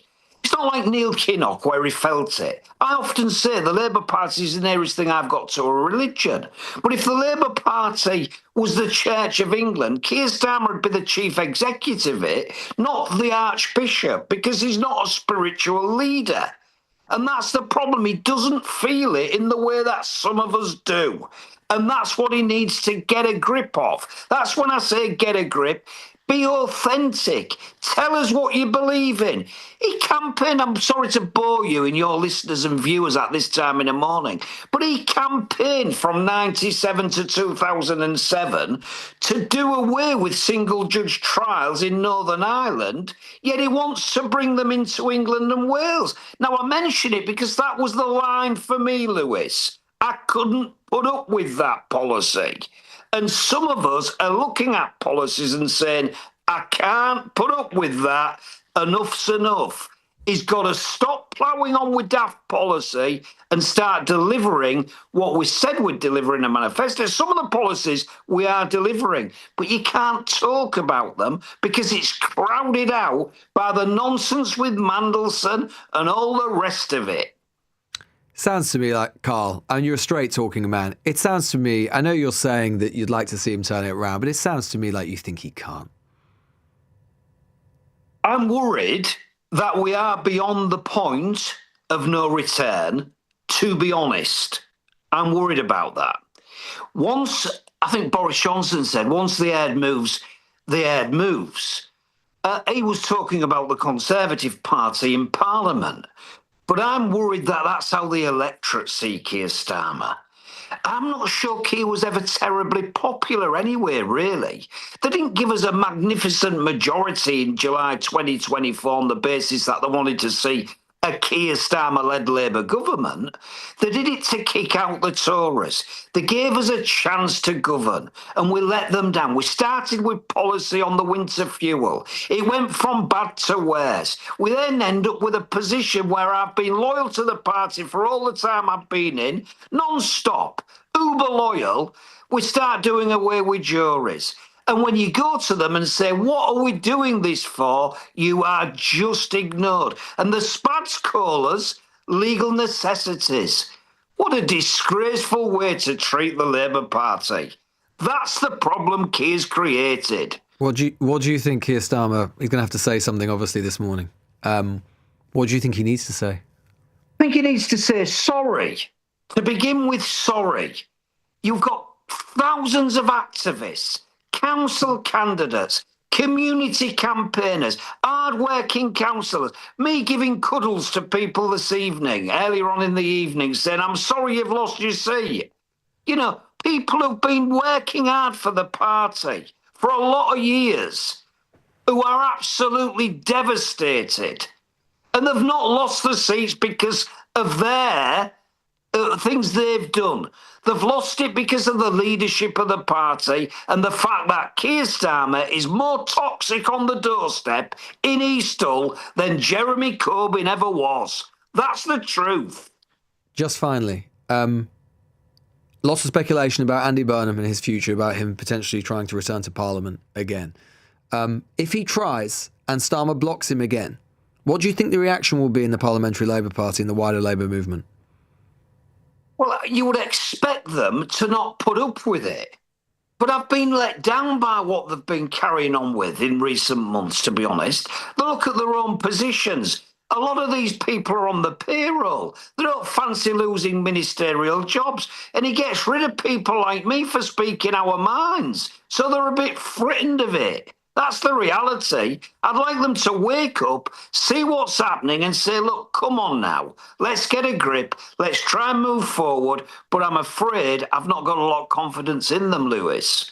Carl Turner there, the Labour MP, suspended Labour MP for East Hull. Natasha, Carl Turner as ever, pulling his punches. Absolutely.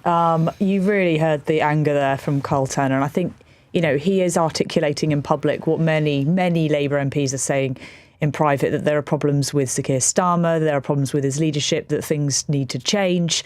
And a lot very striking, very striking, I thought, saying that Keir Starmer is now more toxic, way more toxic, I think he said, on the doorsteps of East Hull than Jeremy Corbyn ever was. Absolutely astonishing to hear him say that. And like I say, I think many Labour MPs privately agree. They don't want to see Keir Starmer go. They don't really want to see a leadership contest. But it is looking more and more likely with every day that passes that this man is not going to take the Labour Party into the next general election. And, you know, you're seeing the total breakdown of two-party politics and seeing, you know, 2 years ago we were talking about Tory wipeouts. Now we're talking about Labour wipeouts, and that is really going to worry some cabinet ministers, and all the Labour MPs in the parliamentary party should be so worried about these results that we're seeing overnight. Well, Natasha, back in 1812, when we started this show... it feels like yesterday. Yes, exactly. It was indeed. yesterday? Yeah, exactly. It feels like yesterday. Back in 1812, we started that question where we were talking about with John Sopel and others. Where would the Prime Minister go? He still doesn't today? have anywhere to go. Well, actually, I don't know. Fair, I think we might have the answer about where the Prime Minister might go. It might be Merton. So in Merton, which Labour have held in South West London, they've gained a seat. That's not something a Labour gain, not something you've been able to say a lot tonight. Lib Dems up 2, Conservatives down 3. So perhaps the Prime Minister might be donning his tennis whites and heading down to Wimbledon. I've also been told apparently Greens have not done very well in Oxford, the Labour Party are also pointing out. So that is, the Greens not doing well doesn't mean the Labour Party doing well, however. So we'll have to check those results when they start to come. I looked at Oxford earlier there. I think the Greens have done all right, but I will check that again yes, there later. Are options. There are 2 options. So we may be seeing from the Prime Minister earlier today, but equally they may have just ripped up those plans because they realise there is nowhere to go. And it Lewis, looks like the Tories are starting to have a small revivification as well in Westminster Council, where they've got 17 seats. I think they're up 2 at the moment. Natasha, I feel I'm losing my right arm throughout the night. You're off. To hold it? No. And I also think something else we should ban as well is MPs at this time of the morning. Sorry, Carl, using the word cuddles. Yes, cuddles is banned. I don't want to think about MPs cuddling anybody. Sorry, cuddles, guys. I know they are mostly human beings as well, but it's just a bit... Cuddles is banned. You're off to go and join Nick Ferrari when he takes the baton from 6 a.m. Natasha Clark. Pleasure. Absolute pleasure.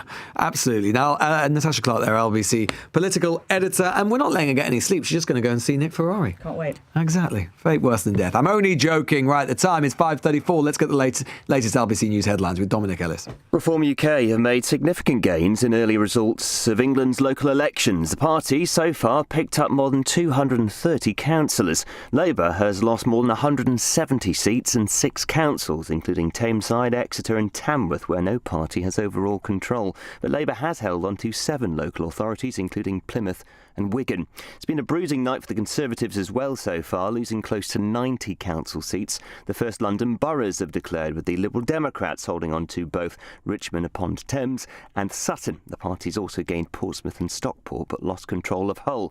The Greens have gained a handful of seats as well, but counting in many of the party's target areas will begin later. Votes for the Scottish Parliament and the Welsh Senate elections won't start until later this morning.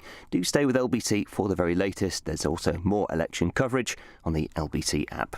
LBC weather: cloudy with scattered showers for most, some sunny spells in southern areas, a high of 18 degrees. This is LBC. Calling all young creatives. Kickstart your career in media. Apply now and join us in years 10 or 12 at Global Academy. globalacademy.com. The all-new, all-electric Toyota CHR Plus. Sleek, stylish and quietly reliable. Available with 0% APR representative with £1,500 deposit contribution and save £1,500 with the electric car grant. Get that Toyota electric feeling. Visit your nearest Toyota centre.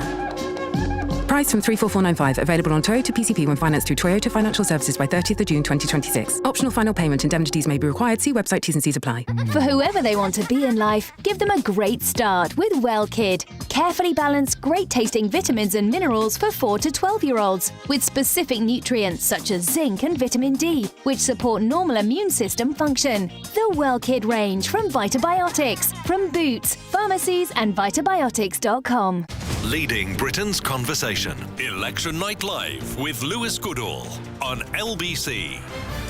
Time is 5:36. So if you are just waking up to these results, what we see across the country in the admittedly smallish sample that we've had so far, only 35 of 136 councils, no results yet from Scotland, none from Wales, not too many from London, but nonetheless, in the places that we have had results, some of which have been Labour for longer than I have been alive, and then some, we see Reform on the advance in place after place, particularly in the north of England. Reform now edging towards 300 net gains, 292. Lib Dems 218, up 35. Labour 177, down 220. Conservatives down 107. Greens up 22. I would imagine that number will edge up as we get more of the London results in.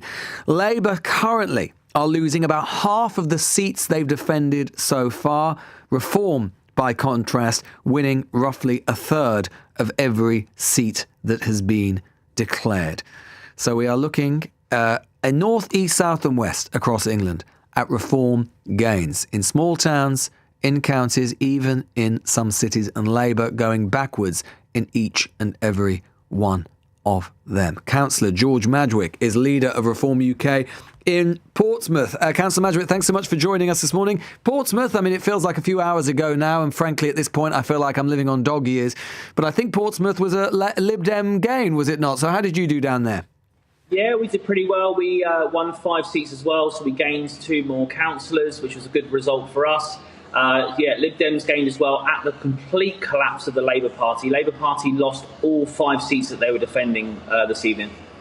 But that just goes to the results in Portsmouth. As you say, Lib Dems up 3, Reform up 5, Labour down 5, Conservative down 1. So Labour wiped out from the council, down at 4 now. What can we take from the fact? What do you take, Councillor Madgwick? What do you take as the lesson, as the message that is being sent from the electorate to the political parties? I know obviously you'll say that they're rejecting Labour in the old 2-party system, but what do they want, do you think, you to do in their stead? I think most of all, they want response and people to listen. I mean, not only have we just seen a seismic shift to Reform councillors and other councillors of other parties, but we've also seen a dramatically large turnout in some areas. I mean, here in Hampshire, we're seeing momentous turnout numbers, absolutely huge, in some instances up 15%. So people clearly are very engaged. They're clearly very annoyed, and they're voting on their feet with numbers. It's a real seismic change, and they're clearly sending a message. And I think people are tired. They're tired They're tired of the same politics from the same parties, repeatedly promising things. And I think, honestly, Lewis, I think it's as simple as people just want to be listened to and they want to actually see action, not just hear about it. What does that mean in practice when you say they want to be listened to? What does that mean? Well, I think a lot of the time, especially in this neck of the woods, they're dictated to. So we do surveys and consultations and we ask people what they want, and then we don't do it. I mean, look at local government reorganisation as a big example. And that's what a big campaign of Liberal Democrats and Reformers down in this neck of the woods. You know, our consultation showed that people do not want local government reorganisation in any capacity, yet it's being forced on us, and Labour and Conservatives didn't listen. The type of things they want to voice on, HMOs policy, planning policy, all these type of real localised issues that people clearly are not being listened to. Do you think that, given that Reform are an insurgent force, and given that you are new in British politics, or newish at least, do you think that it is important that the party, if you're going to go into government, is as straightforward as possible with the British electorate? And don't you think, therefore, that it was at the least rather regretful that Nigel Farage did not bother to tell anybody that he'd accepted £5 million gift from a Thailand-based crypto billionaire? I mean, first of all, he's a British billionaire. Yes, he lives in Thailand. He lives in Thailand, absolutely. But this was before he was an MP. He's got a Thai name. This is before he was an MP. And I don't know if you know Nigel, you've ever met Nigel or spent any Many time times. with Nigel. But, well, then you'll know yourself that man needs some serious security. And it's not provided by the Home Office. And our politicians, we don't just see this in Reform, we see this across the spectrum. Politicians are in danger doing their jobs at the moment. And we do not provide as a country the relevant security. So I'm content that money's been used for security, and I think it's justified. But, you know, that is clearly not bothering the electorate. The electorate clearly are more concerned about Keir's absolute lack of running this country, the local councils that are clearly not doing the job correctly, and that's the real story of the night, that Keir is getting a thrashing and he clearly needs to go. So if the Home Office would turn around and say, actually, Nigel Farage, we'll give you the security you want, he'd be happy to return the $5 million? I have no idea. I don't speak on behalf of Nigel Farage. What do you think he ought to? But I think the Home Office should absolutely provide security for our politicians, don't you? And do you think that Nigel Farage should show the country, given that he says he's going to be Prime Minister and you want him to be Prime Minister, and there should be no suggestion whatsoever, or even the perception of impropriety, the potential perception, don't you think it would be a good idea perhaps if Nigel Farage, he says this money's for security, he shows us the receipts to show us that it has indeed been used only for his security? That's down to Nigel Farage doing Well, what do you think? You're a councillor and you're a leader in your part of the world. Why not? Well, I absolutely look forward to seeing it. I believe in complete transparency in politics. From all sides of politics, we need to be transparent because the people are absolutely tired with the lack of transparency, and we need to do that. As I say, Nigel received this money prior to being an MP, so it's a little bit different if he received it last month. But fundamentally, as I say, we need to re-look at how the Home Office protects our politicians. So given you believe in transparency, you would support and urge Nigel Farage to show us those receipts? Absolutely, why not? Fair enough, admirably clear. Councillor George Madrick there, leader of Reform UK in Portsmouth, telling his leader to show us what the money has been spent on. If you're just joining us, approaching 5:45 in the morning, we've been reporting all night on LBC. Very exciting night in British politics, potentially a night that could reshape British politics in all sorts of ways. We are seeing, certainly in many parts of the country, the collapse of the two-party system we have known for decades, if not a century. Nigel Farage has often promised to shake up British politics. Overnight, he is doing so. And we have the potential and probability of the Green Party following hot on his heels again, eating in to old Labour coalitions across the capital and in the big cities as we get those results coming in. Want to hear from you as well. What do you think of these results? Do you think it is time that Keir Starmer took the message that the electorate appears to be giving him and set out a timetable, as some Labour MPs clearly want, for his resignation? Or do you think that a new Prime Minister is the last thing the country needs? 0345 6060973, 0345 6060973. Text, as always, 84850. You're listening to Election Night Special here on LBC with me, Lewis Goodall. The time is 5:44. This is LBC. Fever Tree Mediterranean Tonic Water. Who are you? Usually the mixer, the T in G&T, but your delicate fragrance, hints of lemon thyme, when the tea's this good. Do you even need the G? Fever Tree, straight up or mixed. It's a matter of taste. It's Munich, 1936, and all eyes are on the capital for the upcoming Olympic Games. As athletes fight for gold and the Nazis fight for power, Detective Sebastian Wolf faces a battle of his own. In a search that will take him from high society to the city's darkest corners, Wolf is about to learn just how easily the hunter becomes the hunted. Evil in High Places is the gripping new historical thriller from the million-copy bestseller Rory Clements. Out now. Your time is valuable. Your perspective should be too. The Economist cuts through the noise with the stories that truly shape your world. How can you believe that a new regime won't crush you just like the previous one? Online scams are stranger than they've ever been. When the world's turned upside down, know which way is up. Read, watch, or listen to The Economist. Shine Night Walk London is a 10k, half marathon or full marathon supported walk around the city at night on the 19th of September to raise vital money for Cancer Research UK. It's also everyone walking with all their colours, twinkling away. We can actually see how nice London is, and London is different at night time. Celebration of life, and it gives hope. Step towards a brighter future at shinewalk.org today to get 30% off your entry. Together, we are beating cancer. T's and C's apply. Election Night Live with Lewis Goodall on LBC. Time is 5:46. So where are we if you're just waking up? Results being declared in dozens of English council elections. Scotland, Wales to come later this afternoon. Labour has lost control of 5 councils. Reform has gained almost 300 seats, largely to Reform's benefit. We're also seeing a couple of full results that we've now just had in very different parts of the country. Basildon in Essex remains no overall control, but another stonking performance for the Reform Party. Conservatives down 1, Labour down 6, Reform up 11. And in Dudley, in the West Midlands, all 25 seats been declared there now. Conservatives and Labour again suffering at the Reform's expense. Important that this is a council where all of the seats were up, so you can see the sort of full Reform wave taking hold, which we haven't seen in other councils because they only had a third of the seats available. So Conservatives down 7, Labour down 13, Reform up 22 in Dudley. It really is a turquoise wave. Let's call it teal, shall we? Turquoise is a bit of a silly word. A teal wave that seems to be sweeping large parts of England at least. Let's turn to Lord Barwell, Lord Gavin Barwell, Conservative peer, former Chief of Staff to Theresa May, former MP in Croydon as well. Lord Barwell, thanks so much for joining us this morning. I think it's this morning. Look, it is striking, isn't it? Only a few years ago, less than 2 years ago, all we were talking about were Conservative wipeouts in old strongholds and old heartlands, places that they just couldn't cling on, places that had been Conservative forever, gone from the electoral map. Now all we're talking about is Labour wipeouts. It seems that the electorate consistently, whoever is in government, it is not to their liking and they're responding accordingly. Yeah, it's an incredibly hard time to be an incumbent in the moment, Lewis. You'll know this not just in UK politics. You look across the world, it's pretty tough.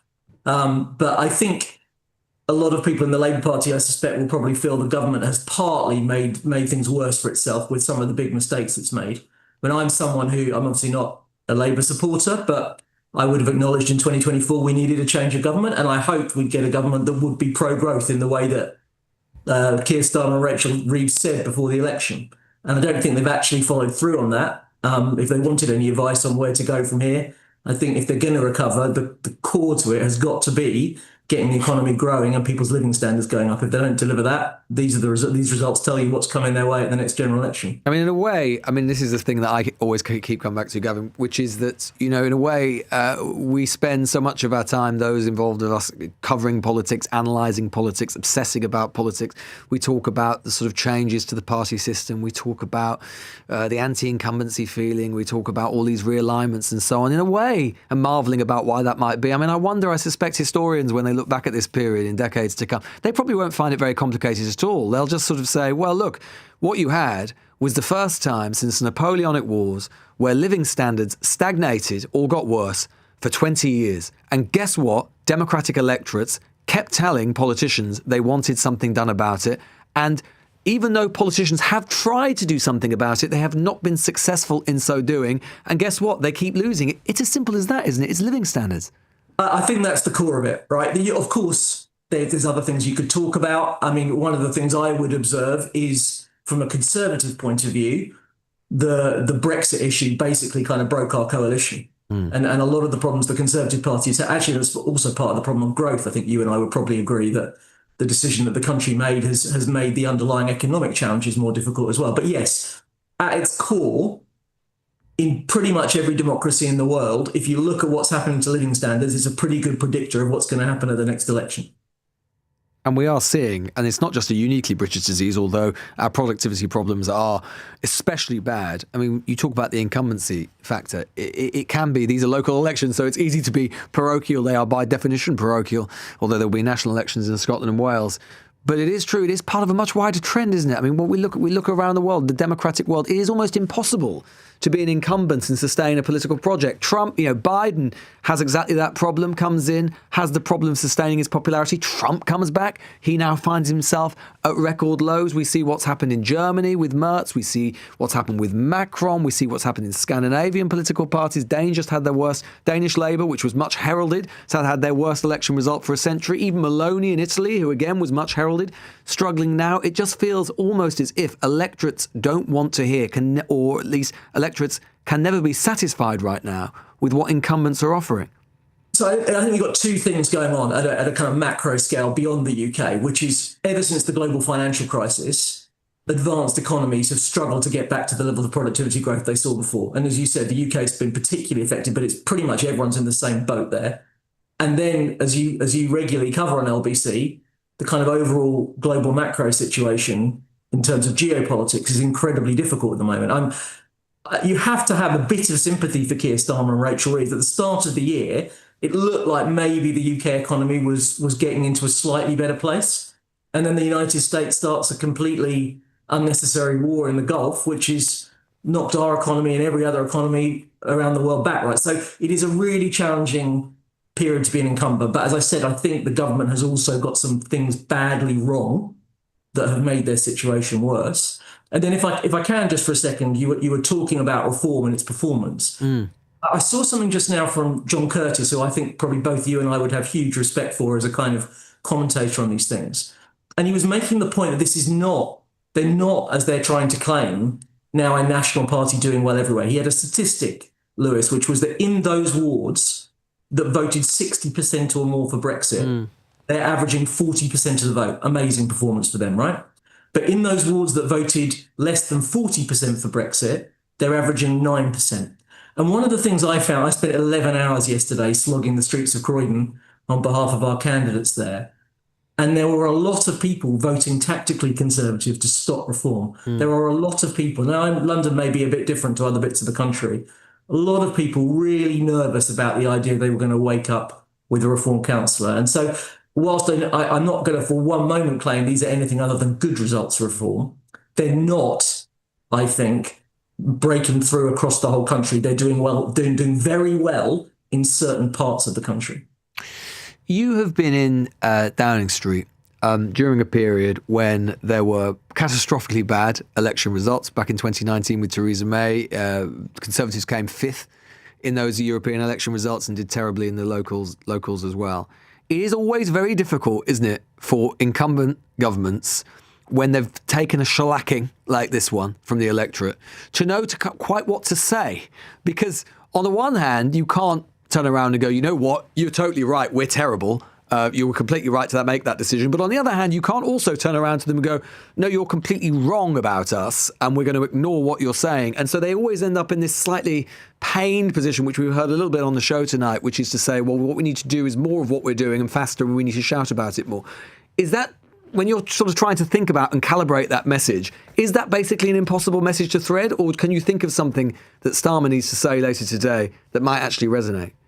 So I think that the number one mistake you can make is to pretend it's a comms problem. So what you often get government ministers, not just the current government, like politicians generally, you'll often get government ministers saying, oh, we're just not getting our message across, as if it's somehow the fault of the communications professionals working for their party or the government that people don't understand what they're doing.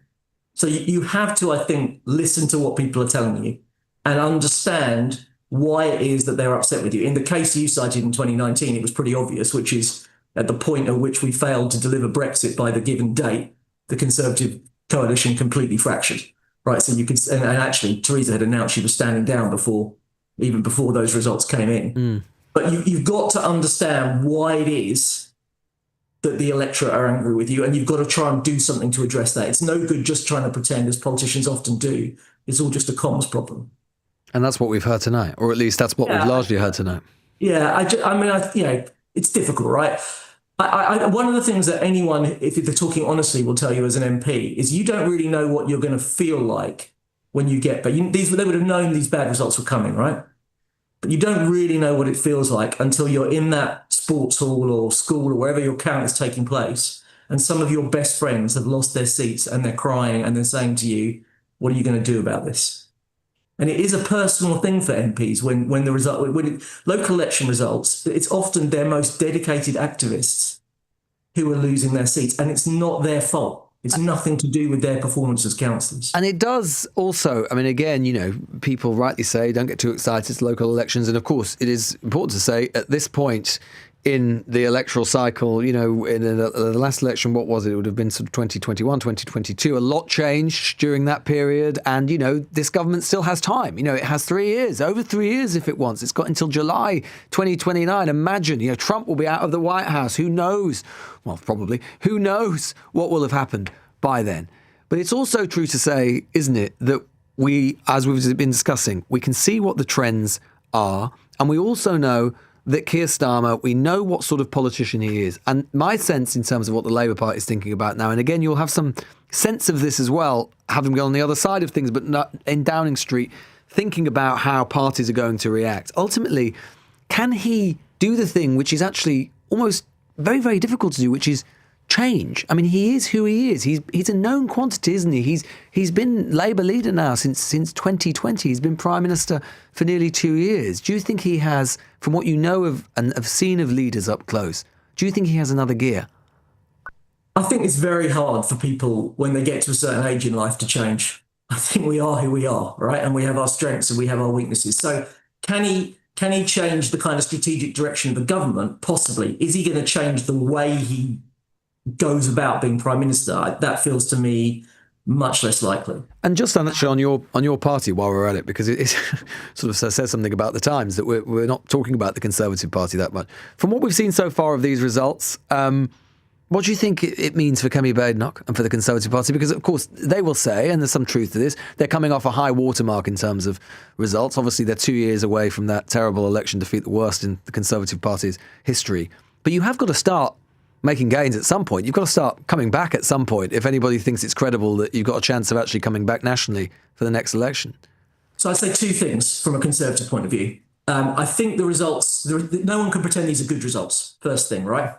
They're probably going to be a bit better than last year, and they're going to be a bit mixed, right? But very badly in some places. Actually making, if you look at places like Harlow or Peterborough, they've had really good results, they've made gains. So it's a bit more of a mixed bag, certainly than Labour is.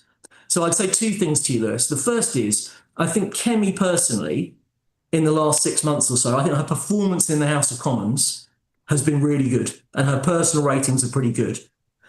But the strategy is wrong. And if the strategy is wrong, it doesn't translate into electoral success. So I want to give you an analogy, right? William Hague. Now, you'll struggle to find someone who admires William Hague more than I do. But for 4 years as leader of the opposition, he gave a very good account of himself against Tony Blair in the House of Commons.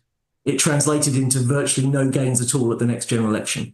So performance, the performative bit of politics at the dispatch box, doesn't win you seats. And if the strategy is wrong, and I think Kemi has not got the strategy right at the moment, and I'm happy to say a bit more about that if you want me to, but if you don't get that right, you're not ultimately going to get the results that your performance might deserve.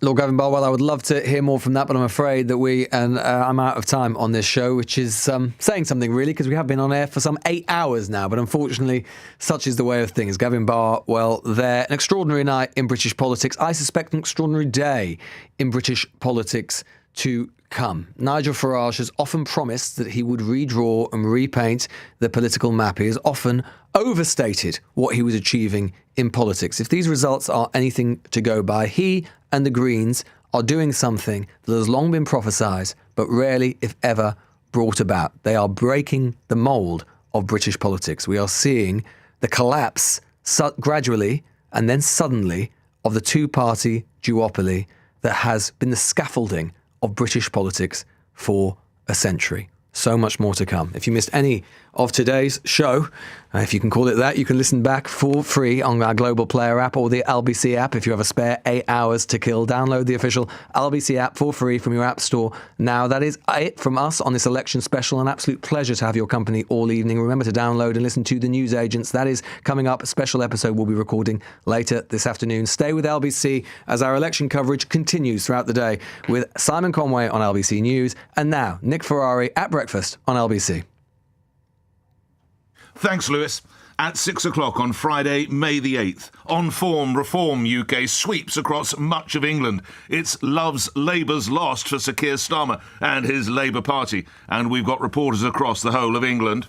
Reform UK on the cusp of winning their first London council. I'm LBC's Henry Riley in Romford. I'm LBC's Andy Ballantyne, Exeter, where Labour lose control. And I'm Benji Hire in Hampshire, where Reform have failed to sweep through the south of England. And the results pile pressure on Labour leader Sir Keir Starmer. Here's former Shadow Chancellor Jeremy Corbyn's right-hand man, John McDonnell, telling LBC... This is a nightmare. It's my worst nightmare, actually, in terms of politics this year. This isn't just a risk to losing a Labour government. We could lose the Labour Party. And, of course, we will be in Wales